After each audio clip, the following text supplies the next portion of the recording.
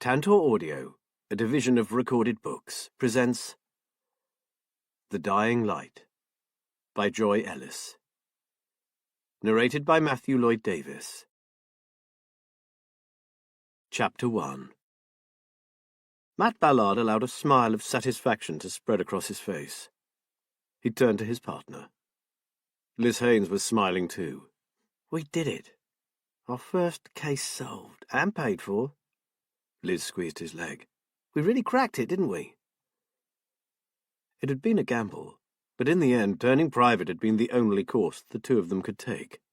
Liz had been forced to give up working in the police force after an attempt on her life had left her unable to meet their medical requirements. As for Matt, he had served his full time, but at 53 years old he was still fit, and far from ready for the allotment and the bowling club. Opening a private investigation business seemed wholly appropriate. They could pick and choose their jobs, and Liz could adjust her work according to the requirements of her condition. Now they had a check in their hands, a happy client, and the man they had been investigating was with their former colleagues in the custody suite at Fenfleet Police Station, waiting to be charged. "Textbook, wasn't it?" he chuckled. "Not that I think all the cases we get will be that clear-cut." "Very satisfying," said Liz, then added almost wistfully, "but in a way I'd like a bit more of a challenge." "Be careful what you wish for, my darling," Matt warned her. "We used to say things like that when we were on duty, then the next chap would see us up to our elbows in one of the shittiest cases we'd ever had." "True, but... oh, you know what I mean. That was a bit tame, wasn't it?" Before Matt could answer, his mobile phone rang. "Will, how's tricks, my friend?" He switched to loudspeakers so that Liz could hear. They had both worked alongside D.I. Will Stonebridge, and had been saddened when a severely damaged elbow had seen him step away from the job he loved. There was a long silence. Then Will's voice filled the car. "I have to admit, things have been better. Any chance of me popping round for a cuppa and a chat? I'm beginning to think living on this fen is making me mildly neurotic. I need a dose of Ballard and Haynes's common sense, if you have some to spare." If he was trying to make light of something, he wasn't doing very well. Matt glanced at Liz. She was frowning. "We're on our way home right now. How does half an hour suit you?" "Kate's in her studio, so she'll be working until late," Will said. "So that's perfect. I'll see you soon." He hung up immediately, as if he were afraid they'd change their minds. Matt took a deep breath. "Well, that sounds rather ominous." "I hope Kate isn't slipping back," said Liz softly. "That girl has suffered enough." They had become close friends over the years, so Matt and Liz were among the very few people who knew the Stonebridge's true story. Kate Stonebridge was a very successful children's book illustrator. She had been working on a series of books called Fairy Dreams, featuring fairies and elves and other magical beings. They had been so popular that now the accompanying merchandise was outselling the books. Kids all over the globe were wearing T-shirts, using pencil cases and sleeping under duvets that featured Kate's creations. She and the author had cleverly introduced a new character into each latest publication, which had kept sales of the books and merchandise at record levels. Along with Will's glittering career in the force, they seemed to be living a charmed existence. However, beneath the surface, there was little magical about their life. Will and Kate had lost their baby. Kate had almost died in labour. She survived only after a life-saving hysterectomy robbed her of the chance of giving birth again. Naturally, Will had been devastated, but he held on to the fact that he still had his beautiful wife. Kate, on the other hand, had been terribly affected, needing countless months of counselling. Depression had followed, culminating in a short period in a psychiatric unit, and then a regime of drugs whose side effect was a debilitating ennui that made doing the work she loved impossible. Just as Kate was starting to improve, reduce the medication, and begin painting again, Will had been attacked by a crackhead, and his arm had been badly broken in 2 places. As soon as he had recovered enough to drive again, they had decided it was time to move away from their old home and all its bad memories. They hoped, in new surroundings, they could move forward. They could hardly believe their luck when they found Holland House, an old property on Whisper Fen. They had now lived there for almost 6 months, I'm not sure fen life is suiting our Will, are you? Said Liz thoughtfully. He's alone so much when Katie's working. Perhaps it's getting to him. Matt agreed. Will has always been active, and let's face it, suddenly having to leave the career you'd been expecting to follow until you were pensioned off is very hard to swallow. He looked at her. Well, you know about that, don't you, my love? It's certainly a shock, but you can't go back and change the past, so you just have to move forward. Liz winked at him. And sometimes things turn out better than you ever expected. Huh, Mr. Ballard? You're so right, but we've been lucky. Even though we went through some very dark times, we aren't as fragile or sensitive as Kate. She was always delicate, and as Will is the first to admit, she's never really got over losing their baby. Probably she never will. Matt eased the car into the lane that led to Tanner's Fen and home. I wonder why Will wants to talk to us so urgently. I'm beginning to get a bit anxious. Me too. Liz stared out over the miles of lush green fields of vegetable crops. Matt, what do you think of their new home, Holland House? He exhaled. Well, I've known it all my life, so I've never really thought about it. It's in a beautifully remote spot, and it was an absolute steal at the price they paid. I've always thought it an imposing sort of place. It still needs a lot of updating, probably hasn't been touched since old Lady Holland was younger, but... No, I don't mean the practical things. What do you feel about it? Matt shrugged. I don't feel anything, really. Maybe that's what I mean, Liz mused. Our home always makes me want to smile, but Holland House seems, well, lifeless. Matt laughed out loud. You didn't smile when you first saw the old Ballard family pile. As I recall, you told me it looked like a museum. No, a mausoleum. Liz tried to look contrite and failed. True, but I didn't hate the place. It was simply that I could see what it was crying out for. We've stamped our mark on it now, and it's warm and welcoming. Matt pulled into the drive of Cannon Farm. Well, they haven't really been at Holland House long enough to make it theirs, have they? Will is still restricted by that damaged arm, and Kate spends every waking hour working, or so it seems. Give them time. It will be their dream home one day, you'll see. Liz didn't seem convinced. I think it will take more than a few paint charts and an order from Wayfair to make that place a dream home. Well, that's just my opinion. Matt had barely got his front door key in the lock when Will Stonebridge's car drew up behind theirs. One look at his face told Matt that his friend was far from okay. His smile seemed forced, and his eyes definitely weren't smiling. Come on in. I'll get the kettle on. Liz hurried off in the direction of the kitchen while Matt ushered Will into the lounge. We'll wait for Liz and the coffee. You look like you need to offload a bit, Will. Matt smiled somewhat anxiously at his old friend. You've got that look we used to have when a crappy case got really exasperating. Will gave a humourless laugh. I recall the feeling well. Life is a bit like that right now. But the thing is, I'm not sure if it's me and I'm reading too much into things, or whether I have every right to be bothered. Well, we were coppers for a long while, and we do tend to see the negative side of things. And you were one of the most intuitive detectives I ever worked with.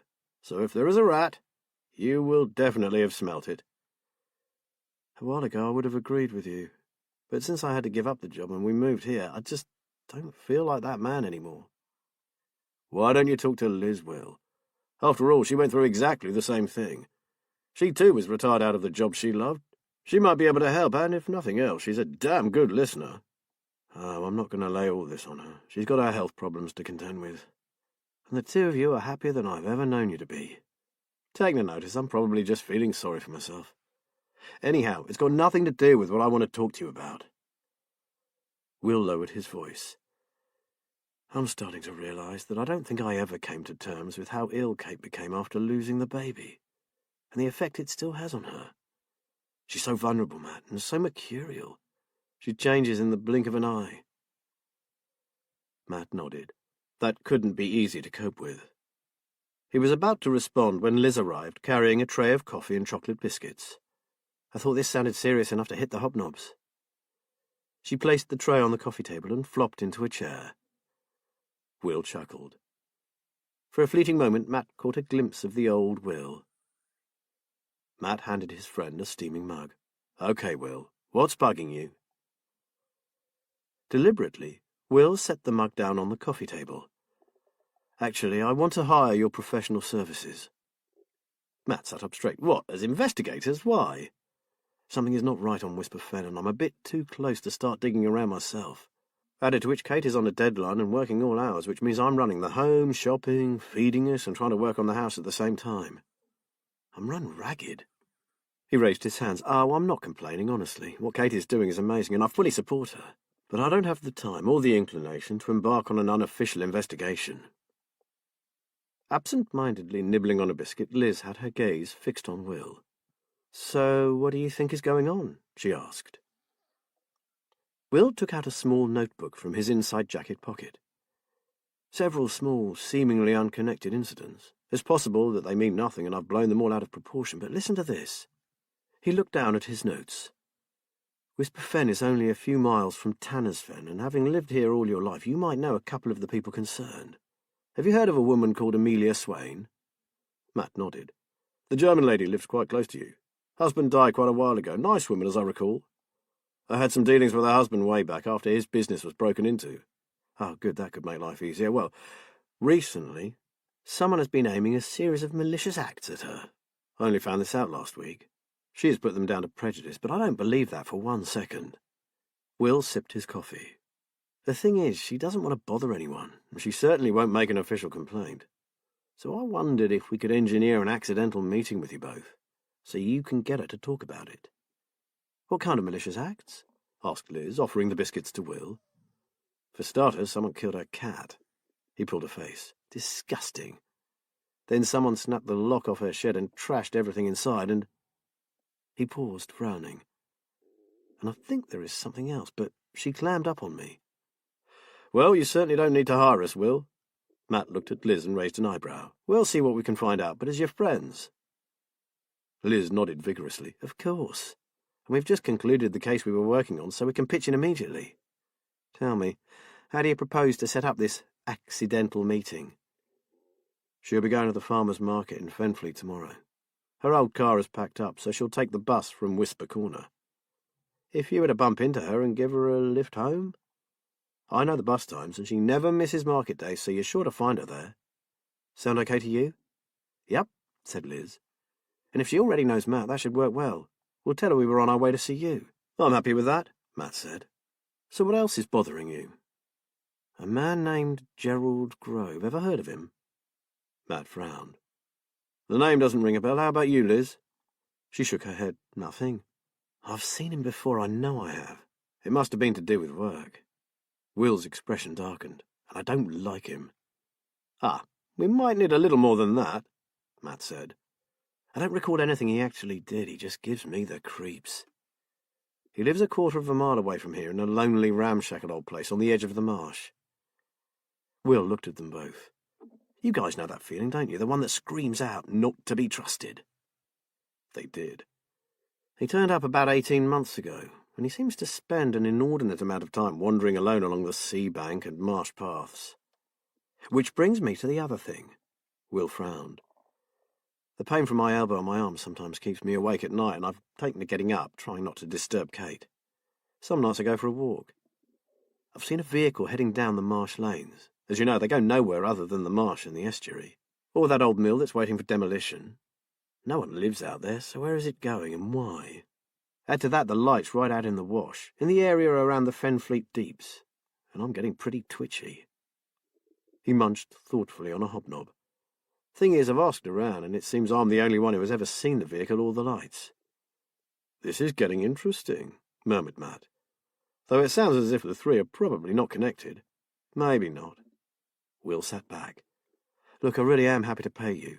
We are pretty comfortable since my injury, and Kate rakes it in from the illustrations and all their spin-offs.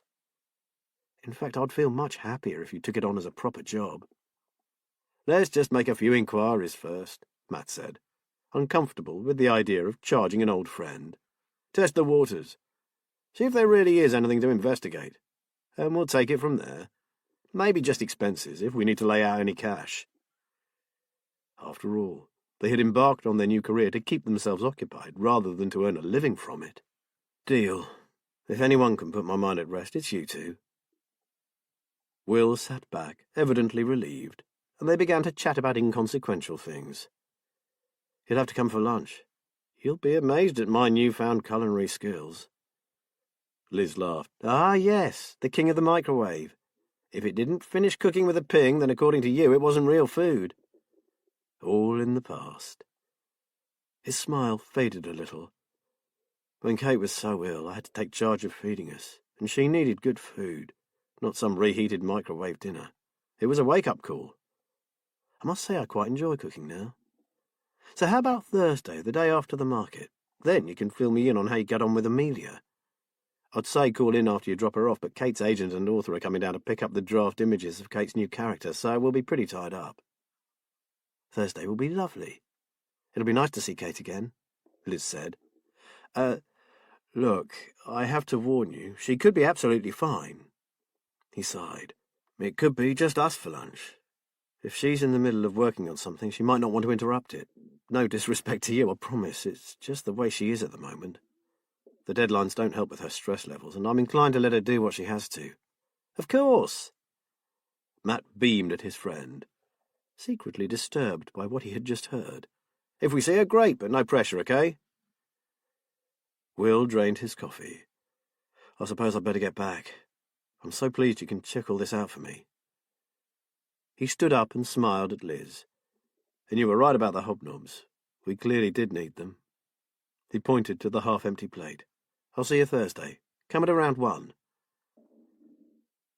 They waved him off and went back inside. "What did you make of all that?" Liz asked. "He's strung out like a washing line," Matt said. "And I get the feeling that all at Holland House is not sweetness and light." "I'll be very interested to know how our lunch date goes," said Liz, carrying the tray, backing through the kitchen door. "But in the meantime we have our rendezvous with Mrs. Amelia Swain. Tell me what you know of her." Matt shrugged. "Not much. She lives in a cottage called Little Anchor on the road that leads to Holland House. She's Will and Kate's nearest neighbour, has a very pretty garden. You've probably seen it." "I know the one. We commented on it last time we visited Will." Matt nodded. "She must be in her early 70s, but still looks pretty tough. She has an air of determination that I rather admire. I hope we can help her, if she opens up to us." "Use your charm, my darling. Women are putty in your hands." She grinned at him, fluttering her eyelashes. "Resistance is futile where you're concerned. I should know." "Strumpet, away with you." How he loved her. They were planning to marry at some point, but felt no need to hurry. They were happy as they were, enjoying their new freedom. They had spent years living for nothing but the police force, juggling shift work, overtime, broken sleep, and missed appointments. It had been a life governed by crime and its perpetrators. This new life was a revelation. Even so, Matt was certain that they had made the right choice in not giving up work entirely. He was determined he was not going to keel over into a newly dug compost heap. Anyway, he was no gardener, unlike Amelia Swain. Thinking of her, his buoyant mood sank. Having her garden shed ransacked, and worse, her precious pet wantonly killed, would have been traumatic for anyone, let alone an older woman living alone. Maybe this was the sort of thing they would become good at. Not solving murders anymore, but making people's lives a little bit better. They would start by helping Mrs. Swain. Chapter 2. The small town of Fenfleet held an outdoor farmers' market every Wednesday. Matt and Liz arrived early and found a parking space that gave a clear view of the bus stop. The local bus meandered around the more outlying villages and hamlets and brought those people that did not drive into the town, returning 2 hours later. There were only 2 buses a day, but the more remote areas the service covered considered themselves very lucky, as some had no public transport at all. Matt and Liz felt they were back on Obbo, and while they waited they reminisced about the long hours they had spent watching and waiting in far less salubrious surroundings than these. Matt spotted Amelia Swain stepping down from the bus. "See her? Greying hair, glasses, purple half-jacket, check shirt, black slacks and walking shoes." "Got her." Liz stared at the woman. She was upright, well-built, with a weathered skin that spoke of hours spent outdoors. "Doesn't look like a shrinking violet, does she?" "She isn't," said Matt. "I understand the lady has been through a lot in her life. Her husband intimated as much when I spoke to him. He was fiercely proud of her. So we let her get her shopping then, intercept her? She watched the woman head directly for a large greengrocer's stand. We'd better follow at a distance and pick up a few bits and pieces to justify being here. Good. I see the cheese man is here today. His Lincolnshire poacher is to die for. Plus, we could do with some fresh veg, so the trip won't be wasted. Liz pulled a list from her pocket. I came prepared. They spent the next 25 minutes wandering from stall to stall, keeping Amelia Swain in view. Finally, Matt announced, "Okay, she looks pretty well laden with bags. Time for my BAFTA-winning performance." "Right, and who are we today? Kenneth Branagh? I see a vague resemblance." "He'll do. Not as good-looking, of course." With a grin, Matt hurried towards the unsuspecting woman. "Well, I'm blowed it's Mrs. Swain, isn't it?" He turned to Liz. "Liz, this is Will and Kate's neighbour on Whisper Fen." He stopped in front of the surprised woman. "Matt Ballard, Mrs. Swain. I knew your husband, Leonard. Back then I must have been D.S. Ballard. Now I'm a retired DCI." Light dawned. Amelia Swain beamed back. "Of course, that nice police officer who was so helpful to my dear husband. How are you?" "Very well, thank you, Mrs. Swain. This is my partner, Liz. We work together at Fenfleet Police Station." "I'd shake hands, but—" Liz laughed, holding up her shopping bags. "Actually, we're just about to head off home. Can we give you a lift? It's almost on our doorstep, and we're only parked over there." He pointed across the square. "That's very kind," said Amelia. "If it's not too much trouble, that would be wonderful." Liz smiled to herself, hearing the V in wonderful. Amelia might have lived here for the greater part of her life, but she had never lost that accent. Matt took some of her bags, and they made their way to Matt's Toyota Hybrid. After loading everything in the boot, he helped her up into the car. "I hate using the bus," she said, "but my old car is finally kaput. I knew it would happen one day. My husband, he told me so many times that I should get a new car every 3 years. But my Petunia, she was running so well that I kept her longer than he suggested."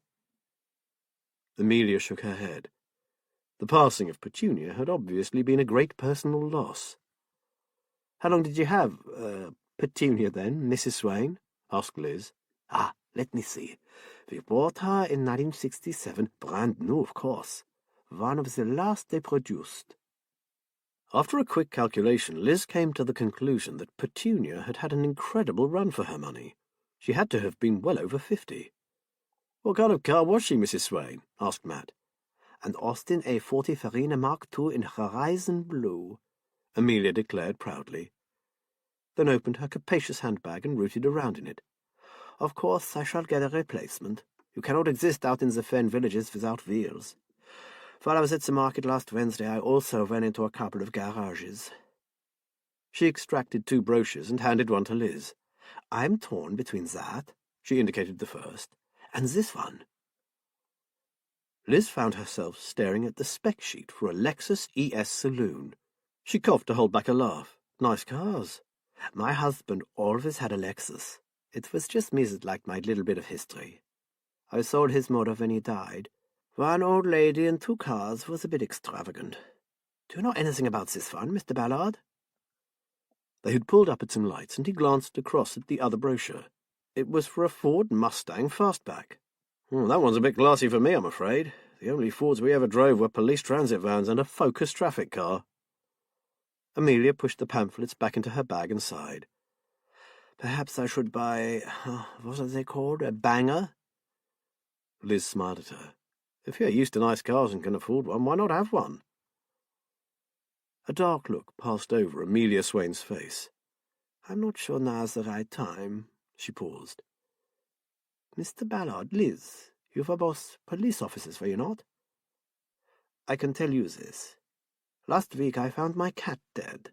She had been thrown into my flower bed, the one with the geraniums and the marigolds, just outside the front door." "Oh, I'm so sorry to hear that," Liz said. "Perhaps someone ran her over and didn't want to leave her out on the road."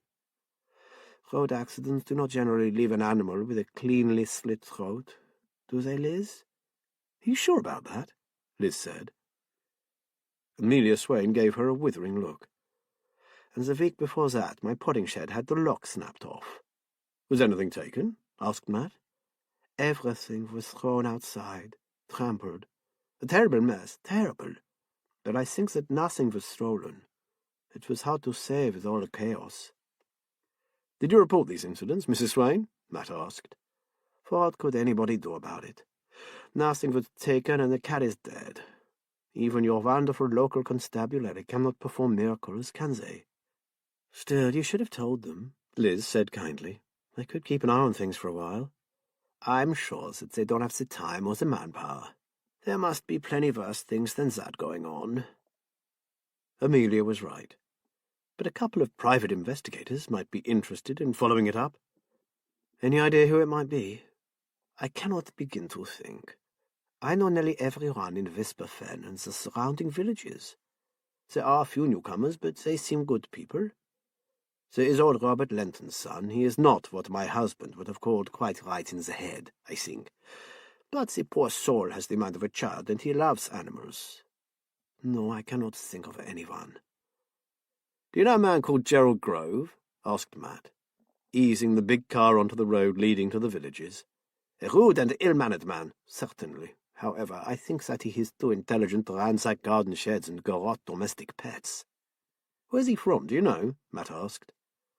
He has never opened his mouth to me.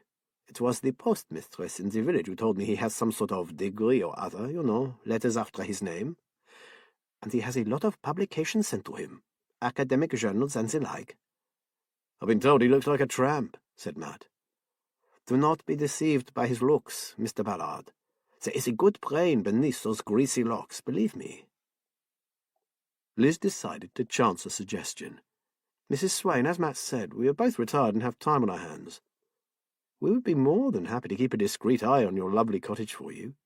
If we gave you a card, then if anything should worry you, ring us and we can be with you in 10 minutes. Oh, no, I couldn't be such a nuisance, honestly, Amelia protested. But Liz caught the relief in her eyes. Liz is right, Mrs. Swain, Matt added. Why should some mindless moron get away with it? It's totally unacceptable. We'd be happy to keep our eyes and ears open for anything suspicious. They stopped at her cottage and helped her in with her bags. Liz was full of admiration for the garden. It's my one passion now, said Amelia Swain. I used to have many different hobbies and interests, but now it's just the garden and reading. I do love my books. While we're here, Mrs. Swain, can we take a look at the damage to your shed? Asked Matt. Amelia frowned. If you've owned such a mess. I haven't had the heart to sort it all out yet. She led the way around the back of the cottage and down a neatly trimmed pathway. Approaching the large wooden structure, Liz saw exactly what Mrs. Swain had meant. The lock had been wrenched off, the door itself damaged. The contents had been thrown out, and most of them, it seemed, had been trampled. Amelia had retrieved a few things and taken them back into the shed, but most of it was fit only for the bin. Matt set his jaw, angry. I'll come round tomorrow, Mrs. Swain, and try to fix that door for you, and I'll fit a new lock. We are coming over to have lunch with Will and Kate, so we'll call in afterwards.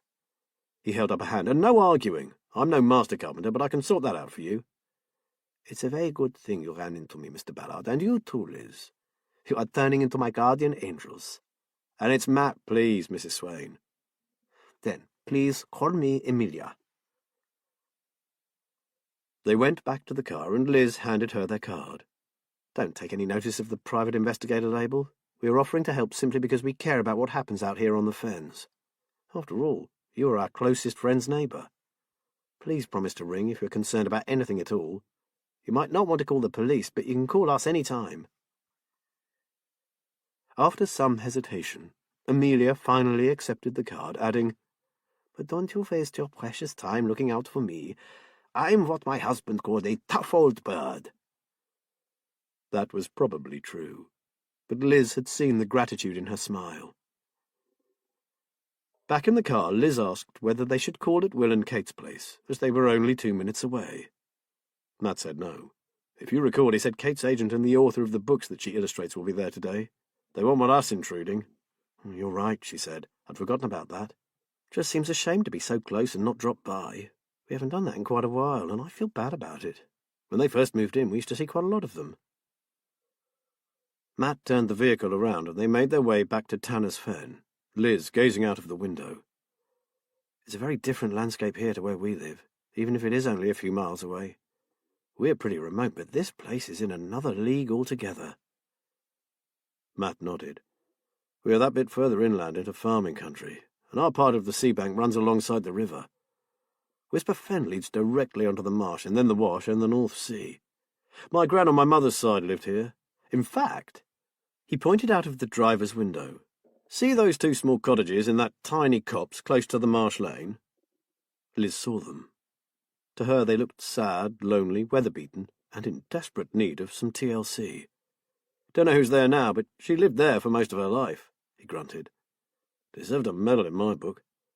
Cannon Farm, my paternal grandparents' home, was warm and dry and a good place to grow up in, but I'm not sure I would have liked to spend years of my life here. I'm damn sure I wouldn't. Liz gave an involuntary shiver. Although I have to say, Mrs. Swain's place is very attractive. Must get lonely being so far out, though she'll probably be mobile again soon, in her new Mustang or her Lexus. He laughed. What a woman! You have to admire her, don't you? I do, but she's still very vulnerable, living alone. Liz could foresee the problems that would accompany advancing years in a remote location. I'm glad Will is not too far up the road. He could be a lifeline as she gets older. Matt sighed. I think our Will is struggling to cope with his own problems, darling, without taking on other people's. I'm sure that's why he wants us on the case. He feels slightly responsible for the old duck, but doesn't have the energy to be on call for her. I wonder how Kate's going to behave tomorrow. Will seemed terribly edgy about her, didn't he? Oh, well, Matt said, not long to wait. And I'm dying to see Will actually cook something. What's the betting it's a pot noodle? Liz elbowed him. I'm sure you'll be utterly amazed. If he cooks at all, that'll be enough for me. They drove back to Tanner's Fen, laughing about times past. There had been some horrific cases, but there had been a lot of fun too. Liz was happy that they were beginning to leave the bad things behind and recall the good times. Life was finally moving on. She rested her hand on his leg. Angela Lazenby, the author of the Fairy Dreams series, and Hubert Price, who was agent to both Kate and Angela, had phoned ahead to say they had been held up but should be there within the hour. Damn and blast! Don't they realise I could be working? I can't sit fannying around waiting for them to get their asses into gear, Kate said. Will didn't even try to stop her tirade. She'd been on edge all morning, constantly telling him what a pain it was, having to put everything on hold for this royal visit. He hadn't liked to remind her that it was she who had insisted they collect the new designs because she didn't want to trail up to London with them. But, sweetheart, he ventured, you've finished this new character now. Why the rush to get back into the studio? Because, she emitted a harsh exhalation, if you must know, I'm sick of Angela's bloody fairies, and I've started a book of my own. Will stared at her, open-mouthed. She had always said she wanted to create something that was not some other author's brainchild, a work for adults, something that was entirely her own making. Well, that's brilliant, but why the secrecy? You always used to show me your work. Kate fiddled with her watch strap. Well, they are a bit different to my usual style. I've been experimenting, and I wanted one finished painting for you to look at. Will gazed at her with interest. Her style had been developing since they moved, and he could hardly wait to see her latest work. So can I see? Give me 3 or 4 days, baby, will you? His face fell. But please. He'd give in, of course. He always did. But he couldn't resist one last try. Then show me this new fairy that Angela and Hubert are collecting. I can't believe you haven't even let me inside the studio while you were designing it. Please let me see it before them. This new habit she had of working behind a closed door caused him considerable pain. For years he had loved to watch his beautiful wife work. But since she'd taken possession of a new studio upstairs, he had not been allowed to enter. She told him her concentration was not as good as it used to be, and she would work better alone. He had had to accept it. For a moment Kate looked irritated, and then she nodded. Of course you can. Come on. She held out her hand and led him up the stairs. Kate opened the door to her studio. It appeared to be empty, apart from a single painting displayed on an easel. The painting depicted a boy fairy standing under a rowan tree. It took Will's breath away. Incredible. Kate, you are getting better and better. The detail in this will be lost on children. It's really beautiful. Kate explained that fairies considered the rowan to be a very special tree, and they always protected the garden in which it grew. It was a witch tree, which meant it belonged to the goddess. There is a spell you can cast to make your bedding plants flourish. We must try it, darling, now we are proper country people. It involves burying old leather boots and shoes along with a handful of rowan berries. You repeat a little charm over them. I've got the words here somewhere. You do it by the light of a waxing moon, either a Friday or a Wednesday, as they are the nights of the guardian angels, Anael and Raphael. Oh, yes, and the berries have to be collected on Rowan Tree Day. That's 13th May. Hate to tell you, honey, but May is long gone. Rats! There go my hopes for winning the village best garden competition. Will looked at her, amazed. In a matter of minutes she had gone from angry and belligerent to his old, enthusiastic Kate, waxing lyrical over her latest creation. How do you find out all this weird stuff? He asked. Research. I read the copy of Angela's story and obviously illustrate that, but the extra detail comes from researching the subject. Like this. Her new fairy is called Runa. That's Norse for a charm, or Sanskrit for magician. I'm not sure which she meant. They both fit the bill. The rowan is greatly revered for its protective qualities. It's meant to ward off harm. That's a bit of luck. We have a splendid one in the back garden. It's a lovely tree. The Welsh planted them in their churchyards, where we used to plant the yew. They're supposed to watch over the spirits of the dead. And this young chap? He pointed to Runa, standing under his rowan tree. He's her new hero for this next book, The Protector of the Magical Garden of Gort. I have a feeling we'll be seeing his face staring at us from quite a few grubby T-shirts next year. Who knows? But he is a handsome little devil, isn't he? They stared at the painting. It was definitely too good for children. It had a magic about it, but it was more than just a pretty picture for kids. The colours were deep and rich, and the attention to detail reminded him of the Millet painting of Ophelia. Runa himself possessed a charisma that shone like a beacon. Who on earth did you model this boy on? He's not a boy, Will. He's a fairy. Okay, but you had to model that face on someone. No, I didn't. It's just how I see Runa. Now it is Runa. I just hope he's everything Angela is hoping for. Kate sounded unsure of herself all at once.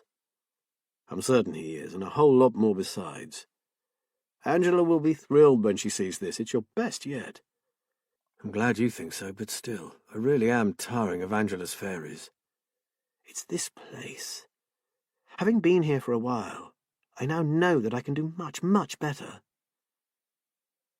Will saw a strange, intense light in her eyes that he had never seen before. Well, you were only contracted for one more book. So why not get that out of the way, then take a break and concentrate on your own work? I can't wait that long. She almost spat the words back at him. Don't you understand, Will? I need to be rid of all this. She stared accusingly at her rowan fairy, and for one awful moment Will thought she was going to sweep it from the easel and hurl it to the floor. Then the doorbell rang. Kate closed her eyes and took a deep breath. Oh, shit. Well, we'd better get this over with. Chapter 3. Liz stood in the garden of Cannon Farm and gazed around her. It wasn't picture-postcard pretty, like Amelia's colourful cottage garden, but it was rather beautiful in an overgrown sort of way. The numerous trees and shrubs fought for supremacy, forming a glorious border of thick, mature plants with little or no space between them. Liz rather liked this jungle of variously shaped leaves and colours. Neat and manicured was pretty, but she definitely preferred this natural look. Not exactly the Eden Project, is it? Matt appeared beside her and handed her a mug of tea. I like it, and seeing Amelia's passion for her garden has inspired me to think about how we can make more of this lovely space. She pointed to a corner of the lawn. I can see a summer house over there, can't you, with those lovely trees behind it? And maybe a trellis arch with climbing roses at the bottom of that path. Uh-oh, she's turning into Charlie Dimmock. Liz laughed. Hardly. It's just that there's never been any time for these kinds of thoughts before, has there? It's almost intoxicating. Like you. Matt was gazing down at her. I guess it's time we turned our thoughts back to our new unpaid job before we become, sidetracked. Matt grinned at her lasciviously. Damn. Oh, well, I suppose you're right. They went back into the house and sat down at the kitchen table. I'm really worried about that woman, Liz said flatly. If it had been just one occurrence, like the garden shed, I'd have put it down to some idiot bored kids who'd probably pinched a few cans of Dad's lager and then got stupid. But 2 incidents, both in the same place, in that remote spot, and only a few days apart. No way. Someone's got a grudge against Amelia Swain, don't you think? Matt nodded slowly. Whoever attacked that lock did so with real venom, and her stuff wasn't just thrown around, it was trashed, systematically. So, how are we going to play this, boss? Matt chuckled. That sounds like the old days. We're partners now, remember? I'm not the boss anymore. I'd still like to know what plan of action we are considering. First, I suggest we get on the computer and see exactly what we can find out about Gerald Grove. I think we can afford to take a couple of runs a day out to Whisper Fen, just to keep an eye open. That part of the marsh is a great spot for bird watching, so we can take some binoculars and not look out of place. Sounds like a plan, Liz said. Shall I hit the internet? Perfect. I'll drive down to the big B&Q on the Sultan Le Fen Road and get our Amelia a new lock and some timber to strengthen that shed door. You okay with that? Sure. And it's good to know you're so handy. He stood up, kissing her lightly on the neck. Oh, you have no idea.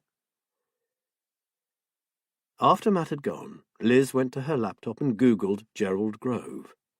Apart from a lawyer in the United States and a quantity surveyor in County Durham, the only possible Grove was mentioned in an old newspaper article from around 2 years ago.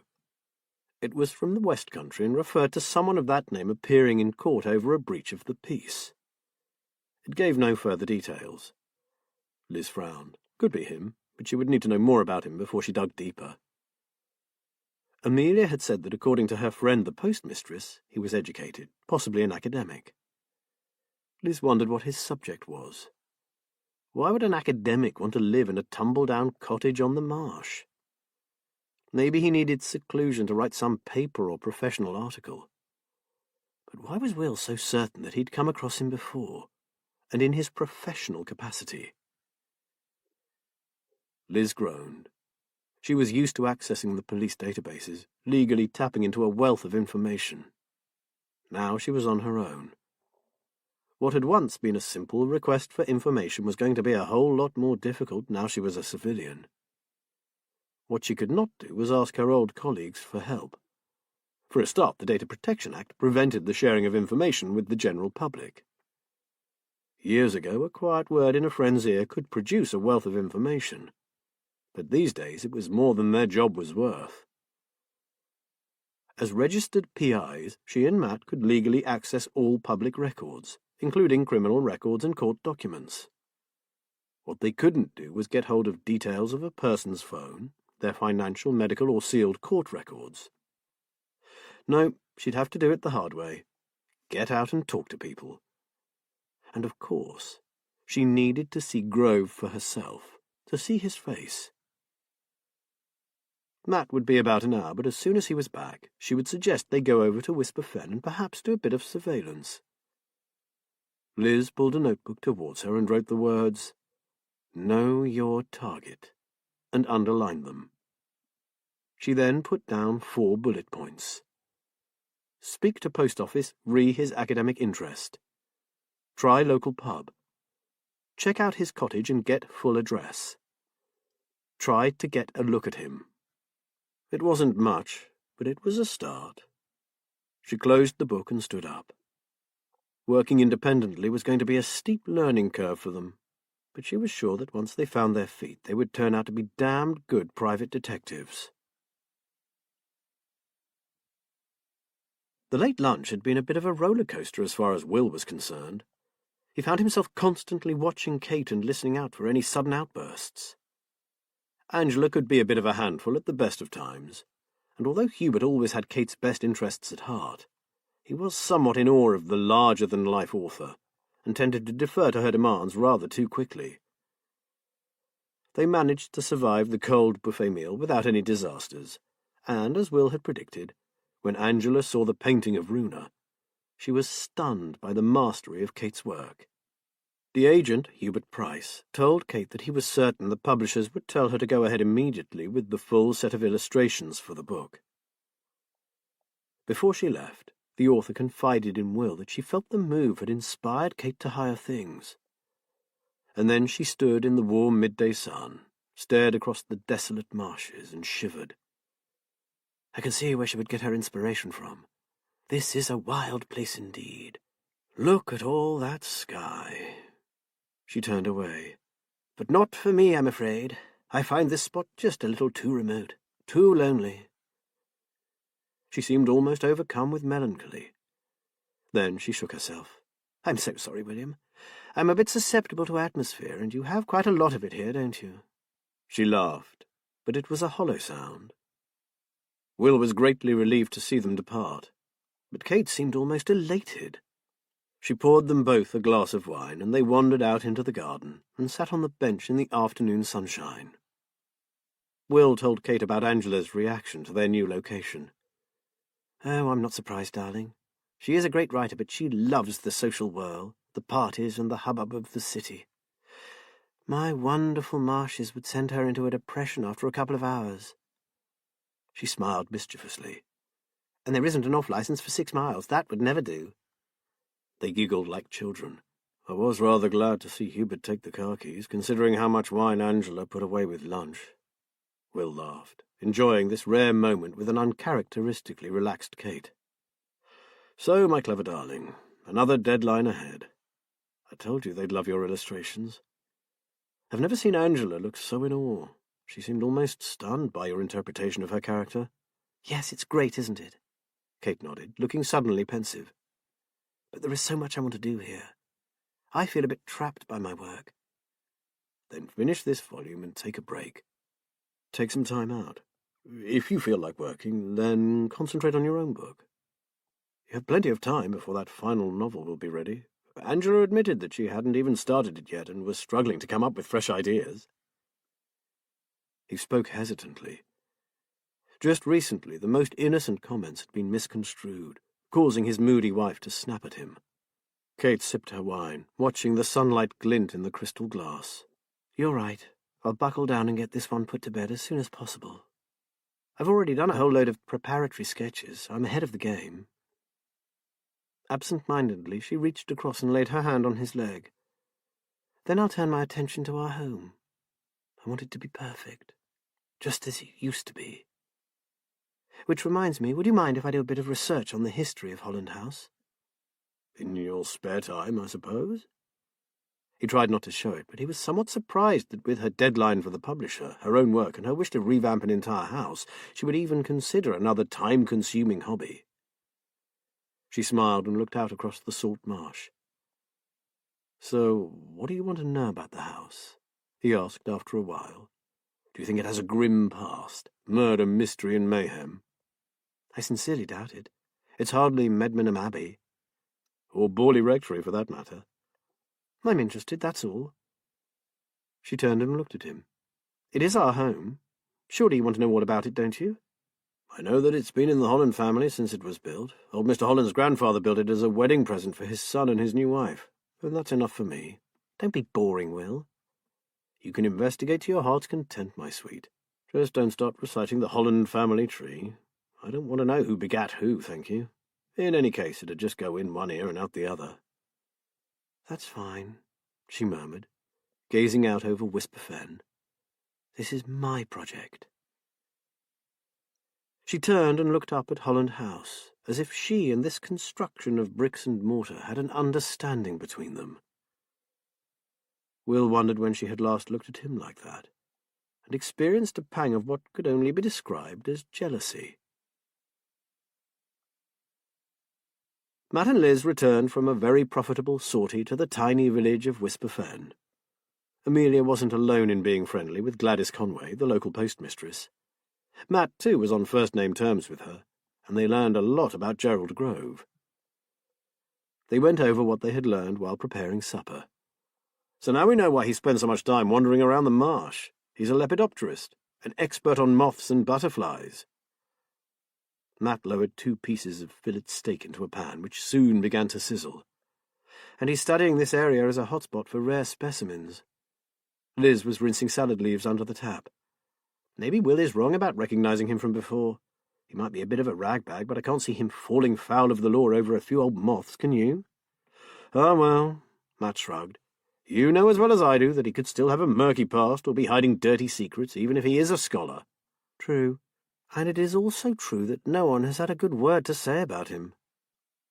They'd had a drink in the Silent Coachman, a tiny pub situated midway between Tanner's Fen and Whisper Fen. The landlord, along with a few locals, had been more than happy to share their views on Grove, and hadn't held back. Matt laughed. I'll say. The entire clientele awarded him the prize for rudest man on the Fens. Liz put their dinner plates to warm, and sniffed the delicious aroma of peppered steak, while, in another pan, Matt was cooking mushrooms and tomatoes. Can you check the oven chips, sweetheart? These won't be too long now. Liz looked at the timer. 5 minutes. Perfect. He frowned. I wish we could have got a sighting of the man himself. Me too, she said. I need to have a picture of him in my head. Still, we have his full address now, which will help us with our background check. I must say, it's a huge bonus that you know so many people around here. Well, I am a local after all. What are your thoughts on those hostile acts against Amelia? Liz asked. Now you've had time to consider them. Do you think it could possibly be someone with an ancient grudge against Germans? Matt sat down at the kitchen table. I can't see that being the reason. Sure, there's probably 1 or 2 old-timers who still hark back to the war, but why now? Even before Leonard died, the Swains had been living here for donkey's years. Why leave it until now to start hounding her? Liz helped herself to mustard. That's just what I'm asking myself too. I mean, the war ended in 1945. Supposing while I'm doing my Bob the Builder bit tomorrow, you have a chat with Amelia, Matt said. Maybe she hasn't told us everything yet.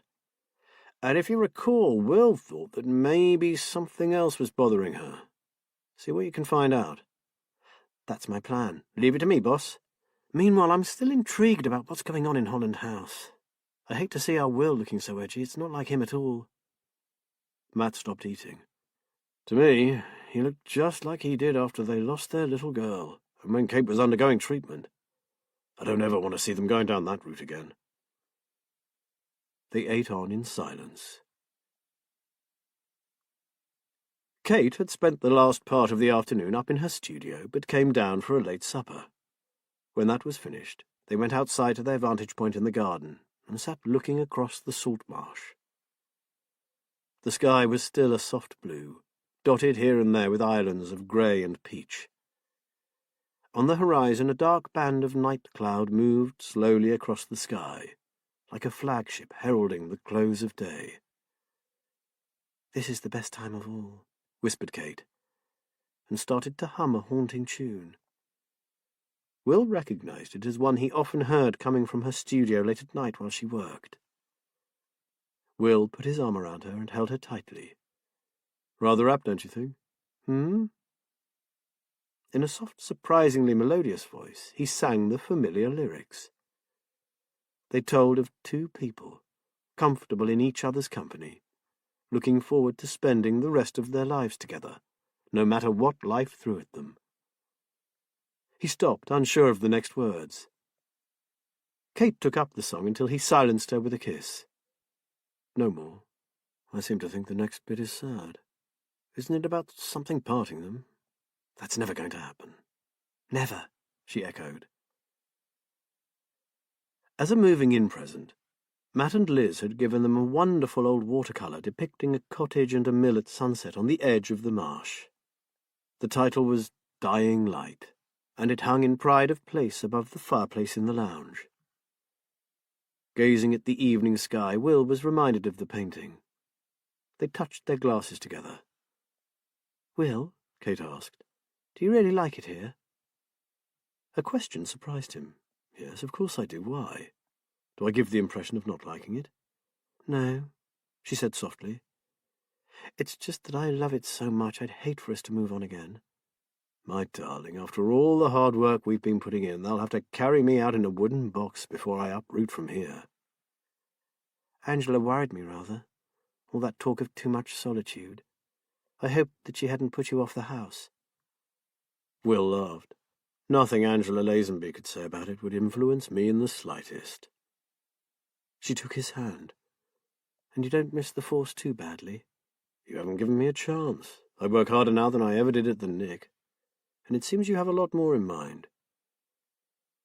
Kate was silent for several minutes. "I'll be doing a lot of the work on the interior myself, Will. Wallpapering and painting and the like.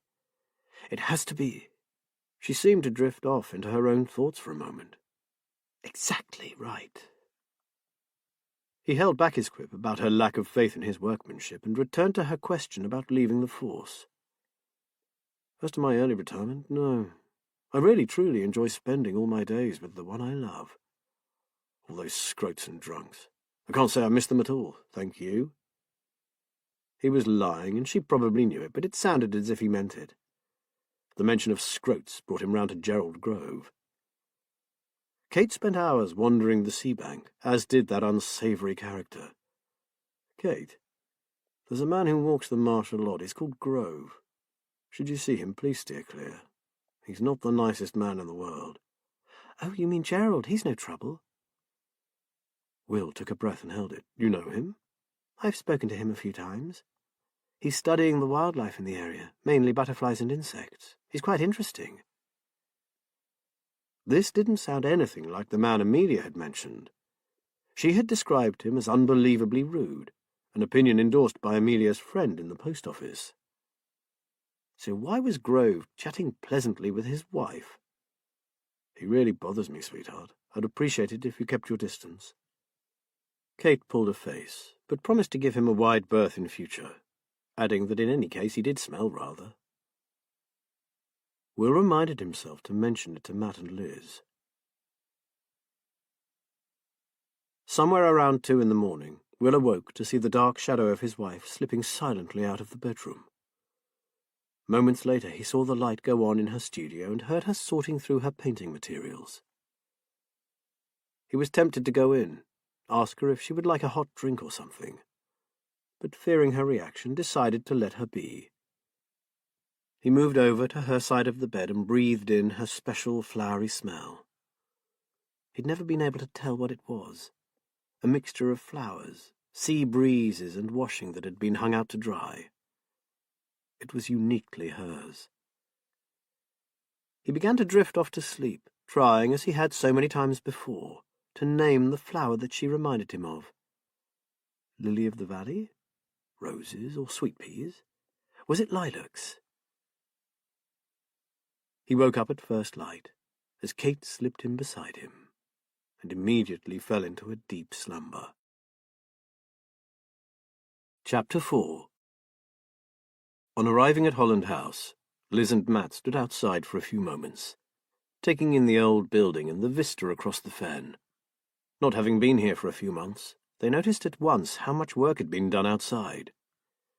For years during the residence of old Lady Holland, the garden, greenhouse, and outbuildings had all been neglected.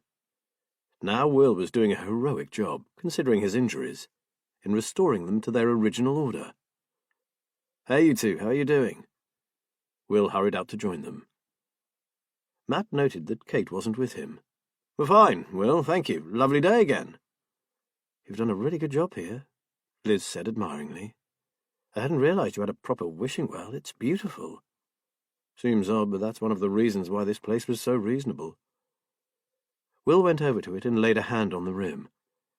"Did I tell you about the clause Mrs. Holland put into the conditions of purchase?" Matt shook his head. "No, I don't think you mentioned any clause." "Did you ever meet Mrs. Holland, Matt?" "Oh, yes, she lived here all the time I was growing up. I remember a strange old lady with pursed lips and beady eyes. We kids stayed well away from this place. Even when she was younger, she was a right tyrant if she caught any of us hanging around. She really did not like children. We called her a witch and invented all sorts of scary stories about her. So you won't be surprised when I tell you what she built into the sale agreement." He slapped the brickwork. I had to try not to laugh when the estate agent read it out. I really wondered if the old girl was the full ticket. The clause stated that she would not sell to her family. According to her, the house was not suitable for children, and the prospective buyer must be either retired or permanently childless. He stopped. Matt and Liz were aware that after her breakdown, Kate and Will had been told that she was in too fragile a condition to even consider adoption. They had been advised to put all thought of having children out of their minds forever.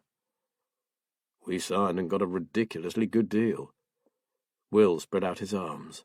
All this for the price of a small 3-bed new build on an estate. No-brainer. Liz wrinkled her brow. I wonder why she felt so strongly about children. Officially, she considered it dangerous for kids, with the old well, the ancient outbuildings, and the treacherous tides that could sweep across the marsh. In truth, and please keep this to yourself because Kate is unaware of the fact, it probably originated from the fact that her 2-year-old daughter had been lost on the marsh. Apparently, one minute the child was playing in the garden, and the next she was gone. The papers were full of it. People suspected murder, abduction, all sorts of theories. But it was almost certain that she got lost and swept away in the tide. Do you remember it, Matt? Of course. Well, not personally. I was too young at the time, but I remember my dad saying there were search parties out all over the area looking for a missing little one. I'd forgotten that it was Mrs. Holland's child. And Kate is unaware of this. Liz looked concerned. How do you think she would react if she did know? Will raised his eyebrows. Probably very badly. He looked anxious. Mind you, I think she'll find out soon enough. She's started researching the place, and she's bound to dig that one up. Where is she? Matt asked tentatively. Working? Actually, she worked for most of the night. I left her sleeping this morning, but she said she'll be down for lunch. He shrugged. Well, I hope she will, but no promises. She wants to finish her current book as quickly as possible, then spend time redecorating the house. They went inside. Matt sniffed the air. Hey, what's that? It smells delicious. Spicy chicken and avocado and a tortilla wrap. It's nothing special, but it's one of Kate's favourites. 10 minutes and we're there.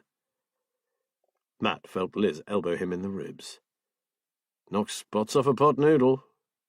Will looked at them blankly. Matt laughed. Private joke.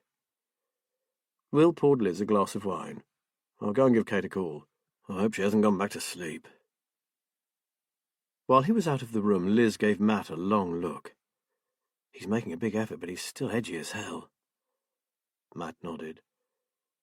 If only Will would drop the pretense and tell them everything that was worrying him, no matter how harrowing.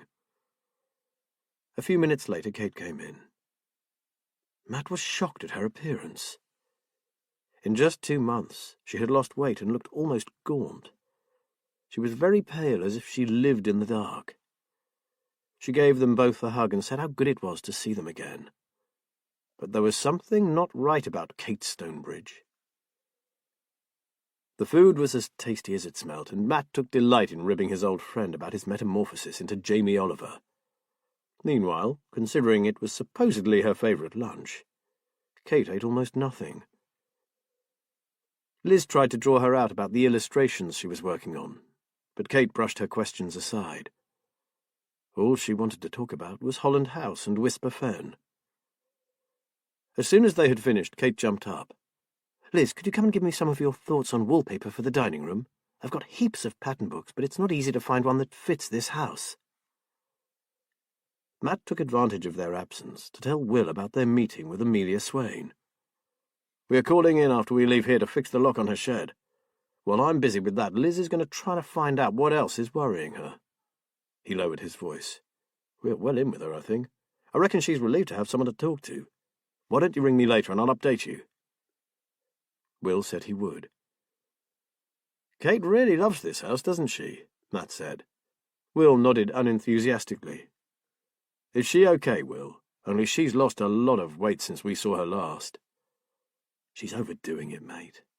Will kept his voice low. She's working all hours and sometimes well into the night. She's desperate to finish this book for her publisher. She's working on new paintings of her own, and then there's the house, which seems to be becoming something of an obsession. He ran a hand through his hair. I want it to look good too, of course, but Liz is dead set on it being exactly as it was when Mrs. Holland first married. She's sourced wallpaper designs from the 30s, researched paint colours, and had them specially mixed. She's even tracked down some authentic fabric for drapes. Hell, Matt, by the time she's finished, I'll be living in a museum. Matt had recalled Liz telling him his home was a museum, then had made it into the lovely place it was now. It seemed that Kate wanted to do the exact opposite. "Don't you have any say in it, Will? After all, it's your home too." Will laughed. "Sometimes I wonder." "Oh, I don't mean that. It's just that she's become so fixated on her idea of Holland House that I don't really feature. She thinks that because I love the property, I'll love what she does with it. End of." He sighed. "And she wanders off all over the marsh and the sea bank. She says she's looking for inspiration for her work. Sometimes she's gone for hours." "And she's worrying you sick." Before Will could answer, they heard Kate and Liz coming back. Will went off to make coffee. They stayed for another hour or so until Matt sensed that Kate was growing restless. "I think we should make a move, guys. It's been really lovely seeing you both again. You must come over to us next week. It's our turn to cook." A slight look of irritation passed across Kate's face, but Matt chose to ignore it. "Yes," added Liz, "although I'm not sure we're up to the standard of master chef here." She grinned at Will. "We'd love to," said Kate with a wide, forced smile. "We certainly mustn't leave it so long next time." As Matt and Liz drove down the lane to Amelia Swain's cottage, Liz let out a long, low whistle. "Oh, my." She said nothing further. She didn't need to.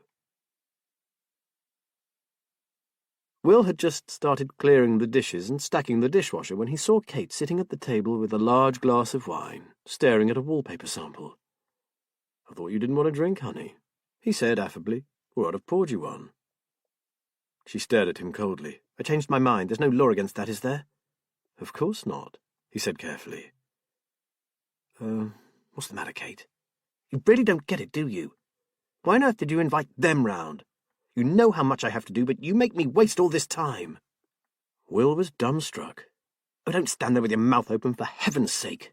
I just don't have time for people and idle chit-chat right now. I thought you would have realized that. And anyway, sure, they were very helpful when we moved in, but they aren't really my kind of people." Will suddenly found his voice. "What on earth do you mean by that? We've spent more time with Matt and Liz than anybody. Hell, you've spent enough hours with Liz in the past, drinking her wine and having girly days out. They've been damn good friends to us." Kate, her back rigid, stared unblinkingly at the heavy book of wallpaper patterns. "Oh, don't make a song and dance about it, Will. I only said that I wasn't that keen on them. I don't have to like all your friends, do I? Now, what do you think of this stripe for the hall and stairs?" Will turned his back on his wife, stormed out of the house, and went to the woodshed. Kate came by 20 minutes later. He was still hurling the axe into the big round logs, reducing them to kindling, and himself to a sweating, gasping mess. He knew she was there, but he refused to acknowledge her presence immediately. After a while he let the axe fall and looked at his wife with hurt in his eyes. "I'm sorry my friends aren't good enough for you. You never said as much before, so I really wasn't to know, was I?" Will, I'm so sorry. I don't know what got into me. There's nothing wrong with Matt and Liz. I love them, really, I do. It's me. I'm stressed and really overtired, I suppose. Forgive me?" She ran to him and held him close, running her fingers through his wet hair. Will said nothing. I panicked. She paused while he wondered why. I could see us getting into a round of social gatherings again, out for dinner one night, lunch another day. I simply can't handle trying to talk to people, pretending to enjoy myself when I just want to be here, making the house special again, and working in the studio. I have to finish Angela's bloody fairies. I need to be rid of them and their damned magical garden of Gort. Then, and only then, can I do some real work." He realized that she was crying. Still seething with anger and hurt, he said, "Shh, it's okay, sweetheart. But you can't go on like this, you know. You have to slow down. This isn't you. And you know as well as I do that Angela's bloody fairies have made you, us, a lot of money. You've always loved doing them, so why this change of heart? Because I resent them. They're taking up my precious time. I just want this assignment to be over so I can get on with what I really want to do." She sniffed. "I don't mean to be so horrid to you, but I can't stop myself. I just seem to get so angry." "You need sleep, Kate. A whole lot of it." He released her grip held her away from him and stared at her. You are exhausted. If you don't recharge your batteries, you will crash, and then there will be no work done at all. Now, I'm going to get a shower, and if you want to go to your studio, fine, but no late nights, understand? And then tomorrow we'll try to work out some sort of routine, one that won't kill you. She nodded, squeezed his hand, and murmured that she was sorry. Will hung the axe up on its hook, realizing that he had done his injured elbow no favours by attacking half the wood store in a frenzy. Now it was killing him. He trudged back to the house to find painkillers, get a hot shower, and continue worrying about Kate. While Matt sawed wood for the repairs to the shed door, Liz and Amelia sat in the cottage kitchen. I couldn't sleep last night, Liz. I lay awake and came to the conclusion that since you are so kind as to take an interest in me, I really should tell you everything, Amelia said. Liz could have punched the air. There have been more things, she asked. Amelia went to a kitchen drawer, took out an envelope and passed it to Liz. Look inside.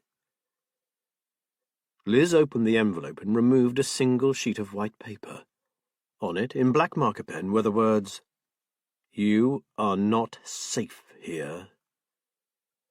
Liz swallowed. This was a real threat. It took the whole thing to a different level. When did you get this? She asked.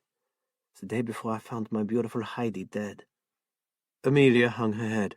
It was like they killed her to make sure I understood that they were serious. You really should have gone to the police, Amelia. You must be terrified out here on your own. Liz didn't mean to frighten her, but she had to appreciate that this was no gang of bored kids. Someone intended her real harm. I'm not frightened, Liz, but I'm very angry. Amelia sat down in a chair opposite her. I have experienced far worse than this, believe me, as I am Jewish and my family came from Germany. She shrugged. You can imagine, can't you? Even though I'm married an Englishman, my life has not been a bed of roses, I assure you. This makes me livid. I have done nothing to upset anyone. I do not deserve this. Is there anyone you can stay with, just for a while? Liz asked. I will not leave my home. For one thing, they would have free rein to do what they pleased, and for another, I refuse to let them think they have won. Amelia set her jaw, and Liz realized that there would be no arguing with her. Then would you mind if I tell one of my old colleagues at Fenfleet Police Station? As you said before, it's unlikely they can do much to help, but they really should know about this. Maybe the occasional visit out here in a marked car might deter whoever is threatening you. I'd rather you didn't. Amelia shrugged again. I cannot think why anyone would want to do this to me. It doesn't make sense. Liz agreed. When I was in the police, I came across cases of unscrupulous property developers putting the frighteners on people who refused to sell them their homes or land. But let's face it, no one would want to build out here on the marsh edge. She rubbed her chin thoughtfully. No one has made you an offer for your property, have they? Never. As you said, it's not in a particularly desirable area. Yes, it's beautiful in its way, and I love it. But people want amenities, regular transport, shops, schools. We have nothing here other than a tiny post office come village store, and a pub a mile and a half away.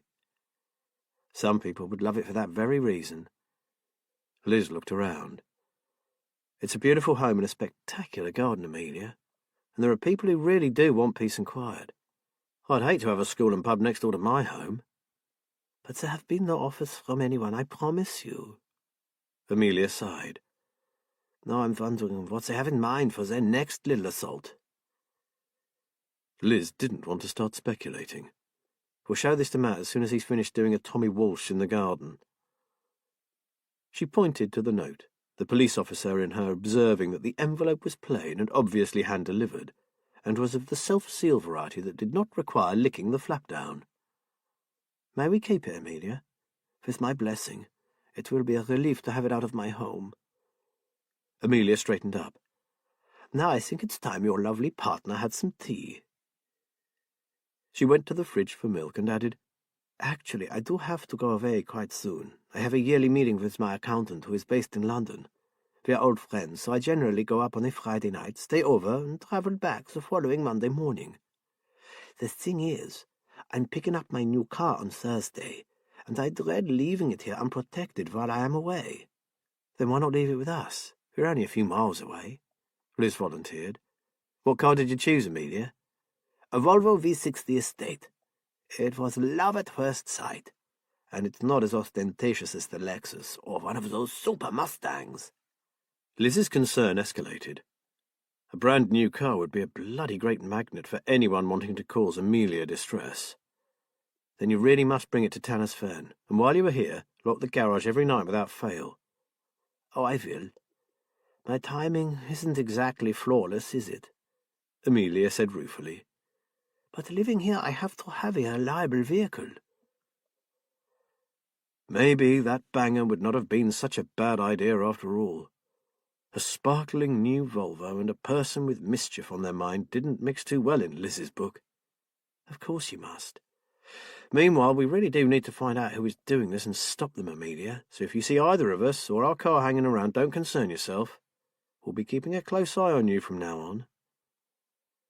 For a moment she thought the tough old bird might give way to tears, but Amelia took a deep breath. You're very kind, both of you. Taking that as an assent to their unofficial investigation, Liz smiled at her. Let's go and tell Bob the Builder that he's earned himself a cup of tea, and that we're upping our game. Chapter 5. Will and Kate's argument on the day of Matt and Liz's visit had left a shadow hanging over them. It would take them some time to get over it. For now they maintained an uneasy truce. Kate spent a lot of time behind the closed door of her studio, but at least she made the effort to join Will for meals and to eat more regularly. Will soldiered on with his renovations while Kate, when not painting, spent the rest of her time walking the marshes, or planning and researching her project for the renovation of Holland House. She seemed to have become stronger, and even helped with the design aspects of the garden. The following weekend was humid and stormy, but despite this, Kate seemed almost restored to her old self. Will began to relax again. Perhaps the worst had passed. Initially, they took great delight in watching the jagged forks of lightning zigzagging down into the wash. But after a while, the constant storms became tedious, and now Kate was becoming unsettled and irritable again. She had begun revamping the kitchen and was at the same time trying to oversee his efforts at restoring the Victorian greenhouse and get parts of the garden back under control. Damn and blast, bloody weather! Another hour and I could have finished that bed around the well. Kate flopped down on a kitchen chair and rubbed her hair angrily with a hand towel. There is always tomorrow, sweetheart. Don't forget what we said about not pushing yourself too hard. Anyone would think our time here was limited. We have all the time in the world, remember? Busy with the tea, Will missed the look of annoyance that she threw his way. Have you fixed those windows yet, Will? I thought you said the fan lights were almost done. That greenhouse is a nightmare, Kate. Every time I fix one thing, something else falls to bits. I've practically had to rebuild those frames. They're all rotten. Kate's tone was tetchy. Well, it needs to be weatherproof for the winter. I'm hoping to get some seedlings in before the frosts start. It's not a simple job, Kate. Trying to rehang window frames with a dodgy arm is not exactly easy, you know. He tried to keep his tone even, but he had been doing his best, and it rankled that it wasn't appreciated. But if you're not up to it, then I'll get someone in. I never said I wouldn't finish it, did I? I meant don't push me. It's not a simple job. He went silent. Kate, apparently realizing that she had been, in his words, out of order, took the mug of tea from him and ruffled his hair. Sorry, Bear. He smiled. She hadn't used his pet name for ages. When they first met on a fun run to raise money for a local children's hospice, he had been dressed as a teddy bear. He had nearly expired beneath the heavy costume, and Kate had given him a cold drink. He became her bear from that day forth. I know, I'm being a total pain in the bum. She sat down again and looked at him. I just want everything right, and there just don't seem to be enough hours in the day. Is it the book? Are you behind with the illustrations? He asked tentatively. No, in fact, because I'd done so many sketches and because they want to use my original paintings as the plates. I'm not ahead with Angela's bloody book. She gave him an apologetic grin. I know I promised to slow down, but I want the damn thing finished, so I have been pushing it a bit. She paused. "I've also told Hubert I need a break before the next one, and joy of joys, he reckons Angela's nowhere near ready yet. If she's got writer's block, that's fine with me. Long may it last." Will looked anxiously at his wife. She was suddenly edgy and bad-tempered, mardy-faced, as his mum would have said. He feared that she was going to slip back into her unpredictable frame of mind again, where he no longer recognised his lovely wife. "Actually, talking about getting someone in to help us." Kate's voice was suddenly soft and back to normal. "I want to have a word with the builders' merchants just outside town about some more gravel for the side entrance to the garage. And I was thinking of getting some of those circular paving stones for the patio. The concrete is breaking up badly. One of us will fracture an ankle before long." Will groaned. "That sounds like pretty hard and heavy work for me and my wonky arm." "I have no intention of letting you do the patio, Bear. I thought I'd see if one of the workmen at the builder's yard might like to earn himself a few pounds. The old rubble would have to be taken up and carted away before the new stones could be laid, and your arm wouldn't stand up to it. Hopefully I should be receiving a nice fat cheque in the post soon, so we'll let someone else get a hernia, if that's all right with you." "I'll say it is. If you're okay about spending the cash, let's save me and my arm for more meaningful tasks." He was relieved, but also concerned about some cowboy turning up and charging them a fortune for a crap job. However, this wasn't the time to mention it. Her good mood seemed to have returned, and he wanted it to continue. He smiled. "Let's take the rest of the day off. It's still early. We can go and see your builder's merchant, then, if the weather clears, drive up to Gibraltar Point for a walk in the sea air. Or what about lunch in Stamford, nose around the shops, then on to Rutland Water?" She didn't answer him. "Okay, then what about a wander around some garden centres, get some of the plants you want for the garden, then go on to Skeggy? I'll buy you a candy floss if you're good." A smile slowly crept across her face. "And a plate of cockles?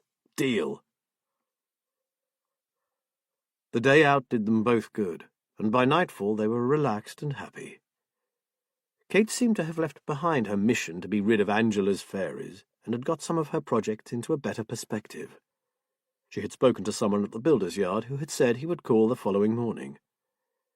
Will found some citronella candles, and they took them out to the garden. They sat together on the seat overlooking Whisper Fen, beneath a sky filled with a million stars, sipping glasses of Sancerre. All the recent worries and tantrums seemed to have slipped away, leaving them peaceful and at ease. "This is beautiful," Kate breathed softly. "I wonder if old Mrs. Holland used to sit out here and watch the night sky over the marshes. I bet she misses all this now she's in a nursing home." Will looked doubtful. It was her home all her life, but I don't suppose she had much love for the marshes. As soon as he'd uttered them, he regretted his words. Why, to have lived here all that time, surely you'd have to love it. A tiny stream of disquiet trickled between his shoulder blades. He hadn't intended to mention the missing child. "I heard there was a bit of a family tragedy years ago." He glanced towards the fen. "Someone got lost out there." "You never said. How come I don't know about it? Come on, you tight-lipped copper, spill the beans." Her tone was still light, however. Will knew that the story would come out sometime, so maybe it was best that it came from him. He told her what he knew about the child who had gone missing. She stared into her glass, watching the candlelight glimmer in the pale, sparkling liquid, and said quietly, "So her daughter died out there. No wonder the old lady didn't want children around." "She disappeared, Kate. There is a difference. They never found her. It is supposition that she died." All that rigmarole about the well and the dangerous outbuildings was a cover. Her real worry was the fen. "I should think so." "Whatever, she was right. This place isn't suitable for children. In fact, I don't think Holland House likes children at all." Will was well aware of how sensitive Kate was, but her words caused him to shiver. How could a house, mere bricks and mortar, have feelings? He was a down-to-earth plod, and such fancies were beyond his comprehension. He admired her fairy paintings, but to him they were nothing more than play. He changed the subject quickly. Sometimes her odd fancies gave him the creeps. "Have you seen that weird guy Grove again? You know, the stinky bloke that lives in that ramshackle old cottage down by the sluice?" She raised an eyebrow, evidently amused at his too obvious change of tack. Once, although I hadn't meant to after you warned me about him. She looked at him inquiringly. Are you sure you're right about him, Will? Sure, he's not very chatty, but he does love the marsh. And there's nothing he doesn't know about all the birds that pass through here, even though he doesn't come from this area. Though annoyed that she had ignored his warning, Will was loath to spoil their peaceful evening. You found out quite a bit from someone who doesn't say much. I could have done with you as my snout when I was working. They fell into a companionable silence. After a while, Will asked Kate to point out some of the constellations to him. He could never remember them. He enjoyed his beautiful wife's enthusiasm as she pointed them out. There's Cassiopeia. See that W shape to the left of the cottage chimney? And that's Orion the hunter, with his belt and sword. That really bright star in the belt is Rigel. It's a blue-white supergiant. The other slightly less bright one is Betelgeuse. That's a red supergiant. As she continued to point out her favourites, telling him their names and their impossible sizes and distances from Earth, his eyelids began to droop. I love you, he said. You're my brightest star, brighter than all of these. Thank you, my bear. I love you too. The night wind sent a cooling breath over their naked bodies. They lay on top of the bed, entwined. As he drifted down into sleep, Will heard her ask, Do you think she had any other children, or just the one who died? Not wanting to answer, he pretended to fall asleep. Real sleep following soon after. The following morning Will rolled over and reached for her, only to find a cold, empty space beside him. He struggled up against the pillows and tried to massage a bit of life back into his aching right arm. He peered at the clock radio, whose green digital numbers proclaimed it to be 6:35, so he flopped back down again.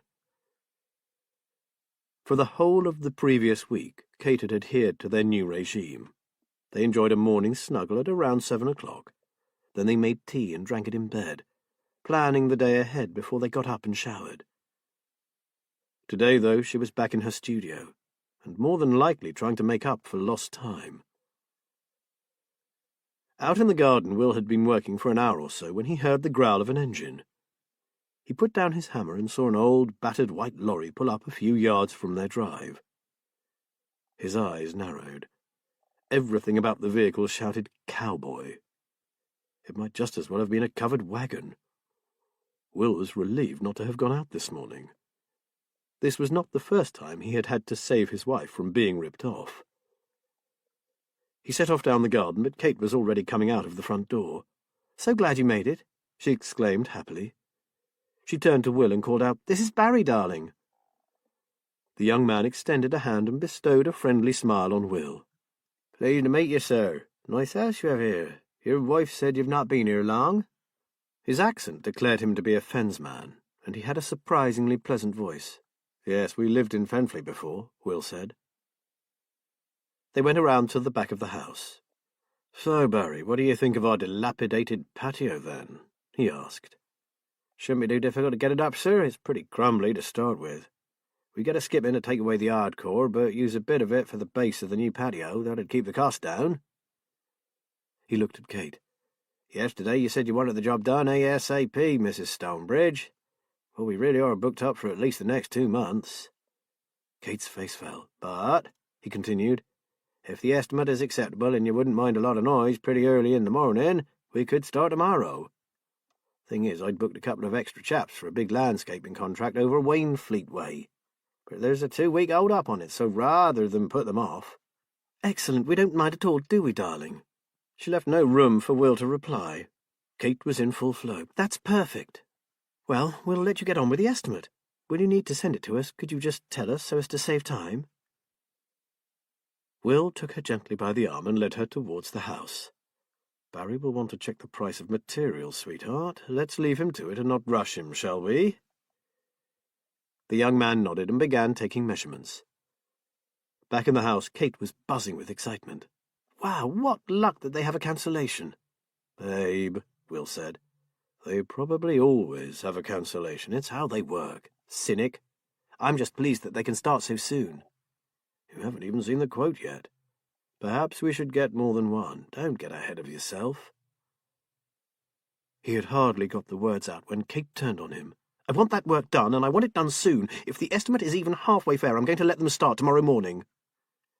What the hell has got into you, Kate? We used to discuss things. Now all the decisions seem to be made between you and the bloody house. What about me? What on earth is all the hurry for? Because it needs doing, and if I wait for you, we'll still be dithering around at Christmas. Kate! We're arguing again. We never argued before we came here. His voice trembled and tears welled up in his eyes. Oh, right, you're going to blame the house for everything that goes wrong, are you? If I think it's to blame, then yes, he said. Well, I suggest you don't. She spat the words at him. It has nothing to do with the house. Then what is it? She stuttered, searching for words. It's... Oh! She ran from the room. He heard her steps on the stairs and a door slammed. Once again, she was in her studio. He pictured her sitting on the window seat looking out over Whisper Fen. He desperately wanted to go to her, to hold her close. He wanted to bury his face in her sweet-smelling hair and breathe her fresh, clean scent. He wanted things to be as they had been before they came to this beautiful, lonely place. He held his head in his hands. A voice from the back garden called his name. He swallowed hard and went out to Barry. Thank you for giving me a bit of breathing space, sir. I do need to price this up properly back at the office. Your wife is really keen to get it done yesterday, isn't she? Will managed a forced laugh. You do what you have to do. Don't let her rush you. I'll get it done by 4 and give you a ring if I may. These chaps I've got on hold, they'll be wanting to know. Must be pretty grim not knowing if you've got money coming in or not. Will nodded. The guy actually seemed honest. I know I sound like my wife, but any rough idea on a price? I promise not to hold you to it. The man rubbed his chin. Off the top of my head, somewhere in the region of £1,000, say 1,200 tops. I get the materials at trade price, and I'll pass that on to you. Will remembered one of his mates at the station paying far more than that for a patio area the year before. The skip alone cost over £100. Look, if the estimate comes out near that figure, you can go ahead. My wife seems to have set her heart on getting this done. If it's a lot more, perhaps we may have to think again, but it shouldn't be more, Mr. Stonebridge. That was my outside cost, but I'll ring you later. He glanced at his watch. God, I have to go. The lorry's my uncle's. My own truck is in dark, and I've pinched his vehicle for the morning. He'll kill me if he don't have it back by dinner time. Thank you for the possible business. I'll ring you later. Watching the old lorry disappear in a cloud of dust, Will stood wondering what to do. He looked up at Kate's window, but there was no one there. He went inside, climbed the stairs, and stood outside her room. He called her name softly, hesitantly. She bade him come in. Her back was to him, and she was frantically sketching. As he approached her, she closed her pad and turned to him, wearing a strange smile. Hello, Bear. What do you fancy for dinner tonight? I'll cook. Liz threw down her pen and looked at Matt. Gerald Grove does have a skeleton in his cupboard, I knew it. When they weren't watching over Amelia Swain, they had spent the past week making covert inquiries into the man that Will had found so troubling. Now, after exchanging countless emails with the West Country, Liz had finally found what she'd been looking for. He was involved in an investigation regarding a boy of 9 who was abducted. She read from the printout that was just coming through. Grove lived in a village on Exmoor, and he fell under suspicion because he'd been in a spot of trouble a while before this case. It was peeping Tom activities. Nothing he could be nicked for, but because of it, he was questioned on suspicion of abducting the lad. Matt whistled. So, our Will's copper's nose was spot on. Well, even if he was innocent, and no one seems to think he was, as a peeping Tom, he's certainly not Snow White. She referred to the printout. The boy turned up alive and unharmed. He said he'd got lost on the moor, spent a couple of days in an old barn. He also swore that Grove had nothing to do with it. But a badge that the kid always wore was found in Grove's cottage. Grove said children were always calling in so he could identify butterflies and moths they found, and he could have dropped it on one of those visits. As the boy denied having been abducted, there was nothing to hold Grove for, and there was no charge to answer. But the detectives on the case were certain that the kid had not been holed up in any barn. They also thought Grove was lying through his teeth. "How did you get hold of all this?" Matt asked. "I found a journalist who had been following the police inquiry into the missing boy. Nice bloke, very helpful. He coughed it all up on the understanding that if Grove steps out of line down here, I give him the lowdown." Liz grinned. "I'd be very pleased to do that should Grove turn naughty on us." "But so far he hasn't done anything on this patch, or as far as we can ascertain," Matt said thoughtfully. "Apart from be rude to everyone, nothing. Everyone except for Kate Stonebridge, according to Will." Matt sat down and crossed his legs. "Will said she met him while she was walking up on the sea bank. She said he was perfectly fine with her and told her about the wildlife and the birds." Liz wrinkled her brow. "That's worrying. I hope Will told her to steer well clear. In no uncertain terms, apparently. Kate said she would, mainly because the man smelt." He rolled his eyes in disgust. "At least we've seen him for ourselves now, thanks to our little snout the postmistress letting us know when he collected his magazines from her. I can't wait to tell Will what you've dug up. And tell him to make sure Kate understands that Grove is not to be trusted." Liz sat back. "Any luck with talking Amelia into getting a surveillance camera installed at Little Anchor?" Matt shook his head. "She still says it reminds her of bad times, and the stories her parents told her of being watched and spied on. I can't push her too hard. We don't know what she's been through in the past, but I won't give up trying." "Shame," said Liz. "I know whoever it is has gone quiet, but I'm sure they haven't finished with our Amelia yet." Matt nodded. He felt the same. The question was, what had they in mind for the next time? Chapter 6. The week had been a series of ups and downs for Will and Kate. In the main, she had been a bit calmer. Barry and his workers had started work on the patio, and as it turned out, he proved to be the exception to the rule. Will was obliged to admit that he and his workers had done an excellent job for a very reasonable price. So much so that as Barry's next job had been held up yet again, they had begun clearing an overgrown area at the back of the well, with a view to constructing a series of small terraces and a pond. It was actually quite reassuring to see them working outside. Having them there made the place feel kind of normal, and they were certainly working far faster than him. Even better, it clearly pleased Kate. Even so, despite the good days, Kate oscillated between being the loving woman he had married and a preoccupied, impatient, and bad-tempered stranger. Her mood swings left him tired, unhappy, and unable to sleep. Kate's sleep patterns had altered too. More often than not, she would rise in the dead of night and spend hours in her studio, and she never volunteered to show her husband the fruits of her labours. Once, after constant requests from him, she produced a finished image. It was powerful and cleverly painted, but it lacked the fine detail that normally characterized her work. It was shadowy and somehow frightening. It showed some kind of underground dweller, a troll-like being crouched at the entrance to his cavern and looking out suspiciously. He was depicted slightly turned to one side so that you saw his deformed back. Outside the cave, like a window looking into the light, was a mountain meadow. That was sunlit and colourful, but it only occupied a small portion of the painting. It seemed to Will as if this glimpse of a meadow was the only part of the picture that Kate had painted, the rest being the work of someone else. That other artist was undoubtedly brilliant, but sinister. She refused to show him anything else, which made him wonder anxiously what the other paintings might be like. Will longed to talk to Matt and Liz about Kate, but he felt that this would be a betrayal. He was sure she was deeply depressed. He recalled the breakdown she had suffered following the loss of their child. It was some time ago now, but still she found it impossible to talk about the baby.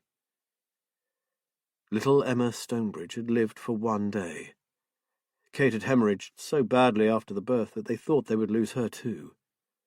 But she survived, coming out of it minus her torn and damaged womb.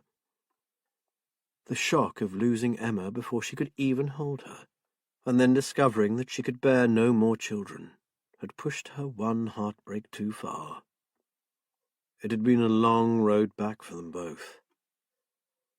Matt and Liz knew the bare bones of what had happened, but Will had never gone into detail about the full extent of Kate's emotional disorder. Now Kate seemed to be operating in overdrive, working all night in her studio and decorating by day. She accomplished miracles. Along with her reluctant workhorse, Will, she painted and papered, bringing the old house back to its former splendour. Will's more relaxed routine long abandoned, she even found time for longer walks on the marshes and the sea bank, sometimes disappearing for hours at a time. Will could only watch in horror, waiting for the inevitable crash. On this particular day, he was carrying some empty paint cans to the garage when he heard someone call out to him. "Sorry to bother you, Mr. Stonebridge. Have you got a moment, sir?" Barry's foreman, an older man called Neville, was coming towards him along the drive. As he went out to meet him, Will experienced an odd disquiet. His gut began to churn, as it had when he was still in the force, a sure sign that something was not right. "You know that natural bit of higher ground behind the well, the mound we cleared last week and plan on cutting the terraces out of?" Will nodded. "It's not actually natural at all, sir. It's an old air raid shelter left over from the war. We don't rightly know what to do now, sir. When'd you come and take a look at it?" He and Kate had often wondered about that piece of raised ground.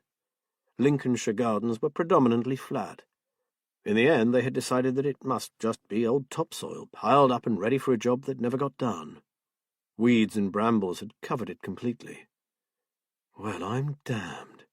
"It's built a bit like an Anderson shelter, dug down into the ground and with them curved sheets of corrugated iron over the top. I remember playing in the one my gran had. She lived in the East End of London during the Blitz and used her shelter as a sort of garden shed for donkey's years. Good fun for a kid, too. My brothers and I used to love it," Neville chuckled. "I'm surprised there's one on the fens," Will said. "London certainly, but out here?" "Well, Greenborough's not far away. That was considered a prime target. East Coast port, you know.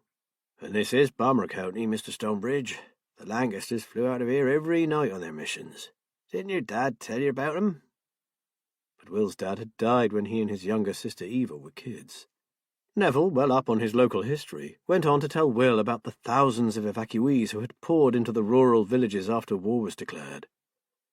Will had to stop him after a while and bring him back to the matter in hand. "So, is it intact?" "Dunno yet, sir. Thought you'd better see it first. It has a proper solid door, which is a bit unusual. Lots of folk used to just hang a curtain up.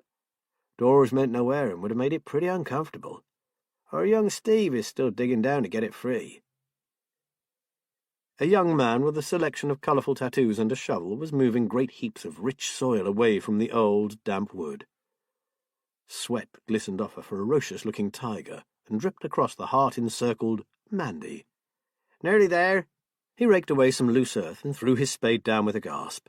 "Hard work, no mistake." "Open her up, Steve, and I'll get you a cold beer," Will called out. The lad dragged on the old door. It opened with a squeal, and the three men peered in. As their eyes adjusted to the gloom, they made out 2 beds at either side of the shelter, with a small wooden table in between. A rickety bookcase stood just inside the door with a rusty bucket next to it. The bedclothes had long gone, but a hurricane lamp still stood on the table alongside a tin box. And when Will prized it open, he found a pack of dog-eared playing cards and a mildewed prayer book. No one spoke for a moment. Just as Will was about to make a comment, he looked back and saw his wife standing behind them. She looked gaunt, deathly pale. She was staring past them into the shelter. Slowly, as if in a trance, she moved forward between them. Then Will saw what she was looking at. On the roughly constructed duckboard floor lay a toy, a handmade rag doll with scrappy woolen hair and an embroidered face. It was filthy. With something like reverence, Kate picked it up, tried to smooth its tattered and dirt-stained smock, and, holding it like a baby, turned and walked away. The workmen looked at each other uncomfortably. Unable to offer an explanation for his wife's odd behaviour, Will turned and ran after her.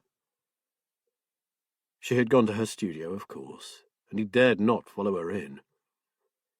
He stood on the landing, unsure of what to do. No sound came from behind the door, but he knew she was in there. He called her name, softly at first, then a little louder, but she did not reply. He wanted to beat on the door, kick it in if necessary, drag her out and scream at her to pull herself together. But he stood where he was, mute and powerless to act. After a while he returned to the garden with a can of lager for each of the men. He had nothing to say about Kate's behaviour, but he didn't want the village hearing that the woman at Holland House was crazy, so he mumbled something about her being very overtired after completing a gruelling assignment, and working so many late nights had stressed her out a bit. Then he attempted to turn their attention back to their rather strange find. Neville said that the air raid shelter was set low in the ground with an awful lot of soil heaped on top of it. They could still continue with their original design, or they could pull the whole thing out and get rid of it. What did he think? To Will there was no question. Get rid of it. It was a sad reminder of a horrible and frightening time. For a moment he heard the drone of the enemy bombers and saw the flashes as the baskets of incendiaries fell. He heard screaming. He shook himself. This was not like him. Heavens, when he was born the war was just a memory. While realizing that Kate was not going to be happy with the decision concerning her precious Holland House that she had not been privy to, he told the men to rip it out and get shot of it. Neville glanced skywards and said it looked as if it would have to be a job for the following day. Great boiling black clouds had gathered, and before the men could collect up their tools and run for cover, a violent storm had descended upon them. Will shouted that he would see them the following day, but his words were lost in the wind. By the time he reached the kitchen, his clothes were soaked, and water was streaming from him onto the tiled floor. He ran to their bedroom, stripped off his wet clothes, and towelled himself down. Wearing a dry sweatshirt and joggers, he went back out onto the landing. "Kate, darling, come out and talk to me, please."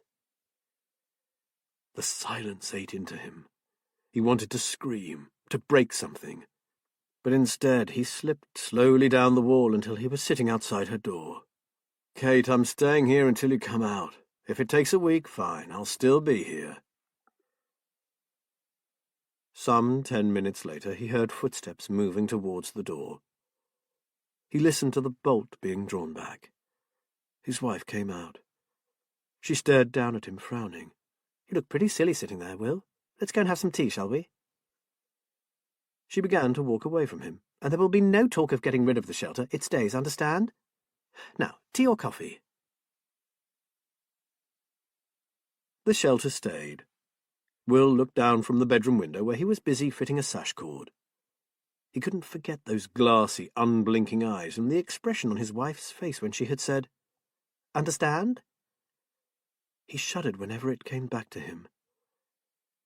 Now the shelter was covered with fresh soil, which Kate had planted with a carpet of late summer flowers. Just as it was. That's how it should be. She had spent a morning clearing it out.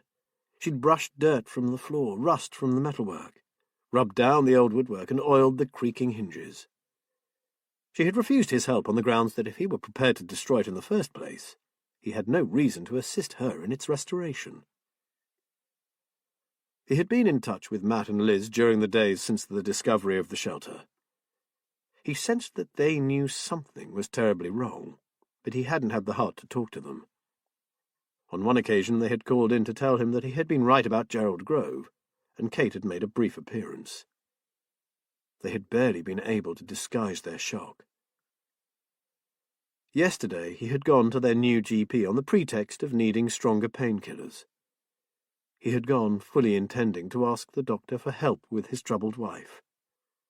But once he was seated in the slightly shabby surgery, he had found himself incapable of discussing her. He couldn't do it. He couldn't betray her. He tightened the sash cord and tested it. They had come through it before and would do so again. Their love for each other would sustain them.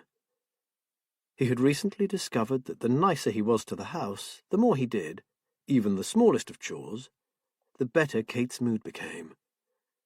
Thus he continued to busy himself with useful jobs. Two things did disturb him, however, and one of these was the doll. A few evenings ago, Kate had been working in her room when she suddenly went off to the bathroom, leaving her door wide open. Will had taken the opportunity to snatch a glance inside, in the hopes of seeing something of her latest painting. All he had seen were covered benches, and to his surprise, sitting on the long window seat looking blindly out over Whisper Fen, the doll from the air raid shelter. Not filthy as it had been, but freshly washed, its woolen braids carefully untangled, and its smock neatly ironed. He had hurried into their bedroom, where he had sat on the bed feeling slightly queasy. She had even re-stitched the face. It was just a hasty glance, but long enough to see it. His wife had cleverly embroidered it in such a way that instead of the usual blank face, it wore a very adult expression. The rather too full lips were now twisted into a sort of sneer. Surely, he reasoned, it had to be a trick of the light. But for a second, he had seen something distinctly corrupt about that face. And worse, it immediately brought Gerald Grove to mind. Then there were Kate's occasional excursions. She had made it abundantly clear that he was not welcome on these trips, which she said were either research for her paintings or to look for items she needed for the restoration of the house. She was out again now, but this time he was slightly less anxious. The following day was his birthday, and Kate was good at birthdays. She knew that he was a big kid where his birthdays were concerned, and without fail she made his day one to remember. He recalled the time she had treated him to a trip in a hot air balloon. It was unforgettable. Even if she was embroiled with Holland House, Kate would have thought of something special for him. She always did. He gathered up his tools and went downstairs. Maybe this was a good time to ring Matt and ask if they could meet up. His anxiety was becoming too much to bear. But maybe he should just take a look at her latest paintings before ringing his friend, so he had something more concrete to tell him. Slowly he mounted the stairs and stood in front of the studio door. Kate's studio had been a medium-sized bedroom that she had chosen for its unusual window and the uninterrupted view over the marsh. The lock was old and stiff. He would never be able to pick it. The only way in was from the outside.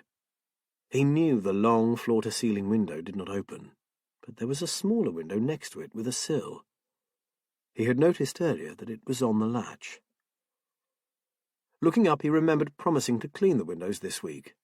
Now seemed an excellent time to start.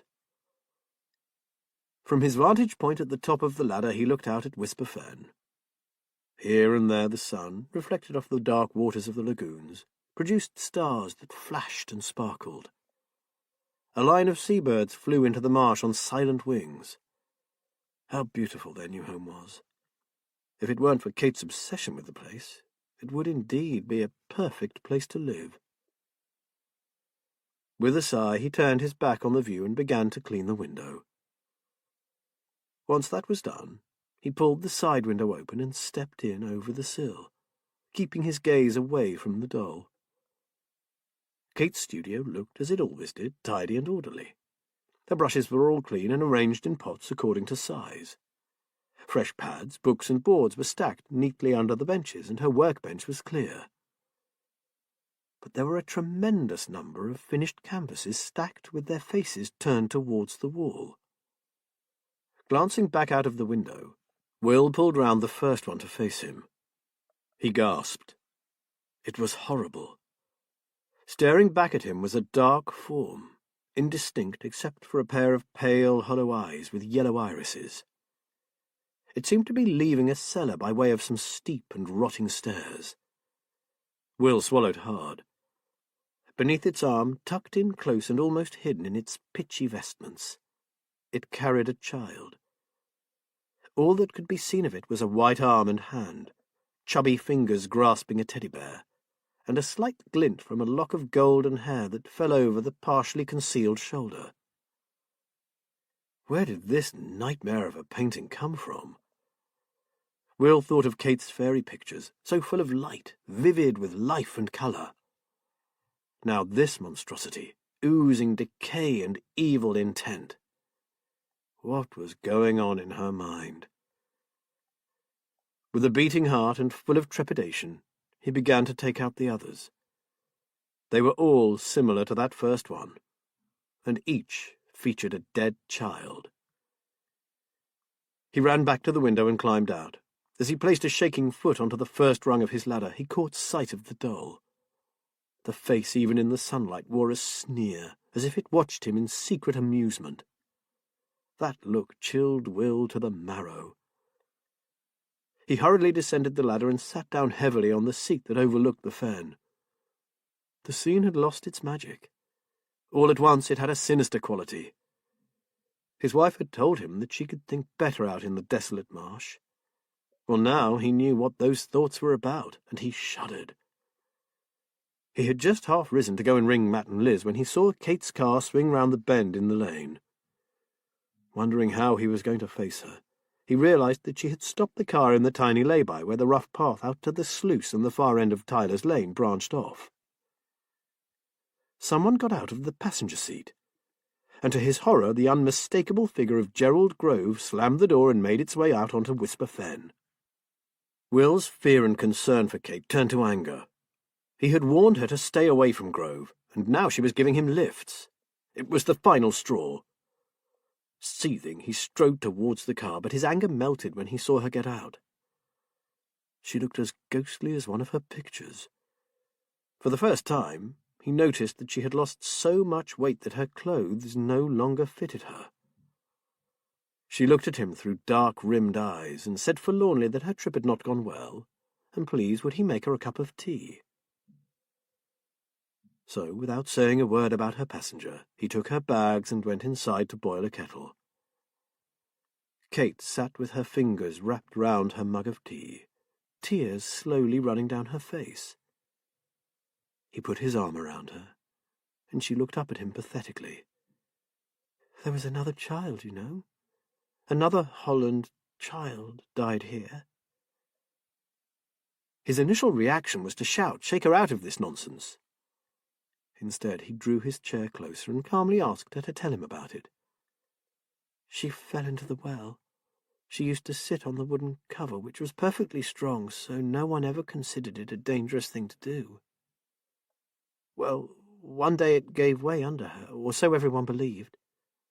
She was alone at the time, so no one saw what actually happened." "How do you know all this, sweetheart?" Will asked, keeping his voice steady.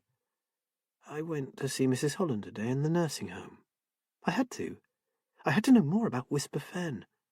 It has secrets, Will, and we should know what they are. Otherwise they could be dangerous, especially to the people around us."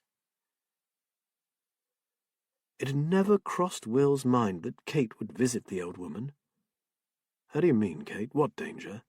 "Children have no place here, Will, that's all. You have friends at the police station with children. They mustn't ever come here. Never." Once more Will was tempted to shake her, knowing that this would only drive her away from him. He assented to what she had said. He had no idea how to deal with this. He had to talk to Matt. Having told him, she seemed much calmer. She went on to tell him that the child had been 7, a tomboy. Her name was Ruth, the only daughter of Mrs. Holland's sister. After a while he saw her eyelids drooping. She was fighting off sleep. "Right, Mrs. Stonebridge, you are going upstairs to spend the rest of the afternoon in bed. Look at you, you're exhausted." Kate got to her feet wearily. "Come up with me." He took her up to the bedroom and watched her undress. She flopped down onto the bed and slept almost immediately. Will pulled the curtains, shut the door, and tiptoed down the stairs. Outside in the garden, he sat beneath the rowan tree and pulled out his mobile phone. It rang, startling him. "Well, I'm not sure how you're fixed, what with Kate and all that, but I'm down at Amelia Swain's cottage. There's something here you really need to see," Matt said. "On my way, Matt. See you in 5. Knowing that Kate would probably sleep for hours, Will locked up and jogged down the lane. As soon as he got closer to Amelia's cottage, he saw why Matt had called. Amelia's garden had been wrecked, Her precious plants ripped from the soil and trampled. The runner bean sticks had been torn down and snapped in pieces. Even the trees had not escaped the carnage. The lower branches had been snapped off and left to sway in the breeze. Petals from Amelia's bright flowers lay bruised, trampled to shreds in the mud. Will stood for a few moments, staring in horror, until Matt came up and stood at his shoulder. "Where is Amelia?" he said. "With Liz back at Cannon Farm. She's naturally terribly upset, so we took her out of the way. I rang it in as soon as we saw it. It's gone too far now." Matt stared around. "This is more than mindless thuggery, isn't it?" Will looked at a big terracotta pot, shattered, and the damp potting compost spread over the broken remains of the flowering shrub that had been growing in it. "Definitely. Tell me, has Amelia had any more of those threatening notes?" Matt shook his head. "No, and it's been quiet all week. Liz and I have been keeping a pretty close eye on the place. We were just beginning to think the bastards had called it a day when this happens." He exhaled and shook his head angrily. "That poor woman. She was away for a couple of nights, left her car with us, and came back to find her beautiful garden totally trashed. I feel responsible, Will. We said we'd watch the place and we failed her." "It's not your fault, Matt. You could hardly camp out in the garden. She's my next-door neighbour. You'd have thought we would have heard something, given the damage they did." Will pointed to Amelia's cold frame. The vandal had picked up a heavy stone bird bath and hurled it into the glass lid of the frame, smashing the glass and buckling the metal framework. "Next-door neighbour, but certainly not close. You can't even see little Anchor from your house." Matt shook his head. "No, we let her down, and I'm damn well going to see to it that whoever did this faces a bloody judge." Will had never seen Matt so upset. "What time did you come out here last night?" he asked. "Around 9, and then again just after midnight. We even waited a while, about half an hour, but the place was deserted and quiet. I'm guessing this was done just before dawn." He bent down and picked up the broken branch of some flowering shrub. "Look, it's a recent break. The stem is still oozing sap." Kate must have driven past on her way to town. She had to have noticed it. So why didn't she stop and ring him or come back to the house and tell him herself? He couldn't not notice. The old woman's garden looked like a war zone. He heard a car approaching. "We have company." Matt nodded. "DC Bryn Owen." "We are honoured. We have a detective, no less." Will smiled. "I'm not surprised, considering it was Fenfleet's former DCI who rang them." Bryn greeted his old boss warmly. "Didn't expect to see you again so soon, sir. How are you?" Matt accepted the outstretched hand. "I'm fine, Bryn, and it's not sir anymore. I'm just plain Matt now." "Sorry, but you'll always be the governor to me." The young Welshman looked around. "Good Lord, what on earth happened here? A runaway JCB?" "No, lad," Matt growled. "Some vindictive little bastard, and I can't wait to lay my hands on him." "Okay, what's the background?" Bryn took out his detective's notebook. Matt told him everything that had happened. Bryn pulled a face. "Any ideas? You two know her. Has she said anything to give you some clue as to what is going on?" Matt shrugged. "We actually don't know her that well. She seems like a strong and capable woman. She keeps her place nice, and her garden was a work of art." He grimaced. "Was." "You said she's foreign. Where is she from?" "Her parents were German Jews, but she's lived in Lincolnshire most of her life, so I'd say she counts as a local by now.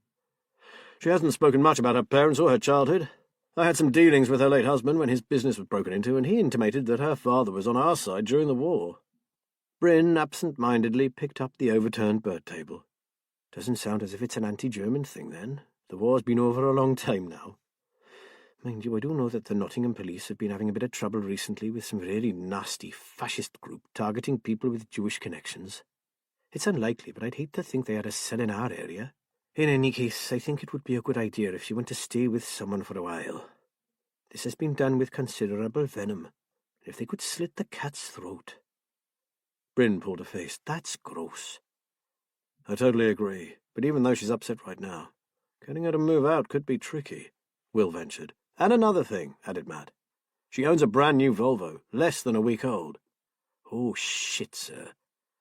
I can see the paint stripper eating into some superb bodywork as we speak." "So can we," Matt groaned. "We were supposed to be looking after this place for her, and the scrote managed all this. That car stands no chance. even if we are doing a regular drive-by. Well, apart from sitting in a coal shed 24 hours a day, what can you do? Oh, and security cameras, maybe? Have you suggested that to her, sir? Matt nodded. First thing we did. She held back initially, but we managed to convince her just before she went away. They're already ordered. Should be here today, although it's looking a little like shutting the stable door after the horse has bolted. Good. I'll report this as criminal damage, especially as our shed was broken into and a threat was made. Bryn made some more notes. I'll get uniform to do a regular drive-by and also keep their ears and eyes open on the streets. Some little tourag may just start mouthing off in the pub when he's had a few bevies. It's about the best we can hope for, unless he takes it a step further, of course. He frowned. But that threatening note does bother me. I'll make sure this doesn't get swept under the carpet, sir, but as you would appreciate, it doesn't warrant a forensic sweep, what with the budget and all that. I realise that, Bryn. But do you mind if we take a look around? There might be something.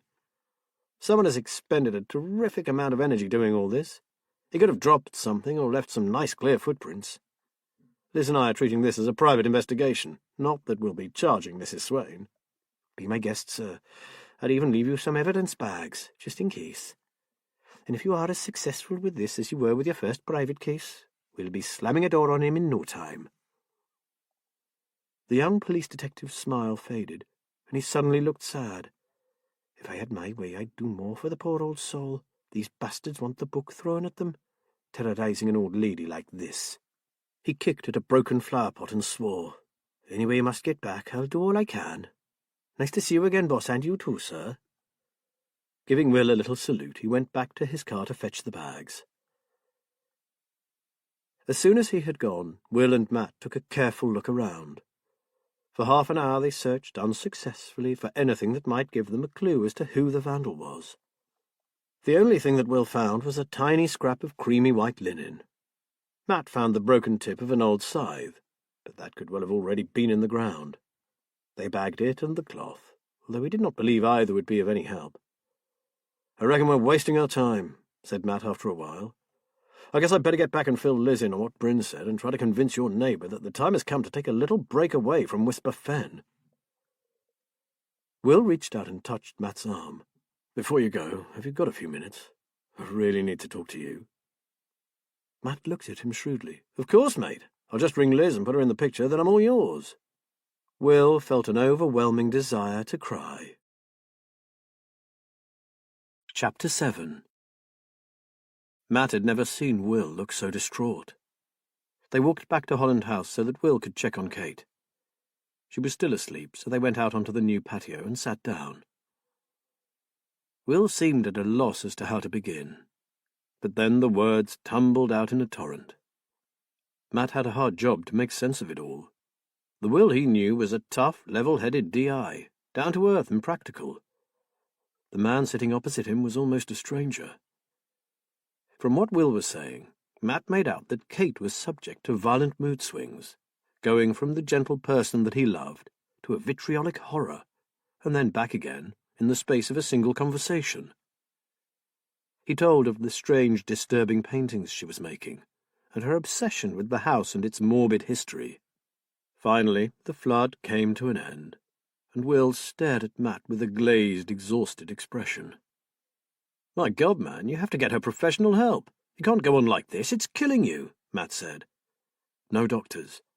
After what she was subjected to when the baby died, the drugs that turned her into a zombie and the endless psychotherapy. Kate made me swear that I would never call a doctor. I can't do that to her, Matt. Well, we have to do something or it will get worse. Matt paused, thinking. From what you've told me, I'm certain that it all comes back to the original problem, her grief over losing your baby daughter. Oh, Will, out of all the properties in this huge county, how could you have picked the one with a history of child deaths? I never knew. Now I feel I'm to blame. Trouble was, when you were buying Holland House, Liz was in the intensive care and I was still reeling from the terrible case that almost destroyed us. Your buying this particular property and what it might mean just wasn't registering with me. Even when you were ready to move and I was so much better, I didn't give the history of the old place a second thought. To be honest, I thought the stories about it were old wives' tales. Other than the girl who got lost on the marsh, of course. But that could have happened anywhere. I had no idea that 2 children had died at Holland House. No, it's me who's to blame, Matt. Every day I kick myself for not looking further into that weird clause or even wondering what was behind it. Now that's just what Kate is doing, but she's looking too deep. Will stared down at his feet. I wish we had never set eyes on this place. Oh, Will, it's not the house. It's Kate's illness that's turning everything into a nightmare. Holland House is beautiful, and you're doing an amazing job on it. We have to try to make her see the place for what it is, and to forget all the macabre stories. He drew in a long breath. Listen, you say she's into tracing its history, so maybe I really can help there. I have photographs and all sorts of stuff relating to Whisper Fen and Tanner's Fen. So what if Liz and I offer to help her with her research? I don't mean the macabre stuff, just interesting local history. We could try to gain her trust that way. It might help. And at the very least, you'd know that there are other people looking out for her and you're not alone. If you would, Will said, that might just work. She refuses to socialize, but she'd bite your hand off for any piece of information about this place. Let me talk to Liz. We'll formulate a plan, and then I'll text you, and we'll take it from there. After all, we'll be in your neck of the woods quite a bit from now on, trying to help out Amelia. Will exhaled. Thank you, Matt. You're a bloody good friend. Matt stood up and hugged him. I'd better go. Will accompanied Matt to the lane and then returned to the house. Feeling as if he'd just been poleaxed, Matt continued on to his car.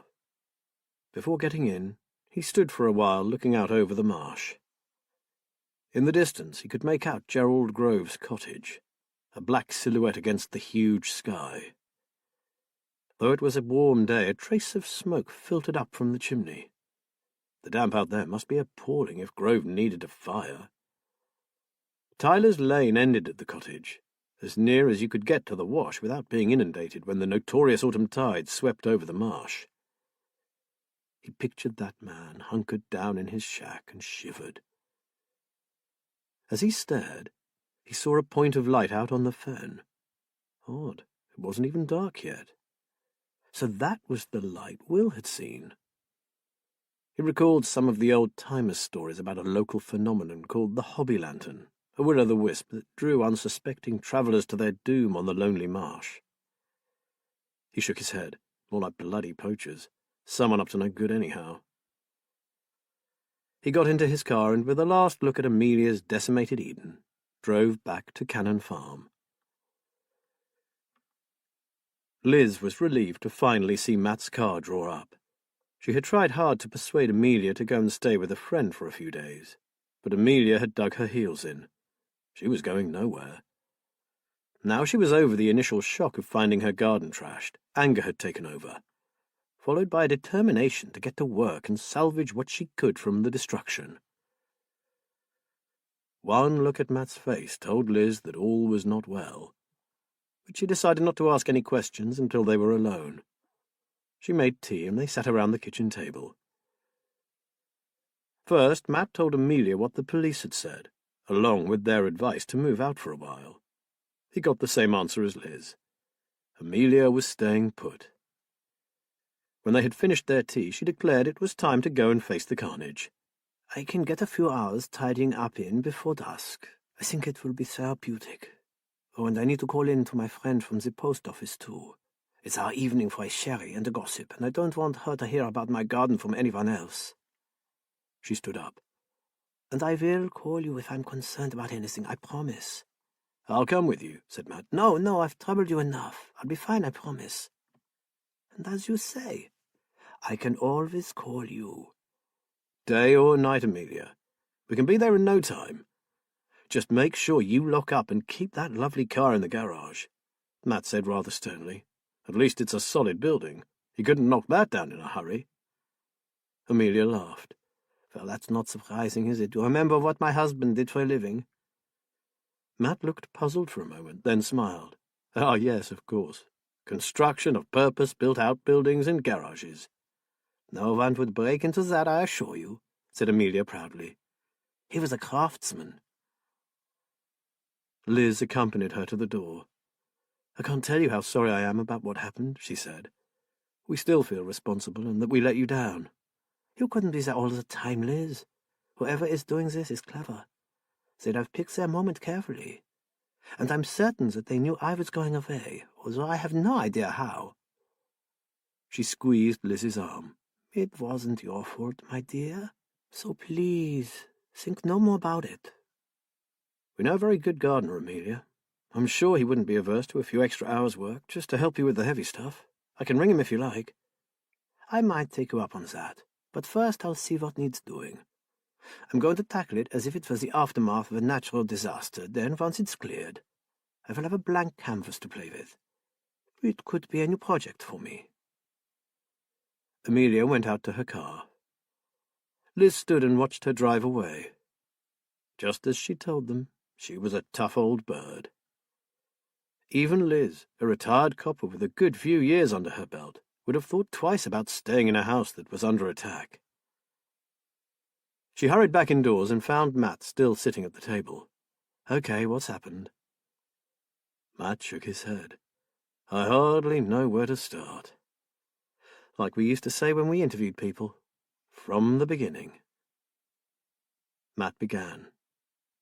As he spoke, Liz grew more and more disturbed. When he'd finished, she said, You're right, darling, we have to help them, especially if doctors are out of the question. We need a plan of action. It seems to me that my local knowledge will be our way in, along with your expertise on the computer. Plus, we have the time to spare. So if Kate is burning the candle at both ends, she might be glad of a couple of willing foot soldiers to help her out. Matt nibbled on his thumbnail. Will warned me about her appearance. She's still losing weight, and, to put it bluntly, she looks like the walking dead. So we need to be tactful. Plus, she might be pretty ill-disposed to our presence to start with, possibly even hostile, so we need to get her on the side, no matter what it takes. Will is struggling, Liz. I mean, really struggling. I've never seen him like this, never. Even with some of the most harrowing cases we had to deal with, he was never anything but in control. But those cases weren't personal. They didn't involve the woman he loves. Liz reached out and touched Matt's hand. We'll find a way to help. And if things get too bad, then we might need to be there for Will if he has to make a hard decision like bringing in professional medical help against Kate's wishes. Matt drew in a long breath. Right then. First, I need to get up in the attic. I have a stack of boxes and cases, all coated in decades of dust, that contain photographs and diaries and other papers concerning my family and the history of this area. That should be our starting point. He stretched. Sure you're up for this? Bring it on, she said. But we mustn't lose sight of Amelia. We're going to have to do a bit of juggling with our time. Well, I did say I didn't want to get bored in retirement. And like you also said, be careful what you wish for. She grinned at him. Okay, up in that loft. I'm quite looking forward to getting a sight of the Ballards of old. Kate slept solidly until supper time, but even when she woke up she seemed lethargic and sleepy. Will had prepared a simple meal, guessing that Kate wouldn't be very hungry. He was right, but she did make some effort to eat what he put before her. As he was clearing away the plates, she said, I'm so sorry about earlier, sweetheart. But the simple fact is I can't do it, Will. I don't want to go into town anymore. I feel terrible. I can't seem to face crowds, people, or even traffic. Her look at him was so pathetic that it hurt. Okay, love. Tell me what happened, he said gently. There's nothing to tell. I can't face the town, that's all there is to it. He squeezed her hand. I think it's time we had a word with the doctor, Kate.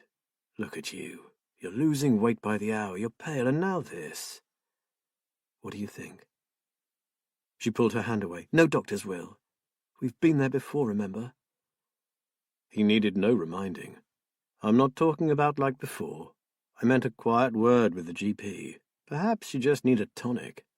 You may be a bit anemic or just generally run down. A blood test might be all that's necessary, and then some iron tablets or vitamins. If he could just get her into that surgery, hopefully the doctor might notice her deterioration and take things further. But her look dispelled all hope of that. Her eyes took on a steely glint. No doctors. There was no arguing. For once, Kate didn't go to her studio. Instead, she sat with her laptop on her knees and yet again began a search on the history of the area. Not fed up with all that. No way, look at this, it's fascinating. He stared blankly at some dull document that he presumed to be a parish record. The Holland family have been on this fen since it was full of mists and eels, she was saying. Still is, isn't it? Mists, yes. But I mean a time when eels and wild birds were the staple diet of the folk that lived in this watery no-man's land. Sounds gloomy. It was. The fen people must have had a pretty meagre existence, living on wild food, plants and fruits, fish and fowl. She looked up at him, her face reflecting the silvery glow from the screen. Outsiders used to reckon they had webbed feet, you know. I notice you've been keeping your socks and shoes on a lot recently. Maybe you've been spending too long out on Whisper Fen, said Will, smiling. She cast him a withering look and resumed her search. Will saw that if Matt and Liz were to give them any help, it would have to be through Kate's research. Thank goodness Matt was a true yellowbelly and had lived all his life on this stretch of the marsh. But how would Liz cope with Kate's strange mood swings? And how, he wondered, had Kate managed to drive past Amelia Swain's wrecked garden without noticing? He decided to try and find out. I thought I'd take a walk down the lane and check on Mrs. Swain. Fancy a stroll? For a moment Kate looked confused, as if struggling with something. Oh dear, I meant to say earlier. She bit her lip. But when I came back past her place, something seemed to have happened in her garden. She looked at him anxiously. I meant to tell you, but I was so upset I forgot. Happened? He asked blankly, careful not to let on that he already knew what had happened. Neither did he say what he was thinking, that she hadn't been too upset to give that scumbag Grove a lift home. Sorry, Bear, I don't really know. It just looked like some animal had got loose in it. Then I'll definitely go and check it out. Will left before he could say something he would regret. He didn't need to go back there. He'd seen enough already. But perhaps an evening walk would clear his head a little. And if Amelia was home, he'd call in and tell her to ring him if anything worried her in the night. Not finding her at the cottage, he sat on the wall for a while in the last rays of the late afternoon sun. What was happening on Whisper Fen? From a peaceful haven, an idyllic retreat, the place had suddenly become sinister, almost menacing. He hurried home. As he entered the garden, Will saw his wife running down the path. Her call was almost lost, carried away in the breeze off the marsh. He broke into a run and nearly fell through the gate. When he reached her, he saw that her face was wet with tears. Surely it wasn't another dead Holland child. But the news she gave him was totally unexpected. She held both his hands tightly in hers and gazed at him compassionately. Will, darling, it's Eva. He stared at his wife, uncomprehending. Eva? He rarely heard from his sister. As a Royal Canadian Air Force wife, Eva travelled all over the world and was hardly ever back in England. Darling, come inside. She led him into the kitchen and pushed him gently into a chair. Eva and Guy... She paused, swallowing hard. Guy's commanding officer rang for you. There's been an accident. They don't know any details yet, but...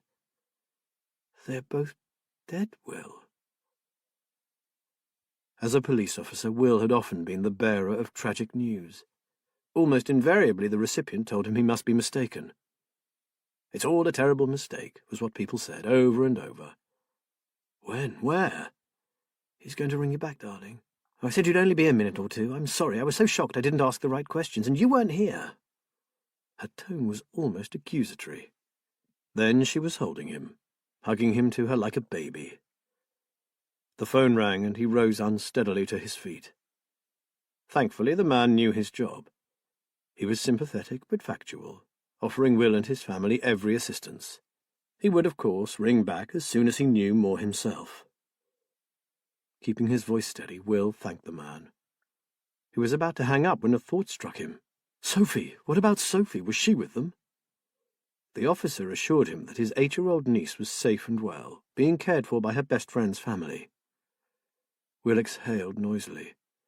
At least Eva's child was unhurt. He sat back down at the table and put his head in his hands. She was only in her 30s, Kate. That's no age to die. And Guy? I couldn't have wished for a better husband for my little sister. Both dead.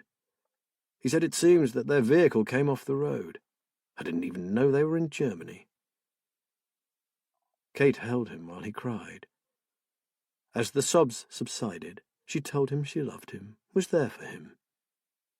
Her smile belonged to the old Kate, even if he barely recognized the gaunt and pallid face that wore it. They talked about Eva well into the night. Later, just before he finally drifted off into an exhausted slumber, he thought of Sophie. I wonder what will happen to her, Kate. Guy was an only child, and his parents are getting on in years. I suppose I'm her only close relative. Did the arm that held him tighten? Chapter 8.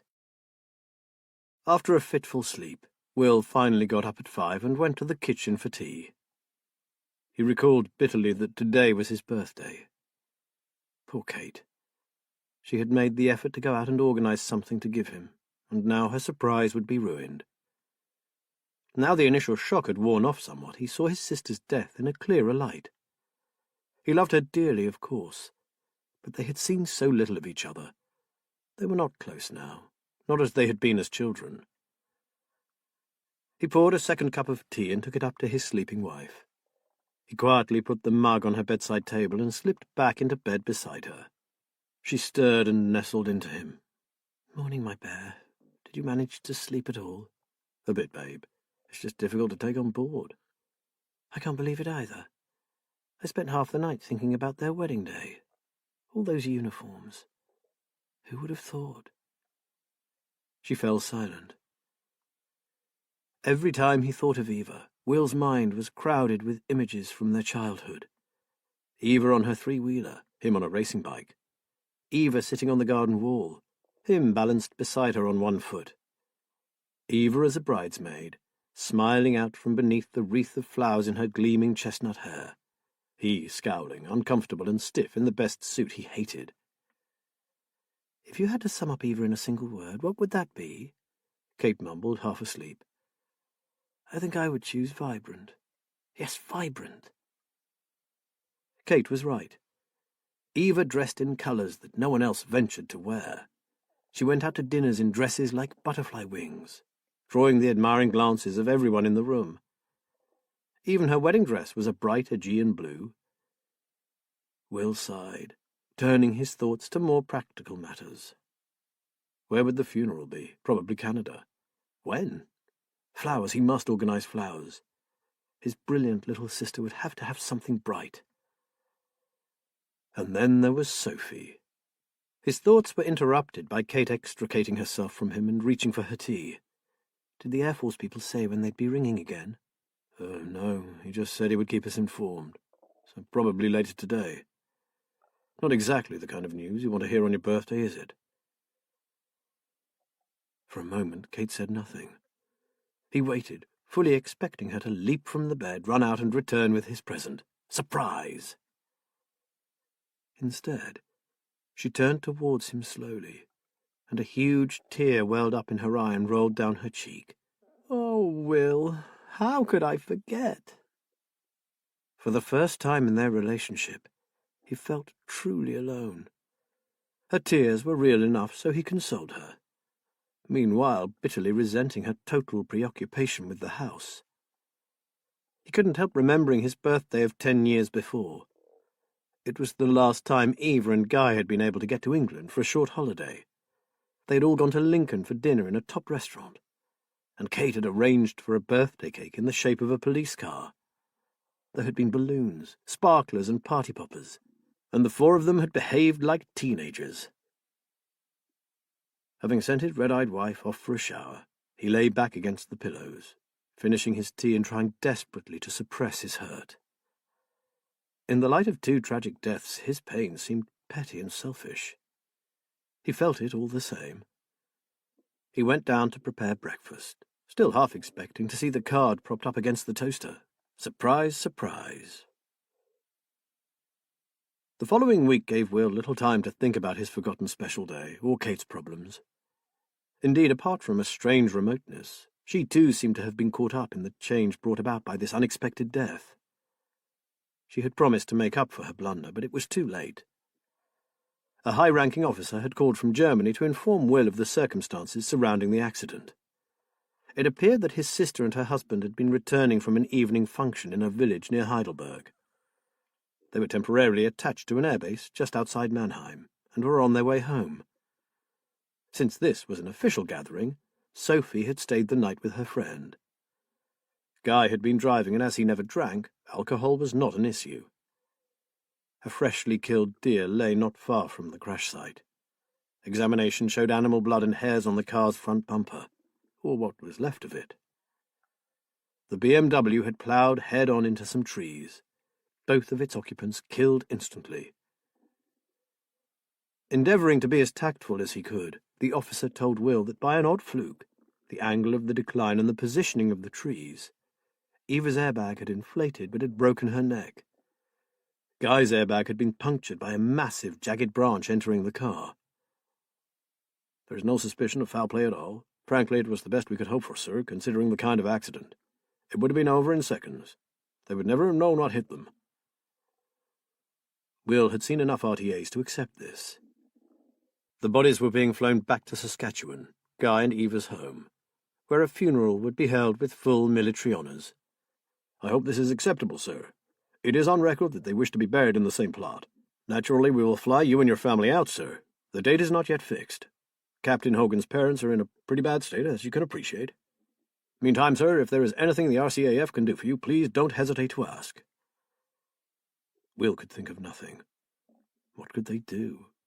He was hardly going to object to his sister being buried with the man she loved, was he? He had been assured that his niece would be staying with Francoise's family until a permanent home could be found for her. Apparently the little girl was devastated. She was being monitored carefully and given the full support of the base medical team. The Fauve family were giving her love and a good home environment to assist her to come to terms with her loss. It was thought prudent to leave her where she was. Philip and Annette Fauve had insisted that Sophie stay with them as long as necessary. They had been Eva and Guy's closest friends, and were devastated by the horrific news. Will rang them. He had been dreading speaking to Sophie, but when he did, although she seemed quieter than he remembered, their conversation was far less emotional than he had expected. Annette Fauve spoke to him shortly afterwards, and said the little girl was being remarkably brave, although the smallest of things could bring on floods of tears. He was dreading the funeral. The last one he and Kate had attended had been their daughter's. He would have to go without her, but the thought of Kate alone in Holland House filled him with concern. On the other hand, the thought of Kate in black again was beyond contemplation. They had not yet broached the subject, but Will put off discussing it with her until a date was set. On the Wednesday, he went into town and bought himself a new dark suit. He couldn't bring himself to put on the one he had worn to his daughter's funeral, and he wondered why he had kept it. When he returned, Kate was sitting on the bench waiting for him. She beckoned to him and patted the seat beside her. Will kissed her forehead and sat down. "I can't go to the funeral, Will. I just can't face it." She was staring at the ground. "I don't want you to go, sweetheart. I know it would be too much for you, but you can't stay here on your own either. Perhaps you could spend a few days with your cousin Judy. She'd love to see you again." "Oh, I couldn't leave the house, darling. I'll be fine here. I'm not scared. After all, I spent enough nights alone when you were on shift." "Not on the edge of a desolate fen, you didn't." "And what, officer, is the crime rate here compared with the town?" "There is no comparison, Kate." "I rest my case." "Come on, babe, I'll worry myself sick." "What if we got someone to stay with you until I get home?" "Who exactly?" "I don't know, there must be someone." "William." "How long do you think Mrs. Holland was alone here? An old lady with pots of dosh around? If anyone was going to get burgled, it would have been her, right?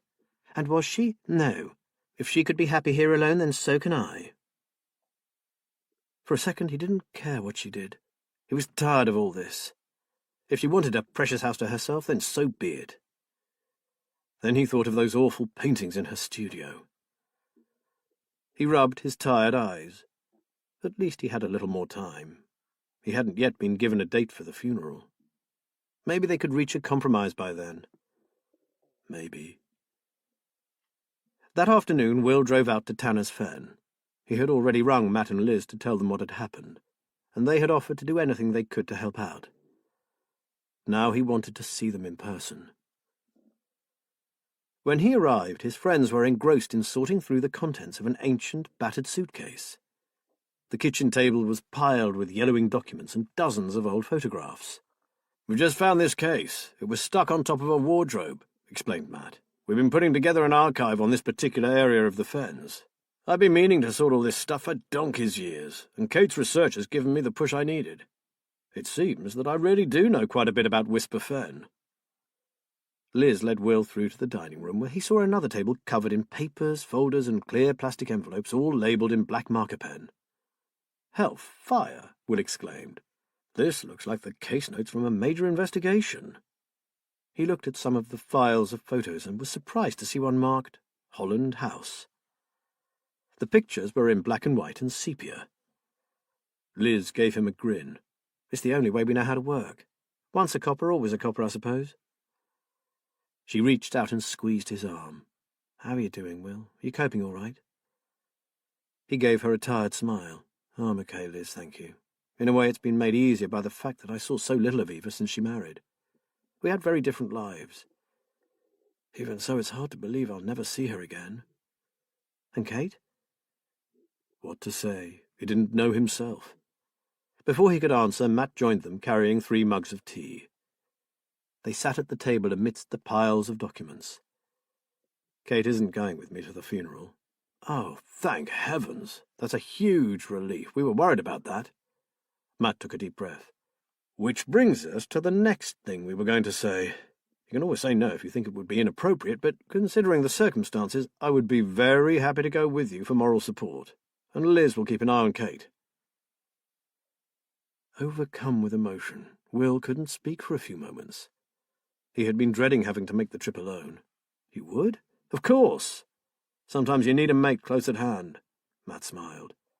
"Even if it's just to pour you another drink and listen to yet another story about when you were a kid." "I've subjected Kate to enough of those recently," said Will, laughing. The laugh faded, but as to looking out for Kate, I'm really not sure if she'd agree. He stared into his tea. She almost seems to relish having Holland House to herself for a while. Well, at least she'll know I'm just a phone call away and could be with her in minutes if need be. And whether she likes it or not, I will keep an eye on her one way or another. Liz looked at him seriously. "But I'll be clever about it, don't worry. I won't intrude." "Liz can use some of these snippets of Holland House memorabilia as bait to draw her in," Matt added. "The closer we can get to her, the more help will be." He paused. "This couldn't have come at a worse time for you, Will, could it?" "No," Will said. "Although, strangely, I've seen more of my old Kate in the last week than all the time we've been here. There have even been a few times when I began to wonder if I'd been getting it all out of proportion and worrying over nothing. And then I remembered those awful pictures. I'm sure you're right. Don't be lulled into a false sense of security, my friend." Matt sounded grave. "Have you had a date for the funeral yet?" "Not yet, although the circumstances surrounding the accident were quite straightforward, so it should be fairly soon." "Well, I can be ready at short notice. Liz and Amelia are in touch a couple of times a day, although once again it's gone very quiet at Little Anchor. I've seen a police car drive past several times, and Amelia is already beginning to get her garden back to what it was." Will drank his tea. "I must say, I do admire that lady. She's such a nice person," added Liz, "and very interesting to talk to." "But still no clue as to who could have done all that damage?" Will asked. "Not a thing," she murmured. "It's really frustrating." Will left shortly afterwards. "I'll let you know immediately I hear from Canada. I'm so grateful to you both. I can't tell you what your offer means to me. But I'll leave it until I know the date of the funeral before I tell Kate of our plans. I don't want to give her time to start formulating excuses to keep Liz away." The call came on Friday. The bodies had been flown to Moose Jaw, Saskatchewan, where Guy had worked at the Canadian Forces Flying Training School. The funeral was arranged for the following Thursday, and a representative of Guy's squadron was to collect him early Tuesday evening. The official had sounded surprised to hear that there would be just 2 of them attending. They had been expecting a large family party. Will had explained that he and his wife were Eva's only remaining close relatives, and that his wife wasn't well enough to cope with the long flight, so his closest friend had volunteered to accompany him. He would return the following day. The mere thought of Kate all alone in Holland House and Whisper Fen on a dark night sent shivers of dread down his spine. Guy's family had requested that their son and his wife be buried in the family plot in Regina, his hometown, rather than the military cemetery, and Will agreed. His nomad of a sibling had loved the coniferous forests and the plains of Saskatchewan. Will wanted to take a present for Sophie, but had no idea what to buy for an 8-year-old. He tried to ask Kate, but she seemed not to want to even think about it. Finally, he asked her if she had a fairy painting they could give the child. Eva had begged him to send her Angela's next book as soon as it was published, saying Sophie adored them.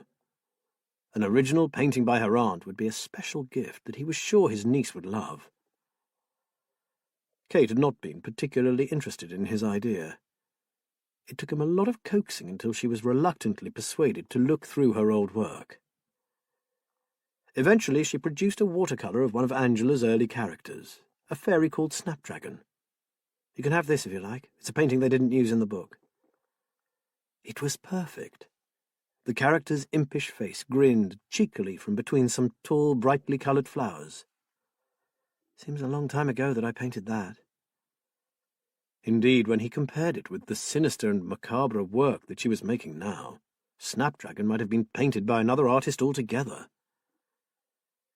He still had not told Kate about Matt accompanying him, or about Liz being on call. The right moment had not yet presented itself.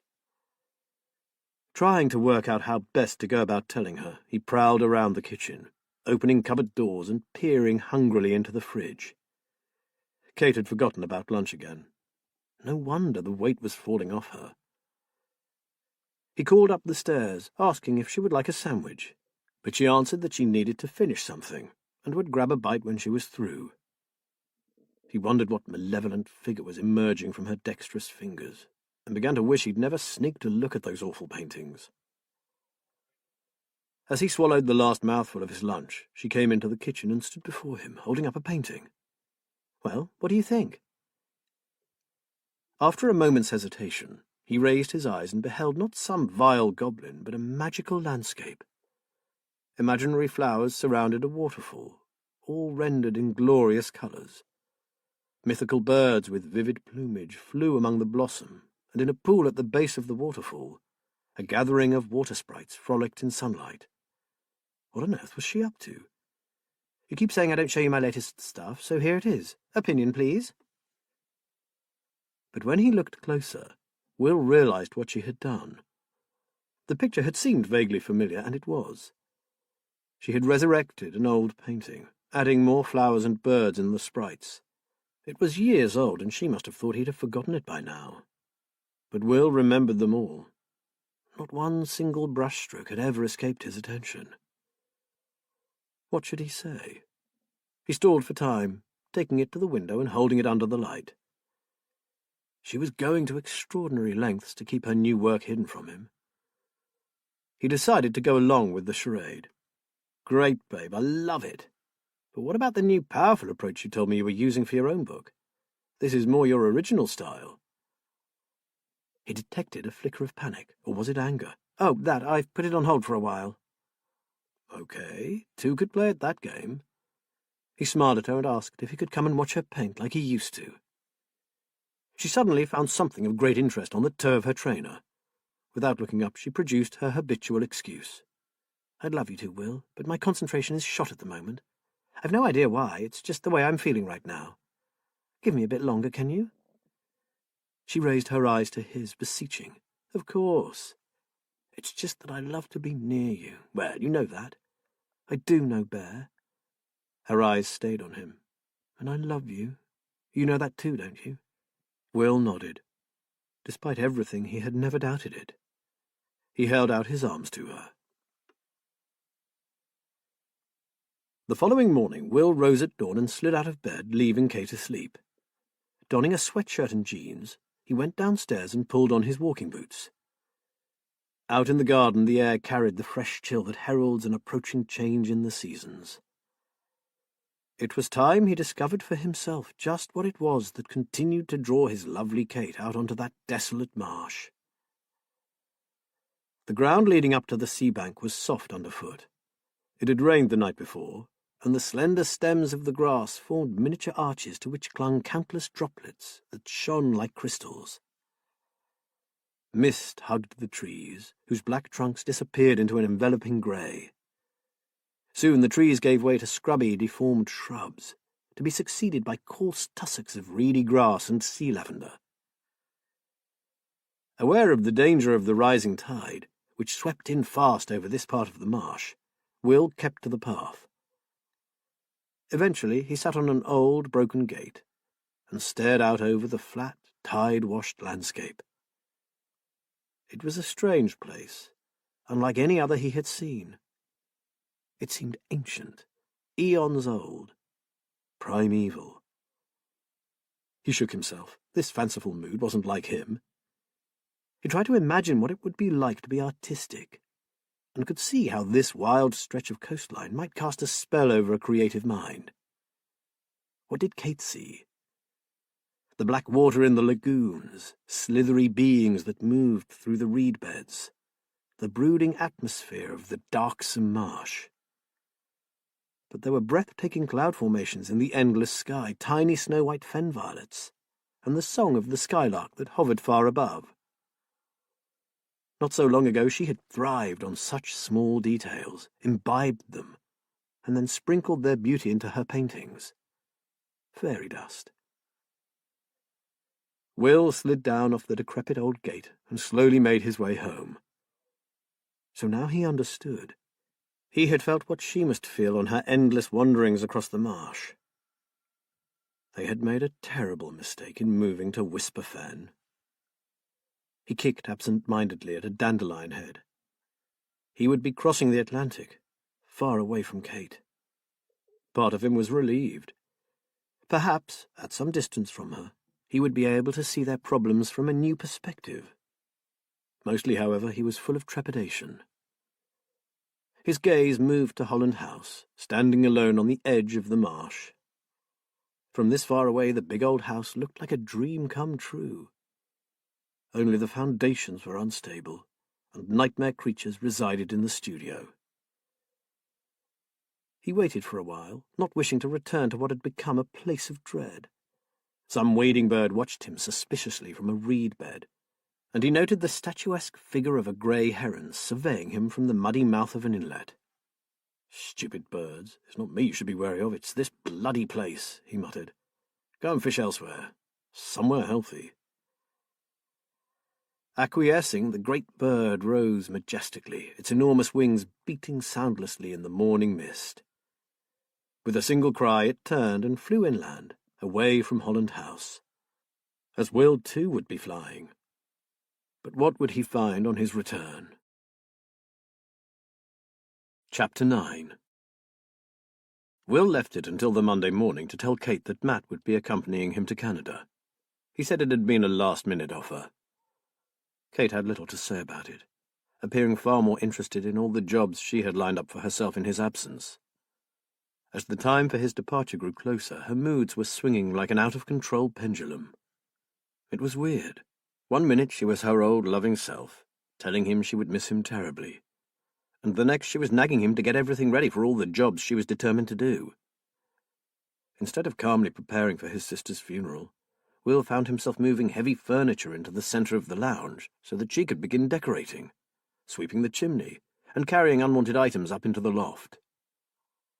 By Tuesday morning he was exhausted, while Kate seemed full of energy. Will realized that while he was distraught at their enforced separation, Kate was actually relishing the prospect. At last the car the RCAF had sent for him was winding its way up the marsh lane, and Kate was crying and clinging to him like a child. Will experienced a moment of sheer panic. He shouldn't be leaving his wife. He could do nothing for his sister. He certainly couldn't bring her back.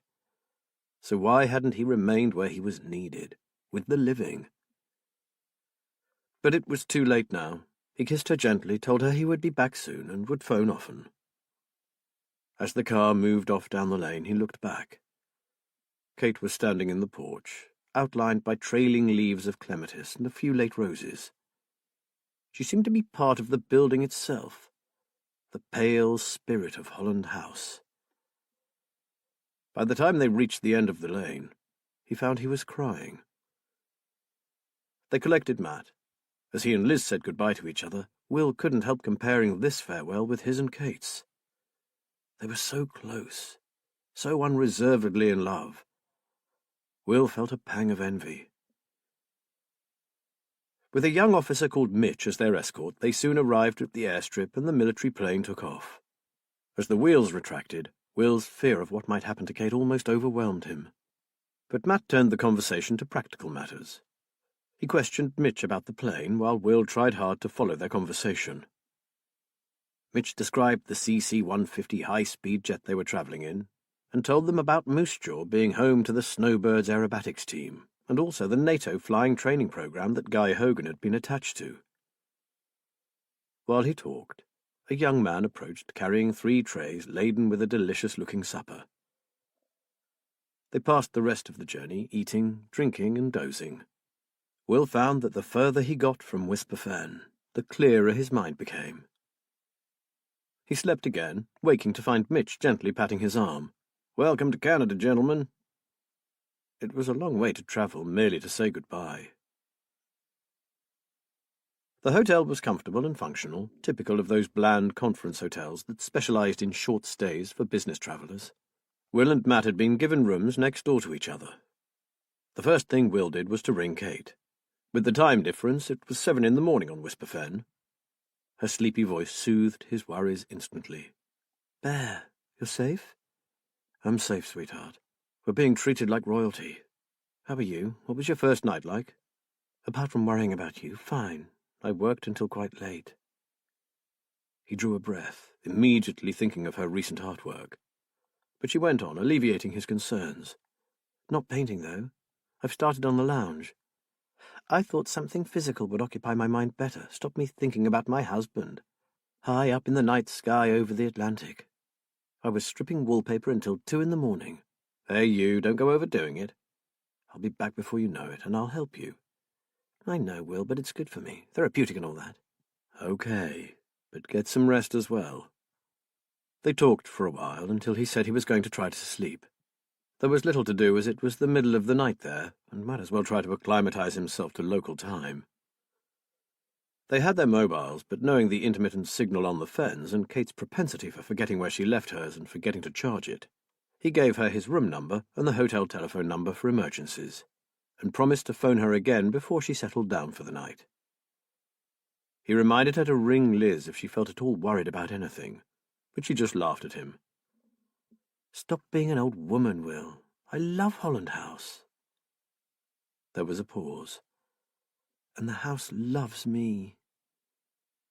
She blew him a kiss down the line and told him to take care. He whispered that he loved her, but she had hung up or been cut off. He prepared for bed, frowning. The house loves me. She had not finished her call with her usual "love you, Bear."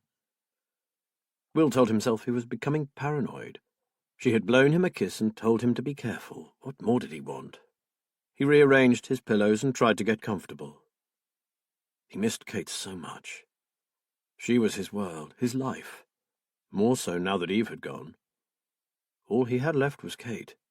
And little Sophie, of course. Without warning, he was suddenly overwhelmed by grief for his sister.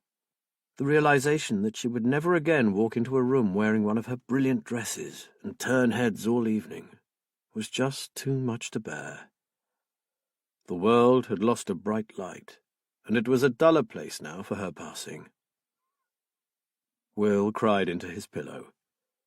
Memories of a happy childhood came to him one after the other, and still the tears fell.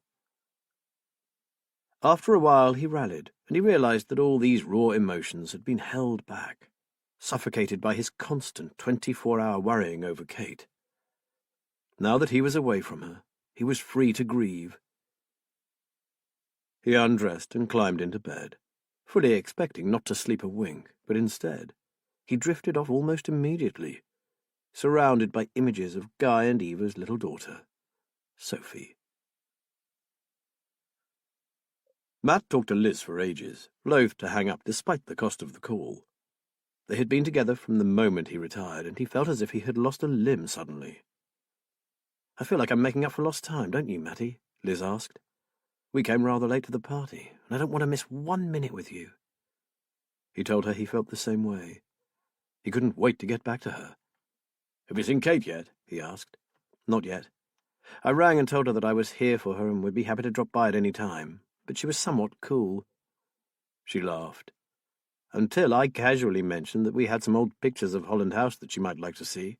Then I threw in that you knew a whole lot about the area and that I was helping you research it. After that, I was suddenly her best buddy." "So, are you going to see her?"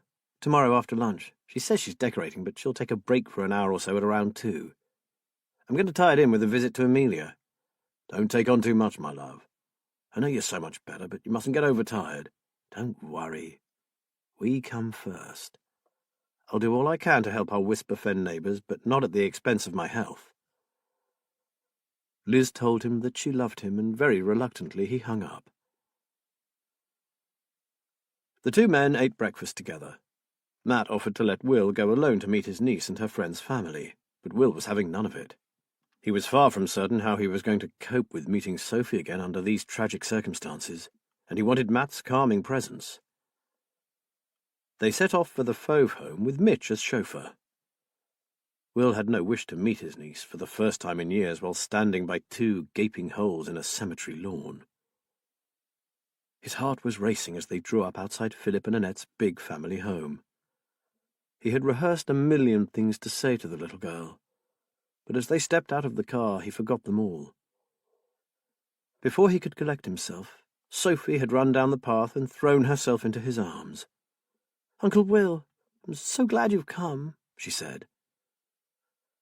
She clung to him for what seemed like hours. When she finally let him go, he held her at arm's length to look at her properly. He was astounded. It was as if he were looking down at his little sister. "Sophie, you're the image of your mother," Will said. She lowered her head and quietly began to cry. "Your mum was a very beautiful woman, and you were going to be just the same. Be proud of that, sweetheart." "I am, Uncle Will, but I miss her so. I miss Daddy too, but he was away so much. Mummy was always here, and now—" Her voice quavered. He kissed the top of her head. "First, I want you to meet my friend Matt. Then perhaps you'd like to take me to meet your friend Francois?" Sophie smiled at Matt and stuck out her hand. "You look nice. Thank you for coming all this way with Uncle." She turned back to Will. "You'll like Francois. She's funny. My doctor says she's just what I need right now. Come on, Uncle." She pulled him towards the house. A slender blonde woman of about Eva's age smiled at him from the entrance hall. She wore jeans and trainers with a baggy pink sweatshirt emblazoned with the words Sloppy Joe. Behind her stood her husband, tall and broad. He had a clipped moustache and his auburn hair was cropped in military fashion. He would have looked severe if he hadn't been smiling broadly. "Hi, come on in. Sophie has told us so much about you. It's great to put a face to the name. And good to meet you too, Matt." The big man pumped his hand in welcome. "Terrible thing, Will." His grip tightened, and he turned away for a moment. His wife took Will's hand. Her voice was soft, and there seemed to be another accent beneath the Canadian vowels. "We're hanging on in there for Sophie's sake, but it's pretty tough. Philip is, well, gutted. I've never seen him so hard hit. Guy was his closest buddy. He was our best man, Fran's godfather. And Eva—" Her voice broke. "I don't know what to say to you, Will." "There is little any of us can say, is there? Not at a time like this. But I can't thank you enough for what you're doing for Sophie. It's the least we can do. The two girls are inseparable anyway. Hey, let's not hang around here on the doorstep. Come on in. Mitch stayed with the car while Matt and Will, who was carefully carrying the painting of Snapdragon, went inside. They were introduced to Francois, a chubby and bespectacled version of her dad, followed by the dog, the cat, the rabbit, and the guinea pig, and finally given a tour of the house, conducted by a very grown-up Sophie. On their return to the others gathered in the family room, Will produced Kate's painting and gave it to Sophie. She undid the paper slowly, painfully so, very carefully winding the string into a ball, then folding the brown paper, while Fran bounced about impatiently, desperate to see what was inside. Sophie held the picture up with an excited gasp. Look, Fran, Anne, Philip Snapdragon is my favourite. I'm sure I've never seen this picture in the books. Auntie Kate says it is a one-off, especially for you. The child rose several inches, bursting with pride. I want to ring Aunt Kate. Will that be all right, Philip? The big man laughed and said of course she could, right then if she liked. Oh, later when I've calmed down, I think. Thank you, Uncle Will. It's wonderful. I shall treasure it. She propped the picture up on the table and hugged him again. The two girls went off to play on Francois's computer, and Philip went into the kitchen and made his guests some coffee. Is she going to the funeral tomorrow? Matt asked. Yes, she wants to go, Annette said. We had a long talk with her, and so did the base doctor and her counsellor. She knows what to expect, and we will all be there to support her. The doc thinks it's a good idea. We couldn't let Sophie see her parents.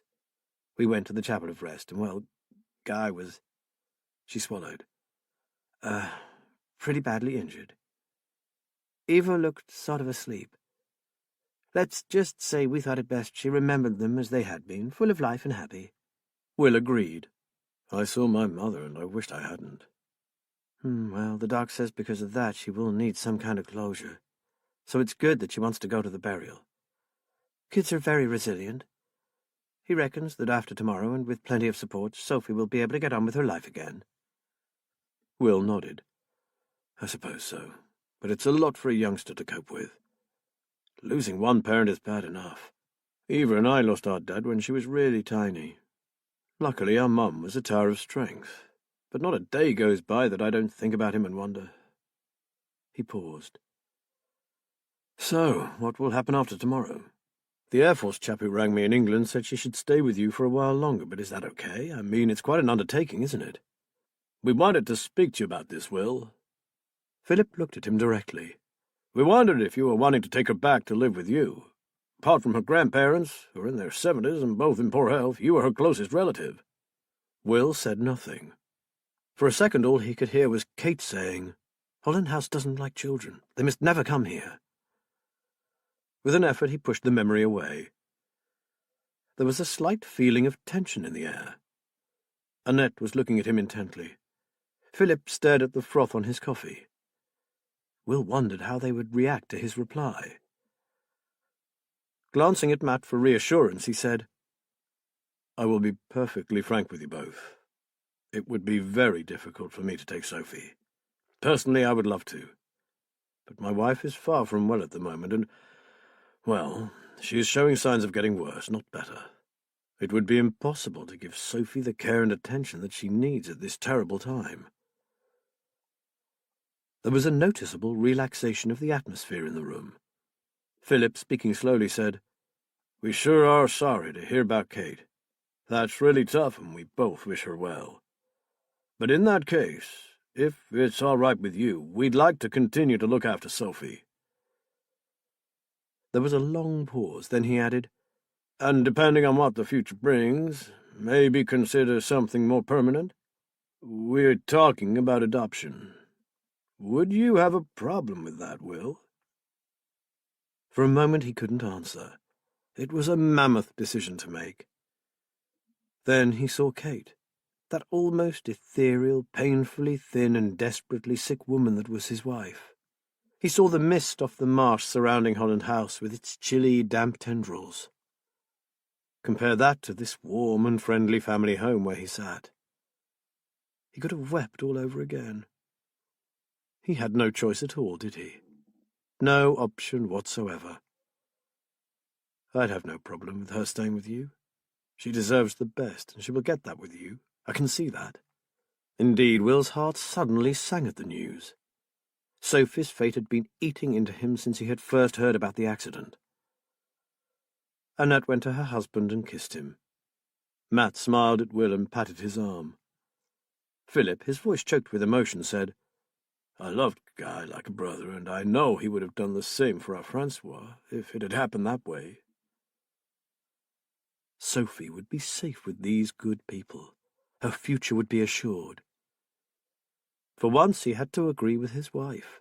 Whisper Fen was no place for a child. Kids needed stimulation and other kids to play with. He thought of the brooding atmosphere of the marsh. Next they had to find a florist. Will easily found a bouquet of those brightly coloured flowers that his sister had always loved. But when it came to writing the card, he came to a full stop. The Mat saw his blank expression and pitied his friend. "There's no hurry, sir," the florist said. "It's the worst part, I always think. I'll leave you for a few minutes." Will looked helplessly at Matt. "What do I say?" He sounded like a little boy rather than a retired crime fighter. "What would you like to say to them if you could?" Matt said. "I guess that I loved them and I'm going to miss them. I didn't see them often, but the world won't be the same without them." "Well, there you are. That sounded perfect to me. Just write it as you would say it." Will wrote, "To darling Eva and dearest Guy, the world has lost one of its brightest flowers and a giant redwood of a man. We will always love and miss you. William and Kate." I'm sure Kate would have put it better, but Matt squeezed his arm. "No one could have put it better, mate. You said it all." Back in the car, Mitch asked if they would like to go on to the Chapel of Rest.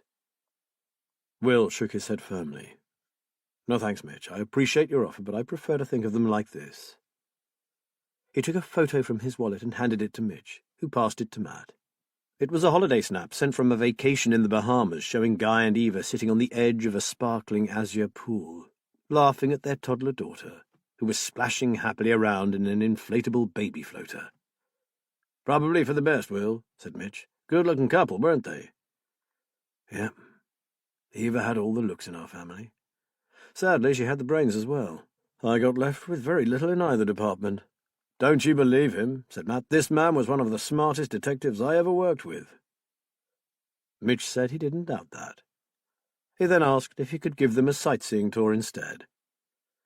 Matt thought that would be a great idea, something to keep Will occupied. But surprisingly, Will declined. "Would you mind if we went back to the hotel? If it's okay with Matt, I think I will take advantage of the swimming pool and the steam room.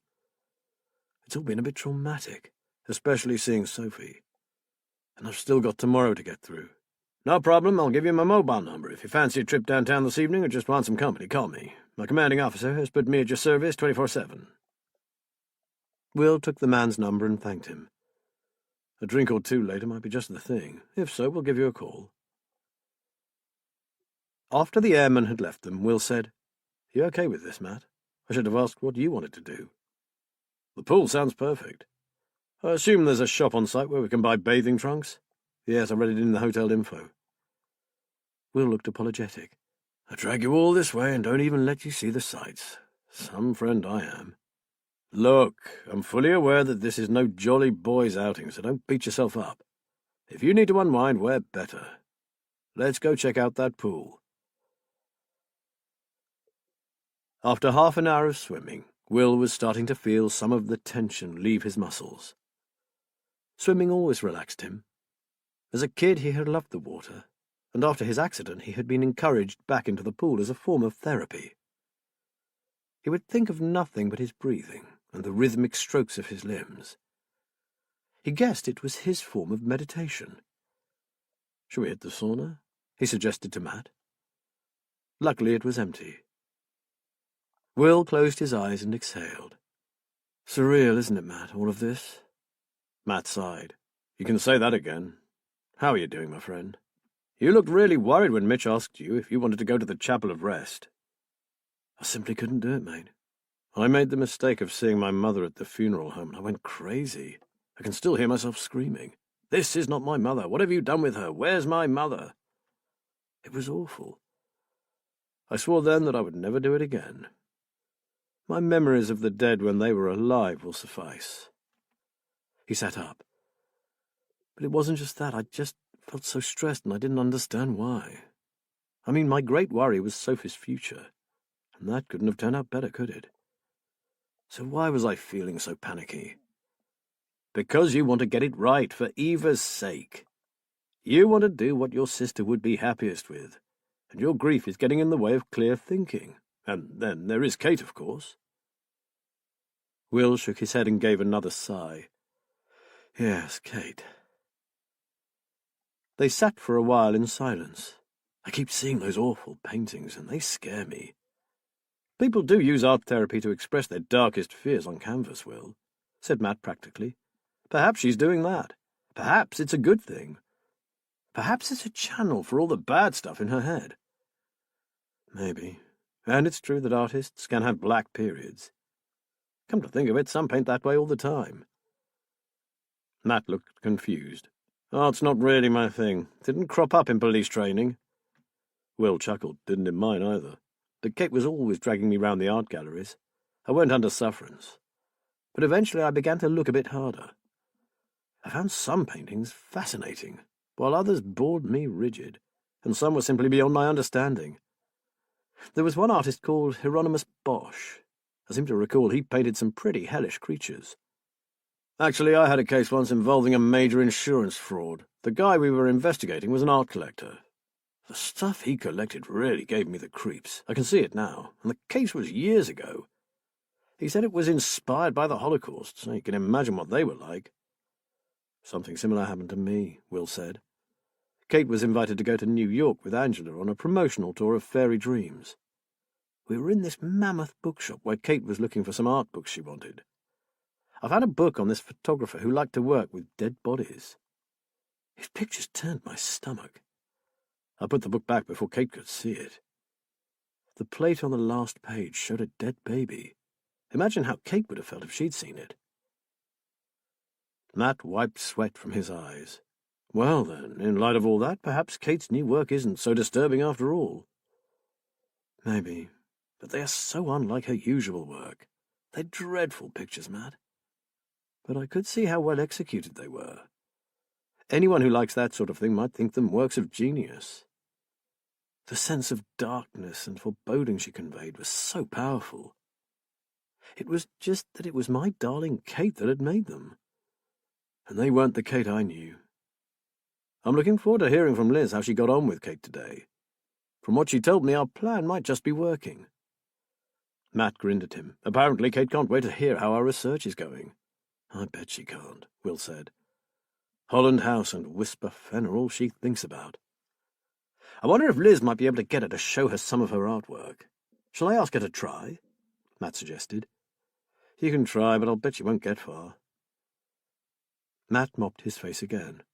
I think I've had all the heat I can take, Will. I'm off for a cold shower. Me too, said Will, climbing down from the bench. I'll call Kate and then we can decide where to eat and what to do for the rest of the evening. Good idea. Come to my room afterwards and we'll have a think. They stepped outside. See you later. Reassured by their conversation, Will began to look forward to talking with Kate. He went up to his room and called her on his mobile. And waited. Her phone rang and rang, but there was no answer. All his anxiety flooded back. Where was she? Out on the marshes, without her mobile? On top of a ladder painting a ceiling? Will sat on the bed and idly flicked through the different channels on the TV, worrying about his wife. Unease about Kate turned to apprehension about the following day's funeral. How could he cope with it all? After a few minutes he tried ringing Kate again, this time on the landline. Just as he was about to give up, she answered. Kate, where were you earlier? I was worried about you. For God's sake, Will, I can't hang around the telephone in case you choose to call me. You said you'd ring before I went to bed. It's not even 9 yet. Sorry, babe, it's just that I really miss you. You seem so far away and I hate it. We've never been this far apart before. You sound like a big kid. Softening a little, she said, "How's it going?" "Okay, I suppose. It's not the nicest thing I've ever had to do, but Matt is a rock. I'm so thankful that he offered to come. Still, once tomorrow's over, I'll be thinking of getting home to you." He paused, waiting for a response that didn't come. "I did see Sophie today. She is the image of Eva. It's quite uncanny. Oh, and she's going to ring you if she hasn't done so already. She adored your picture. Snapdragon is her favourite, so it was an inspired choice on your part." "Oh, good," she said without enthusiasm. Since she said nothing more, Will went on to tell her that the Fauve family were going to continue to care for Sophie, with a view to formally adopting her at some point in the future. Now she did sound animated. "Really, what lovely people. And they actually told you that, did they? They said they wanted her permanently?" Her tone had changed completely. "Well, yes. They asked if I was planning on bringing her back to England to live with us." He heard a slight intake of breath. "I told them it would be very difficult for us, and they nearly broke open the champagne. Yes, you were quite right, darling. It would be no good her coming here, no good at all. And of course she has her friends, her school, the support of the Air Force. Everything she needs is right where she is now." For a moment he wanted to argue. It wasn't Whisper Fen that was out of the question. It was Kate. Stifling his retort, he changed the subject.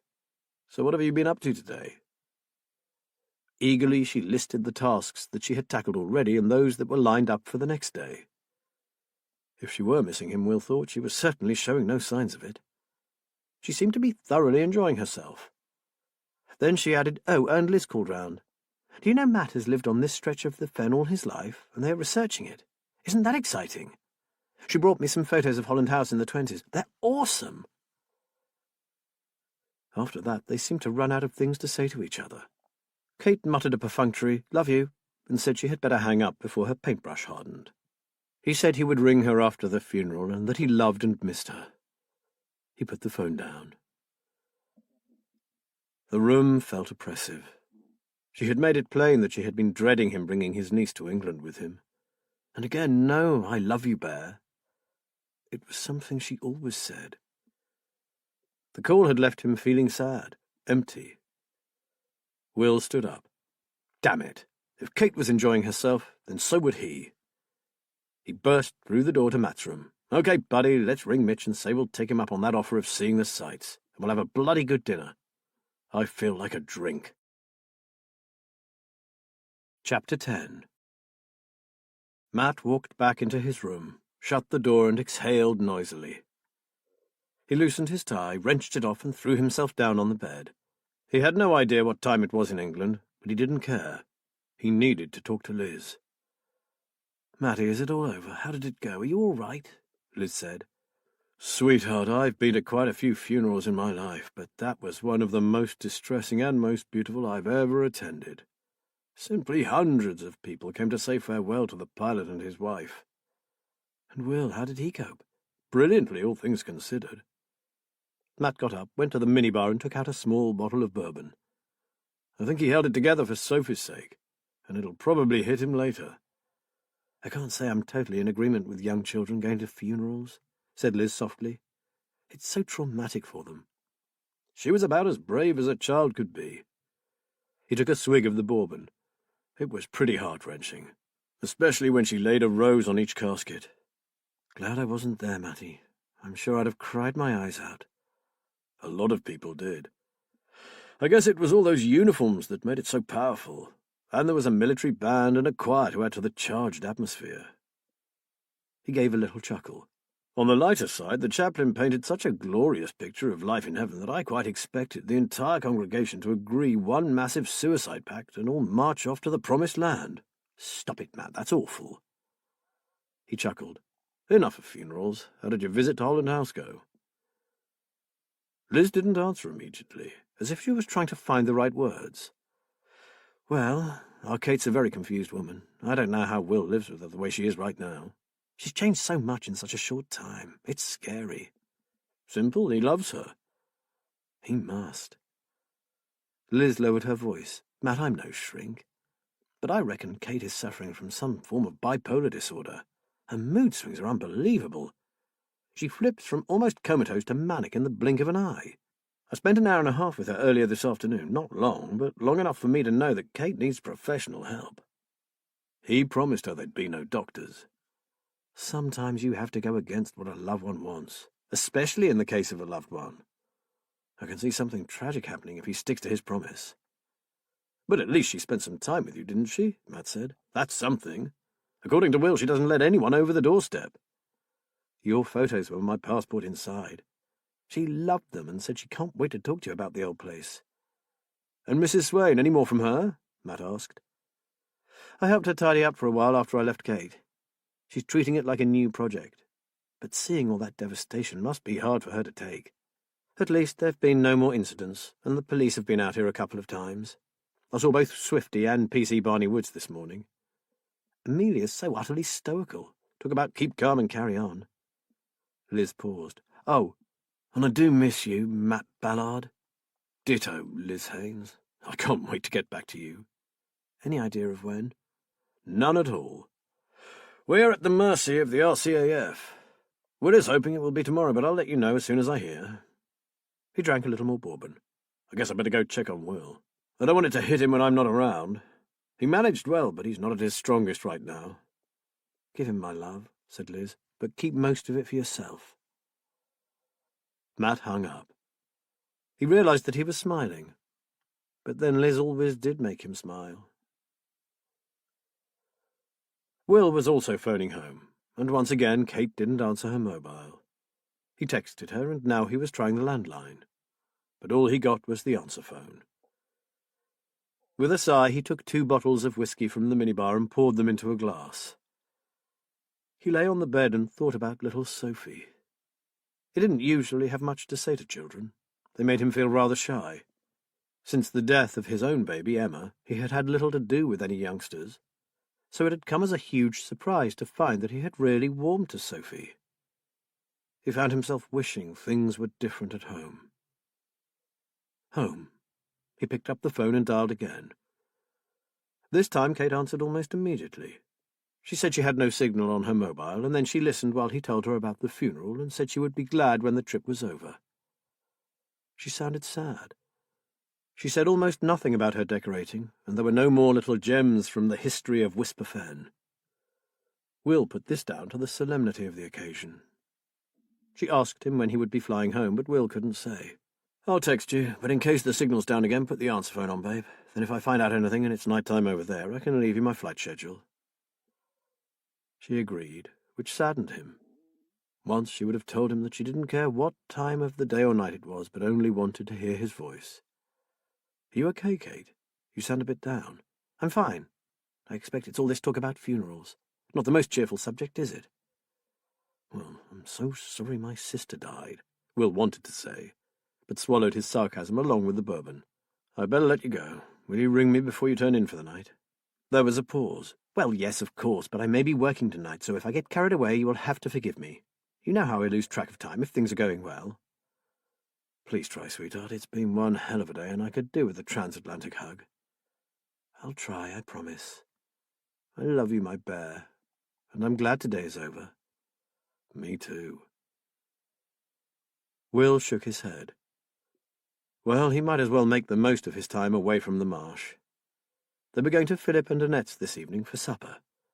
The last time he would see Sophie, possibly for years. Once again, he wondered what it would have been like if the Fauves hadn't offered to adopt Sophie. Could he have ever taken her home to live with him and Kate? Could he have made it work? She might have made a difference to their lives, given Kate a new direction. Then he saw again that picture, the malevolent goblin with the child under its arm.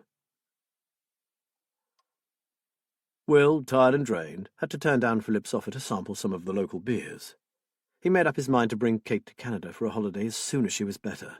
Hey, if you do come out again, you guys have to stay with us. And you too, Matt, and bring that Liz of yours. We'd love to meet her. We have some great places we can take you all to, and Sophie would love it.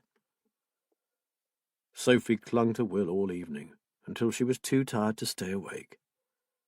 He kissed her good night and promised to ring her often, and as Annette led her up to bed, she began to cry. Before he left, Will went to her bedroom to see her. Sophie lay in bed, her chestnut hair spread over the pillow, and he saw his little sister again. Mitch picked them up just before 10. "I just had a call from the base. You are on a flight tomorrow. It has been delayed a bit, though. Takeoff is now at 2200 hours. You should be in England by about 3 in the afternoon, local time, which gives you almost a day here. I could run you out to Moose Jaw if you like, show you around the base." Will glanced at Matt, who nodded. "Great, we'd love it. I've said my goodbyes here, and I don't want to upset Sophie again." Soon they were back at the hotel. Will was shattered. His back ached and his arm throbbed. "Come up to my room and we'll have a snifter before we turn in," said Matt. "It'll help you sleep." Will agreed. Despite his fatigue, he wasn't looking forward to climbing into a cold hotel bed. He wanted his wife in their own warm bed in Holland House. A whiskey might deaden all sorts of pain. After Matt had poured the drinks, he said, "I'll just give Liz a quick bell, even though it's around 5 in the morning there. She sent you her love when I spoke to her earlier, by the way." Will settled into an armchair, listening to Matt's conversation with a pang of envy. No conflict, no silences, no trying to read between the lines. Why couldn't his conversations with Kate be like that? Matt's face became more serious, and he said, "I'll pass that on to Will, darling. Now I'll let you go, and hopefully I'll see you later tomorrow night." He hung up and frowned at Will. "Liz said that she'd forgotten to tell me earlier, but she thought you should know that when she arrived at Holland House with the photographs, Kate wasn't there. Then she saw her walking back from the sea bank, and that Gerald Grove character was with her. Kate told her that Grove had given her some butterfly wings that she wanted for a new painting. Liz tactfully suggested that he wasn't the nicest of men to hang around with, but Kate shrugged it off with an 'oh, he's harmless, everyone has it wrong about him just because he prefers his own company.'" Will swore. "I've warned her. She takes no bloody notice. Maybe I should tell her what you guys have found out about him and see how she responds to that." Matt looked dubious. "I'd keep that to yourself for now, mate. Once I'm back, we'll keep a really close eye on that piece of shit. Then we'll see."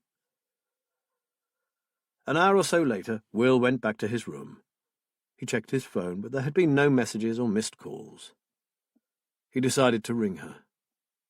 After a few rings, the tinny version of his own voice greeted him for the second time that day. He sighed and told the voice that their flight was due in at around 3 the following afternoon. He would be home soon. He fell into bed and dreamed of monsters with butterfly wings. Will awoke unrefreshed and wandered over to the tray of packaged beverages. Tea wasn't on offer, so he made himself a cup of instant coffee and powdered creamer. It was better than nothing when his mouth felt like he had been on the beer all night. Still in his pyjamas and robe, he went and knocked on Matt's door. "Fancy going down for a swim before breakfast? I need something to clear my head." "Good idea. Give me 5 and I'll be with you," Matt yawned. "Might wake me up." They swam for half an hour, then went back to their rooms to pack their things, ready for that evening's departure. Will went down to the reception and found that their bills, including their inroads into the minibar, had all been taken care of. The Royal Canadian Air Force had collected the tab. He was just about to go and tell Matt about their generosity when he saw Mitch hurrying in through the front doors. "Problem, Will. The flight has been delayed again. Now it's not going until tomorrow morning." Will's heart sank. For a minute he wondered if he could get Matt and himself a last-minute cancellation on a commercial airline. "But," Mitch was saying, "if you are prepared to forego luxury, 17-wing Winnipeg have a Hercules transport plane at Moose Jaw collecting emergency relief supplies to take out to Eastern Europe. It has to touch down in Newfoundland, then at RAF Waddington, in your home county.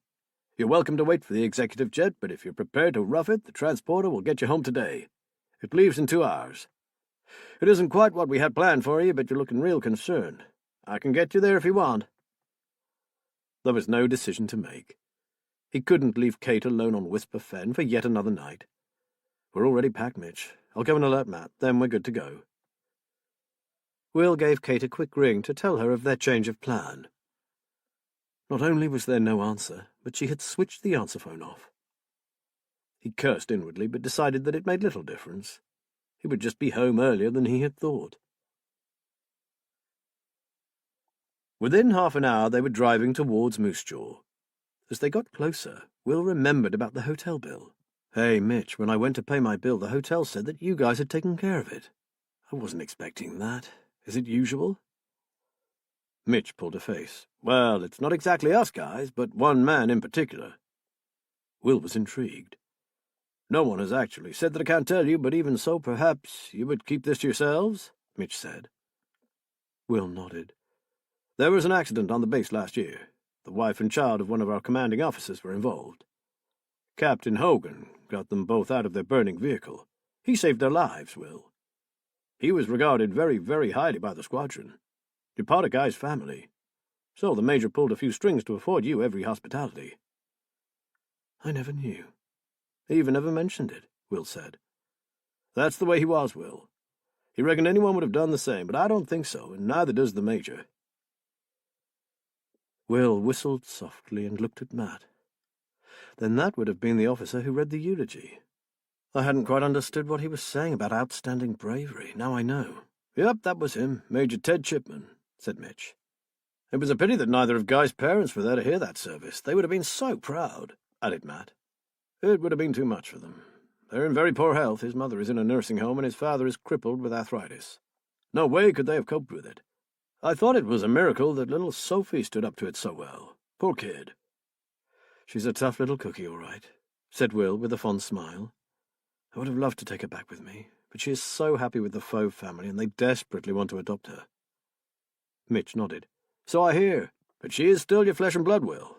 I know it would be an upheaval for her, but in the long run she might prefer to be with you. You looked pretty comfortable with her yesterday."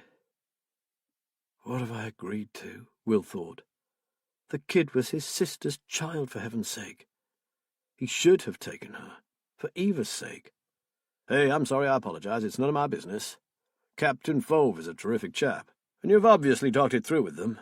I have no right to mouth off. I don't even know your circumstances back home."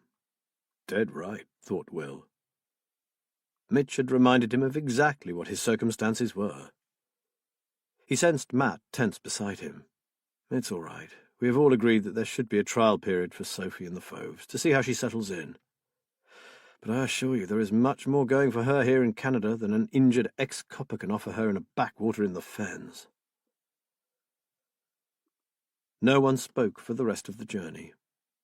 Then they were there, and Mitch was offering him a hand. "Best of luck, Will. Gonna have to hand you over to the flight crew now. Sorry there's no steward on this baby." They looked up at the big grey transport plane with its 4 powerful Allison engines. "What sort of crew does it take to fly this?" asked Matt, clearly in awe of this behemoth. 2 pilots, a navigator, a flight engineer, and the loadmaster. It's a real workhorse, the CC-130. It's used in search and rescue and can airlift troops, cargo, or equipment.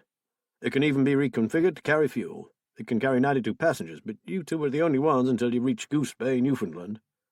Then you'll have a bit of company as they're collecting a couple of medics and some medical supplies from 5 Wing. Well, it's been great meeting you both.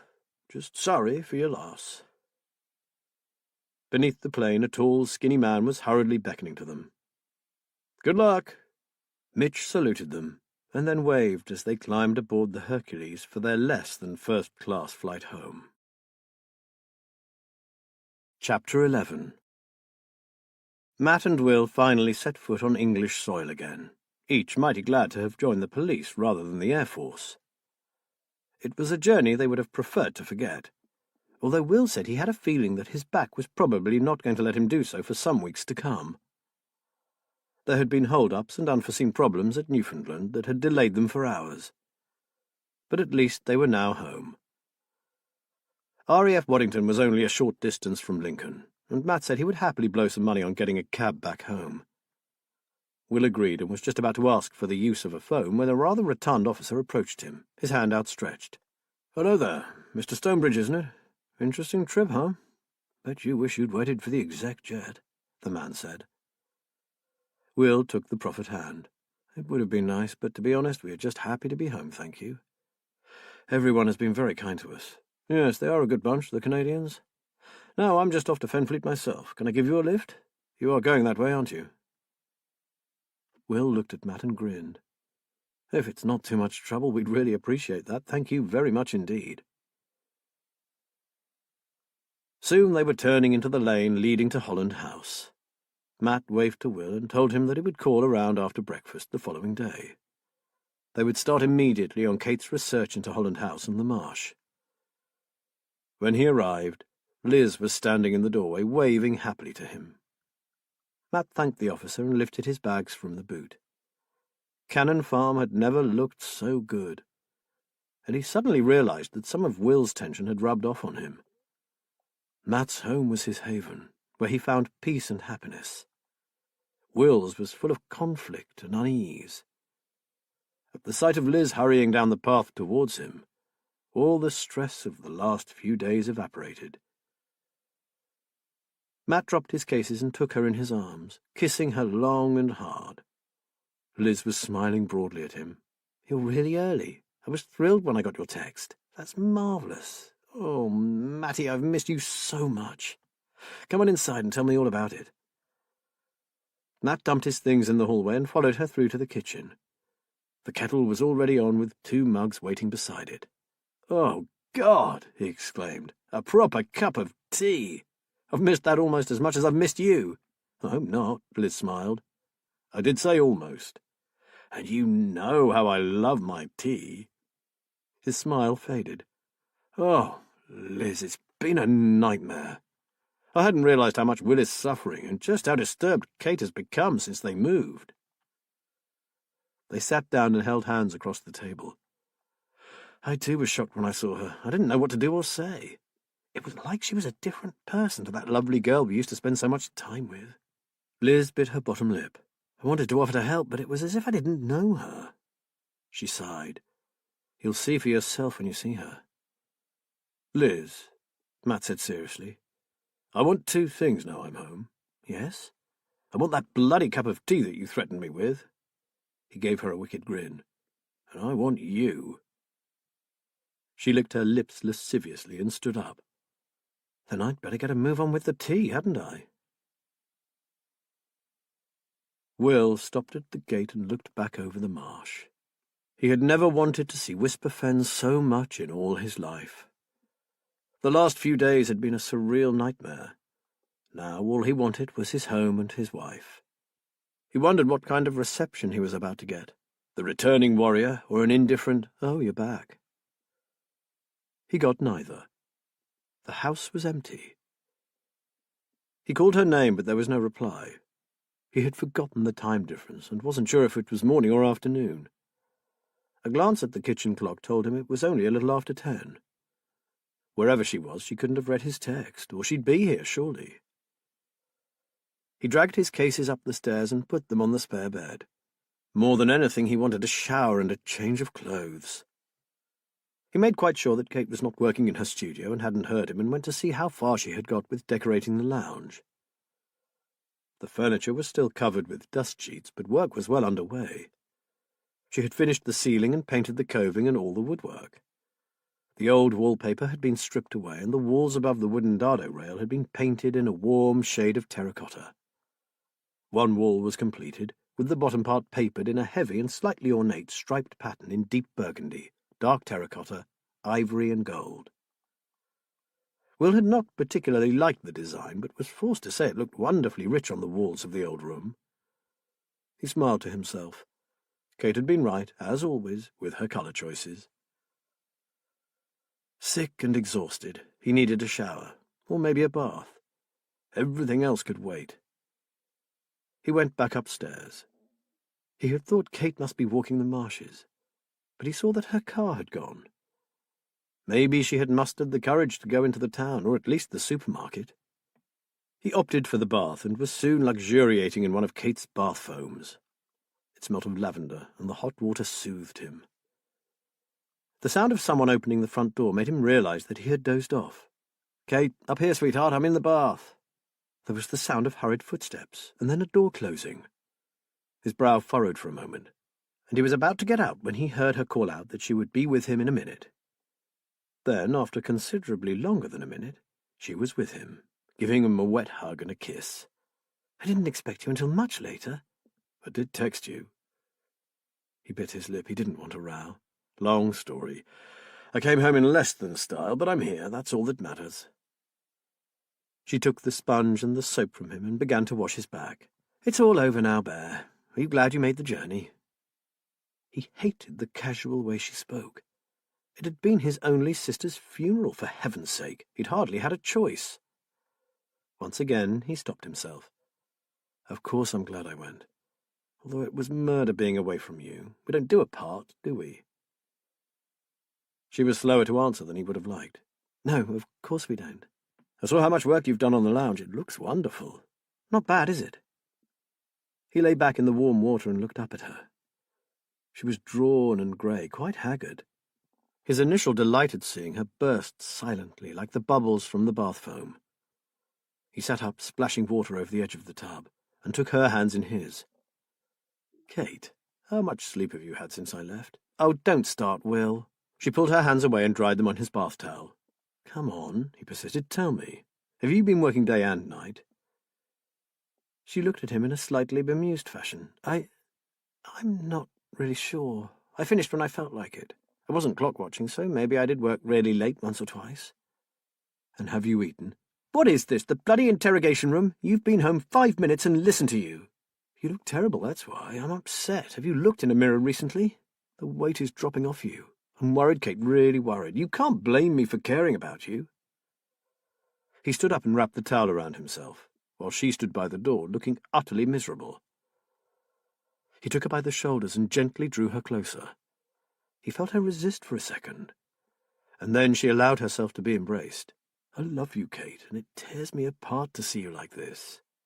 Be honest with me. Have you had a proper meal since last Wednesday?" She sighed. "I've picked at things. You know me when I get working. I don't have time to fanny around cooking. I've had stuff from the fridge and sandwiches. Oh, and some fruit." He didn't believe her. He was sure if he checked the fridge, nothing would have been eaten. He had bought her 6 individual ready-made meals and even made some of his special bolognese sauce and put it in the freezer for her. He supposed it was all still there, untouched. "This isn't good enough, Kate," he said softly. "You have to start looking after yourself or you're going to get ill. Then you will have no choice about seeing the doctor, will you?" Her face contorted in fear. Her eyes widened. "No doctors, we agreed." "Then you are going to eat and rest. If necessary, I will force-feed you and tie you down, understand?" "I'm not on a hunger strike, for Christ's sake. I just forgot, okay?" "No, not okay. Oh, God, what a mess." He felt tired again. He hugged her tighter. "Well, at least I'm here now. I can cook, make sure you get something nutritious down you again." "Oh, Kate, what am I going to do with you?" She looked up at him, her dark eyes filled with emotion. "I don't know, Will.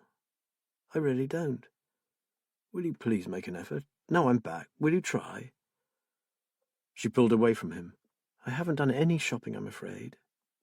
Will wasn't surprised to hear that. "It's all right. We can eat the meals that are in the fridge. I'll go to the supermarket and get fresh bread and milk in the morning." "I thought maybe that was where you were when I got home," he said. "Your car wasn't here." She turned and went to the door. "I'll make you some tea, shall I?" "Where were you, sweetheart?" "When?" "You know when," he sighed. "When I got back an hour ago." She bit her lower lip. "I went to get some petrol. I forgot to fill up before you went away. I was going to go on into the town, but I'm not ready for it yet. I'm sorry, but you'll have to do the shopping for a while longer."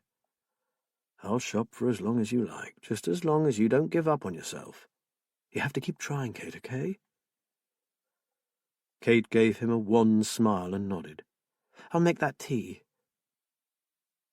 That night he prepared a somewhat makeshift dinner, and they had a couple of glasses of wine. Kate had resumed her work on the lounge in the afternoon, but had promised to give it up before supper. After they had eaten, he told her about Canada, and Guy's act of quiet heroism. He also said how friendly and welcoming everyone had been, and asked Kate if she'd like to go there for a holiday. She stared down into the ruby liquid in her glass. "One day, maybe. It's a breathtakingly beautiful country. It would inspire your work." Still, she would not look up. He noticed how tightly she gripped the stem of her glass. "As you say, one day. Want a top-up?" She held out the glass, still in one piece. He poured the wine and sat back in his chair. "Fancy an early night?" He fully expected her to find an excuse, but she flashed him a rare smile and said that would be lovely. For the first time since he got back, she told him that she had missed him. For once, she didn't visit her studio, and was still in his arms when the misty grey light of morning filtered through the window. Chapter 12. Matt and Liz lingered over breakfast, not wanting the day to begin. Matt had promised to go to Holland House and see Kate, under the pretext of sharing some of his local history knowledge. He wasn't looking forward to it. "I had an inquiry about another private investigation while you were away," said Liz, helping herself to more marmalade. "It doesn't sound too challenging, but I said I'd ring back today after I'd spoken to you about it. His name is Nigel Foreman, a businessman from Fenchester who owns several village stores in this area. He's concerned that one of the store managers is using his shop to fence stolen goods. He told the police, but nothing came of it. It's been going on for some time, apparently, but he hasn't managed to get a single bit of proof." She looked at Matt. "His problem lies in the fact that the guy who is managing the store is also his brother-in-law, and if he's wrong, well, it could cause an almighty family bust-up." Matt raised an eyebrow. "Sounds like something we could handle, doesn't it?" He frowned. "Although I feel bad that we've had no luck in finding whoever was carrying out those attacks on Amelia Swain. And then there's Kate. I have a feeling you may be right in saying that something tragic could happen unless Will finds a way to get her some professional help." Liz pulled a face. "Suppose I go and talk to Mr. Foreman and tell him we have a case to tie up, but if he is prepared to wait, we'll look into it for him. What do you think?" "Good idea." Matt smiled across the table at her. "I know we don't need the money, but if we want to build up a viable business, we need small jobs like this. I'll go and see Will and Kate, and you see what the timescale is on Mr. Foreman's job. I had a text from Will. He's off to the supermarket and will be home around 10:30, so I'll aim for then. I'll call in on Amelia at the same time." Liz drained her cup. "Sounds good to me. It's only 7:30, but I'd better go and get a shower." She gave him a knowing look. "Want to join me?" Matt smiled broadly. "I should go away more often. And as you say, it's still early, isn't it?" They left the breakfast things and hurried back upstairs. As Will prepared for his assault on the store, Kate pressed on with her decorating. She looked considerably better this morning, if you chose to ignore the panda eyes and the body that was little but skin and bone. Will decided that a sleep and the food had done her good. He had said he was happy for her to continue working on the house, just as long as she ate everything he prepared for her, breakfasts, lunches and dinners, and that she did not work on into the night. She hadn't been exactly enthusiastic, but she hadn't objected, so Will had some hope. He strode out to his car and stopped. Some fleeting thing had caught his attention. Then it had gone. He stared back at the house, but it was lost to him. He sniffed. Annoying. At 10:20, shopping complete, Will kicked open the back door and called for Kate to help him in with the bags. He had unloaded the vehicle and dragged it all into the kitchen before she appeared. "Sorry, Bear, I was on the phone. Someone I contacted through the internet had some information for me about Whisper Fen, and he had some great new websites for me to look at. How was the shopping spree?" Biting back his comment on her obsession with Whisper Fen, Will mustered a faint smile. "Oh, spent a fortune as usual, but at least we'll have some fresh food to eat. How's your work going?" "Slow. Better get on." She left him to put away the groceries and returned to the lounge. He made coffee and took it into her. A glance around the room revealed little difference from when he had left for the shops. He guessed that her phone call had sent her scurrying to the computer, abandoning the lounge. He offered to help her, but she declined. Not much keen on wallpapering, Will didn't argue. He said he would go and do some odd jobs. Remembering the muddy shoes, he made his way out to the porch. He washed off the mud ready for polishing when he remembered what had bothered him earlier. As he had pulled on his trainers, he had seen Kate's best black shoes on the shoe rack, their slender heels caked in mud. Now they were gone. Where had she been in a pair of Gucci heels? He finished his job and decided to ask her. Then he saw Matt's Toyota pulling up outside. "You look full of the joys of spring," he commented as Matt strode towards him. Matt gave him a wink. "Oh, do I? Now I wonder why that is." Will thought of his own cool reception and felt empty inside. He changed the subject. "What have you got there?" He indicated the folder under Matt's arm. "More photos, a few old newspaper cuttings, and some interesting stuff about the building of this house. Heaven knows why my parents had it, but I found it with some old deeds and documents that belong to them. It even lists the materials used and the names of the builders. I reckon Kate'll love it. Even I have to admit it's interesting." "Oh, you'll be her friend for life," said Will bitterly. "Sorry that came out all wrong." "Been a bit fraught, mate?" Matt asked softly. "Could say that. But come in and see what she's done with the lounge. It's impressive, even if she's nearly killing herself getting it done."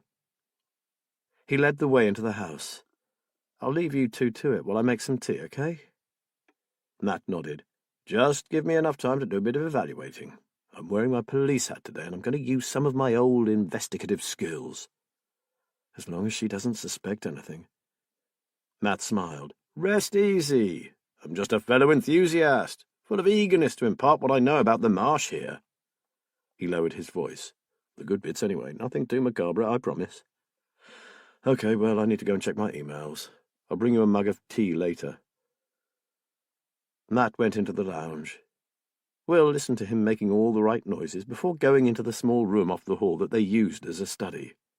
He logged into the computer. He skimmed through his own mail, deleting most of the messages, then took a look at Kate's emails. He found a string of unopened messages and dozens of websites that she had saved as favourites. All had to do with genealogy or local history. He opened one and found it was an old story about a local eel catcher. He left that one and clicked on another that consisted of a series of sensational newspaper articles, including a story about the disappearance of a 2-year-old girl from Whisper Fen. He sat forward, closer to the screen, horrified. There was a third child then, a third lost child at Holland House. He read on. According to the article, it had occurred 3 years after the house was built. Victoria Holland, the rich farmer's daughter-in-law, to whom the house had been given as a wedding present, had given birth to twins, a boy called Albert and a girl named Elizabeth. Shortly after their second birthday, the children had been playing in the garden in the care of their nanny. This woman had apparently returned to the house in order to get her charges some cool drinks. When she came back, a matter of minutes later, the little boy was alone and crying. Elizabeth Holland had disappeared without trace. Will groaned in dismay. Kate must not read this. He deleted the message and the link. Then he realized that she must have made a note of all these website addresses from the phone call. He sifted through the papers on the desk but found nothing. Then he searched the waste bin and found it. He removed the screwed-up piece of paper and pushed it in his pocket, collected up the bin and took it out to the incinerator in the garden, where he burned the lot. He went to the kitchen with a heavy heart. How many more dark secrets did Holland House have to reveal? And how many of these would his wife discover? While he made tea, Will listened to Kate's excited voice praising Matt for remembering some choice piece of information about the Fen. He carried their mugs into the lounge. Kate called out, "Oh, I'm so glad Matt came to see me today, darling. He's a treasure trove of information." Will summoned a grin. "That's our Matt for you, a right little treasure." "And here's the best bit. He knows an old man who has lived here all his life, and he used to work in the garden here. He's going to take me to meet him. Isn't that great? I bet he'll have some incredible stories." Her dark-rimmed eyes burned almost feverishly. "Absolutely, babe." Will turned to Matt. "Thanks for taking the time to do this. As you may have gathered by now, my lovely wife has something of an obsession with Holland House. And rightly so," Matt said. "I'm a great believer in learning the history of your local area." "See?" Kate flung at him. "I'm not the only one who wants to learn everything I can about this magical place." Matt stayed for another half hour before taking his leave. "I promised to call in at Amelia Swain's place on the way home. I'm just hoping that nothing else has happened to her." He looked at Will. "Fancy a ride out there? Then you can walk back." "Sure, then it'll be time for me to get lunch." Kate, I'll ring you as soon as I can get hold of old Amos. Then we can go and visit him, okay? He smiled at her. And I think you're making a fantastic job of the room. It's perfect. Kate squeezed his arm affectionately. Thank you, Matt. I want to make Holland House proud again. Well, you're doing incredibly well. He patted her hand. And Liz and I will continue to look for anything that will help you with your project. Outside, Matt exhaled loudly. As soon as the car door closed, he said, Oh my, I'm starting to see why you're so worried about her. My friend, you have to get her some help. You just have to. Will groaned. You don't know what she suffered last time. It was horrendous. She would never forgive me if I put her through that hell again. I'd lose her, Matt, I know it. You could lose her anyway. A condition like that left untreated could have terrible consequences. Matt started the car and drove slowly down the lane. Look, is there any way you can get into her studio and take some pictures of her latest paintings? I really need to see them. And Will, with your permission, I'd like to run them past Laura Archer. Besides her work for the force, she also does the occasional session in the community. At the very least, you would get a professional opinion on Kate. Will was torn. He didn't really need a professional to tell him that Kate needed help. I'll try to get the pictures, Matt. I'm assuming that's why you were carting her off to meet this Amos character? To give me time to do a bit of breaking and entering? Neat, wasn't it? And very convincing. But just for now, Matt, if I get those pictures, you will keep them just between us. And Liz, of course. Matt nodded. They had arrived at Amelia Swain's cottage.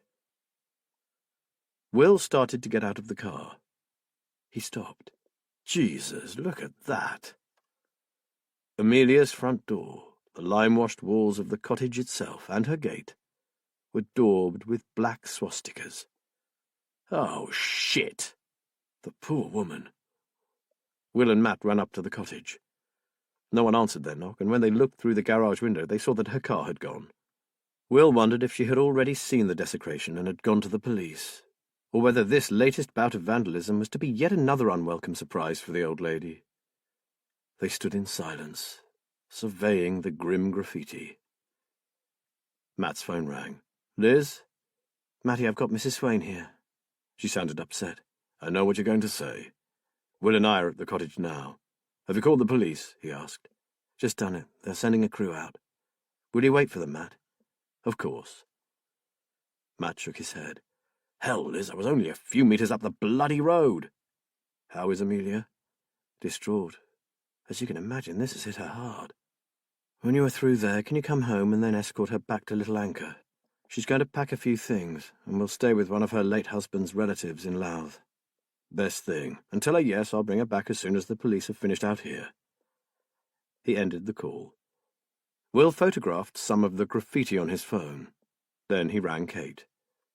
I'm going to be a bit later than I said, Kate, and I've sent you some pictures of what they've done. Take a look and tell me what you think. For some reason, Will sensed that something wasn't quite right about the symbols painted on the wall. After a moment or two, she rang back. Whoever they are, Will, they aren't fascists. Well, not very smart ones anyway. The symbols are back to front. Hitler's swastika was a Greek cross with the arms bent at right angles, going clockwise, but these aren't like that. The swastika is an old Sanskrit symbol for good luck and well-being. Any real Nazi would get that right, wouldn't they? He grunted. I had a feeling you'd know. But where on earth do you get all this stuff from? No, don't tell me. Research. Of course. Fairies and other magical beings are all tied in with signs and symbols. Think of the unicorn. So, if it's not some neo-Nazi group, then who the hell is trying to frighten this old lady to death? I have no idea. That's your department, Mr. Policeman. I'm just a researcher. Now I have to get back and finish what I was doing. See you soon. Will put his phone back in his pocket and told Matt what Kate had said. Matt shrugged. Really? Would that honestly make a difference? I'd be surprised if the little shits can spell, let alone get their swastikas the right way round. What else can it be but her being Jewish? Well, Bryn Owen did say there was a nasty faction operating out of Nottingham way, so if I was them, first thing I'd do is check out any fascist organisations that could have a cell round here.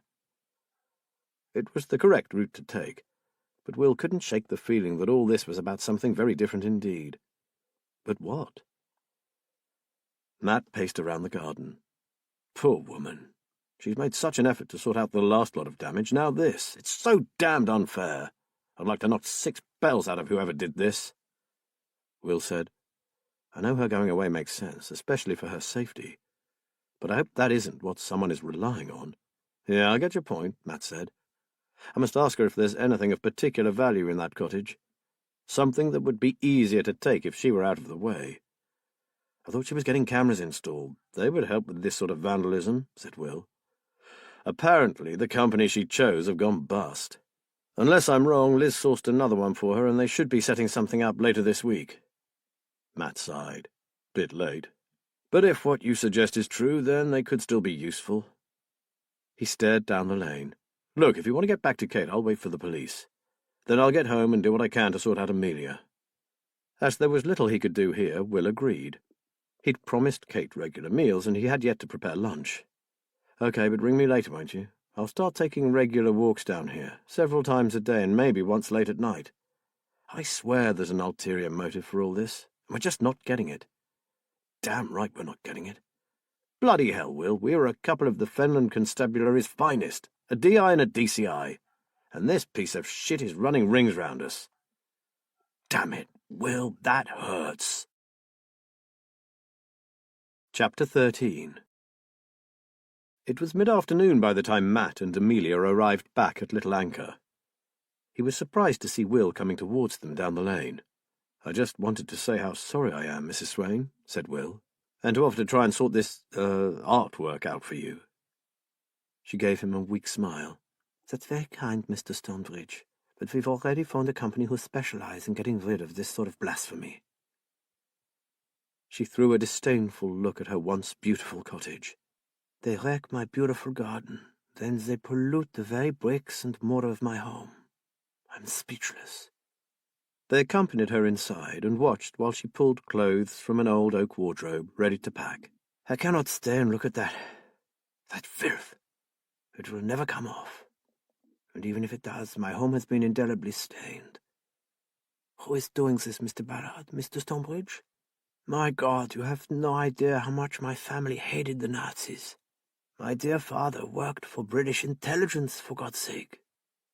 Now it feels like history is repeating itself, and they are attacking Jews again. Angrily, she threw open drawers and snatched at odd items of underwear and stuffed them into a case. Mrs. Swain, can you think of anyone who may have a grudge towards you? Forget the Jewish element for a moment. Have you or your family ever had enemies for any other reason? Will asked. She gave a short, hard laugh. We were German and Jewish. We always had enemies. But no, after the war, my parents worked hard at fitting in, being part of the community. It was tough, very tough, but they succeeded. She sighed at the memory. Except that my poor mother struggled with the English language. I was brought up bilingual, and I still blame her for my never losing her accent. Now her tone softened. My husband was a well-respected, indeed well-loved man, and as his wife I was accepted too, in time. No, Mr. Stonebridge, I have no enemies here. I know we've asked this before, but are you sure no one has ever offered you money to move? I keep thinking about property developers. There are housing estates springing up everywhere these days, Matt said. No, and I am certain that the farmer who owns the land surrounding the cottage would not let it go for building. Henry Porter is a man of the countryside. He hates the way that towns are spilling over into the rural areas. He's vehement about it. No one has approached me, and I wouldn't have sold if they had. She frowned. Now, of course, I'm not quite so sure. Matt hated to think of her being ejected from the home she loved through no fault of her own. Look, don't make any decisions just yet. Have a break. Get the cleaners to sort out the graffiti, and then think again. Will you leave me a contact address? I can let you know when the work is finished, and Will and I will keep an eye on your post, if you like. I will leave your key, if that is all right with you, Mr. Ballard. If you don't think it an imposition. Of course not. I'll be happy to help. He gave her a rueful smile. I'm just sad that we've not managed to protect you from it all. To tell you the truth, Will and I are feeling pretty useless. The old woman went to a bureau in the corner of her bedroom and took out a sheet of white paper. On it, in elegant script, she wrote a name, address and telephone number, and her mobile number, and handed it to him. No one could have done more, and you're both being so kind. It means a lot to me. Lena is a dear old friend, as well as a relative of my husband. She used to live in the old manor house in the village here, but it got too much for her after her family grew up and her husband died. She now has a nice little bungalow in Beckington, near Louth, and I can stay for as long as I want. She was a great friend of old Mrs. Holland, too. She's a good woman. She will make me welcome. She turned to Will and smiled. Oh, and do tell your wife that I will be staying with Lena Marshall. They met at the funeral.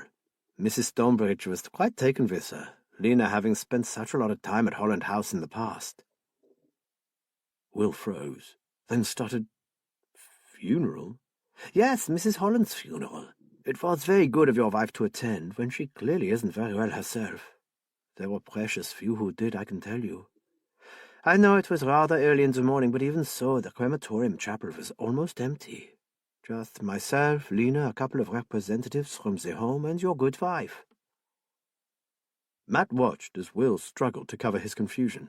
Oh, yes, of course. I was in Canada at the time. I'd forgotten. Amelia seemed to accept that and continued with her packing. Matt caught Will's eye and nodded towards the door. Shout when you're through, Amelia, and we'll carry your cases down. He hurried Will downstairs. What was that all about? Black Gucci shoes with mud-covered heels. Will looked shell-shocked. When I came home from Canada, Kate wasn't there. I got in the bath and heard her come in. She was ages before she came and found me. I asked where she'd been, and she said to the garage for fuel. But I saw her best shoes in the porch, the heels all muddy. He looked as if he was about to cry. So much for getting petrol. She had been at the funeral. How could she, Matt? We travelled halfway across the world without her because she couldn't face going to my only sister's funeral. She couldn't be there to support me in my grief, yet she managed to dress up and drive herself to the cremation of a complete stranger. I didn't even know the woman was dead. Matt didn't know what to say at first. He gripped his friend's arm tightly. Look, Will, you need to get a hold on this. There's one hell of a difference between flying off to another country and driving a couple of miles in familiar territory. And don't forget, Mrs. Holland was her only living link to the place she's obsessed with. In her fragile state, I'm willing to bet that Kate believed she had no choice. Will looked at him, hollow-eyed. It was going to take him some considerable time to get over this apparent betrayal. Come on, man. She's far from being herself, and you know it. Cut her some slack. Just don't go storming off home to have a go at her. We both know that could have disastrous consequences. I'm ready, Amelia called down. Her voice seemed to rouse Will from his stupor. Coming, he called back. He swallowed. I hear what you say, Matt. I'm just hurt. And I think I have every right to be. He went back up the stairs 2 at a time and collected the bags. 5 minutes later, the 2 men watched Amelia Swain's new Volvo drive away in a cloud of dust. Bloody shame, growled Matt. We must find out what is going on here. We have to. Will nodded absently. Want me to come back with you, Will? Matt asked. Will shook his head. I appreciate the offer, Matt, but it's okay. I won't mention it. Well, not tonight. Maybe another time when I'm less emotional, but I won't have a go, I promise. Okay, then I'll head off home. If you see my vehicle around, it'll just be me keeping an eye on Amelia's place. Not that I think I'll do any better than I did before. Speak tomorrow. He watched his friend trudge slowly back along the lane, head down and shoulders drooping. What has happened? Matt thought. Whisper Fen used to be a happy place. But now an old lady was fleeing her home and a happily married couple were disintegrating before his eyes. Oh, yes, and not to forget their other neighbour, the possible paedophile, just down the road in Tyler's Lane. Shaking his head, Matt got into his car and revved the engine. Will made his way slowly down the lane, trying to gather up the tattered remnants of his composure before going into the house. Right now he couldn't trust himself to speak to Kate. He would be sure to say something he'd regret. Words he couldn't take back.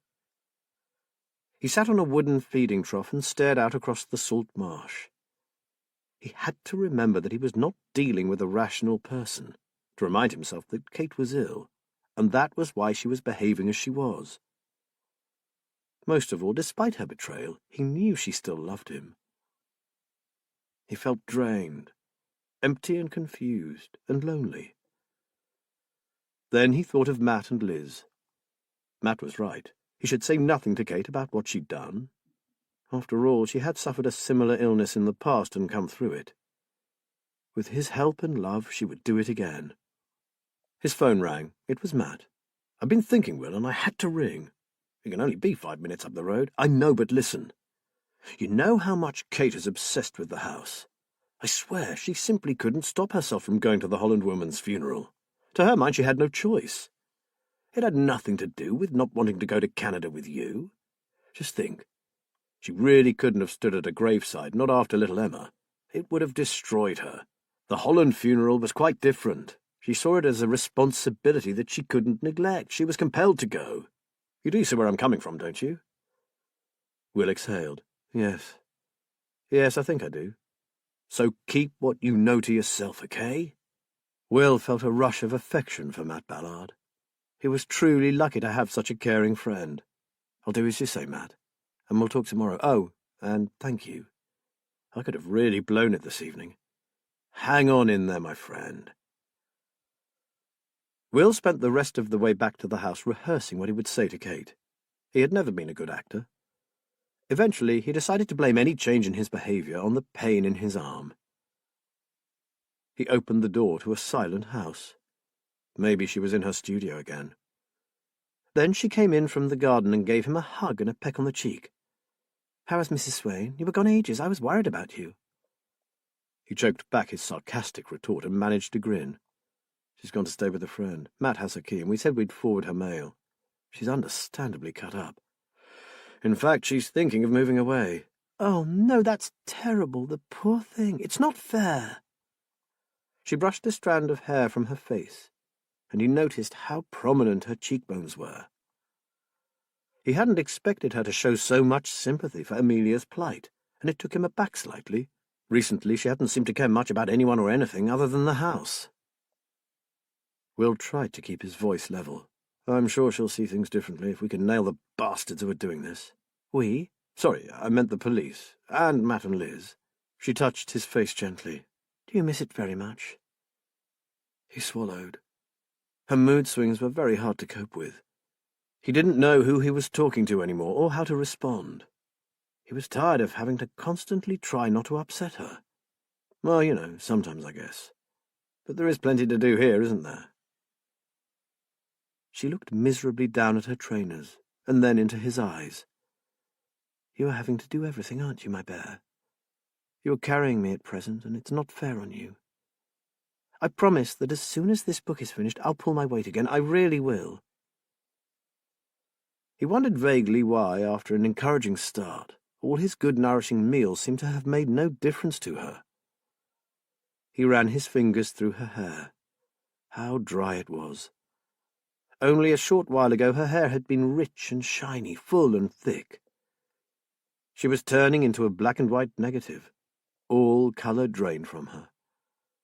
She who had shone so brilliantly.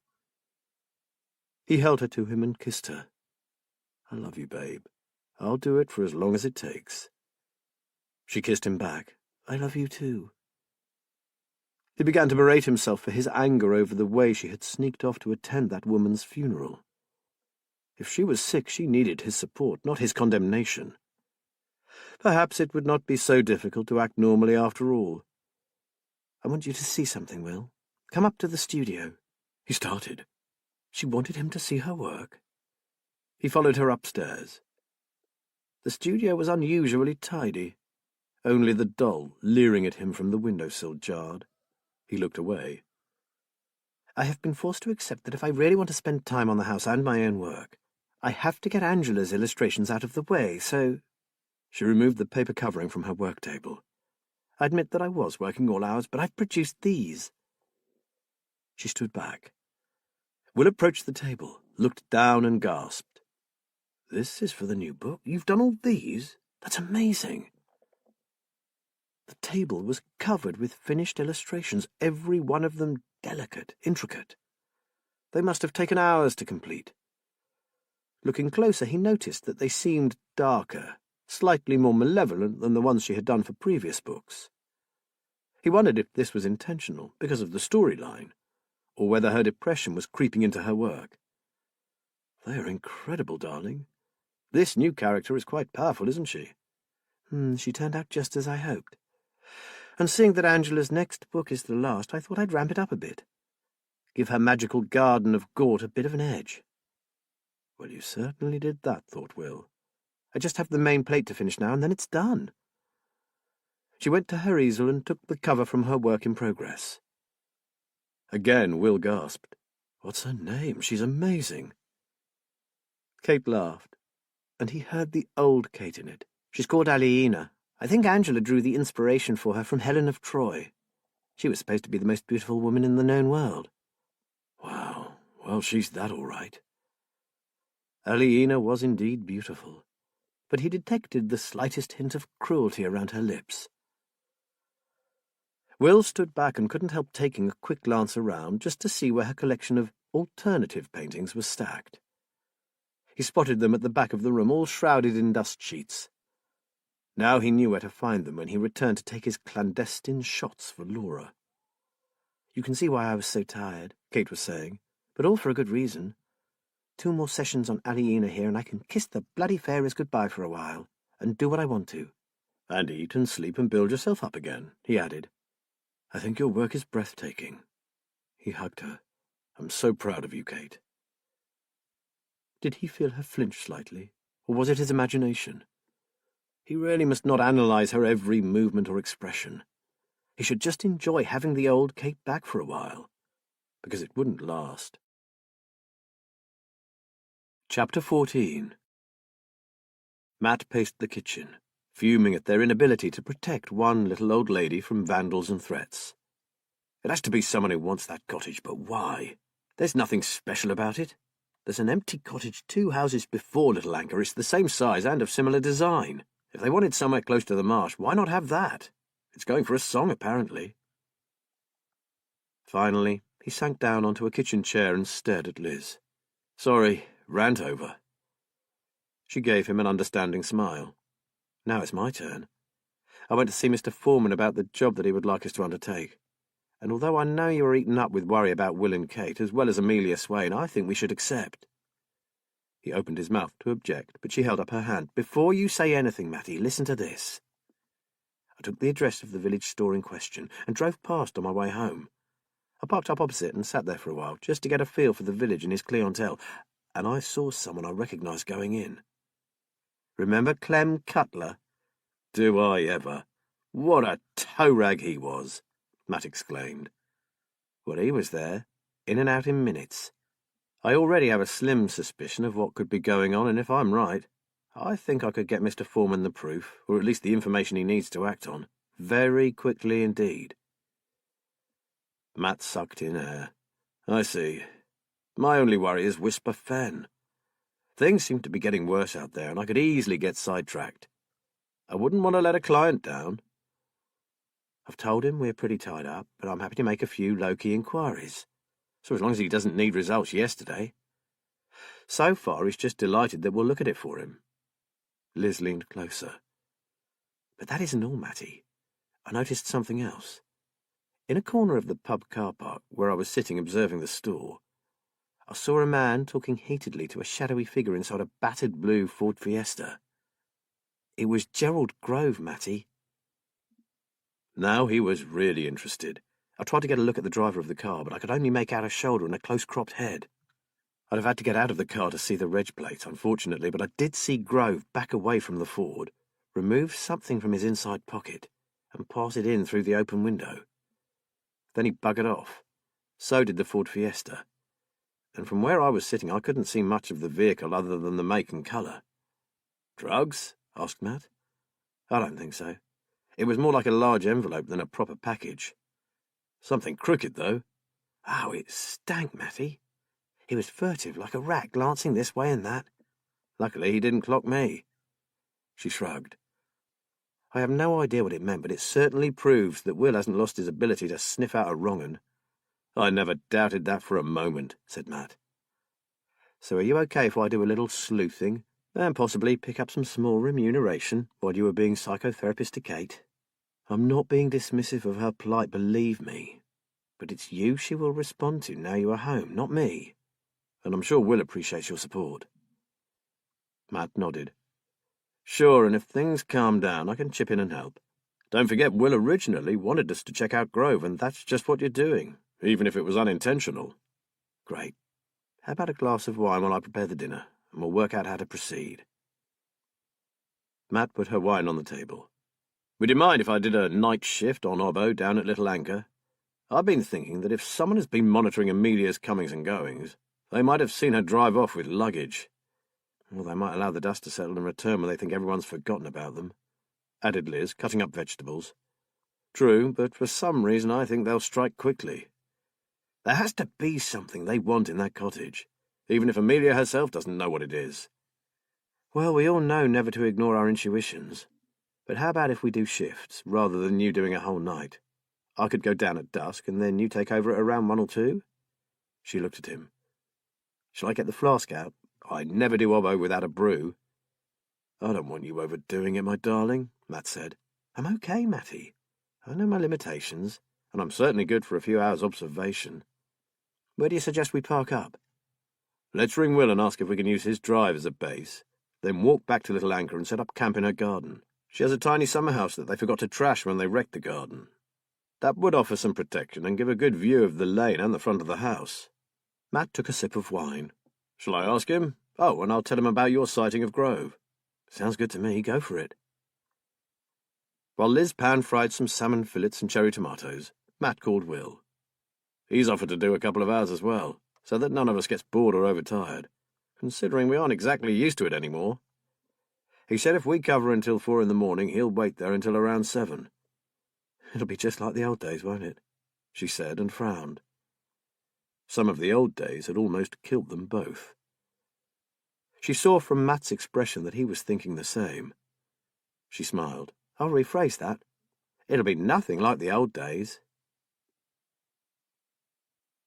Maybe it was the thought of doing observation again that made Will think of Billy Briars. That or the mention of Grove, upon whom his wife still looked benevolently. Poor misunderstood victim. Pah! What a line he must have fed her. Just like Billy Briars. Young Billy was everything that do-gooders loved. Supposedly the product of a broken home, beaten by his father and ignored by a drunken mother. He had a baby face with an angelic expression that wouldn't have been out of place in a white surplice. But instead of a hymn book, Billy preferred to carry a knife, and that cherubic smile concealed dark thoughts that no social worker could even imagine. Billy was pure evil. But what an actor! Billy was able to turn on the charm and the waterworks whenever they were needed. Will's darling Kate wouldn't have stood a chance, and she wouldn't have been the first to fall for his little boy lost routine. He had been given more chances than anyone could count. But his luck finally ran out one dark night in a stinking alley when he encountered Will and his crewmate. Will and his mate had been called to a fight outside a pub in Fenfleet. When they arrived, the offending parties appeared to have sorted out their differences and were nursing only a few minor wounds. They had hung around for a while to ensure it didn't flare up again. Just as they were leaving, a middle-aged man, red-faced and out of breath from running, called out that there was something going on down a service alley at the back of the parade of shops. He had heard a cry and the sound of a scuffle, but was too scared to go down there himself. The 2 policemen had found Billy in the middle of attacking 2 terrified women. He went down for rape, attempted rape, unlawful possession of drugs, and assault with an offensive weapon. Will stared out of the kitchen window, reliving his relief when the judge sentenced Billy Briars to 12 years. At least he hadn't been taken in by the amateur dramatics, and even Billy couldn't sweet-talk away the forensic evidence that had piled up against him. Little bastard. It should have been life. Will shivered. There were times when he was glad to be out of the force. But here he was, off out on Obbo again. He grinned to himself and shook his head. He hadn't told Kate yet, but he had a feeling she wouldn't mind one way or the other. She might even use his absence to sneak back into her studio. Actually, things had been better this evening.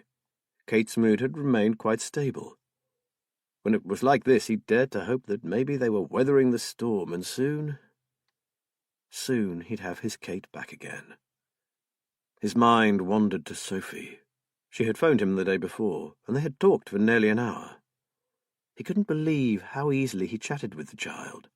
It felt like he was back with his little sister. Even Kate commented on it, albeit somewhat sardonically. The Fauves were pleased that Sophie was settling in, although Philip was worried about going back to Germany and wondered how the little girl would handle the disruption. He was to go for a year, and his family were able to accompany him. "It's a tough decision, Will," he said unhappily. "I can leave them at home, but a year apart from your kids is a hell of a long time when they're growing up. How can I take that poor kid back to the very place where her mum and dad were killed? What do I do?" Will had no answer to give him. After some thought, he suggested that they ask Sophie what she would like to do. Will worried about his niece. Strange, because he'd had little to do with her while her parents were alive. Now she had become dear to him, and he wanted her to be part of his life. He had no idea how he could make that happen. He tidied up the kitchen and found that he was quite looking forward to keeping Cave at Little Anchor. He went upstairs to set his alarm clock, took a deep breath, and went to find Kate and tell her. Liz had taken the early shift. Her 3 hours had been uneventful. The last hour dragged, and the warm night had her fighting to keep her eyes open. She was pleased to see Matt's large frame slipping through the summer-house door. "Nothing to report, boss," she said sleepily, "unless you count several tomcats and a couple of hedgehogs." She handed him the night vision binoculars. "Don't forget, mind, no wading in alone if you see someone. Brinowen knows what we are up to, and if we need the Fenland Constabulary's help, we ask for it." Matt smiled into the darkness. "I know the drill, Liz, and I promise I'll follow it to the letter." "Why don't I believe that?" she whispered back. "Can't think." Matt pecked her cheek. "Now go and get some sleep, but keep your mobile with you, just in case." Liz slipped silently out into the night. Matt was an hour into his shift when he heard the noise. It was a metallic sound, a single note, like someone striking a steel drum. He crept cautiously out of the summer-house and listened, trying to ascertain where the sound had come from. All he could hear were the sounds of the night, the breeze blowing about a plastic bag caught in the hedgerow, the quiet knock of wood on wood from Amelia's badly-fitting greenhouse door, the call of a nightbird somewhere out on the marsh. And something else. He was not alone in that garden. The wind dropped, and an eerie stillness settled over Whisper Fen. Matt crept closer to the hedge and squinted into the darkness, trying to discern any sign of movement. Ahead, in a narrow passageway between the house and the coal shed, was a shadow, moving almost imperceptibly towards the rear of the building. Matt took his heavy maglite torch from his pocket and braced himself. As soon as the shape reached the far end of the alleyway, Matt broke cover and ran. He hesitated at the corner of the house in case the villain was waiting for him, and was just in time to see the dark figure move swiftly towards the back gate. Matt crashed through the gate and almost cannoned straight into him. A vicious blow to the side of his head knocked him to the ground, stunning him momentarily. When he staggered to his feet, still groggy, his assailant was already out in the lane and running. With no earthly chance of catching him, Matt picked up his torch and made his way to the front of the house. He sank down onto Amelia's garden seat, took out his mobile and called the police station. They would never get to the lane before his attacker vanished completely, but it was worth a try. His head felt as though he had run full pelt into a brick wall, and a wave of nausea swept through him. He told himself to ring Liz, but he didn't want to alarm her.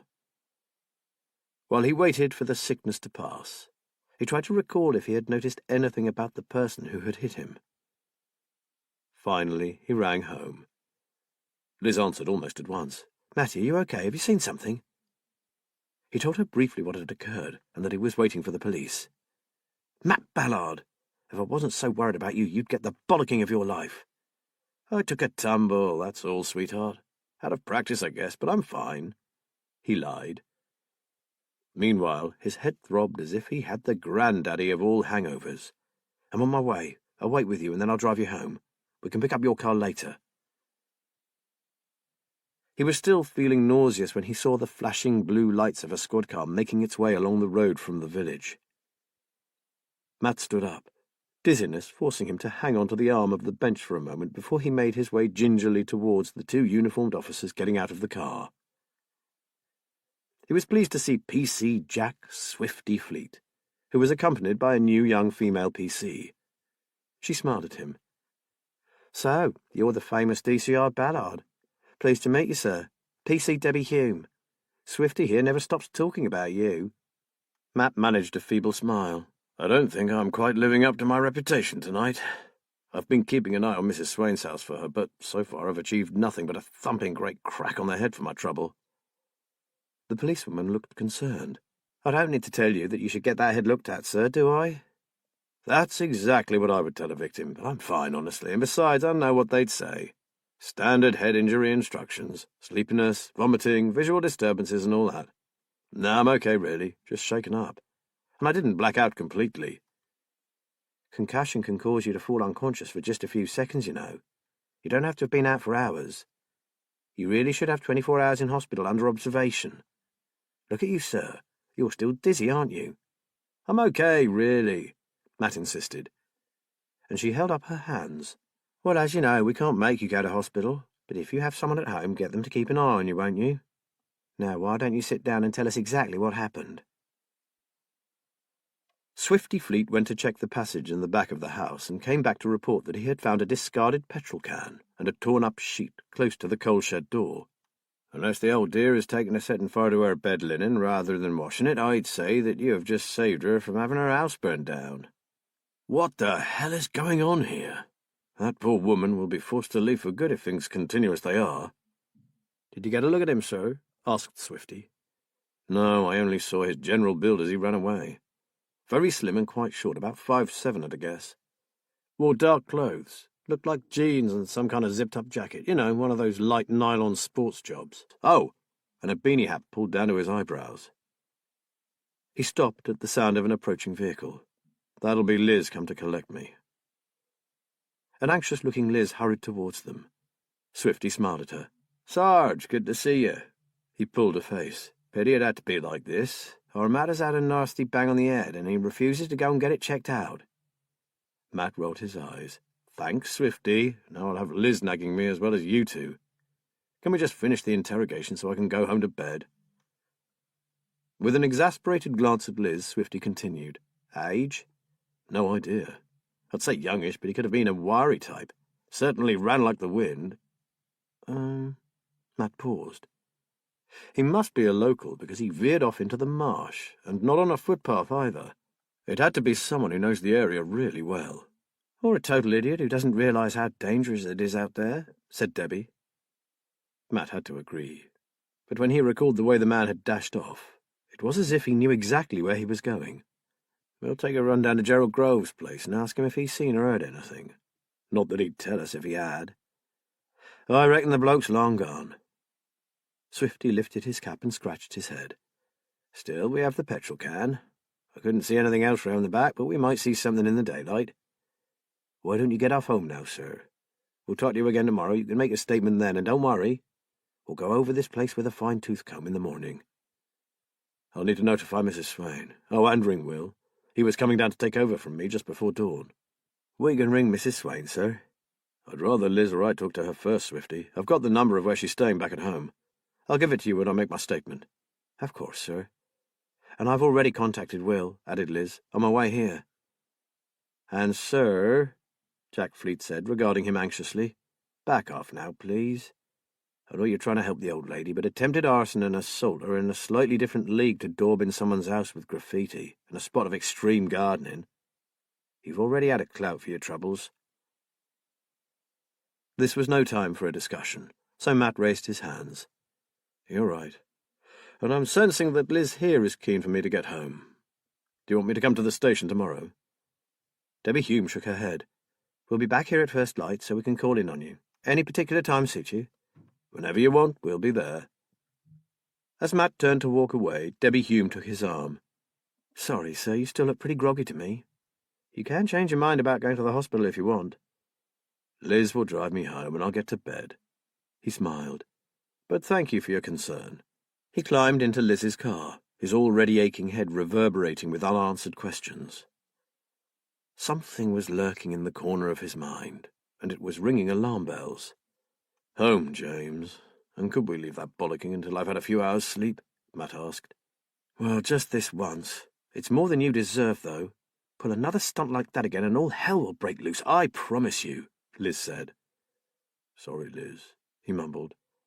"That was really stupid, a proper rookie mistake.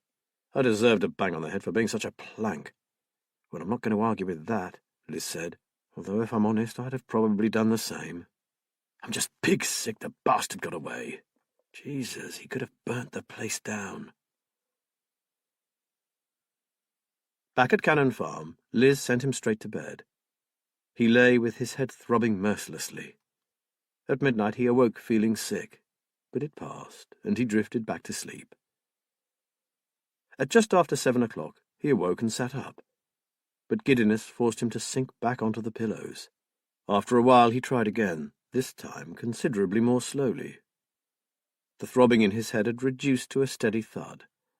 He slid his legs over the edge of the bed and sat up tentatively, considering himself quite fortunate to have got away with just a headache. His sight was unaffected, and he hadn't been sick. All good signs, he told himself. "Hey, back into bed, you!" Liz stood in the doorway and glared at him over a breakfast tray. "Nurse's orders." She placed the tray on his lap, hot buttered toast and marmalade, and a cafetiere of freshly ground coffee. "This is wonderful. I must remember to get thumped more often." Liz leant over, touched his temple gently and kissed it. "There is no bruising." "It's really tender, though. Feels as though it should be black and blue. Still, I've had worse." He looked up at her. "What on earth is going on at that cottage?" "I have no idea. I mean, why try to burn it down? If you want something from it or need the old lady out of the way for some reason, you don't torch the place. It's bizarre." "I'm so glad this happened on my shift and not yours, or Will's for that matter. I think my skull's probably the thickest." Liz raised her eyebrows. "Now, will you be all right if I go and grab a shower? And I suggest you get one as soon as you've eaten. I have no idea when our colleagues will be calling in to see you. I've got a couple of errands to run this morning, so I might not be here when they arrive." The police car drew up outside at 9:30. Matt was relieved to see Swifty climb out. It was so much easier talking to someone you knew well and trusted. Over mugs of tea, Matt duly gave his official statement. Swifty collected up the paperwork, put it into a folder, and leant back in his chair. "I don't like this business. We found a bloody great lump of sawn-off fence post in the back garden. Looks like that was what you got clobbered with. Your assailant wasn't mucking around either. I reckon he wanted you out of the picture for a while. Lucky you've got such a bleeding hard head. Most people would have been stretched out in the hospital after that." "I wasn't far off. The old PC Hume did all she could to get me down to A&E, and at one point I nearly agreed, but to be honest, I was worried for Liz. With all these weird goings-on, I didn't want to leave her alone out here." "Well, I can understand that." Swifty looked worried. "We went down to that Grove character's cottage after you left, but it was in darkness. If he was there, he certainly wasn't showing himself." "Well, it wasn't him last night. Wrong build, wrong height, wrong everything." Matt looked seriously at his old friend. "Swifty, there is something I'm missing. Something came to me last night when I was talking to Debbie Hume, but it's gone again. You know that just-out-of-reach feeling? I've been struggling with it since I got up. Easier said than done, but it sometimes comes back if you can think about something else for a while. I suppose, but it's driving me mad. If you remember, ring me." Swifty stood up. "I'm going down to Holland House now to make sure the Stonebridges are aware of what's going on. I'll be warning them to make sure they lock their doors at night and maybe stay away from the marsh and the sea bank for a while. They are aware of the situation, but good luck with that. Mrs. Stonebridge wanders off out there all the time. Well, maybe Will can keep an eye on her. I certainly wouldn't advise going out alone until we get a handle on what's happening." Swifty smiled at Matt. "Everyone at the station misses you, you know, and the Sarge. It's not the same without you both." Matt felt a surge of affection for his old colleague. "Thank you, Swifty. I do and I don't miss it, but, well," he shrugged. "DC Bryn Owen told me the super reckons you should go back in. They're precious short of experienced senior officers, and although you'd served your time, they would be happy to give you another 5 years before saying goodbye permanently." Swifty looked at him and raised his eyebrows. "As I said, it's not the same without you." Matt pulled a face and sighed.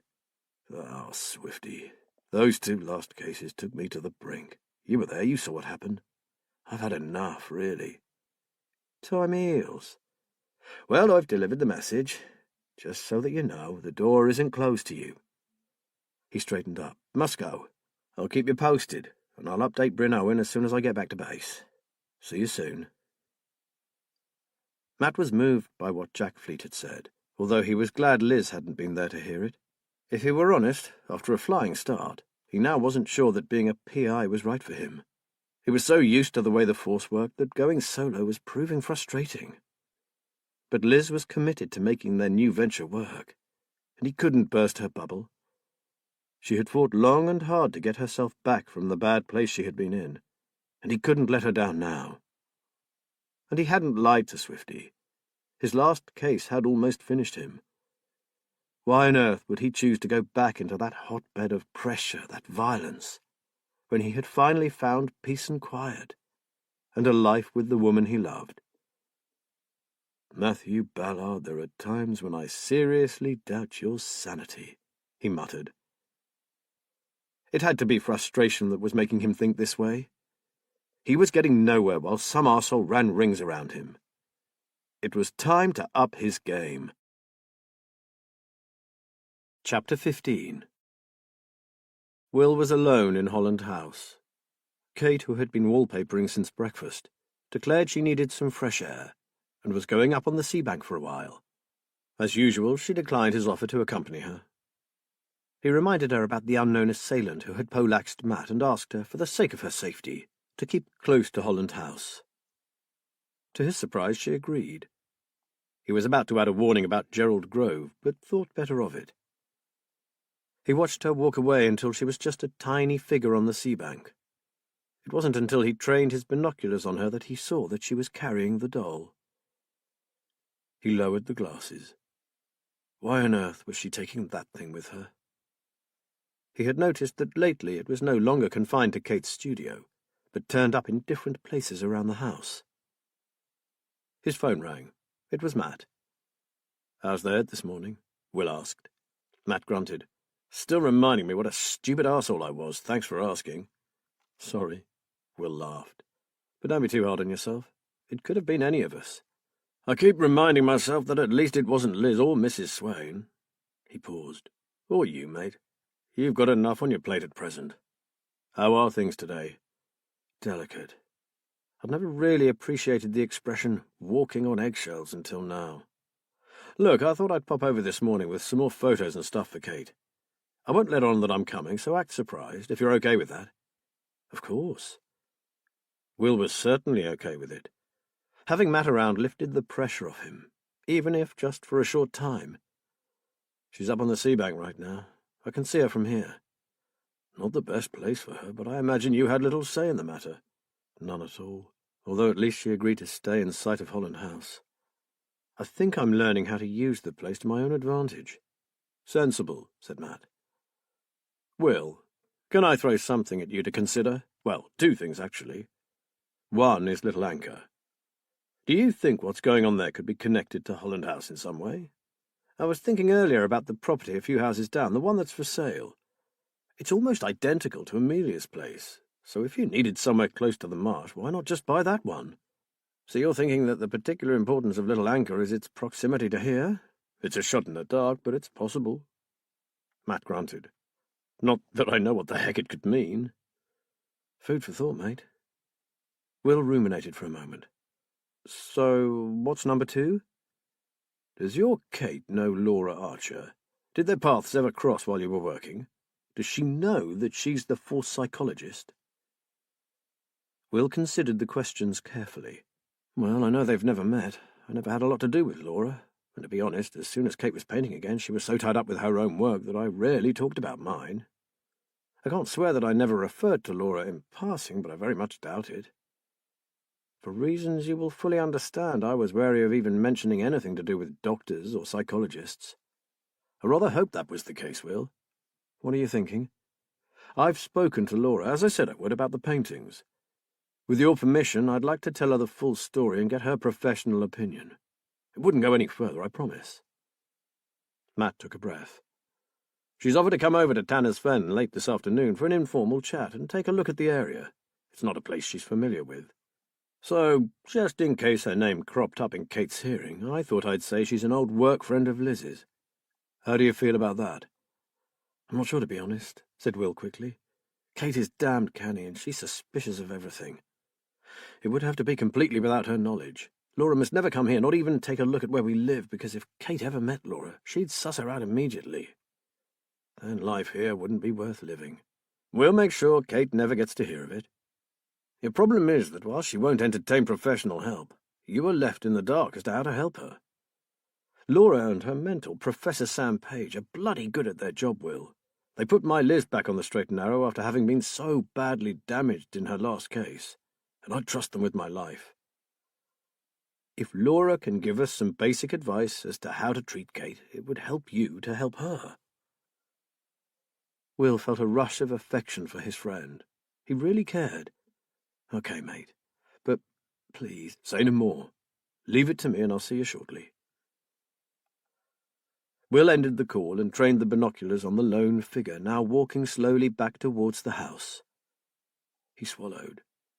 He wanted to run out and walk back with her, but he couldn't face that leering doll. After his disastrous night on the watch, Matt was determined to get to grips with the problem at Little Anchor and help Will to cope with the situation at Holland House. Whisper Fen had always been a good place. Lonely, yes, but tranquil. All those children lost on the marsh. He had never even heard of most of them. Their disappearances had never impinged on his life, and he didn't understand why they would now. He gathered up the materials he had selected for Kate and called out to Liz. I'll be about an hour or two, darling, and don't forget, Laura will be here at around 4:30. Liz was busy on the computer, searching for whatever she could find on Nigel Foreman's shady brother-in-law, Kelvin Smith, the village store manager. I'll be here, sweetheart. Take care. Matt drove across to Holland House. As soon as he drew up, Kate came out to meet him. Matt, how lovely. Have you managed to get hold of your old Amos? I certainly have, and he's going to meet us at the Crossed Keys in Tanner's Fen at midday tomorrow. Matt smiled. A pint or two should jog his memory, I reckon. I had some trouble stopping him chattering on about the marsh and Holland House, so he's going to love talking to the new owner. Kate positively beamed. Matt suddenly noticed what it was about her that Will had tried to describe. Her eyes took on an unnatural gleam whenever she mentioned the house. It wasn't a happy light either, more a kind of fervour. The Kate of today was a far stretch from the gentle soul who had painted fairies for children. He wondered how long it had been since she visited a hairdresser. Her gaze alighted on the folder he was carrying. More photos? He nodded. And some other stuff that you might find interesting. It goes back to when Mrs. Holland was a young married woman. Just village stuff. But it gives a good insight into what life was like on Whisper Fen back in those days. Oh, that's marvellous, Matt. Just the kind of thing that interests me. Come on into the kitchen. I can't wait to see what you found. She turned and hurried inside. Will's just gone to the garage for fuel. He shouldn't be long. It was clear it was the photos that she was desperate to see, so he gave her the folder. You can keep them, Kate. Liz has scanned them all into our computer for when we start our research in earnest. But these are the originals, Matt. Are you sure? She held them to her chest tightly. Of course, especially as they pertain to here. I think you should have them. She laid them out on the table and leafed through them. Oh, look at all these wonderful people. I'll need to identify them somehow. I can tell you a few. Luckily, my mother had a habit of scribbling names and dates on the backs of pictures, but obviously not all. He sat down and picked one up. See this man? He was the local bobby who policed this area on his bike. His name was Constable Frank Herring, and I happen to know that his great-granddaughter Penny still lives in the area. I'm told that she is very much into genealogy. I bet she'd be happy to talk to us if I asked. Oh, really? That would be amazing. They spent about half an hour discussing the photos until Kate said, I really have to go and do some work, Matt. I'm almost done with my illustrations for the last but one book in the Fairy Dreams series. I can't wait to get rid of them. She spoke of the paintings as if she hated them. Matt said, I'm sure they're amazing, Kate. I remember all the earlier ones you did, and they were so beautiful. I don't suppose I could see them, could I? For a moment she hesitated, then, yes, of course you can. She led the way upstairs. It came as a shock to see there was a lock on the studio door, but Matt didn't comment. He knew that this hurt Will terribly, and seeing it for himself brought it home to him. Poor Will, he must be living in a nightmare. Kate's desk was covered in illustrations, with 2 larger studies displayed on easels. They were indeed brilliant, but even Matt, who had no eye for the finer points of art, noticed something different about these pictures. They were far more powerful than the earlier depictions of the magical garden of Gord, and had none of their insouciance. They've evolved, he said, slightly in awe. They needed to, she said flatly. They're breathtaking. While he was examining one of the larger pictures, he heard the doorbell ring. Oh, that will be Dougie the farmer. Will said he'd be dropping off a sack of potatoes. I'd better go and pay him. I won't be a minute. Kate hurried out and ran down the stairs. Matt looked around.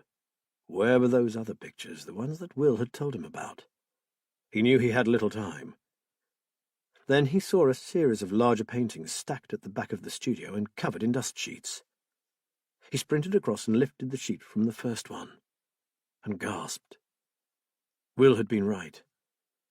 Matt was looking at a nightmarish painting of some hideous creature digging what looked like a grave out on the marsh.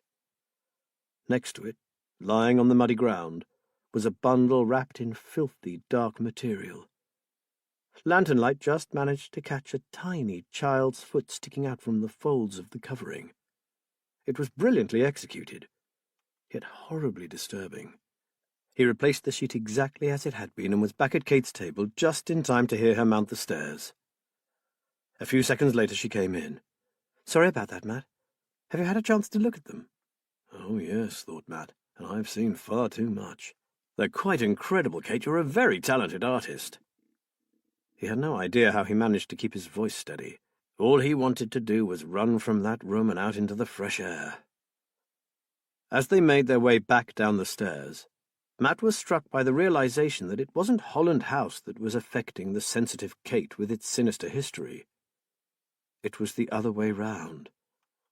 It was she who was polluting the house with her unhealthy obsession and dark thoughts. Seeing that picture caused the freshly decorated lounge to reek of malevolence, where previously Matt had seen a delightful room full of light and a wonderful view of wild marshland. Back in the kitchen, he said, I'll let you get on, Kate. Tell Will I called, and I'll pick you up at 11:45 tomorrow, okay? He hoped he sounded casual enough. At least he was good at concealing his feelings. He had to be in his old job.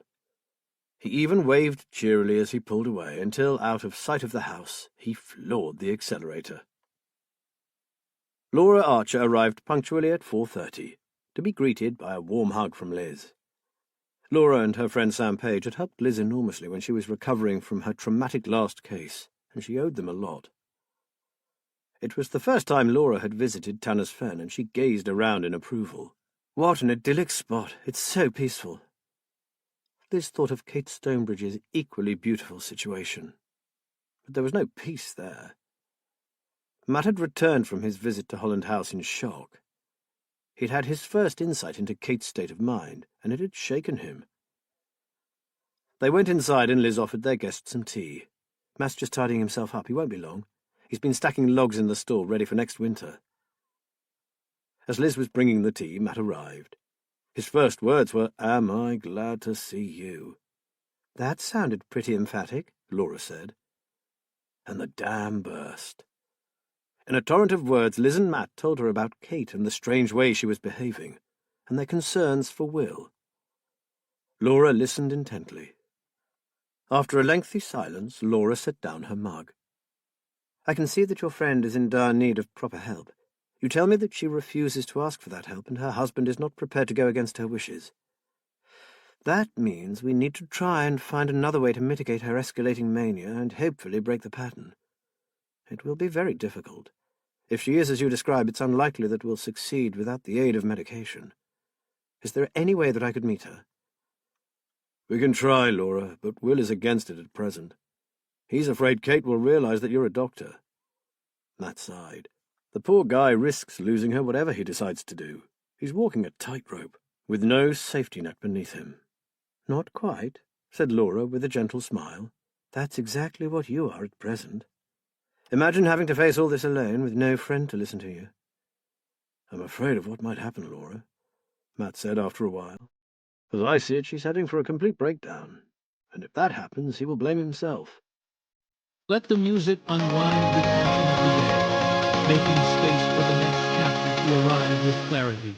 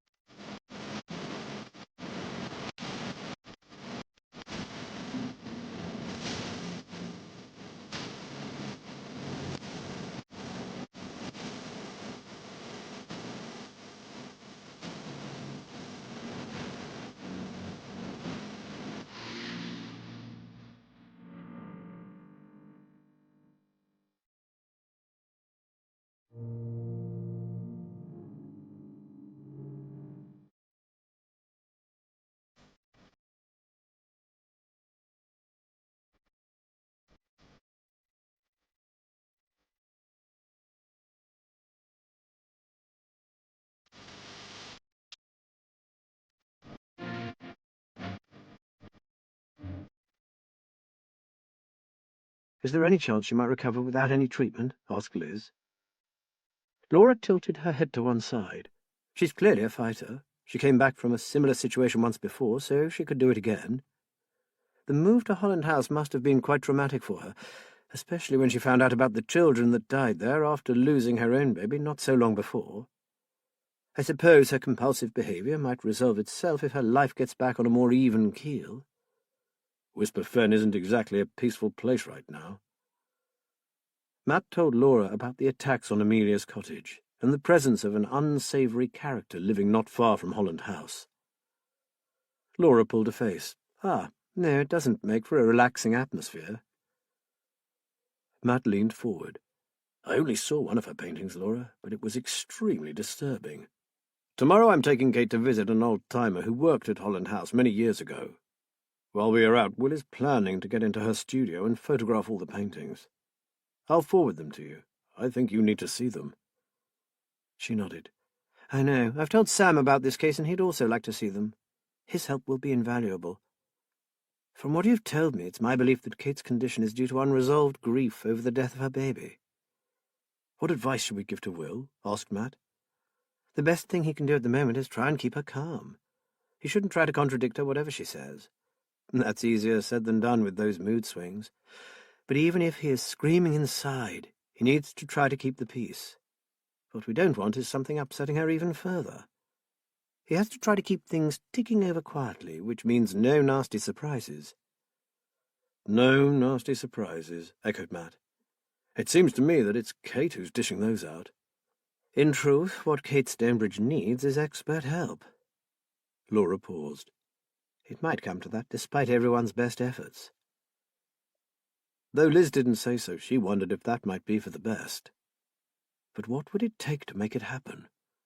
And who might get hurt in the process? They sat talking for a while until Laura said she ought to leave. Thank you so much for listening, said Matt. And I'll get those photos forwarded to you as soon as I get them. With a final, no surprises, remember? Laura Archer drove away. Chapter 16. Long before Matt was due to arrive, Will was watching the lane for signs of his approaching car. It was the morning of Matt and Kate's meeting with old Amos. A lot hinged on whether Matt could keep Kate away from the house long enough for Will to get into the studio and photograph those paintings. He paced to and fro, ashamed of behaving in such an underhanded way towards his beloved wife. He felt like a traitor. As soon as he saw Matt's car, he went indoors to find his wife.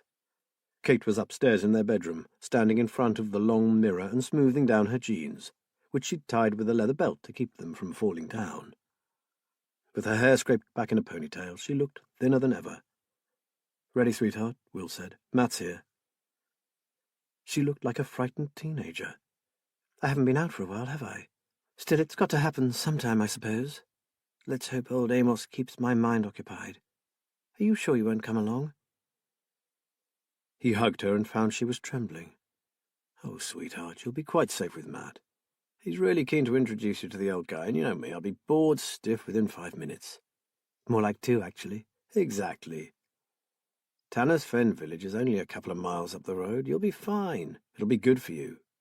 You can do it, I know you can." She swallowed hard, drew herself up straighter. "You're right, I can." Will waved them off, went back into the house and ran up to the studio. As he had expected, the door was locked, which meant using the ladder again. Will hurried downstairs. He stopped in his tracks. Lying on the hall table were her keys. Seeing them there, he realized just how anxious she had been about venturing into the outside world. She normally took them everywhere with her, even to the toilet. Back upstairs, he unlocked the door and went in. The doll. It sneered at him from the window seat, its derisive expression making him uneasy. He picked it up, turned it to face the window, and wiped his hand on his jeans. Even touching the thing repulsed him. He took out each painting and photographed it with his phone, making sure to put them back exactly as they had been. There were more than he thought. 9 dark and frightening paintings, all depicting a concealed and apparently dead child with some dreadful evil entity lurking in the vicinity. He lingered over the one that Matt had seen. His friend had said it scared him to death. Awful in its content, it was nevertheless brilliantly executed. Soft luminescence from a lantern illuminated the scene, though the subject matter was ghoulish and macabre. Kate's talent was undeniable. Will quickly went through the paintings again and came across one he had missed. He stood back and stared at it. Though it contained no monster or partially hidden baby, the painting seethed with an almost palpable sense of foreboding. A girl of about 9 or 10 with wavy dark hair stood alone on the salt marsh. She wore a t-shirt and faded denim dungarees, and was desperately searching for a way out of the marsh to escape the encroaching tide that was already soaking her dirty white trainers. Unlike the others, it was set in daylight. In this painting, a swirling mist crept across a watery sun, its last rays falling on the pale and terrified face.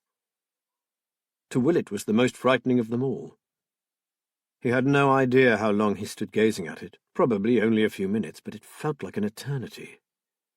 Suddenly he was aware of the phone in his hand, and he took a couple of shots of the painting. He replaced it and left the room, locking the door behind him. He needed air. That last painting had hit him like a punch in the gut. Gasping for breath, he sat down heavily on the wooden seat. Oh, God, the keys! He ran back indoors and placed them back exactly where they had been. He looked at his watch. They had only been gone for just over 30 minutes, but there was no telling when Kate's nerve might fail.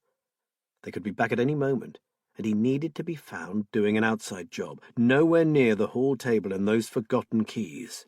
He ran out to the garage, dragged out the hose and began to wash the cars and then to polish them.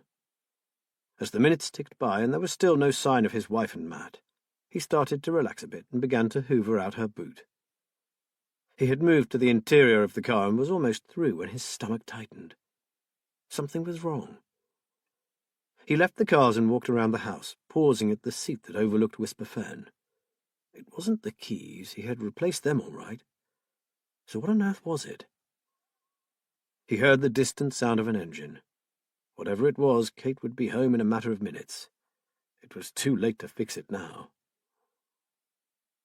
The sun glistened off the bonnet of Matt's Toyota as it turned the bend at the end of the lane. As the car drew up, Will glanced up at the studio window. His gut tied itself into a knot. The doll. Remember me? The three of them sat around the kitchen table. Amos is a fascinating old boy, Matt was saying. His memory is still amazing even at his age.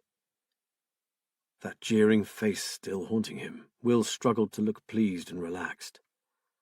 Why had he turned it around in the first place? What on earth did he think it was going to do to him? "You did okay, did you, sweetheart?" he asked. She smiled wearily, saying she was glad she had gone, although it had taken a lot out of her. To his relief, she said she would like to put some of Amos's recollections straight onto the computer while he made them all a hot drink. As soon as she had left, he nodded to Matt. "Mission accomplished. I'll send the images as soon as you're home. Operation successful. One hitch, a silly oversight. Fingers crossed that either Kate doesn't notice, or that I get the chance to rectify it before she does."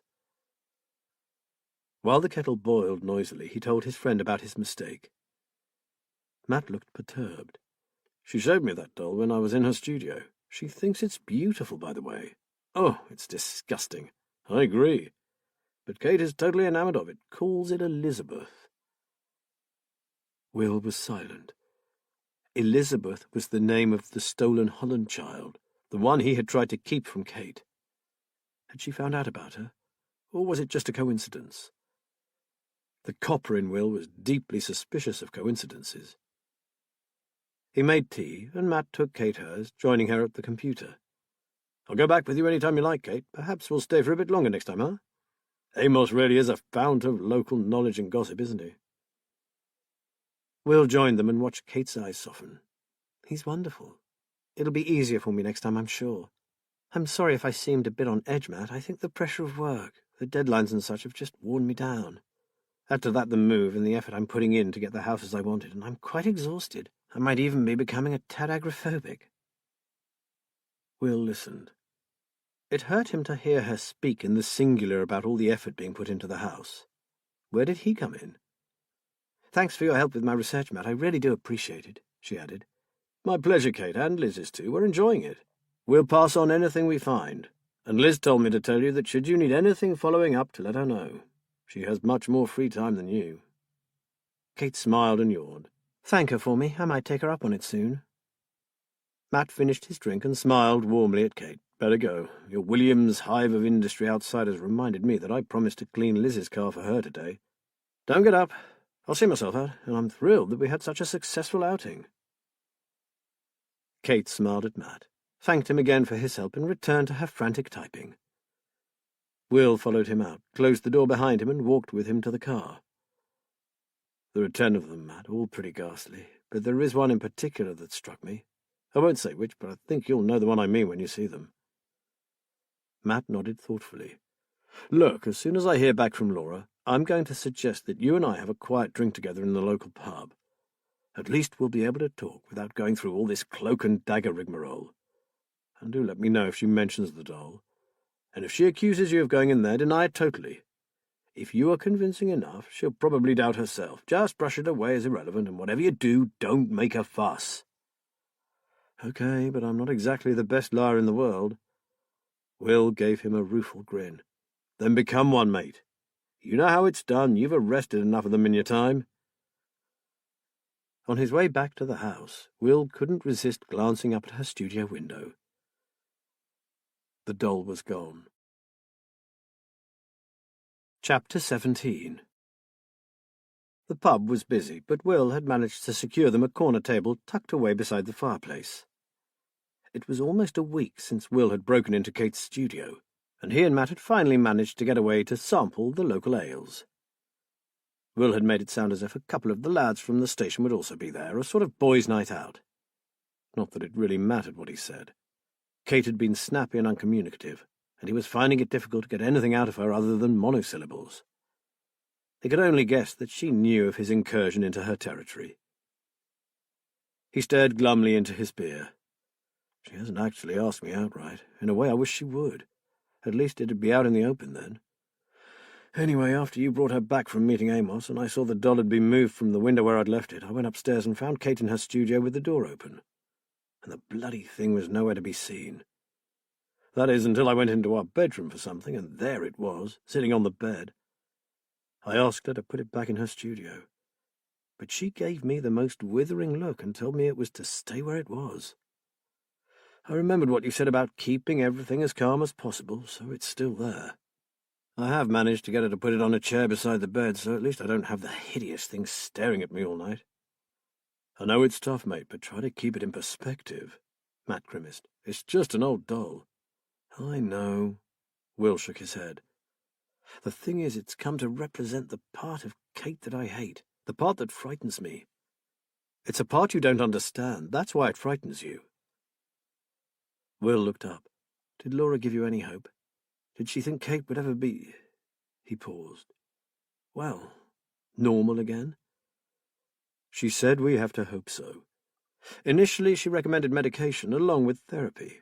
Both have improved since Kate was in therapy before.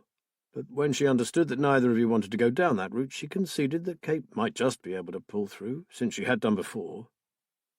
Matt sat back. We spoke again yesterday, and Laura said that without being able to see Kate and talk to her, she feels like she is, quote, trying to conduct brain surgery with a can opener and a soup ladle. He smiled and touched his friend's arm.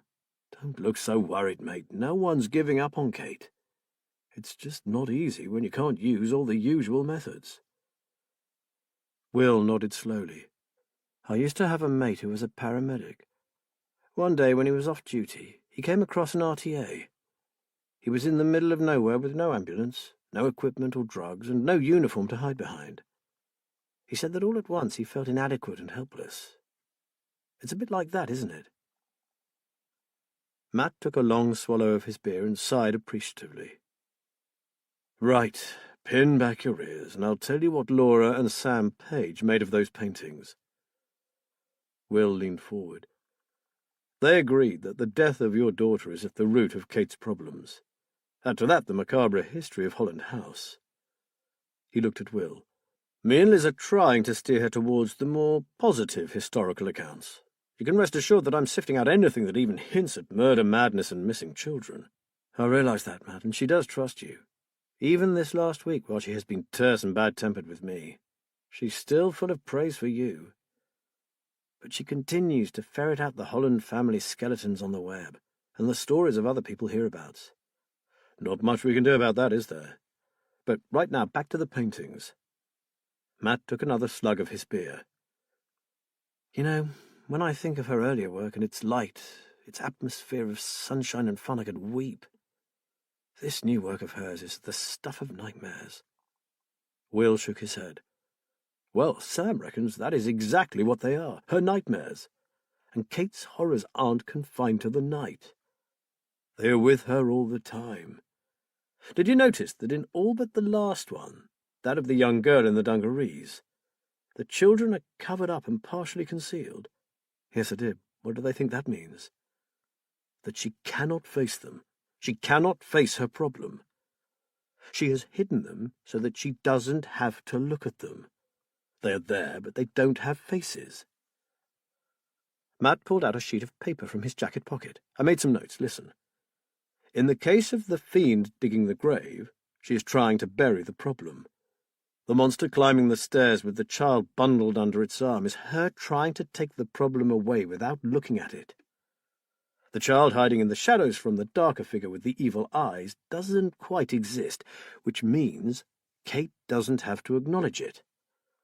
There are apparently a dozen other indicators in her paintings: fear, anger, hurt, and loss. All those feelings exacerbated by moving to Holland House, a place where other women have had their children taken from them. Her grief has deepened to a point where she is taking on the loss and heartbreak of all the past Holland women. Kate isn't strong enough to cope with her own grief, let alone theirs. Matt looked up. That does make sense, doesn't it? It did. Oh, God. Kate was obviously sicker than he had imagined, and that meant her suffering was far greater than he had believed. Poor, poor Kate. He wanted to do his best by her, but without professional help, Will had no idea how. Should we force her to face her demons, make her talk about Emma? I asked Laura exactly the same question, but she said no. Doing so could send her further inside herself into a dark, entangled place where we can't follow her. I don't want to frighten you, Will, but Sam and Laura have done a kind of assessment based on both the paintings and everything Liz and I have told them. And they've said that you really do have to tiptoe around her. Kate is very poorly, quite unstable, in fact. And somehow we need to support her and return some sort of balance to her life. Only she can face the cause of her illness. You can gently guide her, but you cannot make her do anything. I really don't understand. Will felt close to tears. Sometimes she is the old Kate, except for the awful weight loss. She can still be loving and funny, and she is still working. How can she do that if she is so ill? How often do you see the woman you married, Will? Be honest.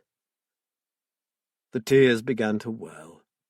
In truth, he hadn't really seen that vibrant, witty, and beautiful woman for months, maybe much longer. A hint of her humour, a trace of her sparkle maybe, but that was all. He was silent. From what Laura said, I reckon that Kate works because she has to. She has to hold on to something familiar, something she is safe with, and most of all is in control of. It's an outlet for her pain. Why can't she hold on to me? Will's voice was close to breaking. She does. Although you probably can't see it, you are her rock. She can rant and rave at you, she can be moody, can vent some of the hurt and anger at you in the knowledge that you won't fail her. She knows that you love her. Her work is her anchor, and you are her safety net. I don't feel too strong at present. What if she falls? We have to make sure that she doesn't, mate. If, God forbid, she should, then the decision will be taken out of your hands. You mean the hospital? If she crashes, Will, if she's a danger to either herself or anyone else, then the decision would be made by others. Matt paused. If she won't go voluntarily, then she would be sectioned. You know that from all the sad cases we've dealt with in the force. Will shook his head. This is what Laura warned me could happen, and she told me to make it quite clear to you. If I kept that from you, I wouldn't be much of a friend, would I? It just seems so unbelievable, so unreal. My beautiful Kate in a madhouse. It's sickening. Matt pulled a face. Come on, Will, get real. We aren't in Victorian times anymore. You've seen modern psychiatric units. They're proper specialist hospitals with highly trained mental health professionals. Okay, modern-day madhouse, then. She would still be pumped full of drugs and given God knows what therapy. I can't allow it, Matt. I just can't. Then you need to be strong for her now, and hopefully she will never have to go down that route. Although I have to say, hospital is where she would be given real help. Matt went to the bar for another round, while Will tried to assimilate what he had been told. One odd thing stood out in his mind. When Matt returned to their table, Will posed his question. What about that last picture, Matt? The girl on the marsh with the water around her feet. Oh, yes, they both said that one was a puzzle. It's set in daylight, then the child is clearly visible. The kid is terrified, in danger of death from the encroaching mist and the apparently fast incoming tide, and she knows it. Sam suggested it could be how Kate herself feels, like a child trapped by her emotions, out of her depth, scared of going under. But he said to say that he wasn't sure. He frowned. He reckoned that something in that one didn't equate. It's so different to the others it could have been painted by a completely different person. Laura said that she has a colleague who uses art therapy with his patients. If you have no objection, she would like to show him the whole series of pictures, especially that one, and get his opinion. All in complete confidence, of course. Will agreed. Sure, any help is welcome, so long as Kate never finds out. Matt nodded. I'll tell Laura first thing in the morning. He looked seriously at Will. You do realize that Laura is sticking her neck out to help you both. This is very much off the record. There are guidelines that she should be following, and she really should not even have seen those paintings without Kate's permission. Will gave a humourless laugh. Kate's in no condition to give permission or not. We know that, Will. But just remember, this is between us, and it's very unofficial, okay? She's doing this because she fears for both of you. Now, she also asked me about the regularity of Kate's mood swings, but I wasn't sure, as most of the time I get to see the best of her, so fill me in on the darker side, would you? They talked for another hour, Will explaining how his wife would, in the blink of an eye, go from morose to hyperactive and vice versa. How she got so involved in something that she forgot everything else, and then slept the clock round. And then he said how hard it was to play second fiddle to a pile of bricks and mortar and a rag doll with the face of a streetwalker. Chuckling at this description, Matt said, "Laura insists you try being nice to that doll. It is Kate's connection to all the lost children, a bond between her and the other bereaved women of Holland House." "Then why the tart's face? You've seen it, Matt. It is positively lewd, and she is always washing it. It's a wonder it hasn't fallen to bits. It was in tatters when she found it." "Far be it from me to start talking like a shrink, but don't you think that maybe she has transferred a little of the evil of whatever happened to the children to the doll? Her constant washing of it is her way of trying to cleanse it, make it pure again, bring the child back." It was Will's turn to laugh, even if it was a little hollow.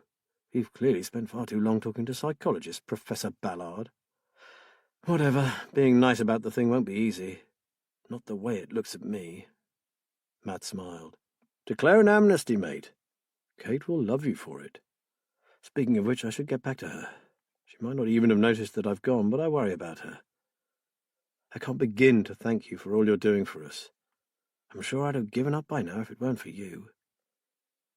Matt leant forward and clapped him on the arm. "Rubbish, you love her. You'd have found the strength. Anyway, it stopped Liz and me from vegetating. And I hate to admit it, but I'm thoroughly enjoying this family history thing. I might even dig up a few ancestral roots from my own family tree when Kate is better." Will drove home, repeating those last 4 words to himself. When Kate is better. For the next couple of days, Will pulled out all the stops. He thought he noticed a slight change in Kate's attitude. There were even brief moments of light-heartedness that gave him cause for hope. But they were very brief. Then he noticed her throwing him suspicious glances, and he backed off a little. He suspected that she was weighing up the reasons for his sudden about-face, especially regarding the doll. Kate was far from stupid, and there was a good chance she had put his change of tactic down to advice from an outside source. And that could mean only one thing to her: doctors. So he reverted to acting more neutrally towards her ideas, and her doll.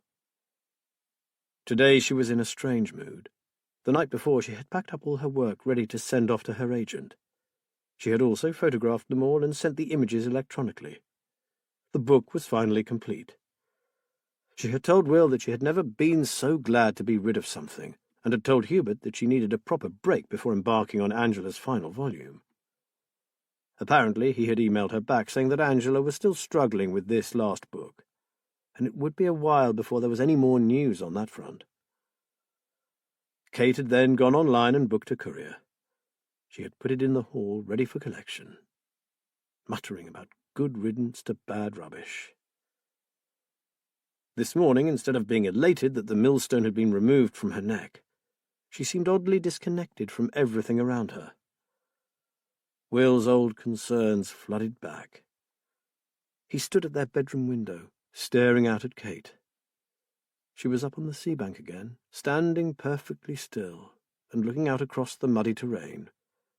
Elizabeth was clasped in her arms.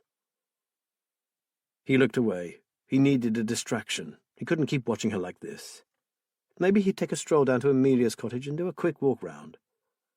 It had been quiet at Little Anchor recently, and the cleaning company had done a great job of removing the graffiti. Now, from being adamant that she would never leave her precious home, Amelia had become reluctant to return. It was all wrong. Another injustice that rankled in his head. Will sighed. That would have to wait. God knows how long Kate would be out wandering the marsh, and the courier had not yet collected the package. He was marooned until they arrived. He padded downstairs and tried to decide what job he could do that would please Kate. But before he could make a decision, the front doorbell rang. The courier, good. He flung open the door and stared straight into the excited eyes of his niece. Sophie. "Uncle Will!" She rushed forward and hugged him. Will stood there holding her tightly, absolutely terrified. After stuttering out a greeting, he cast a furtive glance towards the sea bank. Fortunately, Kate was out of sight. "We've been trying to get you on the phone all the way from Lakenheath. I just couldn't pick up a signal. Think my mobile is bust." Philip Fove's great hand was held out to Will. He grasped it and said, "Come in, please." They made their way to the kitchen. Philip said, "Sorry, Will, I couldn't tell you sooner. Orders only came through late last night. Germany is off until next year. Some problems at the German airbase, so they tell me. But I have to attend a couple of important meetings at the base in Suffolk, and they gave me special dispensation to bring Sophie. When I've finished with work, we have 3 days' leave together." Their unexpected arrival had left him poleaxed.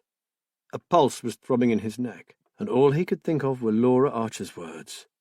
No surprises. What could possibly upset Kate more than a child's presence at Holland House? His delight at seeing his lovely Sophie again was totally destroyed by fear of Kate's reaction. He made his guests a drink and ran upstairs to see if his wife was anywhere in sight. It would be some 20 minutes at least before she might get back.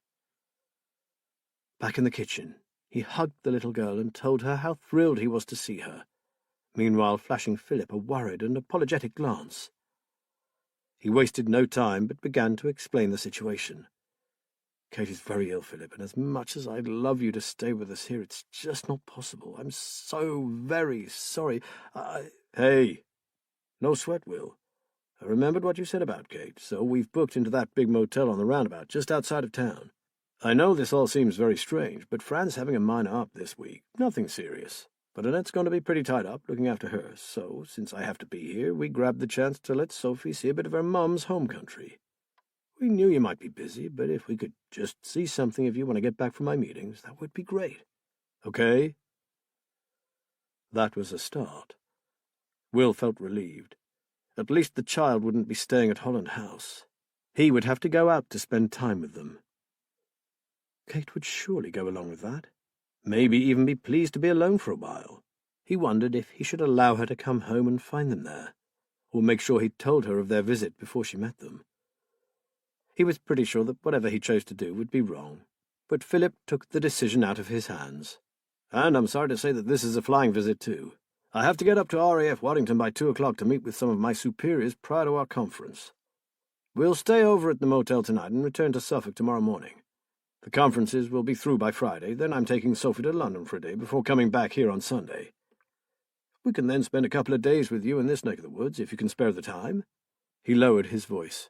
"Sophie really wanted to see you again. You've become very important to her, especially since she saw you in Canada." The little girl had hardly spoken.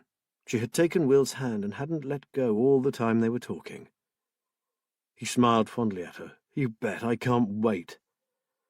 He told her he wished with all his heart that she could stay with them, but that Auntie Kate was not very well at all. Perhaps when she was better they could all have a proper holiday together. The child's eyes shone with excitement. "Can we, Uncle Will? Uncle Philip?" "Sure, honey. Just as soon as Auntie Kate is better, okay? Now we've really got to go, or they'll be sending the cavalry out to look for us. Say goodbye, Sophie. We'll see you next Sunday, Will. I'll ring from the motel and we'll make arrangements then." Will accompanied them to the big Ford, Sophie still clutching his hand. Reaching the car, she looked up at the facade of Holland House and said to Will, "It's no wonder Auntie Kate is ill, living here." Will tilted his head to one side.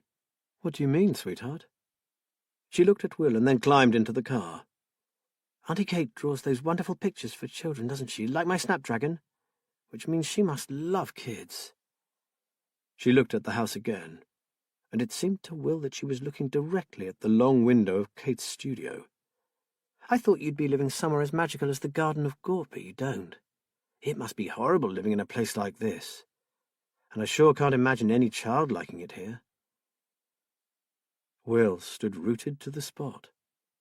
Perhaps Kate had been right all along. This house really was no good for children. As the car moved away, he looked at the sea bank.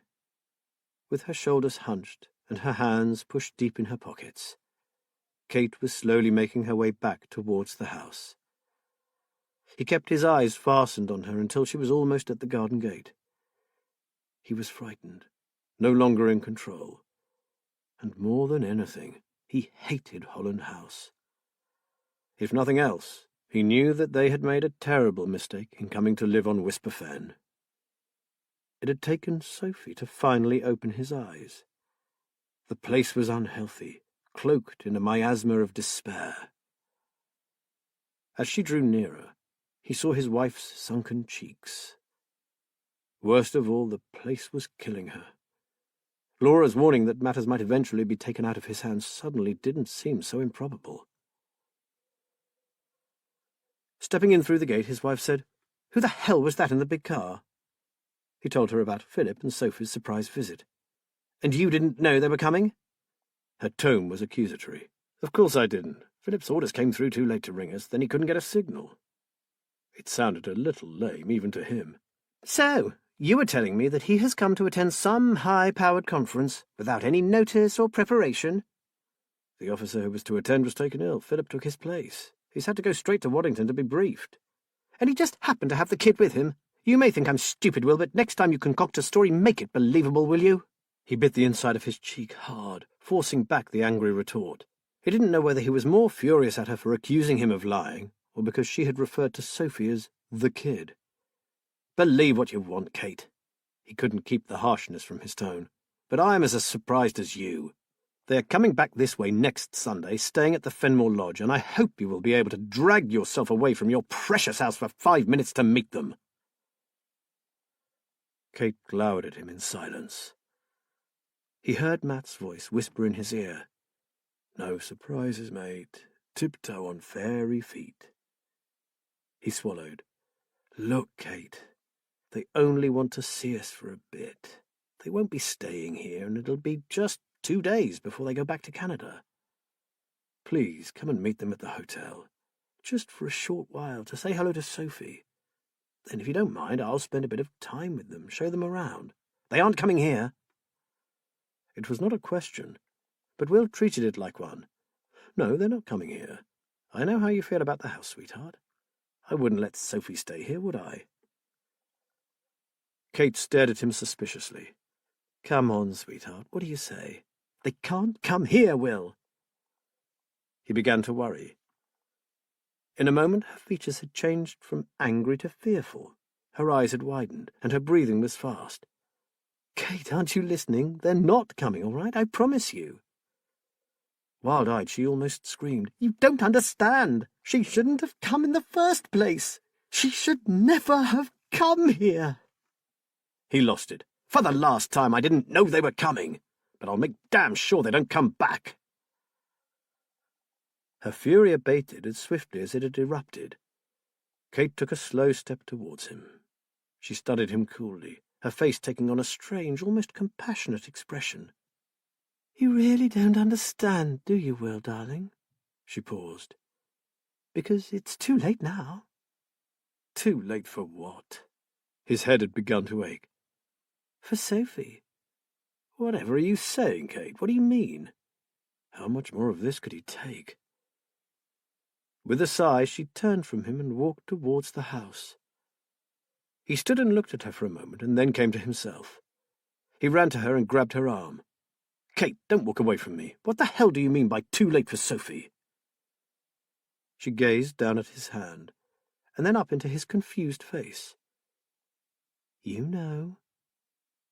She pulled away and went inside, closing the door behind her. Chapter 18. "Matt, I think we need a new plan of action regarding Little Anchor." Liz handed him a mug of tea and a sandwich. "We've ground to a halt." She flopped into a patio chair and looked at him anxiously. Haggard didn't suit him. "Things aren't going particularly well, are they?" He shook his head and took a bite out of his sandwich. "Matt, darling, you're doing your best for Will, and he appreciates it. You can't do any more. This is not a quick-fix situation, and from what Will told you yesterday about his niece turning up on the doorstep, it's about to get a whole lot worse." He's out of his depth. There are times when I want to get hold of Kate and shake the hell out of her for what she's doing to him, let alone to herself. He gritted his teeth. "It's not exactly a compassionate and caring attitude, but that's how I feel." Probably not something Laura would advise." She smiled at him. "But I do understand the sentiment." She sipped her tea. "But that aside, what are we going to do about Amelia? I spoke to her yesterday and told her the state of play at Little Anchor. She said she appreciates us watching over it, but she doesn't want us wasting our time when we could be doing something else." She's not coming home just yet. She and her friend are enjoying some time together, going out and basically doing things you don't do when you're alone." "I don't blame her," said Matt. "But it's galling that we are no further forward now than when I got floored." "And neither are the police," added Liz. "Although CID have tracked down where the petrol container came from." She frowned. Pity that it had to be the biggest motor spares superstore in the area. Typical. Matt picked up his mug and stared into his tea. "It's odd that no one has made another assault on Little Anger, isn't it? Nor has anyone contacted her about a possible purchase, which was what I thought might happen. It's just gone deadly quiet. I can't help thinking it's personal to Amelia. Now she's not there, they've left it alone." She shrugged. "But who knows? If the idea really was to drive her out, that means there is something special about the cottage itself or the location. But we've been over that a dozen times, so what is it?" "Do you think we should stop checking it out?" he asked. "Certainly we shouldn't check on it so regularly. I see little point. But we can go maybe once a day and pick up her post for her. Frankly, I'm doing much better on my observations of Linden Road Village Store. I'm finding patterns in the times Kelvin Smith's clients visit. Something is most certainly going on there, but I don't want to intervene too soon. I still don't know exactly what kind of illegal goods he's handling." She smiled. "But I will." "Sounds good, sweetheart. If only I could find a way to be of help to Will, I'd feel much happier about everything." Before she could answer, they heard the house phone ringing. Matt jumped up and hurried back indoors, returning a few moments later to say that Will was at the end of his tether. "He wants me to contact Sam Page, Liz. He wants to talk to him personally. I think he wants Sam to see Kate." "Oh, dear," Liz exhaled. "That's the first time he said anything like that. Things must be pretty dire." "I think that's an understatement. I'll ring Sam, then drive down there, if that's okay with you." She nodded. "Shall I come too?" "Maybe not this time, darling. I'll sound out the situation first." Liz didn't say so, but she was quite relieved not to have to face the mercurial Kate. "Take care, and remember we can't mend everything that's been broken. But we have to try, don't we?" Liz smiled. In her opinion, this particular item was damaged beyond repair. In the 2 days since his unannounced visitors had turned up, Will had been in hell. He had spent a good part of that time doubting his own sanity. Kate had stayed in her studio. She refused to reply to his constant requests to talk or even to eat. The first day he left her food on a tray outside her door, as he had done in the past, but she would only accept the occasional drink. The second day he left nothing, hoping that hunger would drive her out. She remained where she was. If she drank anything, it must have been water from the bathroom tap, as she certainly never went downstairs. At night she waited until he got into bed, and then drifted like a wraith into the darkened room, slipped beneath the covers and turned her back to him. On this particular day, he was desperate enough to ring Matt from the house, no longer caring if she heard him or not. Matt had said he would be there within the hour. Will made a sandwich and a pot of coffee and carried it upstairs. He set the tray down outside the studio door and called out softly that he'd brought her something to eat. As he turned to walk away, he heard a perfunctory, "Thank you." Hoping that her dreadful mood might be passing, he tentatively asked how she was. Her answer was a curt, "All right." Thus encouraged, he kept chatting to the locked door. He sat with his back against it and talked, describing the weather, the odd jobs he was doing, finishing by telling her that Matt would be calling in shortly and asking if she'd like to see him. To his surprise, he heard her footsteps approach the door. She flung it open. Kate stood over him, her face a picture of amazement and a sort of sneering wonderment. "You really don't get it, do you? I don't want people here.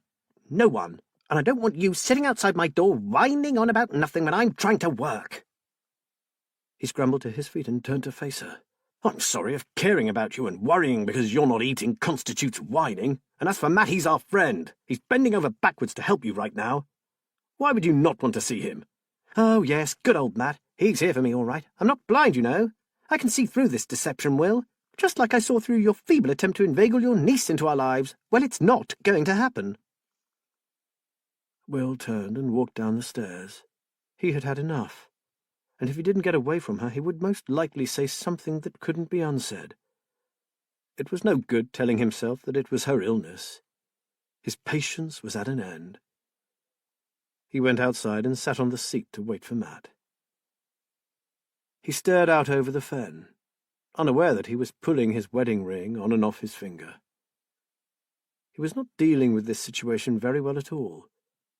The sound of the door latch made him jump, and he shrank down onto the seat, fearing his reaction if she subjected him to another barrage from her acid tongue. It took him a long time to turn and look up at her. Kate stood for a minute, and then sat down and took his hand in both of hers. Her fingers were ice-cold despite the warmth of the sun.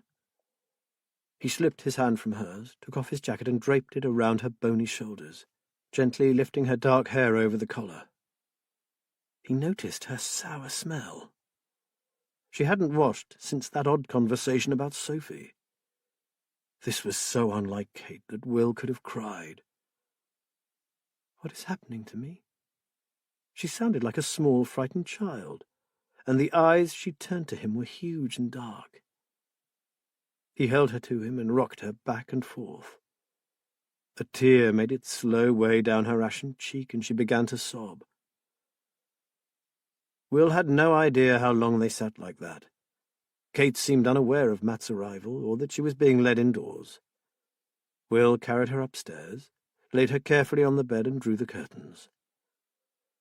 Will watched her for some time before going back down to find Matt. His friend was waiting in the kitchen, and as soon as he walked in, he put his arms around Will. Will spoke into his shoulder. "I can't cope any more, mate. I really can't." "I can see that," Matt sighed. "How long will she sleep for now?" Will rubbed his eyes. "Anything up to 24 hours. "Okay. So why don't you go up and make sure she is all right, and I'll make us a coffee. Then I want you to tell me everything that has happened, Will. Everything." Will dragged himself wearily up to their bedroom and looked down at the huddled shape hidden beneath the bedclothes. He bent down and kissed her cheek. As he did so, his face touched something other than the soft coverlet. He recoiled from her in horror. There lay that doll, clutched tightly to his wife's chest. Back in the kitchen, he almost fell into a chair and put his head in his hands. "She's sleeping." Matt placed a mug of strong coffee in front of him. "Look, I've just spoken to Sam Page. He's offered to come over immediately, and I said yes. Now, he can come here, or we can meet him, say, at Little Anchor. Amelia wouldn't mind under the circumstances, and I have the key." Will shook his head. "No. Tell him to come here, Matt. Kate won't wake. She'll not know anything, and frankly, even if she did, I'm past the point of caring." Matt made the call. "He's 10 minutes away." "Good. If anyone can help, it's this man, Will. And unlike Laura, who still works full-time, he has all the time in the world. He will help your Kate to get better, so you can both get your lives back." For a while they sat in silence. Will could see no alternative but to listen to what Sam Page had to say. There was no longer anything to lose. Soon the old man was with them. Matt made him a drink, and he sat down facing Will. He had a kind, understanding face, but his eyes were shrewd. "I've told Sam all I know about Kate's situation," said Matt. "But can you bring him up to date on recent developments?" Sam listened to Will's occasionally rambling description of the events of the past few days. When the torrent of words finally ran out, he said, "The timing of that visit from your niece and her guardian could not have been worse. I can't think of anything more likely to upset your dear Kate than having a child turn up on her doorstep." He rubbed at a mark on his trouser leg. "Plus, all those unpleasant happenings down at Little Anchor, especially your friend here getting attacked." "She's been strangely unconcerned about all that," said Will flatly, as if she didn't care at all. "Oh, it will have bothered her. She's just refused to allow it to intrude into her own world. When someone has an all-consuming, ruling passion, other things don't have their normal significance. It's as if there is only room for one priority and everything else is relegated to the background. Do you follow?" Sam looked at Will inquiringly. Will nodded. Does that account for her complete lack of interest in food and looking after herself? Absolutely. She needs every minute and every scrap of energy she possesses for her work and her mission. And if we don't get through to her, she will get worse. Does it have a name, this illness? Like obsessive-compulsive disorder? I mean, she is obsessed with the house and its previous occupants, isn't she? Asked Will. Sam puffed out his cheeks and shook his head. It's not that, William. Sufferers of obsessive-compulsive disorder are very aware of their problem. They know that their rituals, all the counting, the hand-washing, don't make sense, but they have to do them. He smiled patiently. I could explain OCD in more detail, but believe me, this isn't it. The doctor took a long swallow of his coffee. I believe that Kate suffered from an abnormal grief reaction after the loss of the baby and her subsequent hysterectomy. She was grieving two losses, don't forget, the child and her ability to conceive. She had a prolonged, difficult, and complicated response to what happened. I'm aware that she underwent treatment, William, but it seems that her grief and anger were never fully addressed. I know that she managed to get back to what appeared to be normality, but unfortunately all that work has been undone by the Holland family and their missing and dead children. He stared from Matt to Will. In my opinion, and without all the tests I would carry out with a willing patient, Kate is suffering from a form of bipolar disorder, what used to be referred to as manic depression. A mania is an exaggeration of feelings that we all experience from time to time. We can all get excited about a new project, get a bit tunnel-visioned even. But we still give room for all the other things in our lives. The bipolar sufferer cannot do that. Their lives are a cycle of intense passions from one extreme to the other, and they become highly irritated with anyone who doesn't share in them. They are unable or unwilling to sleep until a depression sets in. In other words, the sufferer experiences a constant series of highs and lows. They are on a roller coaster, swinging between elation and the depths of despair. At low points, she will feel unable to cope with anything, like now, and the next thing you know, she's painting in a frenzy and working all night. The sad thing is, my boy, that with the right medication, she could have an almost normal life. This illness reacts very well to certain drugs, but they need time to work, and the longer Kate goes on like this, the more difficult it will become. She had those drugs before, Sam, and the side effects were awful. Will hated to even think about that terrible time. A lot of research has been undertaken since then. There are different medications available now, and they're not all addictive. Many doctors would treat her with lithium. I know it has to be administered and monitored very carefully, but it can give a patient their life back. Forgive my skepticism, Sam, but they told us that before. She said they made her feel like a zombie, and I thought we'd never get her off the damn pills. Sam regarded Will's worried countenance and sighed. I do understand your reluctance to go through it all again, but I just wonder how much longer Kate can go on without either a complete collapse or what? I don't know, but something has to give at some point. It could manifest itself in one of a dozen different ways. At the moment, she would probably be classified as neurotic. She still has a hold on reality, and sometimes her actions and thought patterns are quite normal. She even admits to you that there is a problem, doesn't she? Will nodded. In those moments when she's fatigued and low, yes, in her own way. She says things like, "Poor love, it's not easy, is it?" That sort of thing. So at this point it can still be managed, with proper psychological care. Sam rubbed his eyes. My fear is that if left untreated, it may take over her whole personality, and she will lose that contact with reality. When that happens, the problem becomes a psychosis, which is a very different ballgame indeed. As things are now, Will, you can't rule out anything. And you have to remember that her lows are worse than anything you or I have ever experienced. They sat in silence for a time. Will again went and checked on his wife. As he walked back into the kitchen, Will had a sudden thought. Oh, no, Sophie and Philip will be back in the area the day after tomorrow. Whatever do I say to her? Sophie will be so disappointed if I cry off. He anxiously rubbed his hands together. And Sam, what was all that stuff Kate came out with about it being too late for Sophie? It sounded so threatening. Sam crossed his legs and sat back.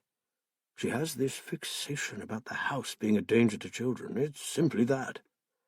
Sophie has visited Holland House, and that means that Sophie is earmarked, so to speak. Will sat back down in his chair. I find this rubbish about the house having some sort of wicked desire to devour children totally ridiculous. It's a load of crap. Houses are houses, nothing more than bricks and mortar. Sam Page nodded. Of course they are. But you have to recognize that Kate isn't like you. She is sensitive, creative, gifted and idealistic. Plus, she is vulnerable and highly open to suggestion. He exhaled. Let me give you an example of how different people react to the same situation. Did you ever get a shout late at night, and when you got to the place you found it really eerie? Will shrugged. Not often, but yes, it has happened once or twice. Can you recall any occasion in particular? Sam asked. Will frowned. Yeah. It happened long before I went into CID. I was on the beat with a new bloke, a young chap called... Tony, that's it. Tony Skates. I think he was a bit nervous about being out on the streets at night for the first time. We got a call to check out a possible break-in at an old nursing home. It was a weird, rambling sort of place, set back off the road, and surrounded by lawns and big old trees. Only part of the building was in use, and that was about to be closed down. We checked with the warden, who had reported someone creeping about in the grounds, and we made off in the general direction the intruder had taken. We searched everywhere, but there was nothing. We were just going back to the main house when Tony thought he saw a light coming from the deserted part of the building. There was an old door that wouldn't budge when we tried it, but we found a broken window and got in that way. We found ourselves in some kind of small chapel, like some big old properties had. Like a family chapel, Matt said. That's right. The altar and all the carved wooden pews were still there. There were even some moth-eaten tapestries with coats of arms on them and a few dirty old candle holders. It smelled dreadful, really musty. Anyway, there was no one there, and the only door that apparently led into the house itself had been nailed up. Will paused, back in that old chapel again. I don't know whether it was the young lad's nervousness affecting me as well, but we were just about to climb back out of the window when, I had this awful feeling of being watched. I was 100% sure we were not alone in there, even though we had searched it thoroughly. We both ran out of that place like the clappers. It was weird. Sam gave a low chuckle. So that was the response of a no-nonsense, hard-nut copper. Now put your Kate into exactly the same situation and try to imagine how she would have felt. Good Lord, with her vivid imagination, she'd have flipped. Will puffed his cheeks out. And this salt marsh has a similar ancient sort of feel to it. I'm sure it's Whisper Fen that's influencing her paintings. Ah, the paintings. Laura's friend was quite disturbed by Kate's pictures, and he wholly endorses our findings. I didn't tell him anything about her history, but he diagnosed the probable root of the problem in minutes. The last picture threw him. Sam shifted around uncomfortably. He said they are in no way connected, and were we absolutely sure that it was by the same artist as the other dark ones? Couldn't he give you any clue as to why she had painted it? Asked Matt. None at all. He tried to analyze it as a piece in its own right, but because he had already seen the other pictures, he found it very difficult. He said it depicted overwhelming fear, but whether it was for herself or someone else he couldn't tell. I did wonder whether it was one of the Holland family and Kate had put her in modern-day clothing, suggested Will. That's very possible. Oh, and before I forget, the art therapist told me she had considerable talent.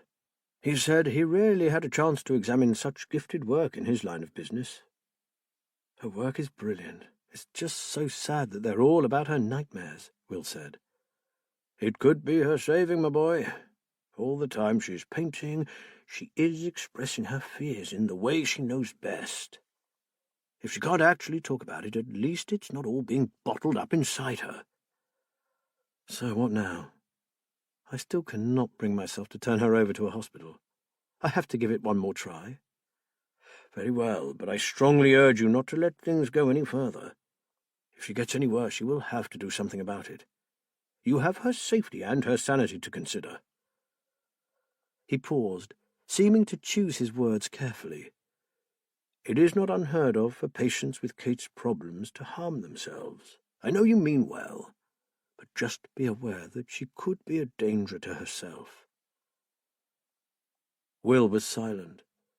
If only someone would come along and take all the responsibility away from him. But he knew the ultimate decision about Kate would be his. "The buck stops here," he whispered. "I'm afraid so, my friend. Now, tell me what sort of frame of mind will Kate be in when she wakes, judging by her previous moods after a long sleep?" "Well, strangely, she is usually still tired. She's lethargic and tearful for a couple of hours, and then she goes into overdrive until the next low." "Is she fairly reasonable when she is in that après sleep state?" the doctor asked. "Yes, she is apologetic and quite lucid." Sam stood up. "I think you should try to get in touch with Philip Fove before she wakes. Give him as much of the story as you feel comfortable with, but be sure that he grasps the severity of what is happening here. There is no way Kate can meet Sophie, no way. Then, when Kate is compos mentis, you must tell her that they've flown back to Canada. We need to free her of that particular worry. And you need to become her guiding light again. Can you do that, Will?" Will thought for a moment. Damn, I don't have a contact number for him, other than his mobile, and it's not connecting. He said it wasn't working properly, even though he had roaming activated. "Can you ring the airbase?" asked Matt. "I can try. I'll do it now while you are both here, if that's all right with you." He looked from one to the other. "I might just bottle it if I leave it till later." His call was put on hold, and after being connected to several extensions, he was finally put through to someone who knew about the Canadian captain. "Is it Lakenheath today, sir? I can give you a number if that will help." Again he was passed around until a curt voice asked why he wanted to contact Captain Fove. He explained that it was a personal matter. He said he urgently needed to speak to him regarding his niece and their proposed visit to the Fens. The man informed him that for security reasons, the best he could do was to get a message to Captain Fove and ask him to return the call. Will then had to spend a restless 15 minutes before the phone rang. To his disappointment, it was the Lakenheath base again. "I am sorry, sir, but the conference ended an hour ago and Captain Fove has already left. I understand he is staying the night in London, but we have no contact number for him." Will swore softly. Choosing to ignore the epithet, the man on the other end of the line suggested he ring Mrs. Fove in Canada. He was bound to call home at some time, and she could pass on a message for him. Will thanked the man. After hurriedly working out the time difference between England and Saskatchewan, he found the number. Annette sounded surprised, but delighted to hear from him, although her tone became more sombre when he told her of his problem. "Poor Kate, how awful. Yes, of course you must speak to Philip, but his phone is down. Let me get the London number for you. They're staying at a small hotel in Bayswater. We had a few days there a couple of years ago." Will could hear the shuffling of papers. "Ah, here it is." Annette Fove read out the number. "It's room 25, Will, and if he rings me first, I will make sure that he knows about your troubles and doesn't spring another surprise visit on you. I really am so very sorry that turning up unannounced like that has caused such an upset." Will assured her that it was no one's fault. He explained that Kate had become worse of late, and the smallest thing made her ill. He also explained that telephone calls could be difficult if she was around, so to forgive him if there were times when he couldn't talk freely. She said she understood, wished him well, and hung up. The hotel said that they hadn't yet arrived, but confirmed their booking reservation. Will said he would ring back. His back and shoulders screamed with pain from all the tension, and his elbow throbbed mercilessly. In the past, when his injuries had played him up, Kate would massage his aching joints with aromatherapy oils. Now he went in search of paracetamol. "Headache?" Matt asked. "Oh, Matt, headache, backache, mainly elbow ache. You name it, it aches." "Hardly surprising, my boy," said Sam kindly. "Have you managed to track Fove down yet?" "No, but at least I have the number of his hotel. I'll try again in half an hour." He swallowed the paracetamol. "Look, if you guys want to get home, I'm over my crisis. Kate will probably sleep the clock round, so if you need to go, it's not a problem. You've both got me back on an even keel again. I'm so grateful, honestly." Sam glanced at Matt. "I don't know about you, but I have all the time in the world. I'll stay until you've talked to Captain Fove." Matt agreed. No rush. Let's make sure you have this sorted. Finally, Will found himself talking to Philip. I thought there was something wrong, Will. You were strung out like a high wire. Look, I'm really sorry about all this. I feel I'm to blame. I should have found a way to call you first, but I had no idea Kate was that bad. It's not your fault, said Will quickly. And please don't let Sophie feel like that either. Can you assure her that her aunt is very poorly, and that it has nothing to do with her?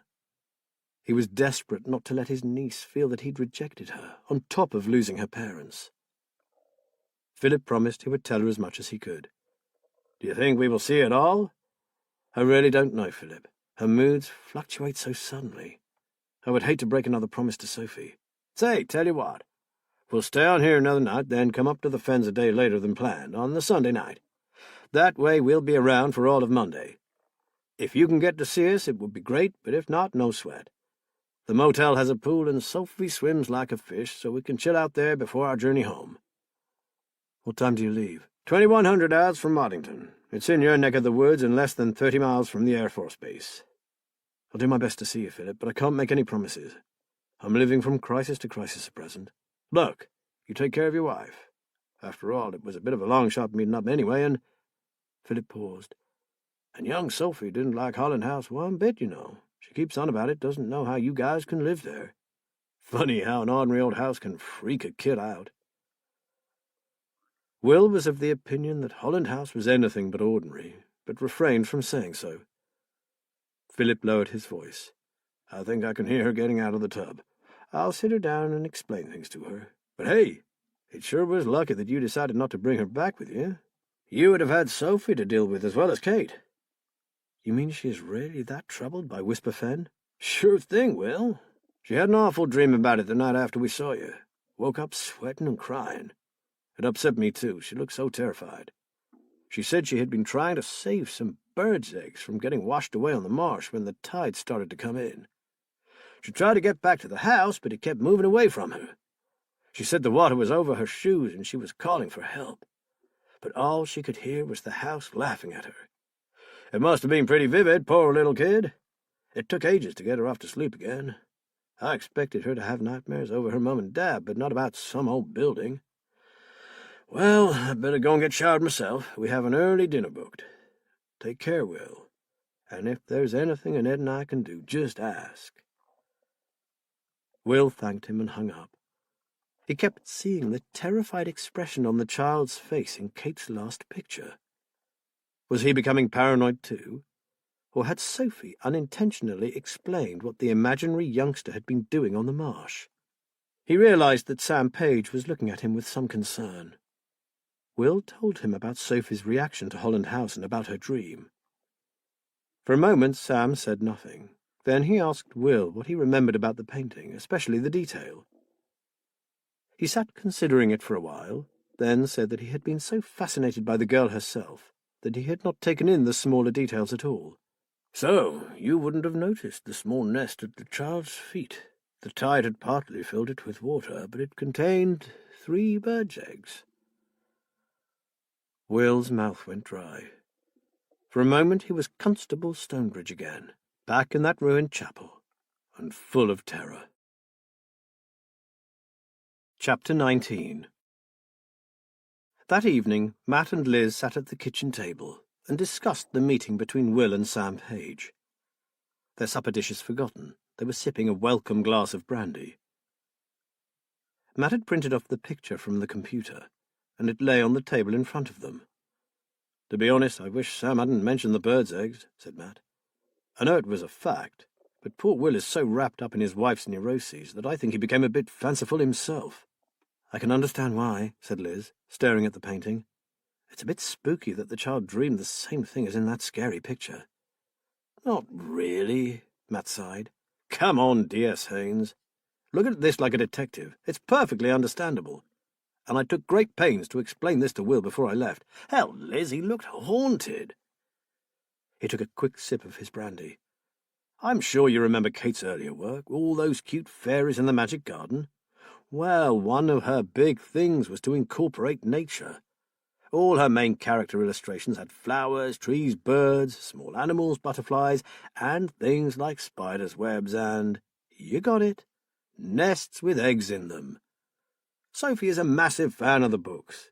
And remember that painting that Kate dedicated to her and we took to Canada? It was called Snapdragon, and at the bottom, close to where she'd signed it, was a bird's nest with eggs in it, nestling in the grass. Do you see where I'm going? Liz nodded. Put like that, yes.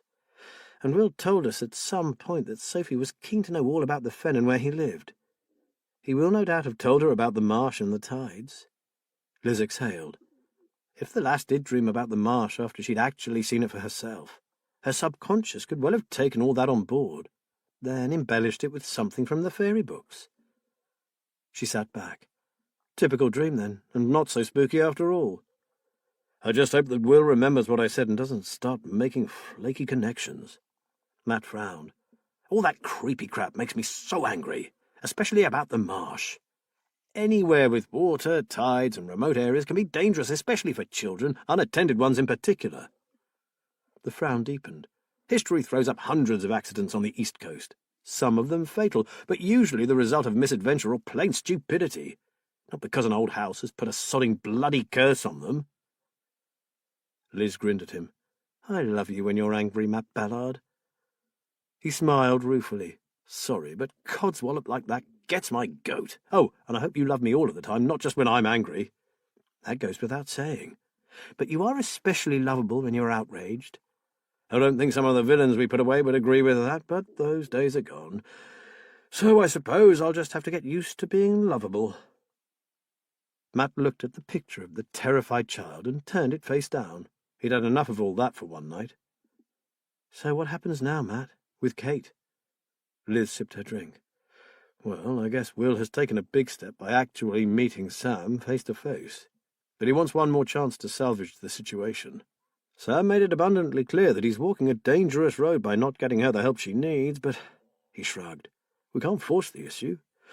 So all we can do is be there to support him. At least Sam gave him his card, so he can contact him immediately if things do go tits up. So, hopefully a little less pressure on you, darling. I'm not being unkind, but you are shouldering rather a lot of someone else's emotional baggage, and it's draining you. He knew she was right. He did feel drained, but even so, I can't abandon him, Liz. He's our friend. And I wouldn't want you to, Matt. I love them both dearly. But you can't help people who don't want it. And Kate certainly doesn't, not from anyone. She doesn't even want us anywhere near her precious Holland house. Liz frowned. She's changed beyond recognition. Let's just pray Sam can convince Will to get her to a specialist. Otherwise, he's going to lose her. Sam said as much. I do believe that one more serious episode will force Will to give in. I just pray he doesn't leave it too late. Liz placed her glass on the table. But on a different subject, I've been thinking about the night you were attacked at Amelia's cottage. Remember you mentioned that the arsonist's petrol can and some petrol-soaked material were found by the coal shed door? Matt nodded. If you wanted to burn the place down, wouldn't you post a rag through the letterbox or throw a petrol bomb through a window? Why light your fire by the coal shed door? Matt considered this. Yeah, and the coal shed is a good way away from the cottage itself. That is odd. I hadn't actually thought of it before. To me, that says they didn't want to damage the house at all. Just give the illusion of intending to burn it down. She raised an eyebrow, which takes us back to the premise that someone wants Little Anchor itself for some reason. And it also takes us back to not knowing what the hell they want it for. Do you know, last time I went in to check the post, I went over that place again from top to bottom, and for the life of me I can't find anything that makes it special. Then we do what we agreed and back off. If Amelia is not coming back immediately, there's no need to spend too much time there. Liz yawned. I'm ready to turn in. I want to get out to Linden Road early tomorrow, see if there are any more familiar faces taking their custom to Mr. Smith's very convenient store. Have you decided what's being passed under the counter yet? Matt asked. Not yet, but it's not drugs, I know that much. If I had to make a guess, I'd say extreme pornography. Dirty magazines, most likely. Well, I know the internet is the main source for that kind of stuff nowadays, but apparently there's still a massive market for old-school porn. It could be a very lucrative sideline. What makes you think that's the case?" Liz smiled. "All the shady-looking characters buy papers, and not the red tops either. It's the Telegraph of all things. Can you picture some seedy scrope making himself a nice filter coffee and settling down to do the Telegraph crossword before walking the dog or playing a round of golf?" Matt laughed. "No, I can't see it at all. So you reckon there's something inside them? I reckon a rather special kind of insert, one that the Telegraph Media Group wouldn't be too proud of." She grimaced. "I just need to work out a way of getting hold of one of those special copies. And then we'll be able to tell Nigel Foreman that his suspicions are correct and hand it over to our old mates at the Nick." Matt looked at her. "Any ideas on how you can work that little piece of magic?" "One or two, but I want to keep an eye on the place for a bit longer. I've noticed a couple of faces that we've come across before in our previous life, and I'd really like to know whether Smith is a one-man band or part of something bigger." "Don't get spotted, especially if there are a few old lags frequenting that store. Men who might recognize a copper when they see one." Matt suddenly began to wish he was working with her on this, instead of being on call for his distraught friend. "You take care, Liz. I'm aware that you know what you're doing, but I worry about you covering this alone." Liz blew him a kiss. "Don't worry, I'm a big girl now. But thank you for caring." She stood up and began to put the supper things into the dishwasher. "I keep thinking of what it must be like for poor Will tonight. I'd hate to be in his head right now." She looked out of the kitchen window. "There's one heck of a wind getting up, Matt. Was there a weather warning for tonight?" Matt took his phone from his pocket. "I was too late home to catch the weather. I'll check." He found his usual app and saw an amber warning sign flash up. "Uh-oh, high winds coming in from the east. Could reach 60 miles per hour in this area." God, where did these summer storms and high winds come from? I swear we never had them when I was growing up here. "Climate change, dear." Liz stared at the trees whipping back and forth. "It's rather dramatic out here on the coast, isn't it?" Matt laid his phone on the table. "You can say that again. I'm going outside to see if there's anything that needs securing. Looks like we're going to have a rough night." He paused at the door. "Can you check where the flashlights are, sweetheart? And there are candles in the drawer in the hall. The last time we had one of these high winds, it took out the power for 2 days. We'd better charge our phones too, just in case. Aye, aye, Captain. Batten down the hatches." Outside, Matt saw at once that this was going to be a bad one. The winds were already building, the sky wild. He just hoped that both Little Anchor and Holland House remained safe. They were even closer to the wash than he was. It looked as though poor Will was about to get another sleepless night. Will Stonebridge sat on a chair at the bedroom window and looked out at the wind-torn garden. This was all he needed. For a few seconds he felt that if he were dealt one more blow, he'd simply snap. Earlier, before it got dark, he had noticed that they had left the back gate open and had gone to close it. A strong breeze was blowing in, bringing with it a sudden squall which had drenched him in moments. In the 100 feet back to the house, the rain became a solid sheet of water that soaked straight through his shirt and trousers. He had run, jumping like an ungainly, overgrown schoolboy over muddy puddles that hadn't existed a few minutes ago. As he did, he had glanced up at the house. Kate was standing, framed by the long window in the studio, in her nightshirt, her unkempt hair hanging around her shoulders, and the doll clasped tightly to her. She seemed not to see Will dashing for shelter. In fact, her face showed no expression at all. Will had stood and gaped at her. For all the world, she looked like Amelia's cottage as it was now, a pretty shell with no life in it. He kicked off his shoes and tore off his wet shirt, then took the steep stairs at a run. Along the galleried landing he saw that the studio door was closed, but that of the bedroom stood ajar. In the semi-darkness he saw Kate's shape huddled in the bed. So now she was sleepwalking. He had been able to at least relax when she slept. These brief periods of respite had now come to an abrupt end. What if she wandered off onto the marsh? He decided not to think about it for the time being. A sudden gust of wind drove the rain against the window with such force he feared it might shatter. The noise was awful, but still Kate slept on. He sat for nearly half an hour watching the trees and shrubs whip this way and that. The wind screamed and whistled. but the willowy branches refused to snap until, to his horror, the rowan gave a great crack followed by a squeal, and the beautiful tree crashed to the ground. He heard again Kate's words echoing back from the past. "They are lucky trees, darling. They belong to the goddess. They give protection to the garden and keep harm away." He stared in dismay at the fallen tree. It had missed the outbuildings, the shed and the greenhouse, but had come down directly onto the Anderson shelter. Yet another thing to upset Kate. As he looked on helplessly at the devastation, he had the irrational thought that he must get rid of it before she woke up. Kate would take this to be an omen, a bad one.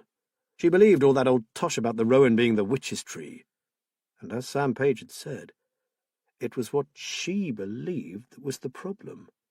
Oh, Jesus, why the hell did it have to be the fucking rowan?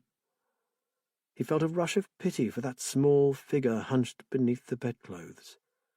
She was so vulnerable, so fragile. His precious fairy was walking on a tightrope made of gossamer. Would he be strong enough to catch her should the delicate filigree give way? He hoped she would remain asleep for many, many hours. If only she didn't have to awaken to the sight of the garden's custodian lying broken and dying across her Anderson shelter. If only she could sleep forever. He stared back out of the window, wishing that the stalwart Matt and the knowledgeable Sam were beside him. This brave copper was terrified, and it had nothing to do with the weather. At the height of the storm, two men dressed in wet weather gear made their way along the boggy and perilous marshland path. They stopped outside Little Anchor, and with a nod, one of them slipped into the back garden. He returned a few minutes later and gave his accomplice a thumbs-up sign. All was well, no disasters. "A slate or two has shifted at the front," he whispered, "but no structural damage at all." "Good. Then let's get away from here. The wind is dropping, but the ground is treacherous. Just watch your footing. I don't want to be dragging you out of a bloody bog." With one last look at the deserted cottage, they slipped away into the night. Chapter 20. In Cannon Farm, the phone was ringing. Matt heard the anxious voice of Amelia Swain. "I know you won't have had a chance to check yet, but I'm so worried, Mr. Ballard. I didn't sleep a wink last night." "Don't you fret, Amelia. Actually, I went down there an hour ago, and apart from a couple of tiles that have lifted, there's no damage that I can see," Matt said. "Oh, such a relief. It is such an exposed spot. But at least there are no tall trees near the house." "I'll take a closer look later this morning, but I'm sure your cottage is fine. They knew how to build in those days." "I'm sure you're right. It isn't the first gale to hit Whisper Fen, and it certainly won't be the last." She paused. "There were no other problems then?" "Nothing, Amelia. Not recently. So, apart from a sleepless night, how are you keeping?" "Oh, you know, it's difficult to settle, even though I am enjoying Lena's company. Part of me wants to get home, and another part never wants to set foot on the marsh again." "If I were you, I'd stay with your friend for a bit longer. Let the police catch the person who's been persecuting you. Then come home and see how you feel about things. They will get them, you know." "Well, Matt, you have more faith than me. They seem to come and go like the will-o'-the-wisp, sliding in like a strand of marsh mist, committing their atrocities and vanishing as if they never existed." "Well, he certainly has more substance than mist, I can tell you. He had no trouble flooring me." Matt laughed. There was a few seconds' silence. Then she said, "Oh, dear, that was thoughtless of me. I'm so very sorry. I feel so guilty. How is your poor head now?" "Like my darling Liz said, I'm lucky it's so hard. But look, don't feel bad about it. Given the opportunity, I'd have another go at the bastard. Sorry, Amelia, but I'd dearly love to meet him again, preferably in daylight this time." "You know how much I appreciate your looking after the cottage, Matt. But please, please do not expose yourself or Liz to any danger, and I will certainly not even consider returning home until the police come up with some answers for me. And if they don't—" "Between us and the police, we'll find answers, Amelia. Meanwhile, stay put and we'll keep you updated." Matt hoped he sounded more confident than he felt. Thank you, Matt. Thank you so much. He hung up and went to find Liz. She had abandoned her idea of watching the village store in favour of sorting out some of the damage to the garden. She was already roaming about, gathering broken branches and sweeping up shattered flower pots. She smiled at him. Could have been worse. No major damage, except that a small section of fencing is blown down. Nothing that can't be fixed. She raised her eyebrows. Have we heard from Will yet? He shook his head. No, that was Amelia, and I've put her mind at rest about little Anchor. He gave her a worried glance. I wanted to drop in at Holland House after I checked the cottage, but I wasn't sure if I should. Was there much damage down on the marsh? Liz asked. Worse than here, for sure. I could be wrong, but I think Will has a tree down. Matt paused. Maybe I'll go make us a cuppa and then give him a ring. Will had woken at around 6 to an uncanny stillness. The storm had blown itself out during the night, and the fen was silent. Not even a bird sang. After a quick shower, he went down to the kitchen and made tea. He knew he should eat, but his stomach was in knots. He was worried about Kate and the fact that she was now sleepwalking. Above all, he was terrified of her reaction to the fallen rowan tree. He lifted the house phone receiver, but the line was dead. He sighed. Well, he had his mobile. He had checked the garden in the mad hope that the previous night's damage had all been a bad dream. Sadly, it looked even worse in daylight. He left it until around 8 before going back upstairs to check on Kate. In the bedroom, he again stood at the window, desperately trying to work out what to do next. Will? He started. What time is it? Hello, babe. It's getting on for 9 o'clock. 9? In the morning. Oh. She swallowed, her gaze wandering around the darkened room. What day is it? Sunday. Don't worry, sweetheart. The sleep will have done you good. Sunday? She sounded bewildered. It's all right. You needed the rest. I'll go and make you some tea. Then when you're ready, I'll run you a bath, okay? She swung her legs over the side of the bed and sat for a few moments as if still confused. I'll run the bath. You get the drink. My mouth feels awful. She sounded groggy and swayed slightly, but made her way slowly to the bathroom. Back in the kitchen, Will heard the sound of running water and the toilet flushing. He decided to tell her about the rowan tree and the air raid shelter as soon as he got back upstairs. She would see the devastation soon enough, so he might as well warn her. He mounted the stairs with a heavy tread. He stood her mug on the side of the bath and began to sponge her back. He was pleased to see that Kate had washed her hair. She looked tired, painfully thin, but still beautiful. You missed one heck of a storm, he began tentatively. She peered at him short-sightedly. When? Late yesterday afternoon and into the evening.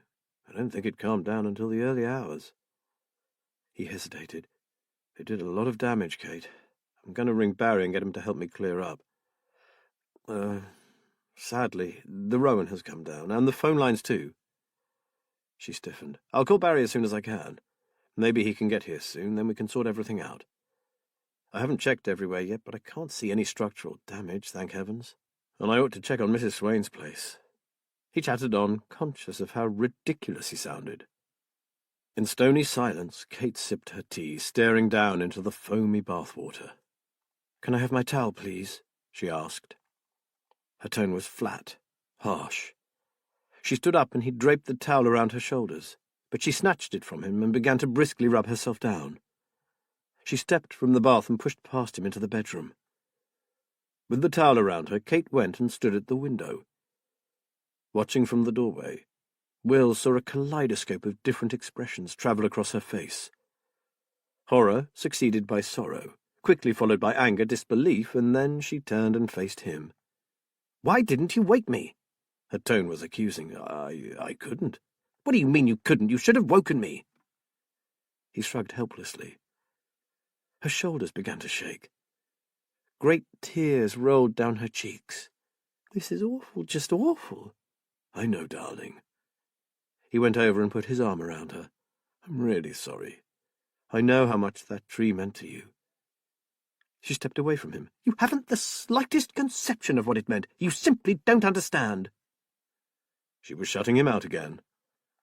For hours he had been worrying about how she would feel when she saw the tree, all for nothing. Kate turned to him. I'm not having a go at you, Will. It's not your fault. But you really don't have a clue what I'm talking about, do you? Well, then explain it to me. It was a nice tree. I'm really sad it has come down, but at least it didn't land on the house. Kate rolled her eyes. It might just as well have done. It was important, Will. We need all the protection we can get out here. We'll suffer for this, you'll see.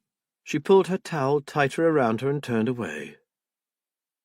Will was left staring out over the marshes. Sam Page was right. It would be worth the risk of having her hate him just to get her away from this God-forsaken hole. If there was the slightest chance of getting his wife back, he'd take it. Whisper Fen and Holland House were driving her insane, and he could not in all conscience sit around and watch her decline any further. He twisted his gold wedding ring around and around until his finger was sore. He must ring Sam and make arrangements, and face up to his responsibilities while he still could. Will made no attempt to stop Kate when she said she was going out on the fen. It would give him a chance to ring Sam Page and ask his advice on how to proceed. He had managed to get her to eat a mouthful or two of breakfast before she went out, but she didn't appear to be leaving the garden. He saw her sitting by the well with one hand on the trunk of the fallen tree, as if she were sitting at the hospital bedside of a dying relative. Finally, she went out through the gate and made her way slowly up onto the high path. Will waited until she was a tiny figure on the horizon before he got his phone out. Sam listened while Will somewhat incoherently described what had happened since the previous day. Sounding relieved, Sam assured him that he was doing the right thing. But you must do all you can to persuade her to speak to someone voluntarily. I've already discussed it with Laura Archer, and we agree that Kate should see Lawrence Hassel. He has a specialized private clinic near Wainfleet. He is prepared to see Kate tomorrow for a consultation and then treatment if he deems it necessary. Private? Don't worry about the cost, my boy. There will be no bill, and if there were to be a charge, Lawrence wouldn't take advantage of you. We were at university together. He's not just an excellent doctor, he is a very good friend. I trust him implicitly. He paused. Would you like me to come over and be there when you talk to her? Or perhaps have Matt with you? No, it's kind of you, but I think this is something that I have to do alone. As he spoke, he wandered over to the window. Through an arch of battered clematis flowers he regarded Kate, a lone, dark figure silhouetted against the sky. He felt like a traitor. Sam, if she refuses to go with me to see this Lawrence Hassel, which she might, what happens then? Sam said, If you remember, you dealt with this when you were a police officer. If concern is raised about someone's mental health, and if they are deemed to be a danger to themselves or others, we call a team of health professionals who assess the patient in a place of safety. This team would normally consist of a registered medical practitioner, an approved mental health professional like a social worker or a psychologist, and a Section 12 approved doctor, usually a psychiatrist. If they all agree on a diagnosis, the individual concerned will be found a place in a suitable hospital. Sectioned, in other words. Will sighed, recalling a number of pretty violent incidents during his time as a policeman involving people who had been sectioned. How had things got this bad? So you can see how much better it will be if you can convince her to go for a private consultation voluntarily. It would be on her terms, then. No one would be making decisions for her. I understand. Perhaps you'd give me your friend's contact number? Sam gave him the phone number and the address. If she agrees, be there at 11 tomorrow morning. Lawrence will be expecting you. Will hung up with a heavy heart. This was the most difficult thing he had ever had to do, and he was filled with dread. He was so entrenched in his thoughts that he hadn't heard the car doors slamming. Matt Ballard and D.C. Bryn Owen were at the front door. His first thought was that something else had happened at Amelia Swain's cottage, until he saw their faces. I met Bryn while I was on my way here, Matt said. You need to listen to what he has to say. We've just had a call from a Captain Philip Fauve, Bryn said. It seems his ward has gone missing. Will froze. Sophie? Missing? I don't understand. They're in London, aren't they? Has she got lost or something? No, sir. They're staying at the Fenmore Lodge. He said they changed their minds and drove up here this morning." "Here?" Will saw Matt flash him a concerned look. "Well," Bryn continued, "as I said, sir, it may be nothing. The youngster might have just gone off with some other kids or something. But due to the recent tragedy in her life and considering her age, we're treating her as at risk. Apparently they checked in earlier than expected and went to the pool for a swim. They swam for a while, then Philip had a call from his base. He took it in the swimming complex reception area, only a few yards from the pool. Sophie said she'd go and get changed and meet him in the foyer, but she didn't turn up. He had someone check the changing room, but Sophie had gone." "Jesus, I have to go there," Will exclaimed. "Hang on, Will." Matt took his arm. "Have they searched the hotel?" Bryn Owen nodded. "From the attic down, believe me. We need you to stay here, sir," he said to Will, "just in case she tries to get to you. You are her nearest relative in this country. She's just arrived, so she can't have made any friends yet. So that is what we think she might do." Will closed his eyes. A few moments ago he had been worrying about how to tell Kate what he had arranged for her. Now everything had been turned on its head by the disappearance of his young niece. "The hotel is only 4 miles from here," Bryn was saying, "and we have officers out checking every inch of that area." Will began to collect himself. "Have there been any sightings? How long has she been missing?" "She has been gone since 2:15, and no sightings as yet. What about her clothes? You say she went into the changing area. Did she actually get dressed?" Bryn nodded. Her swimming costume was still in the changing room, and all her clothes were gone.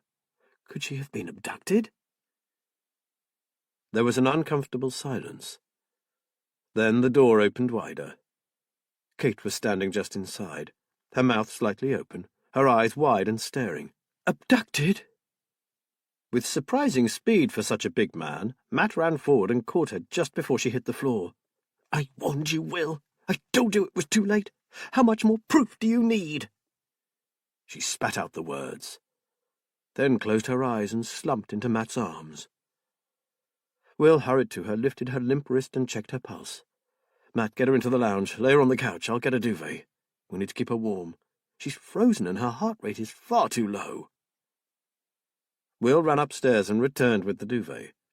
As he gently placed it over his wife, he heard Bryn asking Matt what Kate had meant by, "I warned you, and it was too late." He looked utterly bewildered. Matt glanced at Will before replying, "I don't rightly know, lad, but don't read too much into it. As you can see, she's really poorly at present." "Is she anorexic?" Bryn asked. "Something like that, and she's been overworking. Deadlines and such." Matt almost shoved the young detective out of the lounge. Will heard Bryn say that he'd better get back out and join the search. He promised to keep in touch via Will's mobile phone and handed Matt a slip of paper with the Fenmore Lodge number. "Captain Fauve needs Mr. Stonebridge to speak to him, sir. The poor man is beside himself. Will you ask him to call as soon as Mrs. Stonebridge is recovered?"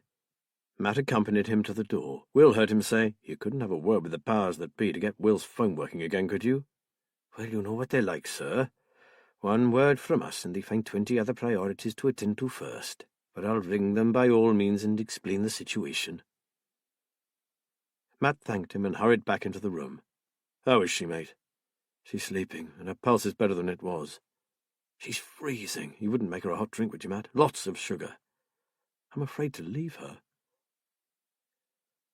Matt returned a few minutes later carrying a steaming mug. He set it down on the coffee table and stared down at Kate's diminutive form. How long has she been like this? Will took a deep breath. "Since that fucking rowan tree came down in the storm last night. She believed that it was protecting us, and when it fell, we would pay for it." He shook his head. "God, I wish we'd never come here, or that she'd got to hear of all those missing Holland children." "Dead right," said Matt. "But I suggest we don't tell Philip Fauve any of that. The guy is probably out of his skull with worry enough without hearing the local tales about disappearing children." Will nodded, without taking his eyes off Kate. "And by the way, Matt, I don't think Sophie will try to find her way here. If she hates this place so much, to the extent of having nightmares about it, she's not going to want to come here, especially not on her own." "Well, the alternative isn't too good, is it? You're saying there is a chance she's been snatched." "I know, that's exactly what I am saying. Poor little kid. After all she has been through, this is just not fair."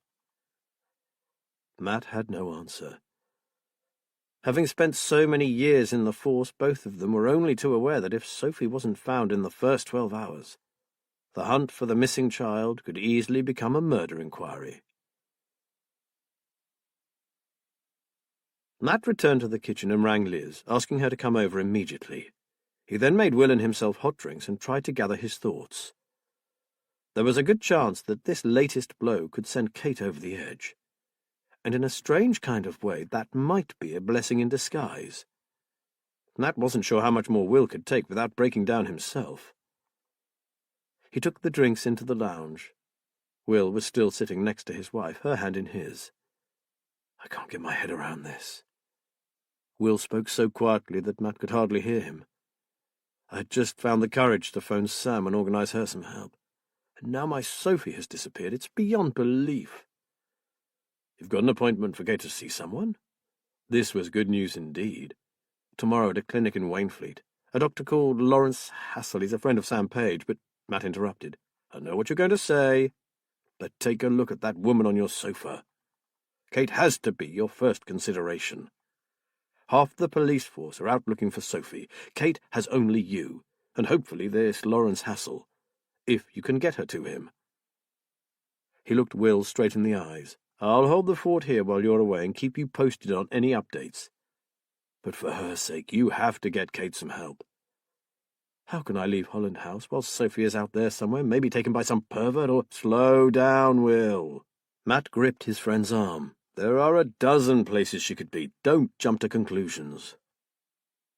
Will had an idea. "I wonder if Lawrence Hassel would come here." Matt shrugged. "Why not ask Sam? Oh, and then do ring Philip. Bryn said he's desperate to hear from you." Will reluctantly let go of Kate's hand and took his phone from his pocket. The call was brief. Sam said he was sure he would if he could, but Hassel's severely disabled. He's in a wheelchair and he never leaves the clinic. He hung his head. "And Sam said exactly what you did, not to cancel that appointment. He also said he's coming over in case he's needed." He swallowed hard. "Which means that when she wakes up, I have to break it to her that I have arranged for her to speak to a psychiatrist. After all I promised her. I feel like a traitor, Matt." "It's gone way beyond that now, Will." Kate gave a little moan, and Will gently coaxed her into sipping at her drink. Her expression was distant, vacant. As if in a dream she drank the tea, seeming to be completely unaware of Matt's presence in the room. "I'm so tired," she whispered.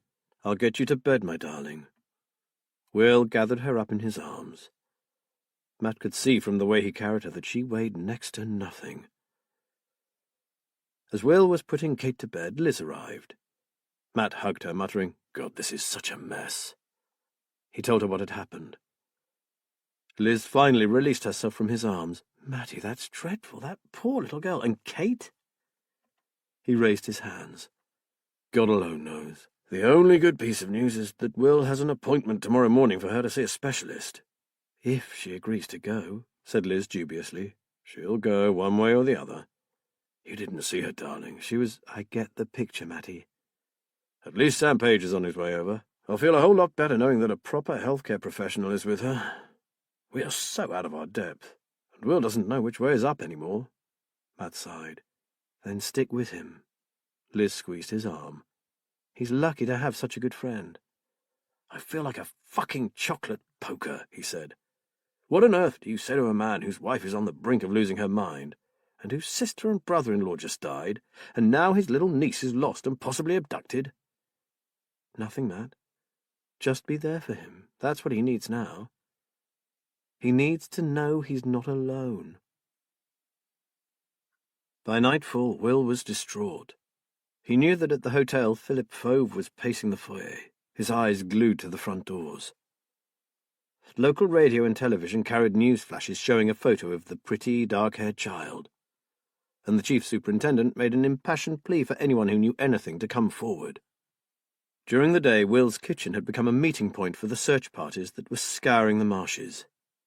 But as night descended, they were called in for fear they might become lost themselves. There was no more to be done until first light. Sam Page had sat with Kate while Will, Matt and Liz had brewed teas and coffees for those who had been out searching. 2 constables, Jack Fleet and Debbie Hume, were to stay the night at Holland House, just in case the child did turn up. The owners of the Tanner's Fen Village fish and chip shop had kindly delivered hot food for them all. Will, believing he wouldn't be able to eat a thing, found he was ravenous. Kate drifted, half awake, refusing food. She kept wringing her hands together like some Lady Macbeth. Now, at 9 o'clock, Will, Sam, Matt and Liz sat with her in the bedroom. An awkward silence settled on the room. Catching Sam's meaningful looks, Will realized that he could no longer delay the confrontation with Kate. With a sigh, he moved from the window seat to the bed, and taking her hand in his, sat beside his wife. Looking into those large, sad eyes, all his well-rehearsed lines melted away. Squeezing her hand, he told her that he loved her, and asked her to forgive him for what he was about to say. Kate listened without interruption. Will waited for her response. The only sound in the room was the ticking of the clock. After what seemed like an hour, Kate raised her eyes and fixed them on Sam Page. "Did you put him up to this?" With a gentle smile, he said, "Yes, my dear, I did. You need help, and you are breaking your husband's heart." Will was certain she would turn on him, spitting venom and hurling abuse. But she simply said, "Thank you for your honesty." There was another pause. Then she said patiently, as if to a child, "But you are of course wrong. I don't need help, especially from the kind of doctor that you are suggesting. I am really quite surprised that you can't see what is going on here." "And what is that?" Sam asked. She lifted an eyebrow. 3 dead Holland children, Professor Page." She turned to Will and said, "And yes, I know about Elizabeth being taken from her playpen. I knew about it long before you tried to hide the website from me." Will's mouth fell open, but Kate was continuing, talking with more animation than he had heard from her in months. "Actually, there are more disappearances, but the history is a little sketchy and the Hollands fear a witch hunt." "And you believe that the house is responsible for all this, and indeed is still claiming young lives?" Sam's tone was even and reasonable. "For God's sake, what more evidence do you people want? These are hard facts, those things that you policemen are supposed to crave. No child was ever safe here. We should learn from history, Professor, but sadly my husband didn't listen hard enough, and now his sister's child has joined the others." Once, when Will was a young constable, he had been present at the apprehending of a serial killer. He had been amazed at how ordinary this man appeared to be, how unassuming. He had talked lucidly to his captors, looking them in the eye and answering their questions quite candidly. He just lacked all emotion. He sensed that same lack of empathy in his wife. Unintentionally, his own voice became cold. "Sophie is not dead." "So where is she?" She stared at him, her gaze cold as a reptile. Unable to meet her eyes, he looked away. "I don't know." "So how do you know she's not dead?" "I don't fucking know. I don't know anything anymore. I don't even know who my wife is." Sam's warning look was lost on Will. He took hold of her shoulders and shook her roughly. "You must see that bloody doctor tomorrow if I have to drag you there. And we're leaving this detestable bog just as soon as I can get this dump on the market. Understand?" Her face changed in an instant, assuming a look of pure hatred.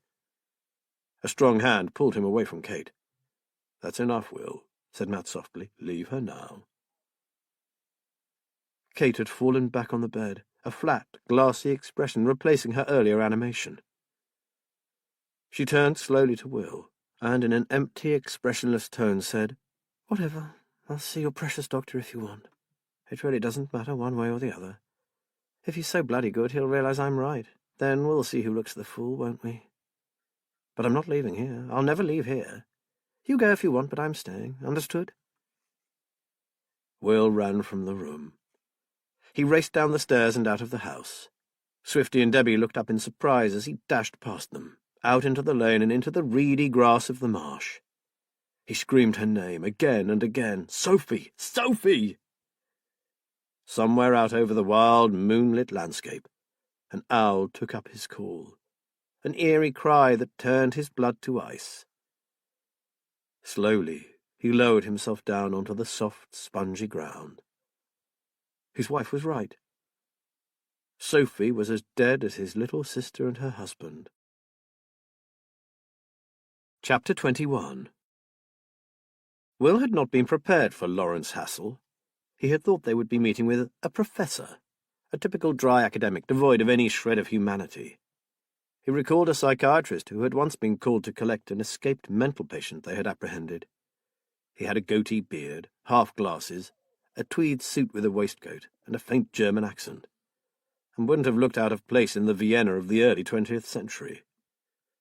A far cry indeed from the man now talking earnestly to Kate. Although in his late 60s and suffering from some severe and obviously long-standing illness, Lawrence Hassel had a round and kindly face beneath a thick crop of silver hair. More than anything, he reminded Will of Father Christmas. Kate had been uncommunicative and unresponsive, with a glassy stare and a fixed expression. Within half an hour, Dr. Hassel had drawn her out, persuading her to talk and listen.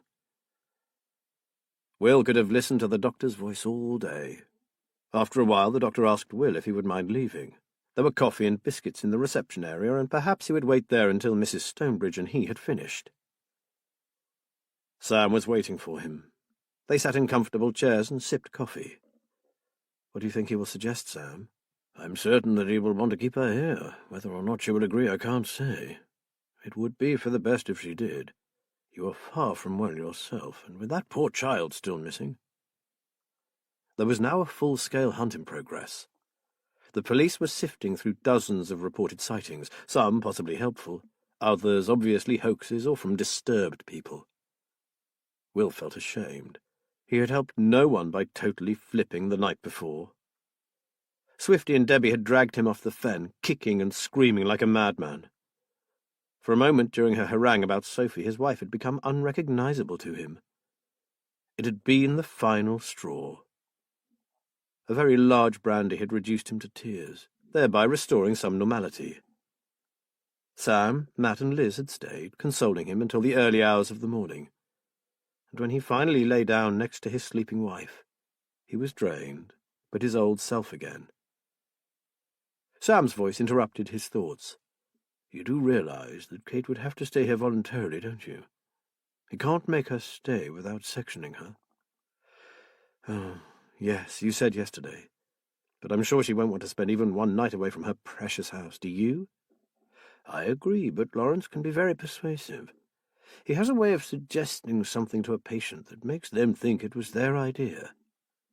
I have seen him calm some very frightening people in that manner. I think his secret lies in his disability. He too is damaged, just like them, so he doesn't represent a threat. People can relate to him. Has he always been in a wheelchair, since childhood?" Will mulled over the options that were available to Kate. She could be admitted as an inpatient for a full assessment and treatment. She could stay for a single day's observation, then be given follow-up outpatient care. Or she could leave on a wing and a prayer with a bag full of drugs that she would probably flush down the toilet. Once upon a time she would have discussed these options with him, and they would have decided together. Now, well, he had no idea what she would choose to do. In a calmer moment before they had left for the clinic, he had managed to make her understand that he had been angry and upset about Sophie when he said he wanted to leave the fen. But he could not forget the look she had given him. There had been nothing in it but pure malice. An hour later, Kate came out of the office, alone. She sat next to Will and calmly stated that she would be staying with Dr. Hassel for a couple of days. She had decided that she owed herself a rest. She had been working too hard lately. She hoped he would understand. Without waiting for an answer, she stood, turned to Sam Page and said, "Perhaps you would stay with Will. He is under rather a lot of strain at present. I think you owe me that, don't you?" Sam nodded equably and said he would be happy to stay for as long as she liked. She turned to leave. "Sweetheart," Will said. She stopped, but did not turn back. "Please. I love you, Kate." Slowly she swung round and looked at his face. She seemed to be searching it for something. "No more talk of selling up?" "Just get better, baby." "You didn't answer my question." "Just come home to me, Kate. You won't see any for sale boards in the front garden." He knew he was being evasive. She kissed him coolly on the cheek and said she would ring him when she was ready to go home. The doctor wants a word with you before you leave. Will returned to the office. Mr. Stonebridge, I am delighted that your wife is going to join us for a while. Perhaps you would be kind enough to fetch some clothes and toiletries for her. I'm going to suggest that you leave her things at reception and do not visit Mrs. Stonebridge. Oh, and no phone calls, unless there is an emergency. We will get her comfortable in her room and start assessment immediately. Outside contact is discouraged during that time. It can be unsettling, I hope you understand. Will nodded, suppressing the urge to snatch Kate up and run away with her.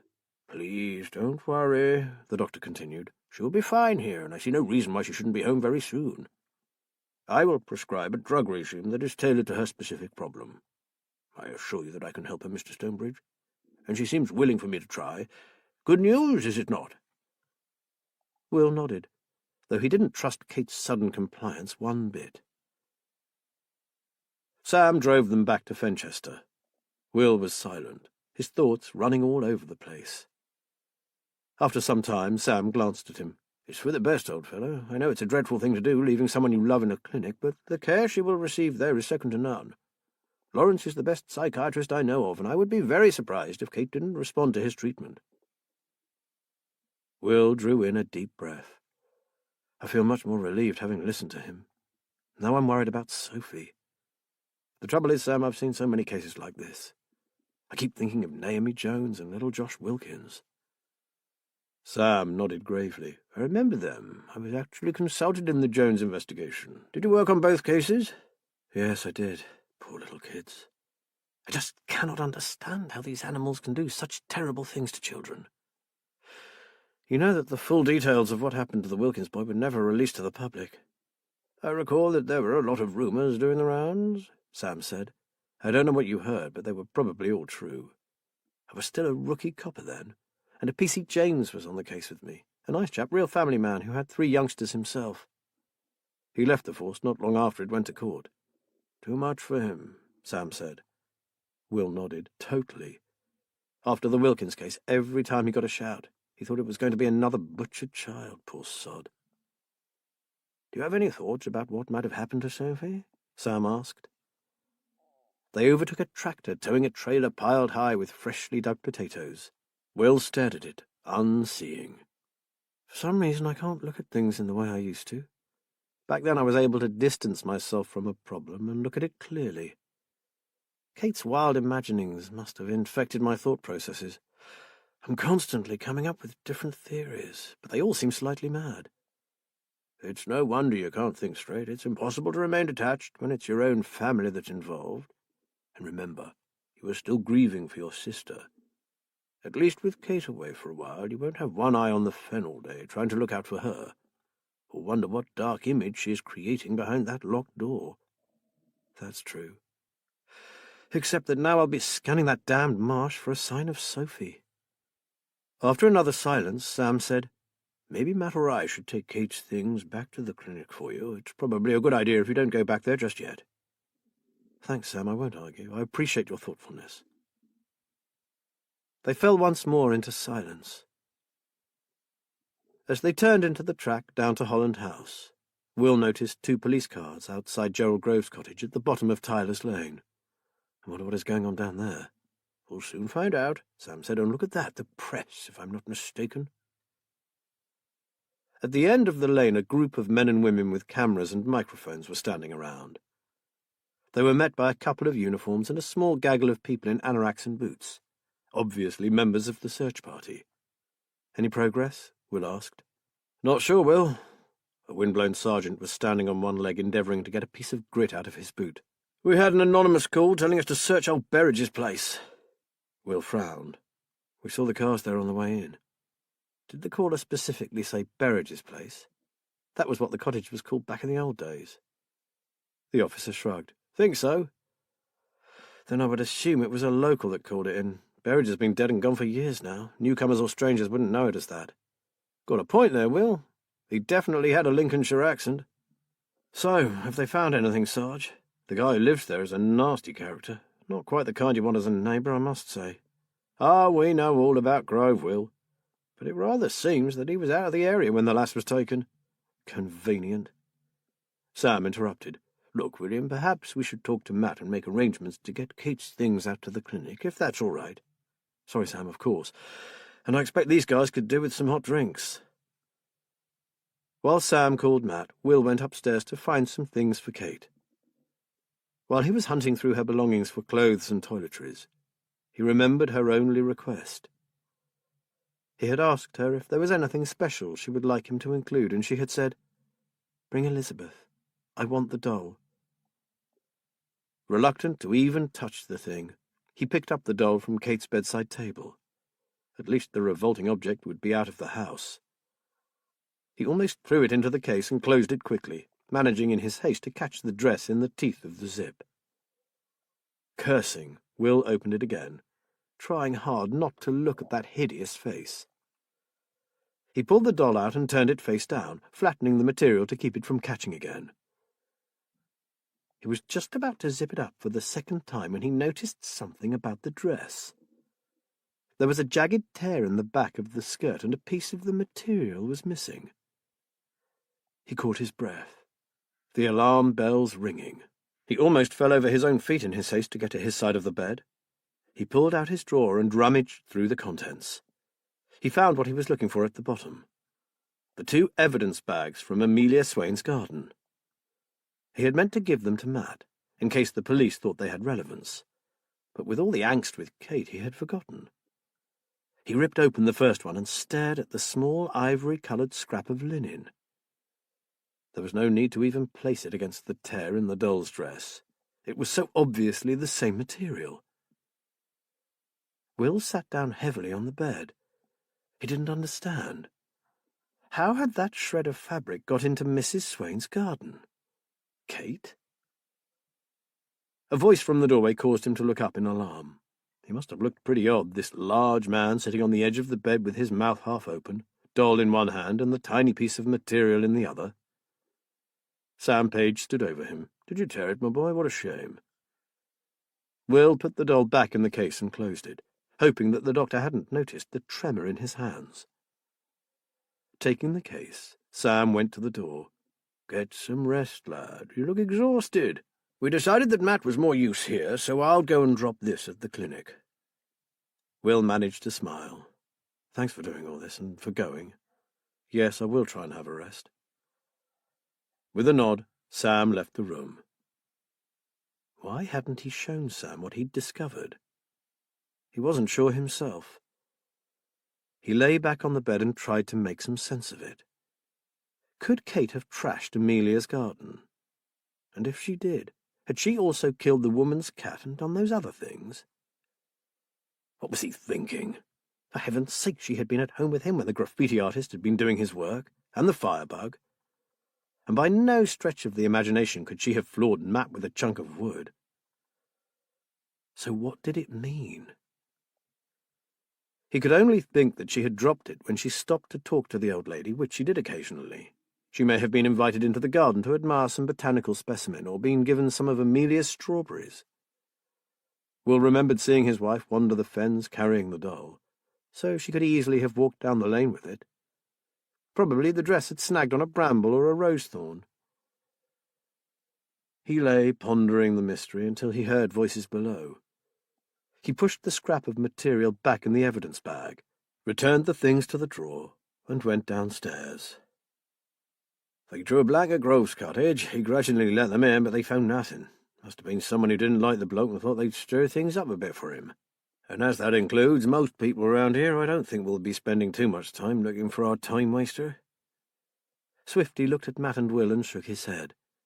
"This is really rough on you two, isn't it? I expect you'd rather be in my shoes right now, wouldn't you?" "You can say that again, Swifty," said Will. "I miss you guys, I really do." Swifty kicked at a weed that had valiantly forged its way up between 2 paving slabs. "The DI still wants you back, you know. I reckon we've got more ex-coppers than serving police officers in Fenfleet by now. If that arm improves, you get yourself back in the job. And if not, don't make strangers of us. We all still think about you. We miss you."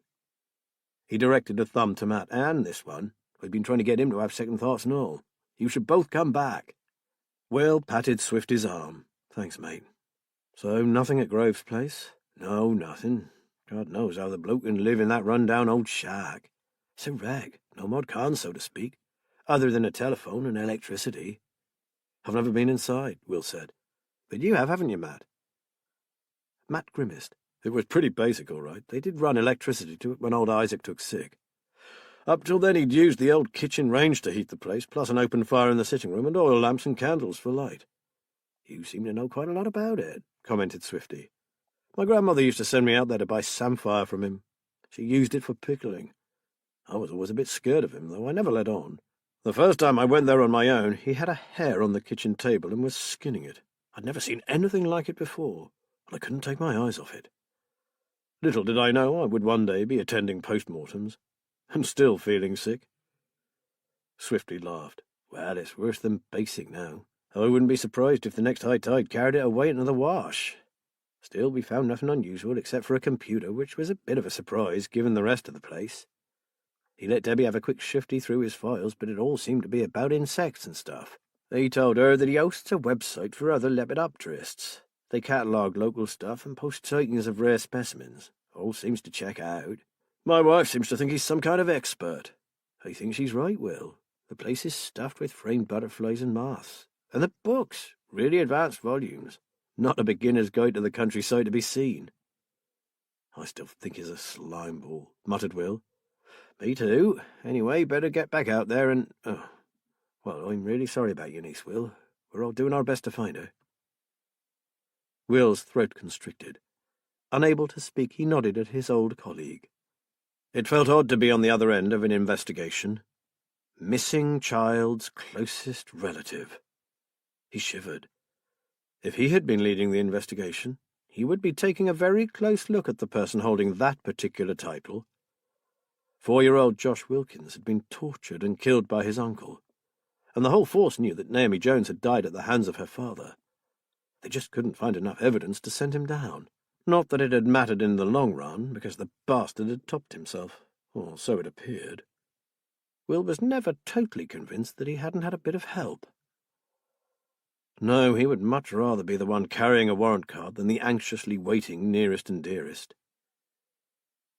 He saw a uniformed sergeant approaching him, talking on his radio. That familiar crackle made Will long to be part of it all again.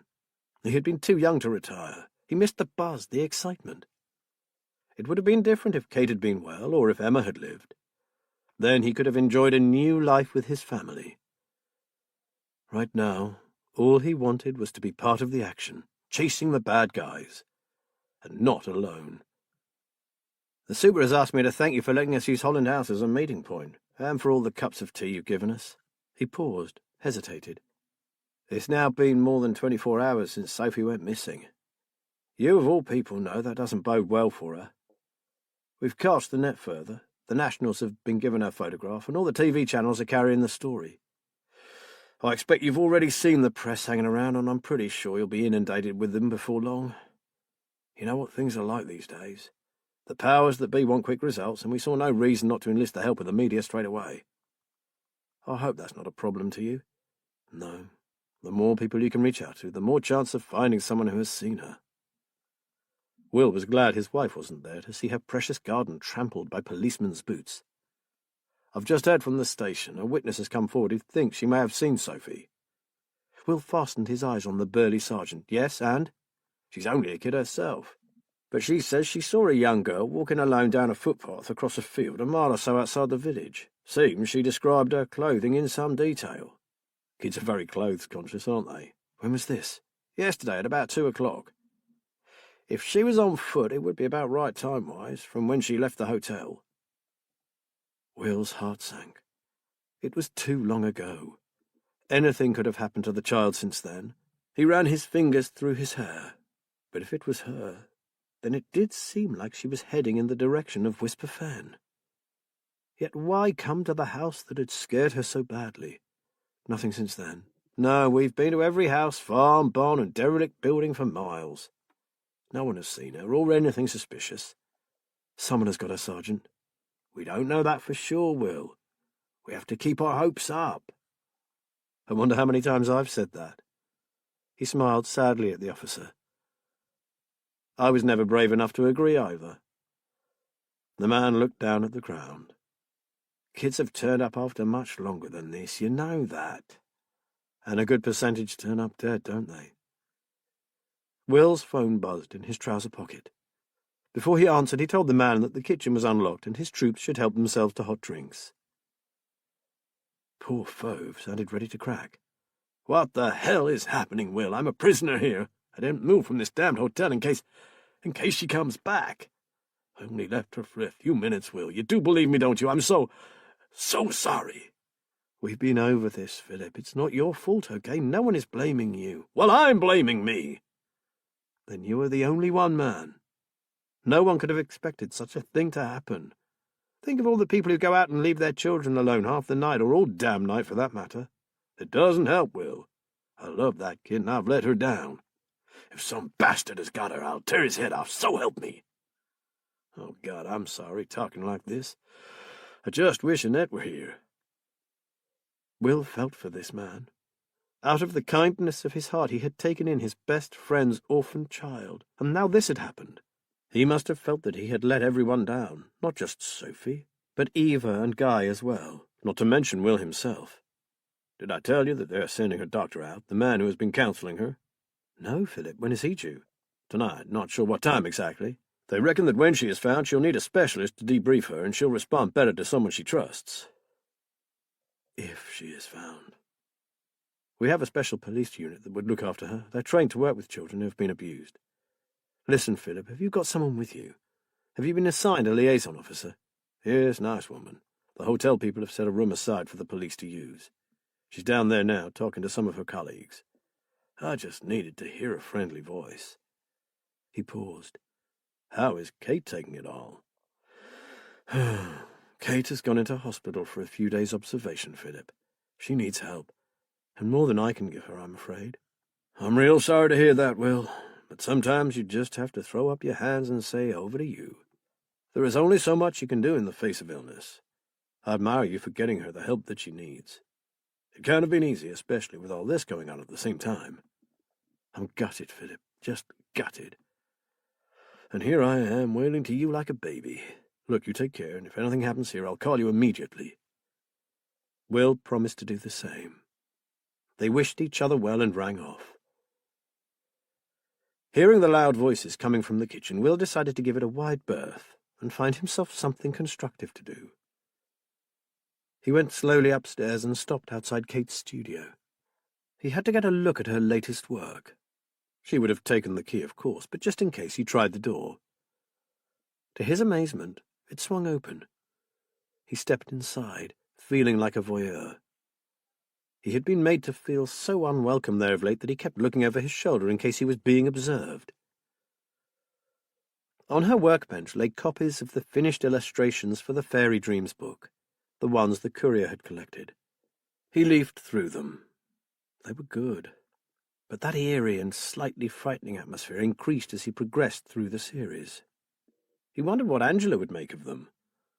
Still, at least Kate had managed to complete them. He wondered if he should tell the agent of Kate's illness, but thought better of it. She would be furious at his interfering. Maybe after Lawrence Hassel had finished treating her, she'd be able to deal with Hubert herself. His gaze wandered around the tiny room. Only the illustrations had been left tidy. Unusually for Kate, the place was a mess. There were artists' materials everywhere, plus sketches, half-finished plans and pictures, notes and screwed-up pieces of paper.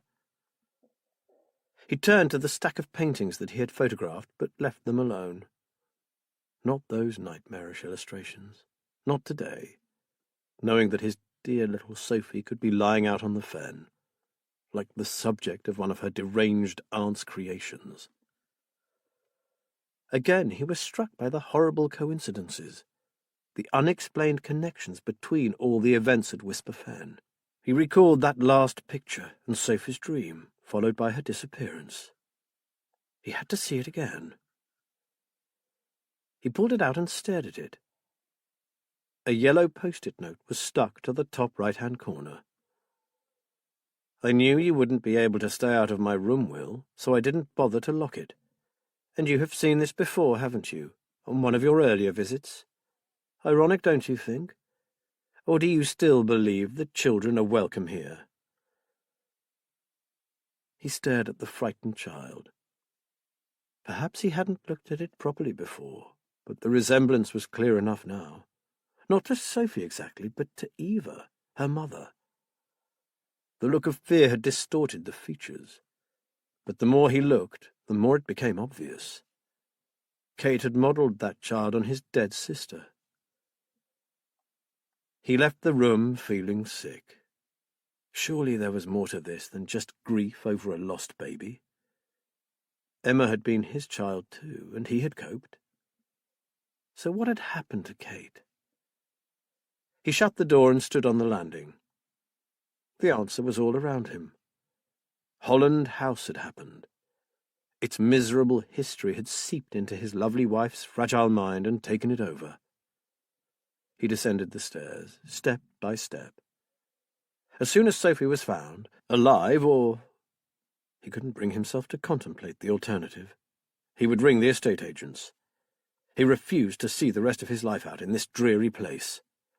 Kate could argue all she liked, but they were leaving, and if she thought he would leave her alone in Holland House, she could think again. He'd burn it down before that happened. Chapter 22. Liz and Matt's concern over Kate Stonebridge had diminished somewhat, but as the hours passed, their fear for the missing girl mounted. "Will is in a state of panic," observed Liz, washing up yet another trayful of dirty mugs. "If only there was something we could do or say to help the poor guy." Matt grunted. "He's seen too much in the past like we have. All the awful situations he had to confront in the force are probably running through his mind. Add to that his worry over Kate and the macabre history of the children of Holland House. The way she spoke so casually about there being more deaths. It had me wondering if she could be right." "I'd rather stick to the facts right now, wouldn't you?" Matt said. "And fact number one is that little girl has been missing for far too long, and frankly, I'm starting to panic too. At least Kate's not here to see it all. Sam reckons that if she's amenable, she'll probably be staying for about a week or 10 days. Liz refilled the kettle. "Don't you think it's odd that she didn't put up a fight?" asked Matt. "I thought she'd protest like hell. Will said she simply agreed." "I think perhaps she was upset by having the police and a horde of strangers arrive on Whisper Fen," Liz said. "It was her special private place, and the search for Sophie would have been a colossal intrusion into her privacy. Maybe she needed to escape for a while. She obviously didn't think she needed treatment, so she might have thought she was using the situation for her own ends. Maybe, Mrs. Freud, but right now I'm not sure about anything where Kate Stonebridge is concerned." Matt dried the last of the mugs. "If it's all right with you, I'm going to suggest to Will that he and I go and join some of the guys out on the fen. It will do him good to feel useful. He has his mobile, so if anything happens here, you could contact us. Go for it. I'll call if anything occurs." Matt went out to where Will was pacing around the garden. "Come on, mate. Let's get out there and help. Liz has got everything covered here." Will readily agreed. The light was failing, and clouds were forming in great boiling grey masses. Matt nodded towards the sky. "If it gets any darker, they'll be calling everyone in. All we need is another bloody downpour. So, if you're ready, let's go over to Tyler's Lane. If any of our old cronies are still there, you might get a chance to have a look at Grove's place." Donning waterproofs, the two of them set off down the lane. They arrived to find a lone officer, another new lad, still on duty and checking through the shambles that had once been a garden. The old Berridge place had always been a hovel, and it hadn't got any better. "Sorry, it's all locked up again. CID have left, and so has Mr. Grove, although I understand he is coming back later tonight." Will stood chatting to the young PC while Matt clambered through the shrubs in an overgrown flowerbed, trying to see in through one of the grimy windows. The interior was almost invisible through the smears, but he could just make out a jumble of boxes, books, and other junk. The frames of the windows were rotten, the exterior walls decorated with damp patches and dangerous-looking cracks. He wondered how an educated man could live in such squalor. Will joined him, and they peered into the gloom. Matt commented that other than the electric light fittings, it was very much the same as when Isaac Berridge had stood at the table skinning his hair. "They said he has a computer. Well, I can't see it." Will rubbed at the grimy glass. "Maybe it's upstairs in his bedroom. There are only 2 rooms up there. One was a fair-sized bedroom and the other a sort of windowless box room. Berridge used the small room for storing everything from dozens of jars of jams and preserves to seed potatoes and dahlia tubers. He even used to make his own carrot whiskey and parsnip wine. Oh, and a concoction that he brewed up and sold to the local eelmen and fishermen to keep them free from the ague, whatever that was. The old men used to swear by it and paid a good price for a small bottle. God, look at all this. Will was gazing around the yard. An old mangle stood in one corner, its rollers once bleached white by constant washing, now split and covered in green moss and greyish mildew. There were old brass pans heaped together around the iron legs of the mangle, and a pile of rusting pieces of gardening equipment spilled out over the stone paving. The skeletal remains of a small boat leaned drunkenly against the garden wall, and some equally decayed lobster pots rotted quietly beside the outside privy. All Isaac's things, Matt said. I remember when that boat used to be moored out on the other side of the sluice. His mother used to come out here every week to do his washing for him. I can still picture the old woman all dressed in black and with her sleeves rolled up, passing the sheets through that mangle. She had muscles on her forearms like a bricky's hod carrier. I was a bit scared of Isaac, but that was nothing compared to my fear of his mother. Matt grinned at Will. The local children said she was a witch. She was covered in what looked like warts, although no one had the courage to get close enough to see for sure. Now I realized that the poor woman suffered from some dreadful skin complaint. No wonder she shouted and swore at the little horrors who were always pointing at her and calling her names. They hunted around the yard, looking for anything that shouldn't be there, anything that might relate to Sophie. I've no doubt the CID team have thoroughly checked the contents of Grove's computer, Matt said. But all the same, I would dearly love to get the chance to see for myself what he has on it. Their external search of the cottage and that of the constable yielded nothing. So, with the sky darkening by the minute, they made their way back down Tyler's Lane towards Amelia Swain's place. Little Anchor had a lonely and uninhabited air. Matt picked up a few letters from the doormat, and they gave the cottage a cursory check. Nothing appeared to have been touched. Dust was gathering on the furniture, and the old lady's collection of brass on the fireplace had taken on a dull, uncared-for look. Matt was glad that she hadn't come back, but he couldn't help being sorry that the homely cottage was beginning to resemble Miss Havisham's boudoir. Back outside, Matt said, "Look at those clouds. We'd better get back to the house before the heavens open." Will glanced up at the gathering thunderclouds and nodded. "We can either run the gauntlet of the press or double back out onto the fen and take the cattle track up to Holland House. What do you reckon?" "The fen. It will only take a few minutes more. I'm really not in the mood to have a microphone thrust in my face." The two men struck out across the damp ground until they came to a well-worn path on their left. After 5 minutes or so, the shape of the fallen rowan tree could be seen in the back garden of Holland House, and in no time at all they were joining a milling throng of searchers, all complaining about the dark.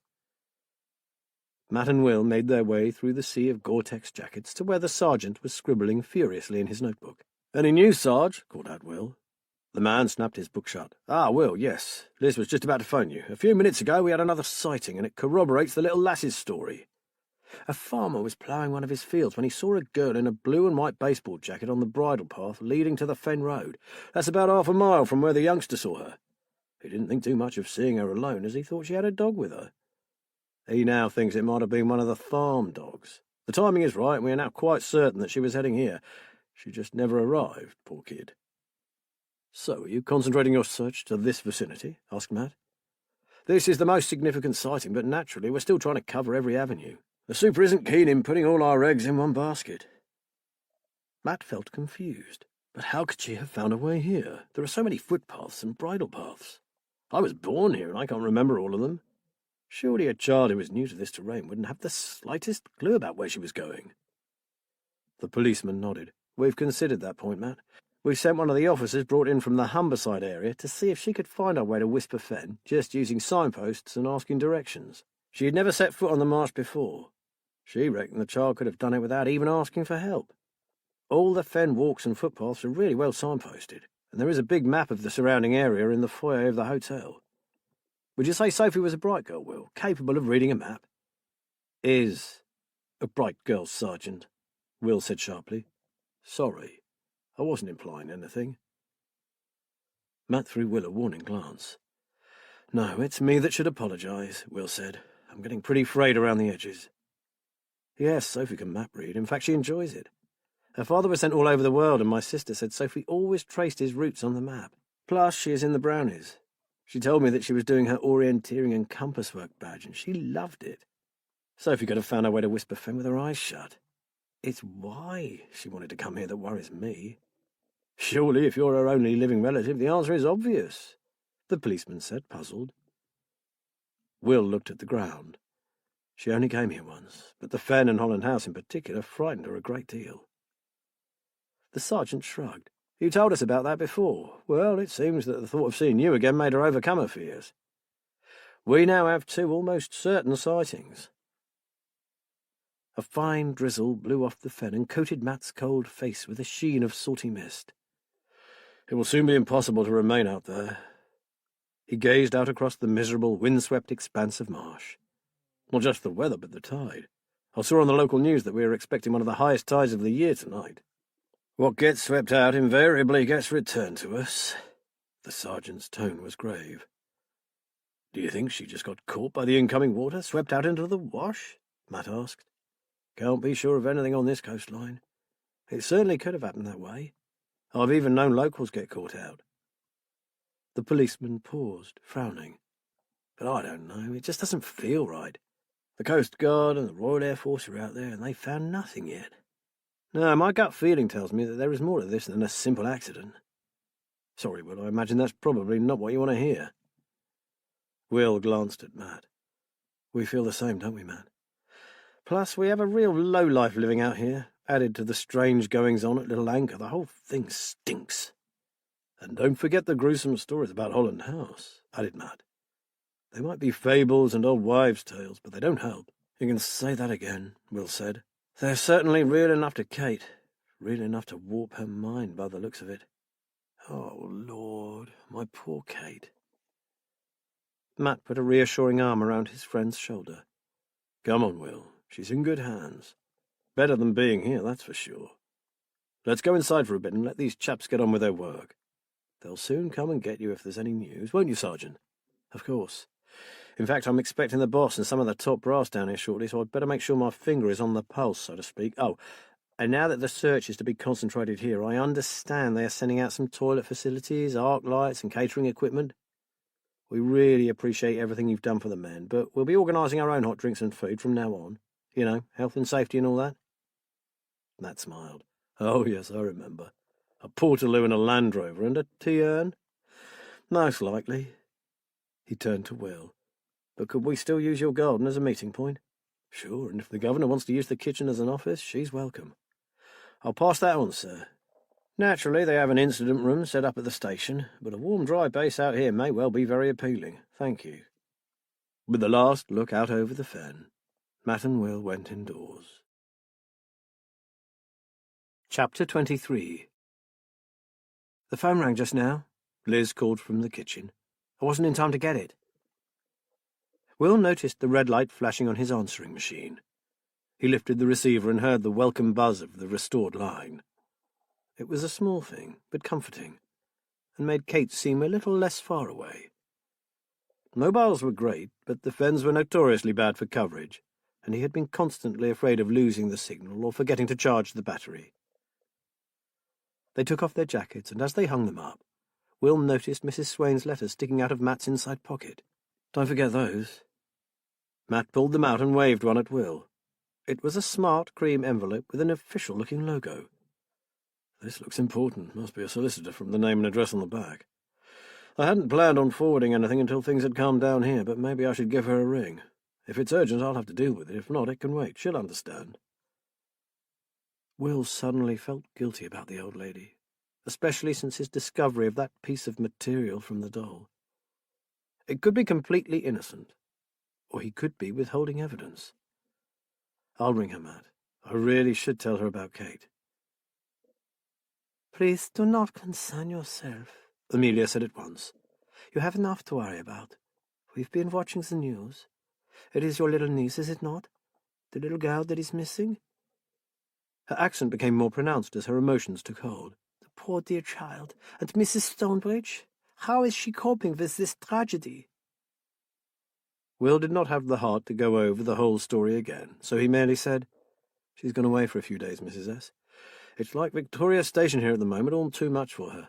"I am sure her nerves are not good, are they, Mr. Stonebridge?" "No, they're not good at all." He paused for a moment, his mind returning to the tiny piece of linen. He said tentatively, "Have you ever seen my wife carrying an old Victorian doll?" "No, I can't say that I have. She used to visit quite frequently, but sadly, since my troubles began, I haven't seen much of her at all. Well, not to talk to, that is. I have certainly seen her on the marsh. She spends a lot of time out there, and on the fen paths. Maybe a bit too much.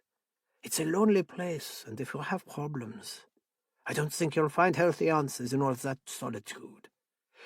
Anyway, listen to me going on like a demented old fishwife. Forget the letter, Mr. Stonebridge. Just send it on when it's convenient to you. It will only be confirmation of a letter that I sent to my solicitor about putting my cottage on the market. I had asked them to deal with the sale if I do." "You're selling up?" Will said. "I'm not sure yet, but I think I probably will. I should get a good price for it. It's in excellent condition for such an old cottage, and as Liz said, if you like remote, it's in a lovely spot. I think it has retained its old world charm, even with all the improvements my husband and I made to it." She laughed sadly. "Despite my objections, my dear husband always insisted on having the best of everything. Apart from the expensive heating system, even his garage has an inspection pit and a workroom. Well, at least it will help me get a fair price for it." Will felt the hairs rise at the back of his neck. Why was that? "Have you told anyone else about this, Mrs. S.?" "Only my friend here. Why?" "I'm not sure," he mused. "Have you had anyone ask about the cottage? Anyone make you an offer for it recently?" "No. I've not even contacted an estate agent yet. I'm still not entirely sure if I will sell it in the end." "Then could you do me a favor and not mention your idea of moving to anyone just yet?" "Of course," she said, sounding puzzled. "But I hadn't planned on telling anyone until I was sure in my own mind." Will ended the call and stood for a moment, staring at the floor. "You look rather thoughtful," Matt said. Will looked up. "Matt, the police haven't checked Amelia's place, have they?" "They never said, but I don't think so. They know she's away and probably saw us going in and out and thought there was no need. Why?" "Dunno." Will was fighting his way back into his jacket. "But something's not right there. Come on, Matt, we've missed something." Grabbing his own coat, Matt chased after Will, who was already halfway down the drive. "What are we looking for?" "I'll know it when I find it," Will threw back over his shoulder. "So far, it's nothing but the old copper's nose, twitching like fury." Matt muttered something and then called out, "Will, I've been through that cottage with a fine-tooth comb. There's nowhere left to look." The rain had come to nothing. Will thought they had about an hour before the twilight made it difficult to continue. They were lucky to escape the notice of the reporters. Just as they approached the group of them waiting by the gate, 2 cars swung into the lane and the press ran off to catch a sighting of the arriving dignitaries. Will and Matt were able to slip into the garden of Little Anchor without so much as an eye turned in their direction. "Okay, if you've been right through the interior, it has to be outside. The only thing I can tell you is that we're looking for something, anything, that would be worth forcing the old lady out for." "So where outside exactly?" grumbled Matt. "The shed was trashed, the summer house is empty, which only leaves the garage." "Then let's get out there now before we lose the light." They let themselves into the big empty garage. The fluorescent lights fluttered and steadied. "Goodness, I've never seen a smarter garage, have you?" Matt looked around in admiration. "Carpet?" The floor was indeed carpeted. There wasn't an oily puddle or greasy rag to be seen. One wall was lined with cupboards, each carefully labelled with a list of the contents. At the far end hung every kind of tool a mechanic might possibly require. Each implement had been outlined so that it could be returned to the appropriate hook. Will whistled, lifted a large adjustable wrench from its appointed position, and looked at the carefully painted outline. He placed it back almost reverently. They looked around but found only carefully stacked tins of paint, a lawn-mower, and shelves of car-cleaning polishes and waxes. "There's nothing here," said Will. He had been so sure of finding something. Matt stared around doubtfully. "So where is the workroom? She said there was an inspection pit and a workroom, didn't she? Well, I suppose that is the pit." Will pointed to a square outlined in the carpet. They rolled it up and found a long wooden slatted cover beneath it, which they slid back. There were steps down into the pit. Will flicked a light switch to the side of them. They looked around, started to speak, and fell silent. There, at the far end of the pit, was a door. "The workroom?" Will said, his throat dry. It was completely invisible from above, even with the light on. You would have to actually get down into the pit to see it. He knew at once that this was the reason someone wanted Mrs. Swain out of the house. But why? Matt turned the handle. It was locked. "Damnation, we need a key. The garage keyring wheel. Is there another key on it?" Will rummaged around in his pocket and pulled it out. A second long Chubb-type key hung next to the one marked garage. His hand shaking, he inserted it in the lock. It turned easily, and the door swung open. A single 100-watt bulb hung from the ceiling, and in its harsh glare the two men saw an orderly and ship-shape workroom. They gazed around in disbelief. Both had been certain that the missing child would be inside.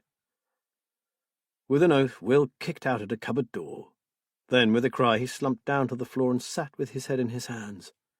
"I really thought—" Matt grasped his shoulder. "I know, mate, I did too." He looked around. "Very well, so we haven't found Sophie, but I think this is what you were looking for, don't you?" Will raised his head and took a proper look at the room. It was about 15 feet long, quite narrow, and had a low ceiling. The fitted benches had expensive power tools, saws, sanders, and drills. On one bench was a big vise and several handsaws. On closer inspection, he found drawers full of drill bits, screws, nails, and an unused set of wood chisels. The late Mr. Swain had obviously been something of a woodworker. Apart from a walk-in cupboard, there were no other underground rooms and no way out. Matt picked up a chisel knife and gingerly ran his finger along the blade. Seems like our Mrs. Swain couldn't bring herself to get rid of all this. And you'd think her husband was here only this morning. It's so incredibly spick and span. Will frowned. "A bit hazardous, though, don't you think? There's no other exit. I wouldn't like to be down here if there was a fire, would you? Perhaps that's one reason it's so orderly, and the electrics are all new by the look of it." Matt looked around. "And see, 2 fire extinguishers and a fire blanket, one each end of the workshop. He evidently did all he could to minimize any danger. It's a perfect hideaway for getting up to no good, isn't it? No one would ever know about this room unless they went down into the pit. And with that carpet, you wouldn't even know it existed unless you were told. We've both looked through the windows before, but we never realized that there was an inspection pit, did we?" Matt shook his head. "I had no idea. And how many garages do you know that have one?" "Exactly. So it's the perfect place to hide your stolen goods or print your counterfeit money. I wonder who knows about it other than Amelia herself," mused Matt. "I think I will have to ring her back and ask her, don't you? Come on, Will, let's get home. And act casual with our media friends. We can't get lucky twice in one night." They returned the keys and locked up the old cottage. Contrary to Matt's expectations, they walked past the gathering, producing no reaction other than a few raised eyebrows. To Will's surprise, they arrived back at Holland House to be greeted by Philip Fove, with Swifty Fleet at his side. "Will, I hope you don't mind. I couldn't stay at that hotel a minute longer. They told me that they were concentrating on Whisper Fen, and, well, I had to come." Will accepted the outstretched hand and smiled at him, noting the hollow eyes and the lost expression on the man's face. "You're welcome, Philip. Come on inside. And Swifty, how are things going? Anything new?" "Nothing else since the farmer saw the girl answering Sophie's description. I can't make head nor tail of it, Will. She must have been within half an hour of you. Then she just disappears." Will took hold of Swifty's arm and held him back. "There is something I need to tell you, strictly off the record. I'll get the others a drink, then perhaps we could have a quiet word somewhere out of earshot?" Swifty nodded, giving him a quizzical look. The kitchen was bustling with men and women, some in civvies and some in uniform. Swifty introduced Will to his new commanding officer, Inspector Michael Fenner. He was a tall, spare man with a slight stoop, which, together with his pronounced hook nose, made Will think of the grey heron that so often stood on the edge of the sluice. He studied Will over the top of a pair of wire-rimmed half-glasses, making him feel like one of Gerald Grove's rare specimens. He had the distinct impression that the inspector didn't like what he saw. The man thanked him politely for his hospitality and offered his regrets that they had not made more headway in the search for his niece. All the while that cold, steely stare bored into him. Will was just deciding on the quickest means of escaping those piercing eyes, when the door burst open and the sergeant made a dramatic entrance. "So, I think we have something. Sergeant Keene, less of the histrionics, please. Now, calmly, what have you got for me?" Fenner's voice was as cold as his gaze. "The girl was seen again approximately 20 minutes after the farmer saw her. She was walking along Water Lane with a man." There was a distinct shift in the atmosphere. "From his clothing and appearance, we think he is from one of the gangs that are working the fields up off the main road." "He's probably from Mudtown, sir." "Mudtown?" Philip repeated. Keene nodded. "Yes, Captain. It's a group of old static caravans and huts used by the field workers, mostly Eastern Europeans these days. They're paid rotten money and are shipped from one farm to another wherever they're needed." "Skip the lecture, Sergeant. Who saw them?" Fenner said. "Sorry, sir. A BT linesman out checking a fault. Gave us a very clear picture of the guy. He was wearing a padded black sleeveless jacket with a knitted jumper underneath. The sleeves had stripes of orange, red, green and yellow. Should stand out like a beacon, shouldn't he?" Fenner gave the man a withering look and asked if anyone had been deployed to Mudtown. "2 cars are already on their way, sir. We're waiting to hear from them now." As if on cue, his radio crackled into life, and following a few terse words, the sergeant confirmed that they were taking a Romanian man back to the station for questioning. He had admitted to seeing the girl and said that she was only asking directions. Before Keene finished speaking, the inspector was on his feet. At the door he paused and fastened his pale eyes on Will and Philip. "This may come to nothing. Do not pin your hopes on this man being the abductor. The search will continue." He was gone before Will could utter a word. "What a charming gentleman," said Sam Page, who had just joined them. "So warm and friendly." "Don't knock him, Prof." Swifty grinned broadly. "Bloke's got all the charisma of a frozen turd, but his brain is as sharp as a filleting knife." "I'm pleased to hear it. When exactly did he leave the stormtroopers?" asked Sam dryly. There was a muffled chuckle from one of the PCs, and the room once again burst into life. "Where's the boss lady, Swifty? I thought DCI Anders would be here by now," inquired Will hopefully. "She's coordinating things at base. Plus, her and Fenner don't get on too well." Will smiled. "Matt, where's Liz?" "She's gone home, needs a rest. She still gets tired if she does too much."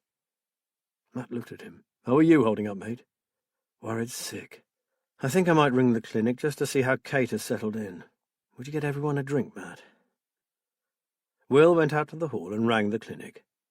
He waited for nearly 5 minutes before hearing Lawrence Hassel's deep voice. "Ah, Mr. Stonebridge. Good. Firstly, I am very glad that your wife consented to stay with us. You are aware of how poorly she is?" Will assured him that he was. He warned the doctor that Kate's mood swings were pretty spectacular, and he was concerned that at any moment she might choose not to cooperate.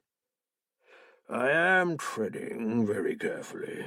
At present she seems happy with her room and has spent the afternoon in the occupational therapy department." "Painting?" "Yes, Mr. Stonebridge, painting." Will waited for the man to go on. "Professor Page was kind enough to send me some copies of her recent dark work, along with another colleague's art therapy report. They prepared me somewhat. However—" The psychiatrist seemed to hesitate. "I have to admit to being rather shocked by what she produced today. I'm unused to seeing evil represented with such technical mastery." "Evil, isn't that rather a strong word?" "You have seen her work, Mr. Stonebridge?" Will was forced to agree. "I am sorry you haven't seen her earlier pieces. They were so beautiful and sensitive, you wouldn't believe they came from the same brush." "I don't doubt it, Mr. Stonebridge. Her talent is beyond dispute. It's the subject matter that is so shocking." "Doctor, would you be able to send me an image of them?" "I could, if you really think that's a good idea." He sounded doubtful. If it's not too much trouble, Will insisted. It doesn't make pleasant viewing, Mr. Stonebridge, but I will attend to that straight away. Now, I had better get back to my patients.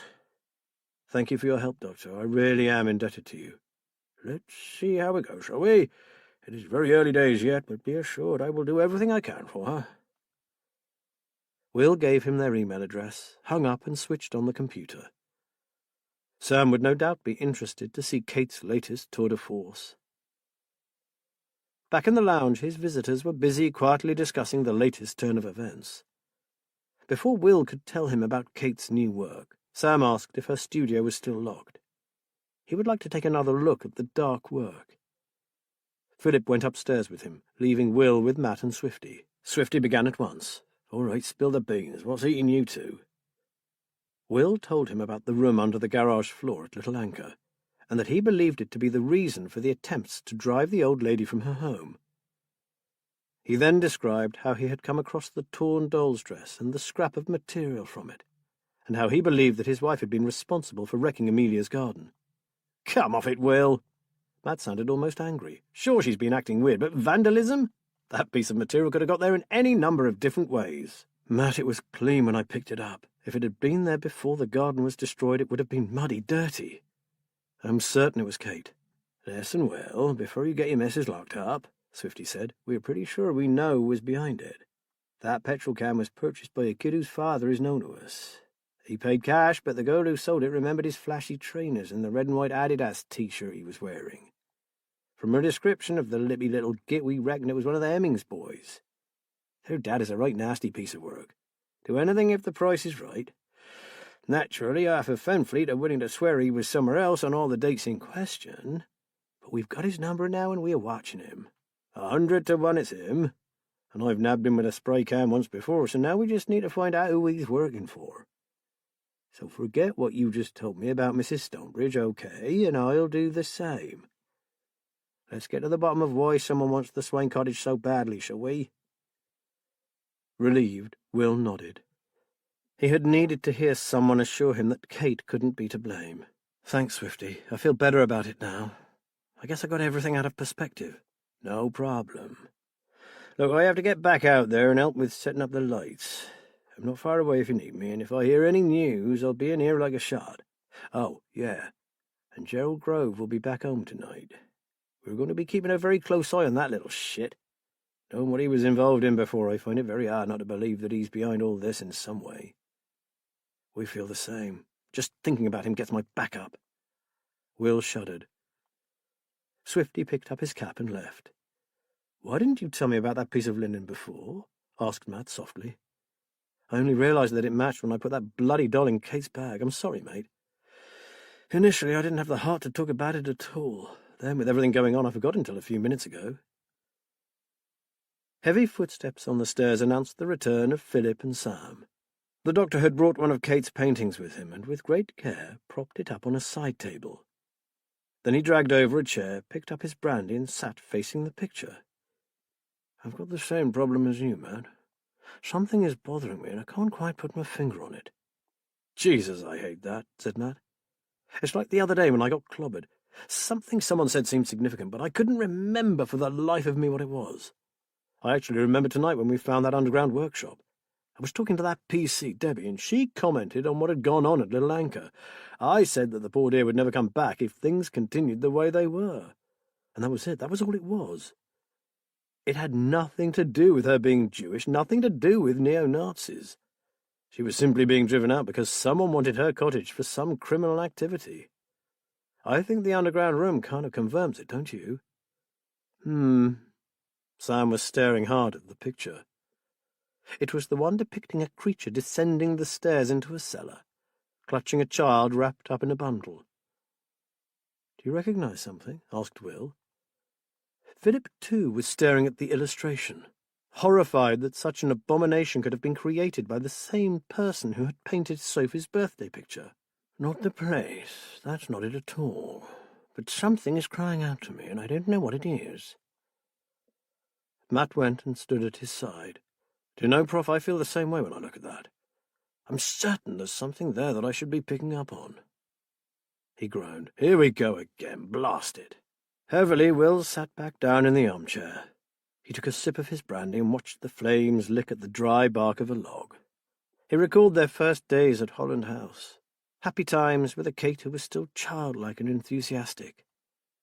Days before they knew about the missing and dead children. Before her acquaintance with that slimeball Grove. His thoughts strayed to the man's decaying shack. If only the man had stayed away until Sophie was found. Better still, stayed away full stop. The house should be allowed to do as Swifty had suggested, and just slip into the water. He wondered what on earth the man thought about out there alone in that dreadful old ruin. Well, he did have electricity, that was one thing, and a telephone. He thought of the new cables snaking up the crumbling brickwork. Will sat forward with a start. "Matt, there are 2 lines at Grove's place." Matt dragged himself away from the painting and stared at him. "Sorry, 2 BT lines. Why would anyone want 2 telephone lines?" "Some business thing, like for his academic work, maybe?" Matt shrugged. Will was on his feet. No, you don't need 2 incoming lines. There was 1 line in on the ground floor. That would be the usual main BT telephone line. But I saw another separate line running upstairs. Did you hear them say who checked that house over? Because I think they missed something." "They just said CID searched it from top to bottom," said Matt. Then he took a breath. "Ah, but I wonder—" "What?" asked Will urgently. "There's a second attic area, just a small space, and it's accessed by a trapdoor in the box room ceiling. They might have searched the main attic, but I doubt they would have even realized the other one is there. We've got to find Swifty. They have to get back there before Grove does. Sophie could be there. We'll come too." Will and Matt raced out into the night, with Philip and Sam at their heels. Chapter 24. In the glare of the halogen lights, the garden had taken on an unearthly glow. Jack Fleet was at the refreshments vehicle, talking to the sergeant. "I'll turn to offer you a drink, I reckon." "Bugger the drink, Swifty. You have to get back into Grove's cottage. I think you boys have missed something," Will said. "I'll explain as we go." 15 minutes later, the cottage door swung open, and Will received a blast of the foul air from Gerald Grove's kitchen. A PC on a ladder had traced the second line to the level of the attic. "DC Kenwright has already been up there, Stoney. Said the dust was as thick as a carpet, and been used in dung his years." Swifty sounded worried. He had acted without calling it in and awaiting instructions. And if they failed to find anything, he would be in deep shit. Even so, they had a child missing, and suspecting her to be concealed there, her life in danger, he was within the law to end her without a warrant or Grove being present. "Swifty, it's not accessed from the main attic," said Matt. "As Will told you, there is a tiny trapdoor into a branch off the main attic. It's in the box room." Leaving Sam and Philip outside, they mounted the creaking stairs 2 at a time and burst into the room. "Behind all that stuff up there." The far side of the room was stacked to the ceiling with junk. The earlier search had shown up a century of Isaac Berridge's rubbish, along with heaps of empty removal boxes and hundreds of magazines and periodicals. It appeared that the detectives had given up just before they got to the tallest pile of boxes. These had obviously not been moved, and behind them was a narrow trapdoor with a freshly oiled bolt. Matt knocked the empty cardboard containers away and dragged a table to just beneath the small door. He looked up in dismay. "Damned if I'll get through that tiny aperture." "Then you need a proper copper." Showing remarkable agility, Swifty climbed through the narrow trapdoor and was soon calling down from the dusty loft above them. "Nice one, Matt. This area's walled off from the attic proper. You never see this from the main hatch, and guess what? We have a mini office. Our man has a second computer. I wonder what this one has on it." Will groaned and whispered to Matt, "But no Sophie." He felt distraught that his niece had not been found, but relieved too that she hadn't been in the clutches of a man like Grove. "No Sophie, but what will we find on that second computer?" Matt then yelled up to his friend, "Don't touch anything, mate. Get back down here and radio for the Soccos and an IT bod. Get your governor back out here." He turned to the others with a sigh of relief. "I thought I'd blown it. I could just see Grove arriving back to find us in his parlour." "What on earth is that unsavoury man up to?" asked Sam. "We'll soon find out. The station's techers will get that baby to cough up its secrets in no time. Now, I suggest we all get back to the house while Swifty waits here for the scene of crime team." With the beam from the torch bobbing up and down in front of them, they made their way back to Holland House. As they went, they discussed the find in the attic and speculated on the nature of Grove's game. Whatever it wasn't anything to do with pretty butterflies. Around them stretched the black and endless marsh. Will saw Philip shudder.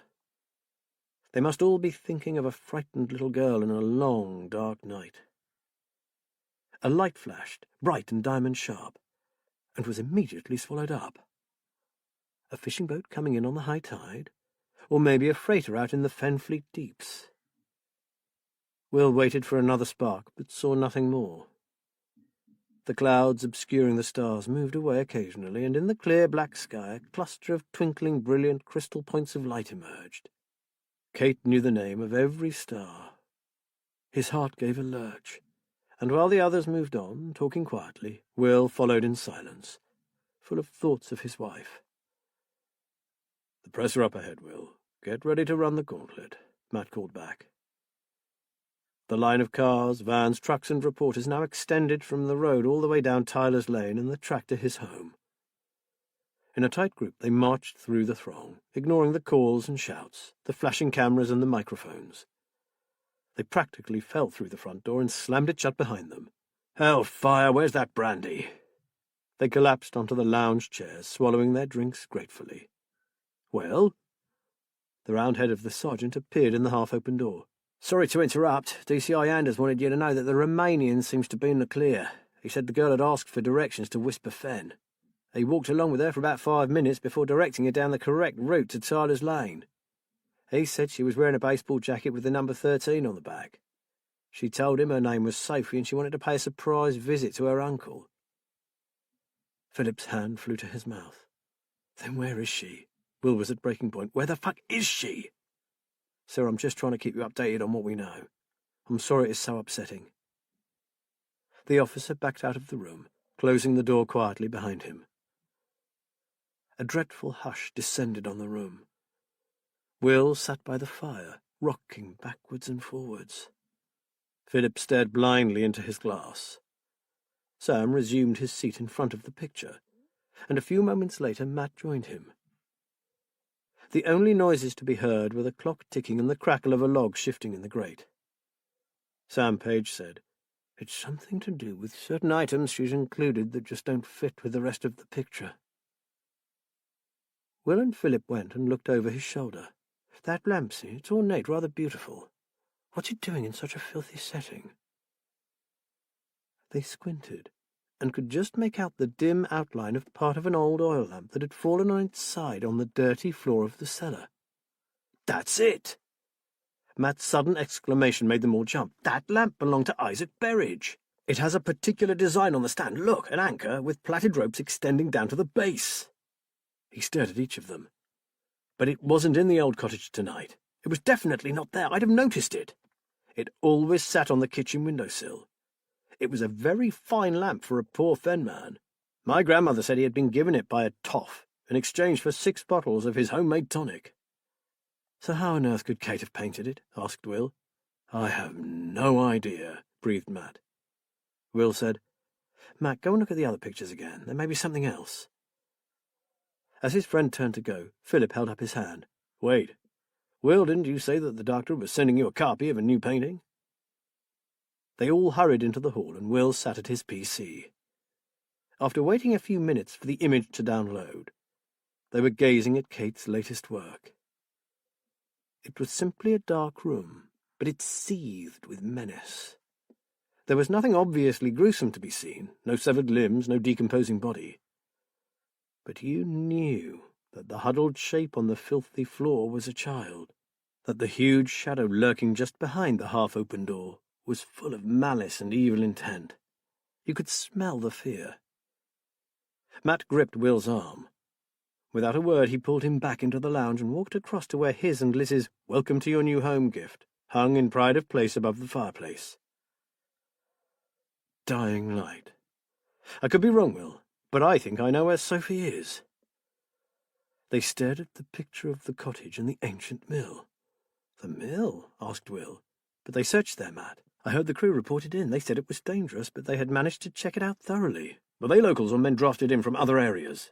Asked Matt urgently. No idea, I'll ask. No, better still, I'll see if I can find them, and you can talk to them yourself. Matt, what do you know about that old derelict mill that they don't?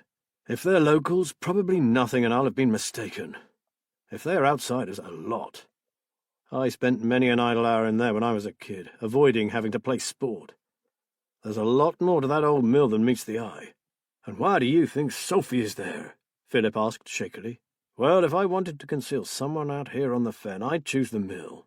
Seeing that picture made me remember the old storerooms and the gallery chamber. But it would take an old-timer like me to remember the hidey holes we used to play in.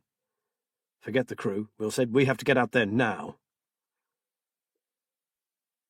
Inspector Michael Fenner made them wait until he and Jack Fleet arrived from Grove's cottage, and then a convoy of cars took off along the lane that circumnavigated Whisper Fen. A wind had got up, blowing away the clouds, and the night sky was a deep indigo blue. Out beyond the marsh could be heard the sound of water rushing onto the boggy fenland shore. The mill was a black hump standing out in stark relief against the moonlit horizon. The local force, shortly joined by an armed response team, surrounded the ruin. Matt Ballard had asked if there were any older local men among them that he could confer with. Sergeant Charles Palmer was a contemporary of Matt's, and the two of them worked out how best to search the old building. They knew that the main body of the mill had been scoured, as well as the outbuildings. 2 small storerooms had been overlooked, as had the galleried reefing chamber used for servicing and access to the now absent sails. Staring up at the dark, lowering building, Will felt a hand on his arm. He turned to see DCI Charlotte Anders, who had replaced Matt Ballard when he retired. Good to see you, Mom. Her grip tightened. Hang on in there, Will. We're all rooting for you. Just because I've not been getting my shoes muddy out here doesn't mean that I haven't been moving heaven and earth to get her back. Will swallowed hard and nodded. Right now he wished with all his heart that he could turn back the clock and be part of it all again. Through a loud hailer, the hollow disembodied voice of Inspector Fenner informed whoever was inside that the mill was surrounded, and they should come out immediately. An eerie silence ensued. Fenner called again, asking the person or persons to identify themselves. There was no sound but the sighing of the wind. A night bird screeched in the distance. Several teams of officers were then deployed to search the building. Under instruction from Matt Ballard and Charles Palmer, the men swept into the concealed storerooms. They were empty. This left the chamber, high up in the body of the mill. This won't be quite so easy. Rubbing his chin and frowning, Palmer looked up. Just tell us what to do, Sergeant, the officer in charge said. If anyone is up there, they certainly know we're here. There is no chance of surprising them, so let's get on with it. Matt and Palmer led a group of men to an old scratched and peeling door on the outside of the mill. It opened to reveal an alcove and a flight of steps that led up inside the thick double wall. Matt whispered to the first man ready to go. Be very careful. The room is a sort of gallery, a wide area called a reefing stage. There used to be a balustrade, but it was rotting away when I was a boy. Now I should think the floor just stops. In fact, the whole thing could have fallen in, so make sure before you step off the staircase that there is a floor at all. 3 men prepared for the ascent. Go, go, go! Philip gripped Will's shoulder. Sometime later, a radio crackled into life. Tinny voices shouted something unintelligible, then shouted again. Will grabbed the Canadian's arm. What did they say? Philip's mouth worked, but no sound emerged. Sam turned to Will in amazement. They've got her! Is she? Charlotte Anders moved forward. Fenner, the girl. We don't even know if it's her yet, Fenner said, but whoever it is, she's alive. Everyone moved towards the black door. Get back, for God's sake, you'll frighten the kid to death. Come on, move back. Where's the child protection officers? Anders called. 2 women in plain clothes moved to the front of the small crowd. Will found that he was standing next to the inspector. They're coming out. Everyone fell silent. Will stood and watched. What happened next seemed to unfold in slow motion. The black-garbed officer carried the child in his arms. As he gently lowered her to the ground, the policewomen rushed forward and threw blankets around her. Will, his mouth slightly open, stared at his bedraggled niece. He took a step towards her, and her eyes met his. His Sophie, safe, alive. He opened his arms to her. Her mouth rounded into a terrible, soundless scream. She pulled away from him, her eyes wild with terror. She looked around, as if searching for an escape route. "Sophie?" Will said. The inspector gripped his arm, holding him back. There was no need. Will had frozen to the spot. Sam came running towards him, shouting, "Hold on, old chap, we have no idea what she has been through. Let them get her to a place of safety and we'll ask questions later." Sam stood in front of him, his hands on Will's shoulders, blocking his view of the distraught child and her rescuers. But her face. Did you see her face? Will pulled away and tried to peer around him. "William, God knows what ordeal that child has been through. Now forget what you saw. She is safe now. Hold on to that." Will let his head fall forward. He felt someone put an arm around him. "Listen to what he says, Will," Charlotte Anders said. "She's alive. We'll take care of her." Then, after a quick word with Sam, she moved away. Will had seen the look on Fenner's face. Instructions from his training echoed in his mind. "Always look close to home for the murderer or child molester, P.C. Stonebridge. The father or an uncle are the most likely candidates." Fenner must have had the same instructor. "Where are they taking her? I want to see her. I've got to." "Calm down, lad. They're taking her to the family suite where she will be looked after. You know the drill, William. You know what happens next. None of us can see her, not yet." He did know, but none of it made sense. Why had she looked at him like that? She should have run to him. What did it mean? Someone called out from the darkness above. "Sir! Ma'am! There is something else. I think you should see this." Inspector Fenner and DCI Anders moved swiftly towards the door in the old mill wall. "No one else enters, got that?" the inspector said as they disappeared inside. "Especially no civilians." Will stood with Sam. He felt strangely numb. The liaison officer had taken Philip with them to the hospital where Sophie would be treated. He would not be allowed to see her in person, but would be on hand to provide the doctors with any information they needed about her. She would have a thorough medical examination, and then, when she was ready, they would start the difficult process of determining what had happened. The Royal Canadian Air Force doctor was en route from Waddington, where he had landed a short time before. "Seal this place up until the Soccos get here," yelled DCI Anders. "Where the hell are they, anyway?" "On their way from the Grove Cottage, ma'am." 2 more cars joined the melee. The scene of crime officers pushed through the blue and white tape, donning their white protective suits. "Ken Wright, take a couple of uniforms and bring in Grove." "What's the charge, ma'am?" "Distributing indecent images of children contrary to the Protection of Children's Act 1978, and contravention of the Obscene Publications Act will do for starters. And from the look of what we've just found, there'll be a number of choice additions before long. Just get the bastard, will you?" The detective constable and 2 uniformed officers ran to their car and sped away into the night. Will stood motionless, while around him the various players milled about. He felt trapped, caught in a big glass bubble. All the time he was aware of Fenner's steady gaze. The inspector stood apart from all the activity, staring at Will. After a while he walked slowly across and stood before Sam and Will. "We believe that Grove's computer has a lot of incriminating evidence on it, including emails to Holland about deliveries. He clearly didn't think it would be found, as they were still in his inbox. A lot of stuff has been deleted, but IT are working on it now. There's little doubt that he is deeply involved in the importation of illegal material." His eyes never left Will's face. "I trust I will be able to find you at Holland House later. I will be wanting to talk to you. Right now we have a number of loose ends to tie up. It looks cut and dry, but I'm not so certain." Will found his voice and asked what they had found in the mill. "Videos, photographs, computer disks, magazines, pornography, boxes and boxes of the stuff." "And you think it's Grove?" Sam asked. "With his history, Professor Page, and what I have just been told was found on his second computer, there's little doubt about it," Fenner said. "And the child?" Sam glanced at Will. "You know I cannot answer that," the inspector said. "She is alive and apparently unharmed, physically. The experts will tell us more when they have examined her. You will be— Sir, we've got a problem."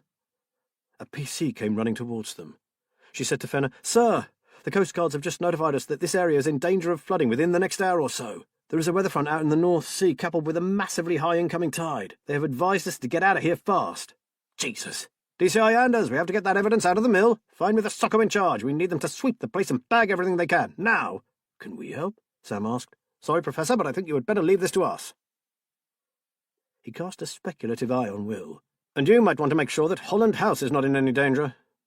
With that he turned on his heels and moved rapidly towards the old mill, barking orders to his subordinates. Come along, William. We'd best get out of here. We obviously aren't wanted, and we may need to batten down a few hatches at home. Sam took Will's arm and guided him to their car, where Matt was waiting for them. What the hell kind of stuff do you think they found on that pervert's computer? Will kept asking. I knew that filthy little scrote had something to do with it. It makes me sick to think that Kate was friendly with him. I wouldn't like to even hazard a guess at what they found, although hearing what they found in the mill I can imagine. But we mustn't let our imaginations run riot until we know for sure, said Sam calmly. Will shook his head slowly. I just can't take it all in. Hardly surprising, lad, Sam said. But the main thing is that the child is alive, and hopefully we got to her before anyone else did. There is a very good chance that she is just frightened and hungry. Let's hold on to that until we get more news, shall we? Will swallowed hard. With an effort he turned his thoughts to the forecast high tide. This flood, Matt, do you really think it will affect our side of Whisperfen? No, I don't think so. Holland House and Mrs. Swain's end of Tyler's Lane are set further back, and they're on an incline that leads up to the new sea bank. Chances are that the old mill and maybe Grove's place, because it's out in the marsh, will be the only properties in danger. We can check with the local authority if you like. Of course. We have to know. Will hesitated. Sam? Matt? Did you see the look Fenner gave me? He thinks I'm involved. And from the way Sophie acted, I don't blame him. What was that all about? They came to a halt at Holland House. Sam turned to Will. I really don't know, William, and it's no use speculating. We'll hear soon enough. There are a dozen reasons that would explain her actions. But right now we can only speculate, which is a waste of time and energy. Let's concentrate on the job at hand. We could all be under several feet of water in an hour if we don't get on that phone and find out what the devil is happening. Chapter 25. From the bedroom window, Will surveyed the scene below. Men were clearing equipment from the patio and dismantling the lights that had only been erected a matter of hours before. Matt was busy talking to an Environment Agency officer on the phone, and Sam was talking to one of the police officers in the kitchen. Will desperately needed to get control of his mind. He took a deep breath and stared into the night, where he saw the lights of a car out on the lane leading to Grove's cottage. How he hated that man. He had always distrusted Grove, and now it seemed he had been right. If he had child pornography in his possession, then the little shite was more than capable of taking his dear, sweet Sophie, and doing God knows what to her. And to think that Kate had defended him. Just how naive, no, how fucking stupid could you get? He should have knocked the shit out of the slime ball long ago. Perhaps then he would have buggered off out of the fen. Will? Matt called up the stairs. Coming. He turned from the window and went down to find his friend. What's the news? Well, as long as the bad weather out in the North Sea doesn't get worse, they're expecting only the mill to be affected. They're almost certain that the old building will go tonight, said Matt. I hope Venner gets everything he needs from it to nail that bastard Grove. From the speed those chaps were working when we left, I should think they will, and if all else fails, he could always do a Kincaid. One look from him should be enough to turn back the tide. Yeah, sure, muttered Will. Don't worry about him, Will. He's a tough nut, but I'm sure he's a good copper. You have nothing at all to do with this kidnapping. It won't take him long to come to the same conclusion. He doesn't like me, Matt. I'd be very surprised if Fenner likes anyone. Matt laughed. Especially the DCI, by the looks of it, so don't get any ideas above your station. You heard the way he spoke to Sergeant Keane, and he's the most agreeable fellow you could hope to meet. Will remained unconvinced, but dropped the subject. So, we are safe from the cruel sea? It seems that way, though it wouldn't hurt to check the garage and outbuildings and make sure that nothing valuable is left lying on the ground. The high wind will most likely be the main problem, and if the dikes should overflow, we could get a bit of excess water draining through. Matt wrinkled his brow. Liz was going to come back here, but I told her to stay put and keep an eye on Cannon Farm. We are quite exposed up there on Tanner's Fen. Oh, and she sends her love. She's over the moon that they found Sophie." Will thanked him. Whenever he thought of Sophie, he saw that terrified expression on her face. To distract himself from his thoughts, he asked about Amelia's cottage. "That's even further inland than you, and it's a good bit higher. That's how her husband was able to put in the pit in that store without it flooding every time it rained. Her place should be fine. I think maybe I'll let her know. She'll have seen the warnings, and at least I can put her mind at rest a bit and tell her that Sophie is safe." "Well, don't tell her too much just yet. But if you are going to speak to her, ask her about that underground workshop. Find out who knew about it if you can." 10 minutes later, Will, Sam, and Matt sat at the kitchen table eating sandwiches that Sam had made for them. "She says that other than a few of her husband's old friends, no one knew about that room. She really didn't think too much about it, and certainly not that it might be a reason for someone to want the house." "Well, I do. I think it's someone's main reason for wanting it. In fact, Matt was interrupted by the phone ringing. Will went to answer. He sat back down without a word. His half-eaten sandwich seemed to fascinate him. "William?" Sam's voice drifted in as if through a mist. After a while, Will spoke, his eyes still on his plate. That was Mrs. Swain. She thought it was probably nothing, but she remembered one other person who had seen the workroom. Matt and Sam glanced at each other. It was Kate. Sam shrugged. "And what is the problem with that? Your neighbours. Kate did spend quite a bit of time with the old dear at one point, didn't she? Try to think like a suspicious copper, Sam. We have dealt with devious minds all our working lives."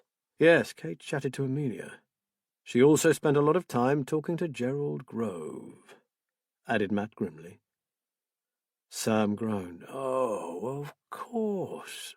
Why didn't we see it before? It's so damn obvious." Will looked up. "It's a fact that since we first came here, Grove has been ingratiating himself with Kate, confiding in her. He knew I was an ex-copper, so he turned what could have been a problem for him to his advantage. He saw how kind and gentle she is and got in quick, telling her about his troubles, how he'd been harassed, the unjust allegations against him. He helped her when she had a panic attack. Oh, the crafty bastard! And I'm betting he spent a lot of time listening to her as well," Matt added. "He's a naturalist and a good one. He knows all about this fen and the countryside hereabouts. He knew that one day the weather would claim his hidey-hole at the mill, and his cottage too, if some really hard weather hit. And who owned the perfect property for his needs? A place with a secret store where he can hide his illicit goods," interjected Sam. "Amelia Swain," said Will. "But she is happy there, has no intention of selling her lovely home," Matt continued. "So what does he do? He frightens the poor dear away." "With the intention of buying her cottage, most likely through a third party to avoid suspicion," said Will. "Or ably assisted, albeit unknowingly, by your darling wife." Sam raised his eyes to the ceiling. "Maybe she assisted him more ably than you think, Sam. I believe it was Kate who trashed the garden." The doctor's mouth fell open. "What?" "I'm sorry I didn't mention this to you before, but you remember seeing me pack that evil doll in her case?" He frowned. "Yes, you had just torn the dress." "Wrong. I found that piece of linen in Amelia's garden, just after it had been destroyed." Sam was silent for a while. "You mean you think she actually did it to help Grove? But that's preposterous." "I don't know what I think, Sam. I'm just telling you what I found." Sam rubbed his eyes. "We certainly have plenty of questions for Kate, don't we? When she is well enough to answer them." "Too many. I hope Swifty brings us up to date on what's happening with Grove. I won't sleep until I know that evil pervert is under lock and key." "They'll get him, Will. He must have been pretty damn confident that even if the mill was searched, they would miss that upper room. The place is so dangerous, and the way that door is set in the wall is perfect. It would have taken a real local to know about that. He was even confident enough to return tonight." "You'd think he would have stayed away a bit longer, at least until the furore had died down," Will said. "I suppose he couldn't risk it. I'm willing to bet that he knew about the abnormally high tide, and, Sophie apart, he had thousands of pounds worth of pornography stashed away in that mill." "How could he have got away with that? The marsh is heaving with police." "It is now, but that area had already been searched, and Grove would have gone out after dark. He knows Whisper Fen like the back of his hand. I suspect he would have loaded up that old estate car of his and moved the stuff out under cover of night, or sent his helper, the guy who hid Matt. He also knows the Fen." He turned to Matt. You said he took off into the marshes like a jackrabbit after he hit you, and he knew the searchers would be called in at dusk. What a risk, though. The police would be watching him like a hawk, breathed Sam. Probably, but with some outside help and his knowledge of Whisper Fen, 10 to 1 he could have given them the slip, said Matt. And Sophie? Will asked. Let's not dwell on that, my boy. Right now she is most likely curled up in bed with a hot water bottle. I hope. As soon as the medical is over and samples have been taken, they will cosset that little girl like a princess. I know that for a fact. And interrogate her and make her play silly games. She's not in Colditz, William. Certainly they will question her, they have to, but very, very gently, okay? Sorry, I'm sure you're right. I never had much to do with child protection or domestic violence in my day. Nowadays they're usually dealt with by specially trained teams, Sam said. But rest assured, she will get all the care she needs. Anyone want another brandy? Asked Will. I never finished the last one, said Matt. Come on, let's see if the fire is still alight. There's nothing more we can do now until the dreaded Inspector Finner's visit. Oh, please, God, that of Swifty Fleet. Will threw more logs on the fire and tried unsuccessfully to rid his mind of worry about his wife and his niece. They were both hospitalized, both afflicted, one with troubles of her own making, and the other a sad victim of man's twisted wickedness. It was after 10 when the bell finally rang. Swifty almost fell in through the door. Sorry I'm so late. Bloody road is flooded on the outskirts of town, and still some flaming idiots think it's cool to drive right through it. Then they wonder why they break down. Swifty took off his cap. How are you doing? Worried sick, old bad? Will ushered him through to the lounge. You can say that again. Any news about Sophie? Not yet. Inspector Fenner may have heard something, but it's not filtered down through the ranks yet. I came to tell you that we've got Grove. Great. We'll all breathe a little easier now. Did the mill actually flood? And did you manage to get all the evidence you needed? The mill was still standing when we got out, but the water was flowing in fast. By the time we drove away, the old structure looked ready to cave in. But yes, we got plenty, thanks. You should have seen it, Will. We unearthed cases full of CDs. Some were X-rated, hardcore movies, but there were others too. Kiddie porn, all marked with just names. You know, Vicky, Daniel, Millie, Jessie. Turned my stomach to think of the poor little sods. Good thing it wasn't me that went out to apprehend Grove. I don't think I could have kept my hands off him. You and me both, Swifty. Any chance he will crawl out of this like he did before? No way. Well, certainly not the distributing indecent images or the obscene publications charges. He had dumped a load of stuff from his computer, but the IT lads resurrected most of it from the hard drive. There's enough there to send him down for a good long stretch, and that's apart from the fact that his sidekick Hemmings is singing like the dawn chorus. And he's actually coughed to putting the frighteners on old Mrs. Swain, and a belting Matt. He's not daft, Will. He knows there are some pretty heavy charges being dished out, and he's given us Grove, lock, stock, and barrel. He's admitting to the small stuff and throwing his boss to the wolves. I do admire loyalty in a man, don't you? Will said dryly. Well, DCI Andrews sweetly explained what desperately deep shite he was in before she asked him nicely to cooperate. And suddenly he was delighted to help us with our inquiries. He was still squealing when I left. He gave a short laugh. My mate said Andrews scared the shit out of him. She certainly got away with words. And Grove? Threw up his hands to importing and distributing obscene publications and indecent images, but emphatically denied knowing anything about Sophie's abduction. I suppose it's what you would expect, Sam added. He would hardly admit to that. He'd want you chaps to try to prove it. Swifty looked fierce. And as soon as all the tests come back, I hope we'll have enough of a case to send him away for a very long time indeed. Surely there is no doubt about that, is there? Will asked. Swifty shrugged. You know the justice system better than most. If he gets a smart brief, it could be in the lap of the gods. And the crime scene may well be halfway across the North Sea by morning. That's a great help to the prosecution. Will began to feel uneasy. But Sophie will identify him.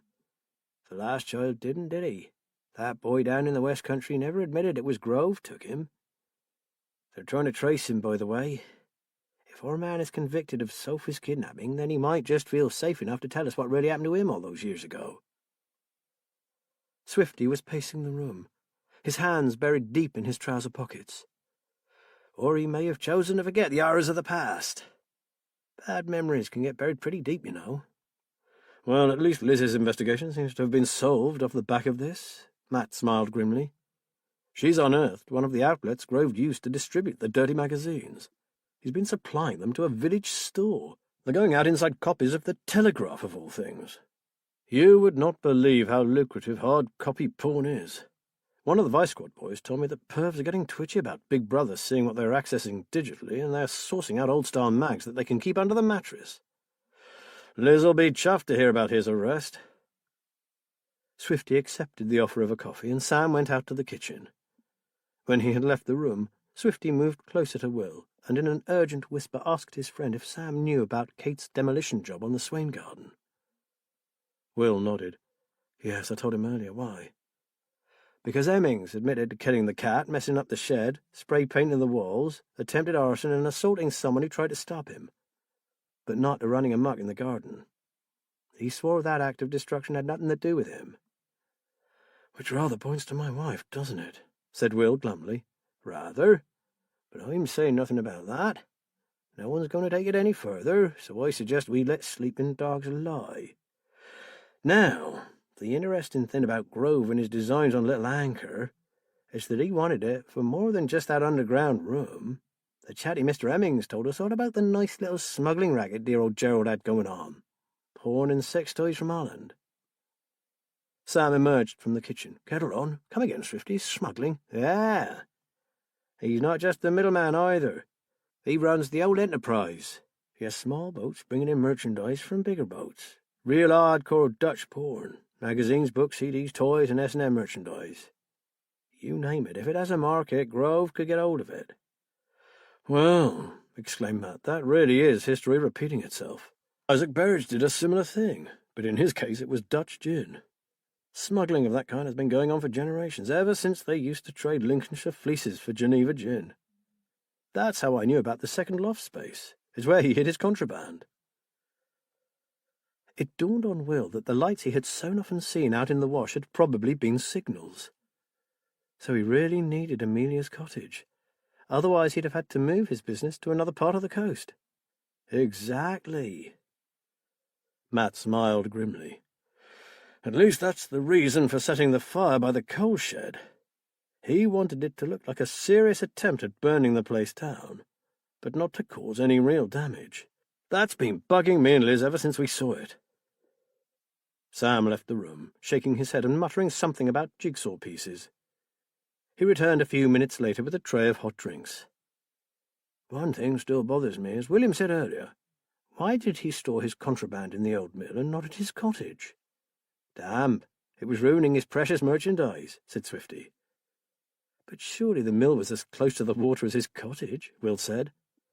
Well, that's what he told us, just damp. I think, said Matt slowly, that he may have been right. That room was right up high in the body of the mill. There was a free flow of air and it was always dry. Plus, if anyone did decide to pay him a visit, the cottage was clean, with the exception of that computer. Which reminds me, how come your detectives didn't pick up 2 telephone lines on his bill? Because the second line was ex-directory and listed under a different name. Mr. I. Berridge. Swifty looked at his watch. I'd better get off home. My wife will be worrying. I'll call back tomorrow, and in the meantime, I hope you get some good news about Sophie. And get some kip, guys, especially you, Will. You still look like shit. Will thanked his friend for all his help. He walked with him to the door. We still haven't had our promised visit from your boss. He and DCI Anders were taking it in turns to terrorise Grove when I left, but if he said he'll come tonight, then I'm sorry to say he will. Perhaps you won't get to bed so early after all. Until I get news about Sophie, I won't be able to sleep anyway. Swifty nodded and grasped his arm. She'll be okay, Will. That Canadian doctor arrived earlier. They were pinning quite a lot of their hopes on him. She has the best around her, honestly. It's the not knowing, Swifty. What happened to her? Why was she coming here? How will this affect her? Just how much is one little kid supposed to take? It was bad enough losing her mum and dad, but this? It beggars belief. Go on inside and try to relax. I'm sure it won't be long before someone has some news for you, even if it is Fenner. Will grimaced. I would even open my arms to him if it meant that I was getting some news. He closed the door, weariness washing over him.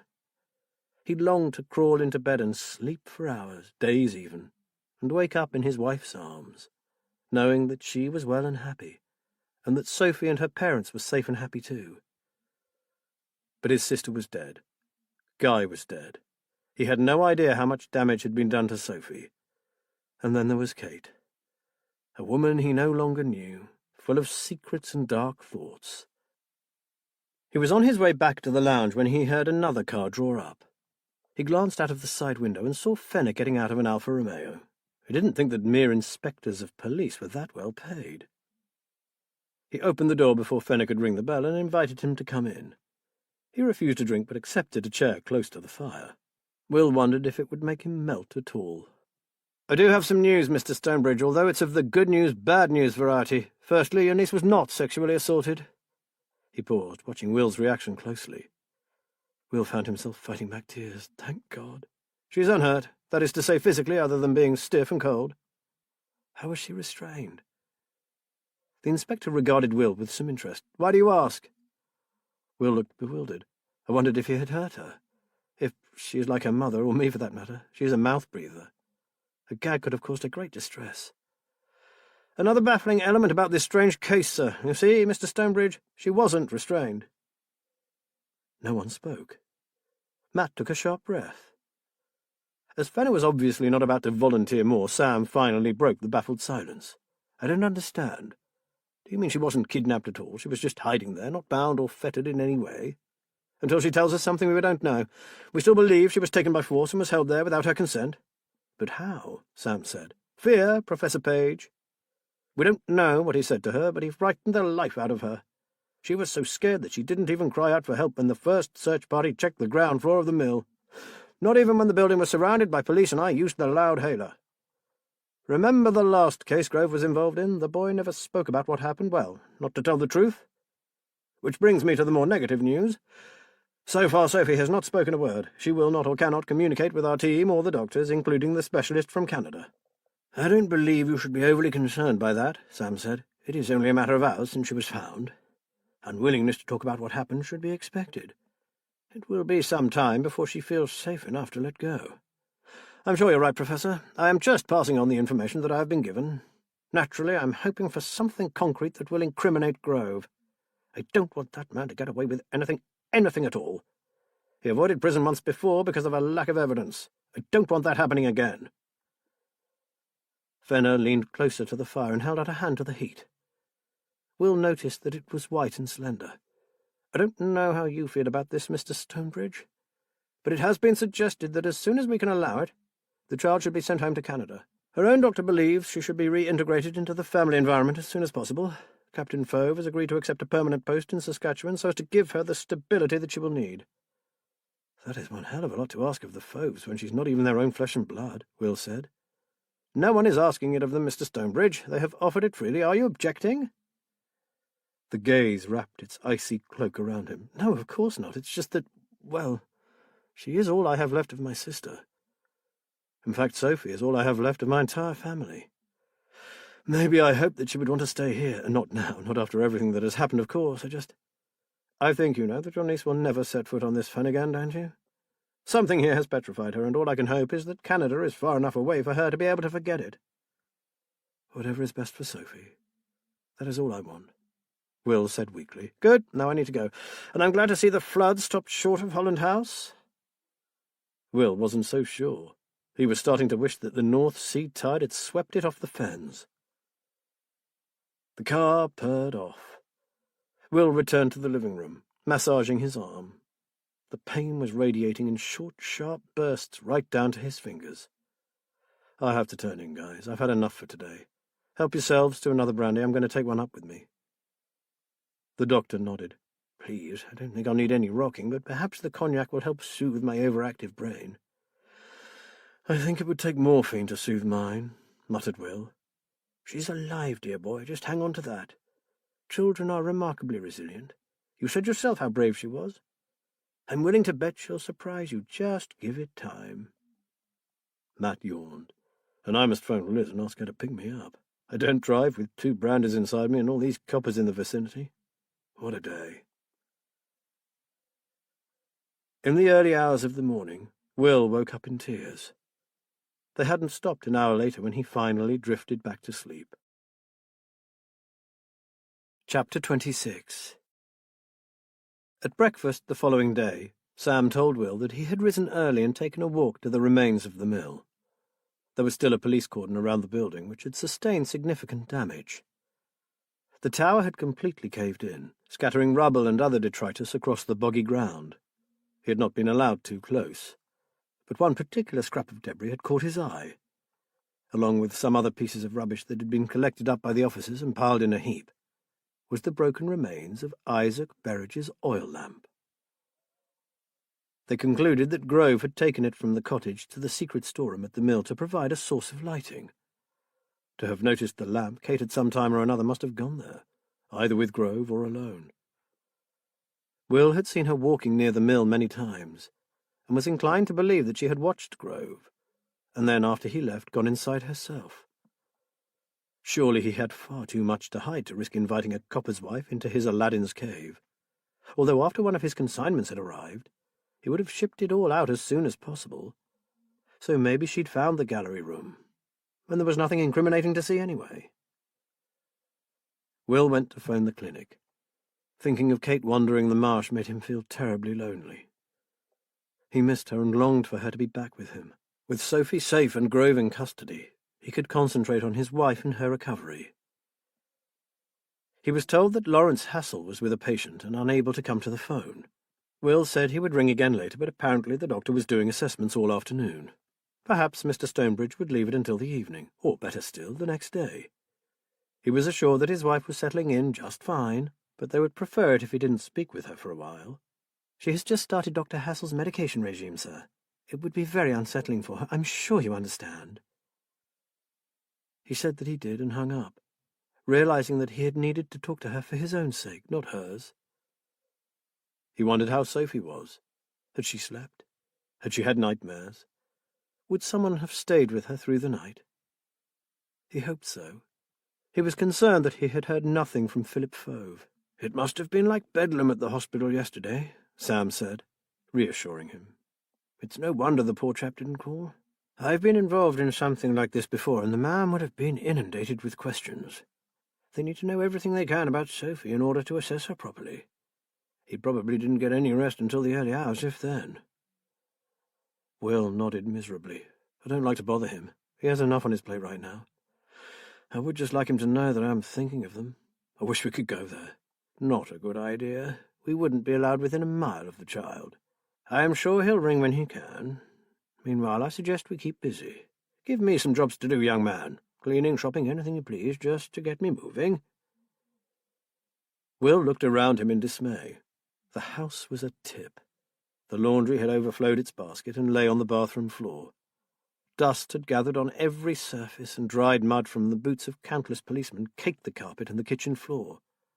How could it have got so bad so quickly? "Come on, lad. The two of us can get this sorted by lunchtime. It'll do you good."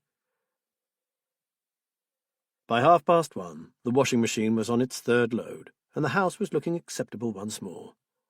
Sam was busy ironing shirts and doing a perfect job of it.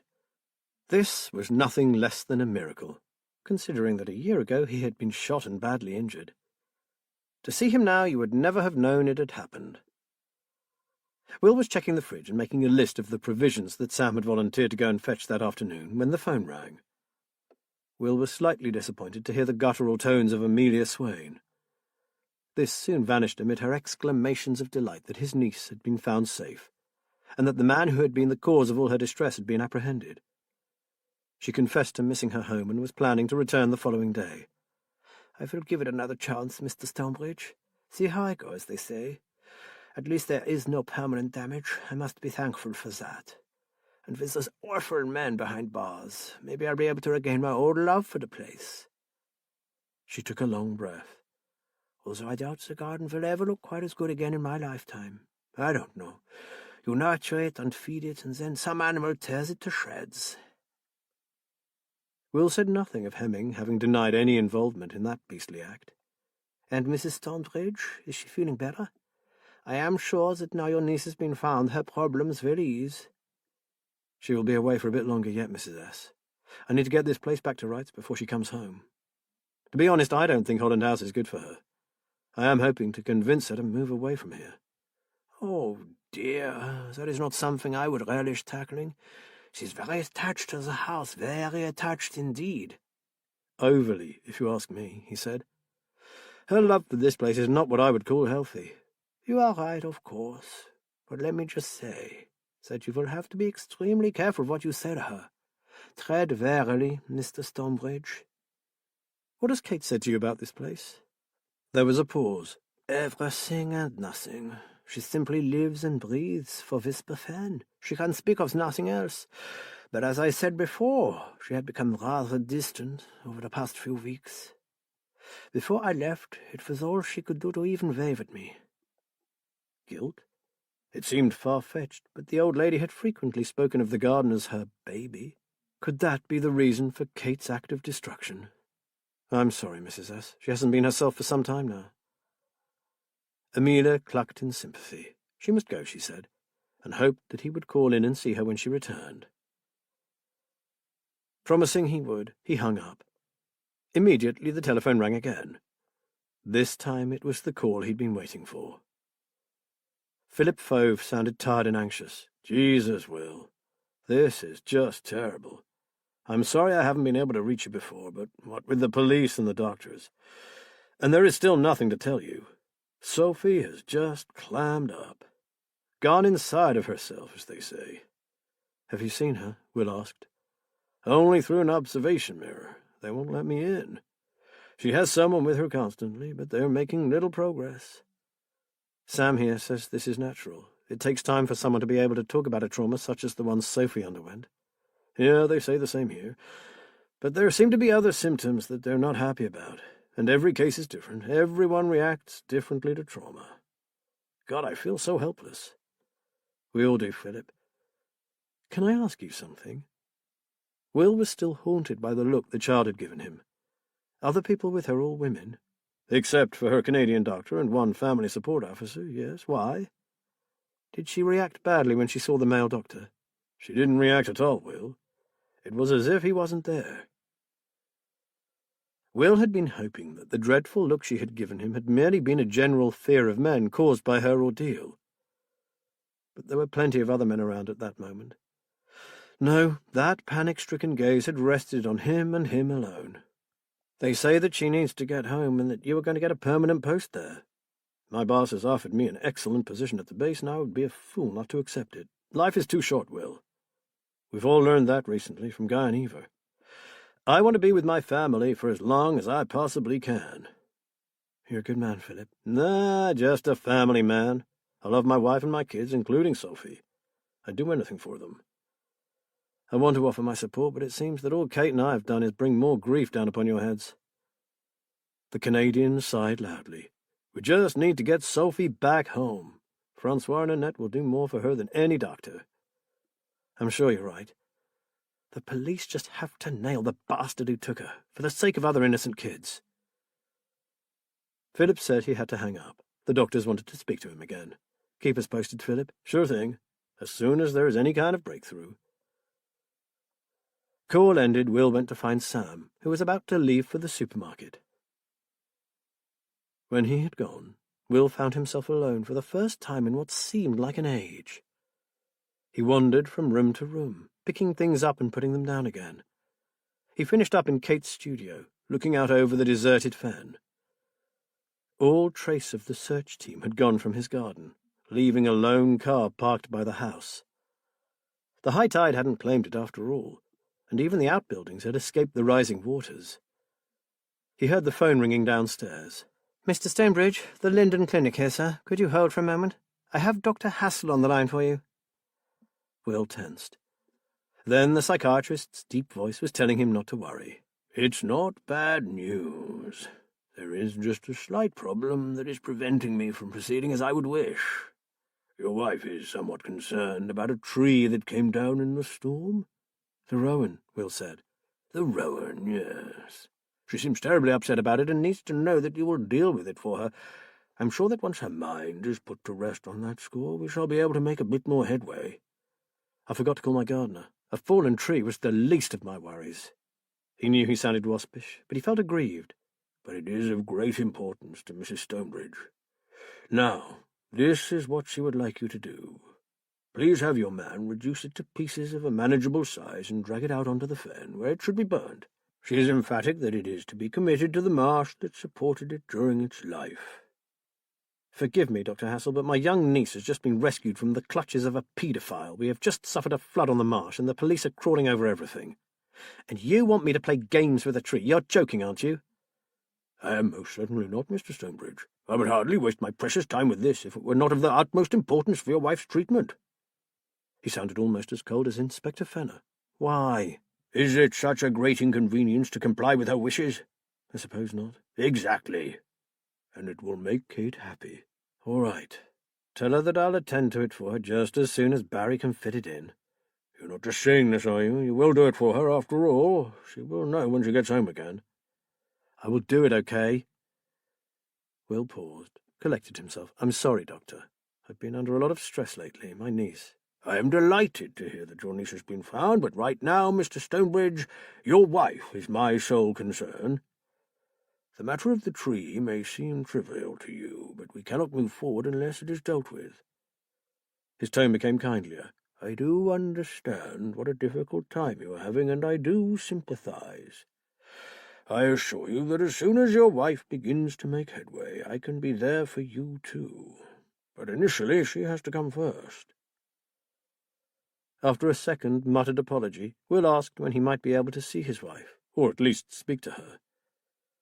The doctor was vague. I have high hopes that you'll be able to visit fairly soon. Let's just get a few more days under our belts. Give her my love. If she asks about you, then of course I will. Have patience, Mr. Stonebridge. It'll be worth it in the long run. Will hoped that it would, because this was agony. He called Barry, who said he could get a lad to him the following day, and would 10 o'clock be convenient.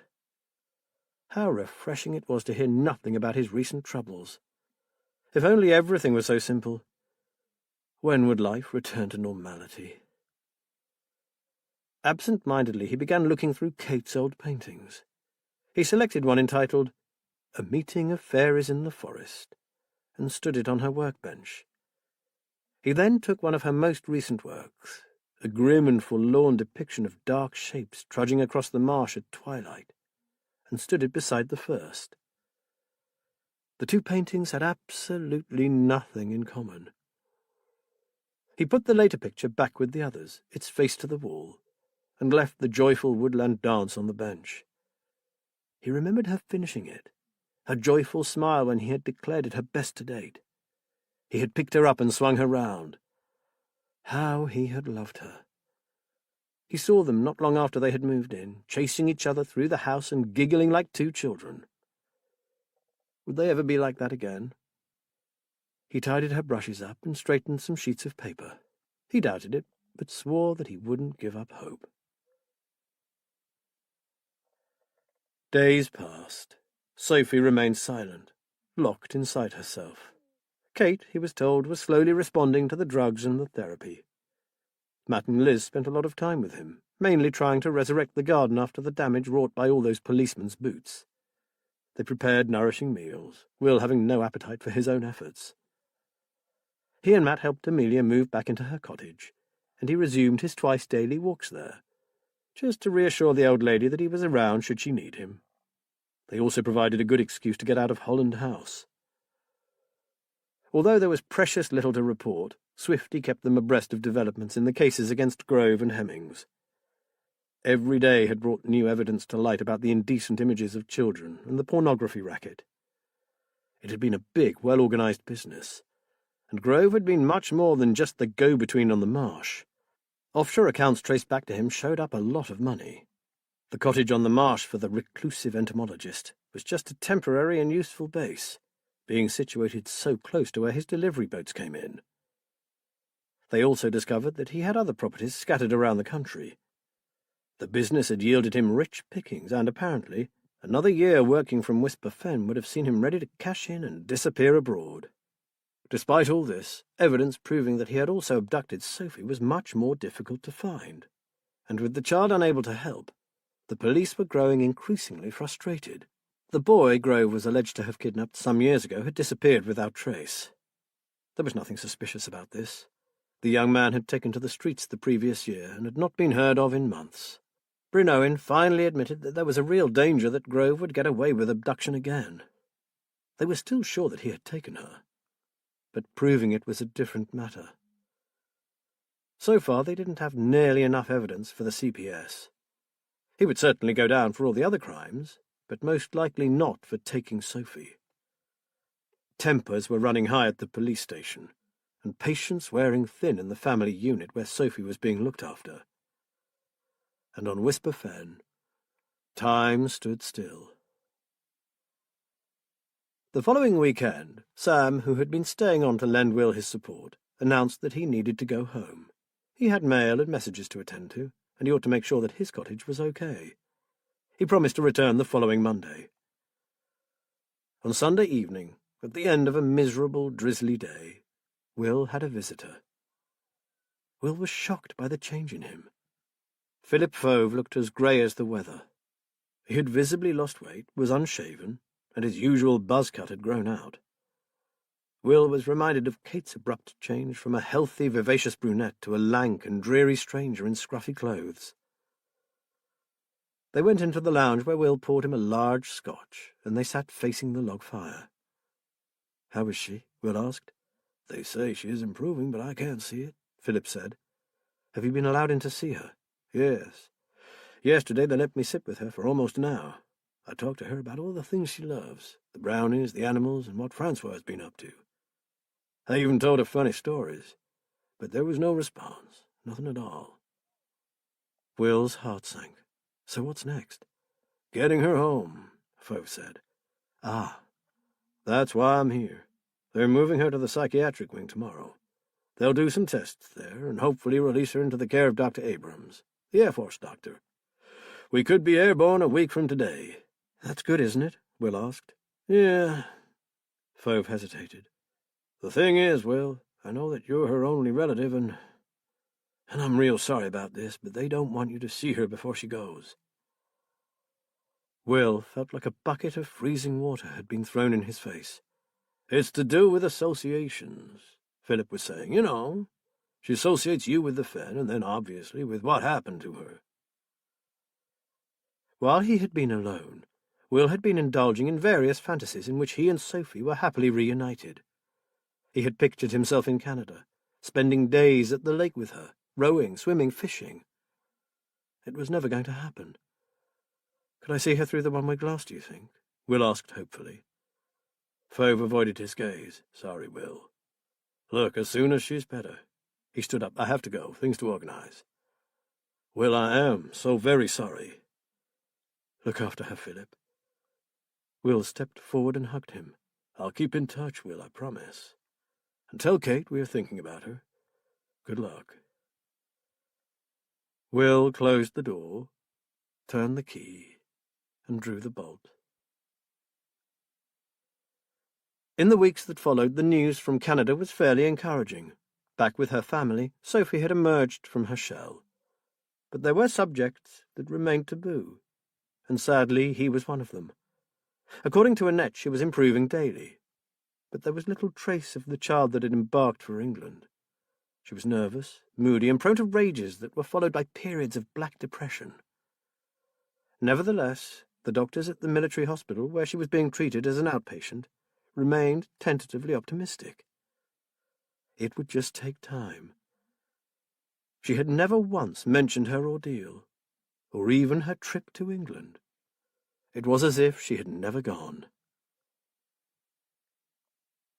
"You may come and see Kate if you like, Mr. Stonebridge. Tomorrow at 2, if that is convenient."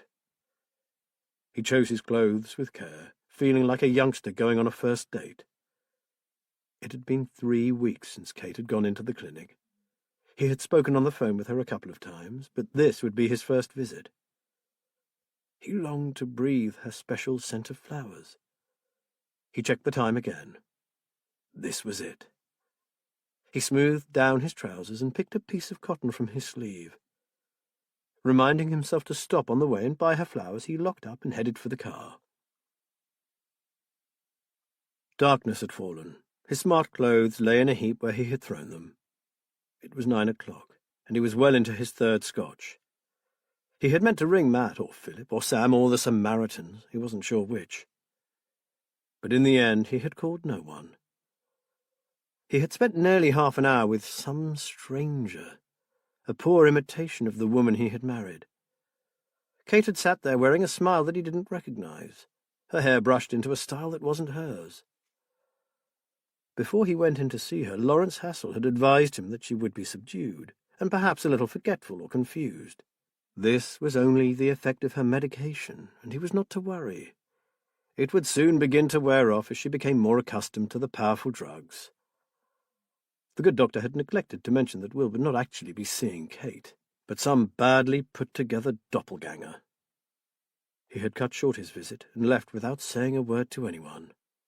The last thing Will remembered about that terrible day was the clatter as the whiskey bottle slid from his grasp and struck the floor.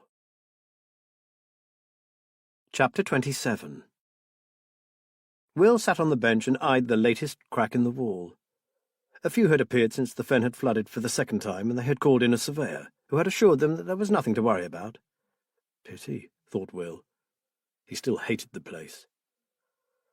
When the man went on to admire the house, calling it a sturdy old building, well designed and constructed to withstand the elements and the soft Lincolnshire soil, Kate had smiled, taking the compliment personally. They had now lived there a full year. In the end, Lawrence Hassel had worked wonders. Kate was, to all intents and purposes, back to normal, except that she could not paint. Both the skill and the desire had gone, and her work for Angela's 8th volume had been rejected. As Will had feared, the illustrations were far too dark and frightening for a children's book. Her contract had been terminated. To his immense sadness, he soon discovered that along with her desire to paint, Kate had also lost her passion for life. Only Will seemed to notice that Kate had become a pretty shell, an empty husk. Of late he had sensed her drawing even further away from him. The last time he had felt close to her was a few weeks after she had left the clinic. He had done as she requested, and had the rowan tree dragged out onto the fen, where he had burnt what he could of it. The great pyre had lit up the sky for days, and by the time Kate returned, some of the charred trunk remained. He had taken to using the spot for burning garden rubbish that was too big for the incinerator. On that particular day he had taken out a dead conifer, and along with some other garden waste, had built quite a substantial bonfire. She had stood with him, her arm through his, and they had watched the fire consume the dead fir tree branch by branch. After a while she had gone indoors, and to his surprise returned carrying the dark paintings, which she had committed to the flames. Then, from under her jacket, she had produced the doll, and with a kiss, consigned that too to the pyre. He had held her tightly, told her that he was proud of her, and kissed her with all his old passion. They had gone up to their room and tenderly made love. The following day her feelings seemed to have cooled along with the ashes, and from that moment on she began to drift away. While the news came from Canada that Sophie was improving and becoming stronger, Kate seemed to wane. Every day she became a little more transparent, less substantial. He gazed at the figure silhouetted against the horizon. He could just make out her red wind-cheater. She had left at breakfast time, and it was now just after 11 o'clock. He had sat on the bench, daydreaming, unable to force himself to move. He was tired of trying to work out what to do about his wife. He couldn't bear to think of life without her, but life with her was becoming unbearable too. He really should ring Matt, or maybe Sam, but he couldn't muster the energy to even make a call. He stood up and stretched. He had heard the postman earlier, but hadn't bothered to check the mail. It would only be bills. No one ever wrote to them these days. At least Philip phoned regularly. Those calls were the only bright point in Will's life. Sophie was back at school, She was still receiving therapy, but she was much recovered. There was even talk about her going off to camp again. Philip and Annette had trudged through the mountain of required paperwork and were well on the way to becoming Sophie's legal parents. He went to check the post. Among the bills he found a letter, the address written in a clear, childish hand. The stamps told him it came from Canada. Will turned it over in his hands. After a few moments, he took the letter outside and, with a beating heart, tore the envelope open. Dear Uncle Will, you may never get to read this, and it feels really spooky to be writing when maybe what I say will only get lost or screwed up and thrown away. My therapist says I should write out my most worrying thoughts, then burn them, letting the sparks fly up to heaven to be purified. Weird or what? Do you remember the rabbit? It ran away last week and we caught it under Mr. Bloomfield's car. It was lucky we got it out. It could have been run over. I think Mr. Bloomfield was more worried about his brake cables, whatever they are. I have a new mum and dad now. I expect you know that. I hear Annette and Philip talk to you sometimes. They always say it is someone else, but I know it's you. They will never take the place of my real mum and dad, but they are very kind to me, and I am sorry because I think I have been horrible to them. Dr. A says it is not my fault. It is because I have been ill, and they still love me. I hope so. Dr. A says my therapist is right to tell me to write things out. So I decided to write to you. The thing is, I don't want to remember the bad thing that happened because it frightens me. But Dr. A reckons if I talk about it just once, I can forget it forever. That would be really neat. Francois is pretty cool about everything, and if I start to get freaky, she just goes, "Oh, Soph, chill out, will you? You're upsetting the dog," or something like that. She has great clothes, by the way, and says I can borrow them, but she's bigger than me, which is a shame. So, as I want to forget the bad thing forever, I thought I should tell you that I really should not blame you for what Auntie Kate did. It was not your fault. I know that now. And I also know that she did not mean to hurt me. She was just trying to protect me from the house. See, when Philip left me by the pool that day, I suddenly remembered all the fun Mum and Dad and me used to have. I missed them so much I thought my heart had broken. So I needed you, and I went to find you. I knew that I could do it, and I did. But I met Auntie Kate down the lane, and she said it was really dangerous for me to go to the house. She said that I should never have gone to the fen. She hid me somewhere smelly and told me to wait for her. She said that only she could save me. She told me lots of things, Uncle Will, about the horrible things that happen to children out in the marsh. She told me that I must not go to anyone, that the marsh monster could change into anything it liked, even into you. She said I must hide, and if I saw you, it would be the marsh monster in disguise. But she didn't come back to save me, and she wasn't there when the men took me away, so I thought they were all monsters. Well, that sounds really silly, doesn't it? And I hope Dr. A is right, because now I've written it out, that means that I can forget it forever. I love you, Uncle Will, but I think Auntie Kate is pretty sick. Maybe Dr. A would talk to her. Anyway, it was good about the rabbit, wasn't it? Sophie. Kiss, kiss, kiss, kiss. Will read the letter again, then a third time. He folded it carefully and tucked it into his shirt pocket. He placed a hand on the arm of the bench, thinking briefly of all the times he and Kate had sat there together. The tiny silhouette was still out on the skyline. He pulled himself painfully up and began to walk down the path towards the sea bank. His thoughts were clear for the first time in months. It was Kate who had left the child in Grove's vile storeroom, high up on a decaying, rotting floor with no safety rail, just a long drop onto the stone flags below, alone, with thousands of pounds worth of filth involving children of Sophie's own age. Had left her in a state of terror sufficient to bind her to the spot as securely as if she had been chained. She must have known that one day Sophie would be well enough to speak of what had happened. And as she left the house that morning, she must have seen that letter, lying as it was on top of the rest.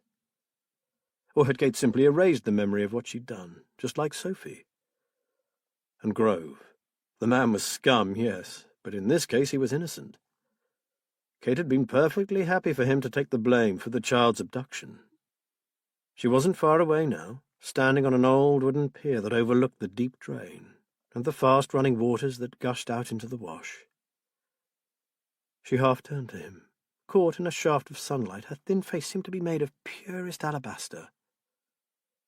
He blundered into a glutinous patch of boggy ground. Oh, Lord, what was he going to say to her? What could he possibly say? He thought he heard her voice, soft and whispery. Love, she was saying, love and bear. He extricated his foot from the mire and looked up to where she had been standing. The wooden pier was empty. He ran along the sea bank, calling her name. At first he saw nothing but the swirling greenish-brown waters. Then a flash of scarlet broke the surface. A white hand reached out to him. He slid down the bank, shouting her name. Seeing a slimy mooring post, he grabbed it with one hand and jumped into the fast-flowing drain. The arm, red sleeve clinging to it, emerged through a circle of frothy bubbles. He snatched at it, almost losing his hold on the wooden post. The soaking material fought to free itself from his grasp, but he held firm.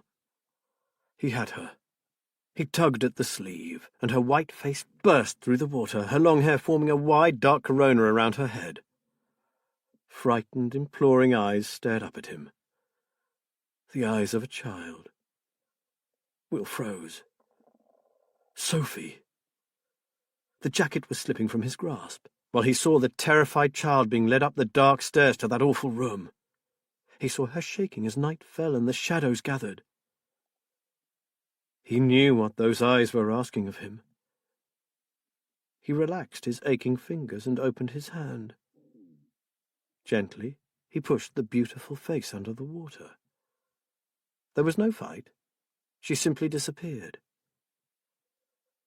It took all his strength to drag himself from the drain and up the bank. He flopped down onto the muddy path and stared, wide-eyed, out over the silver expanse of water, searching for a tiny splash of red. He stayed there, watching for what seemed like an eternity.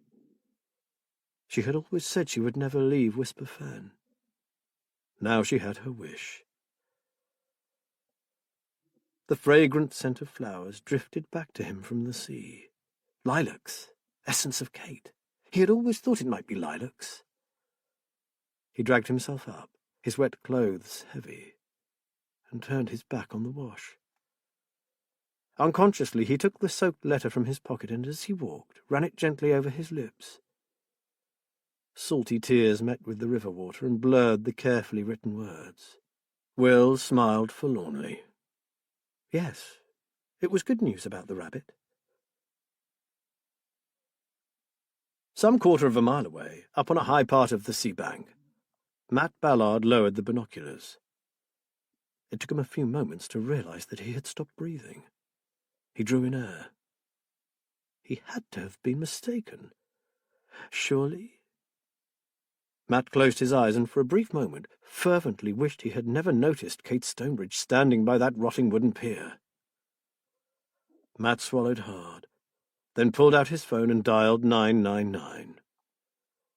In a voice he hardly recognized as his own, he reported a terrible accident. Then he was running, his lungs burning, to where Will now sat slumped on a wooden bench that looked out over Whisper Fen.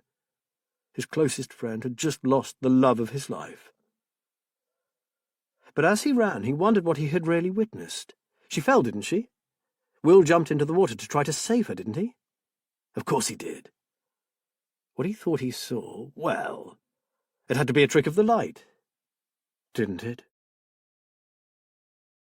This concludes The Dying Light by Joy Ellis. Narrated by Matthew Lloyd Davis. Copyright 2020 by Joy Ellis. This unabridged audiobook is published by arrangement with Joffy Books Limited, care of Lorella Belly Literary Agency Limited, and was produced in the year 2020 by Tantor Media Incorporated, a division of Recorded Books, which holds the copyright thereto. Please visit tantor.com for more information on our growing library of unabridged audiobooks.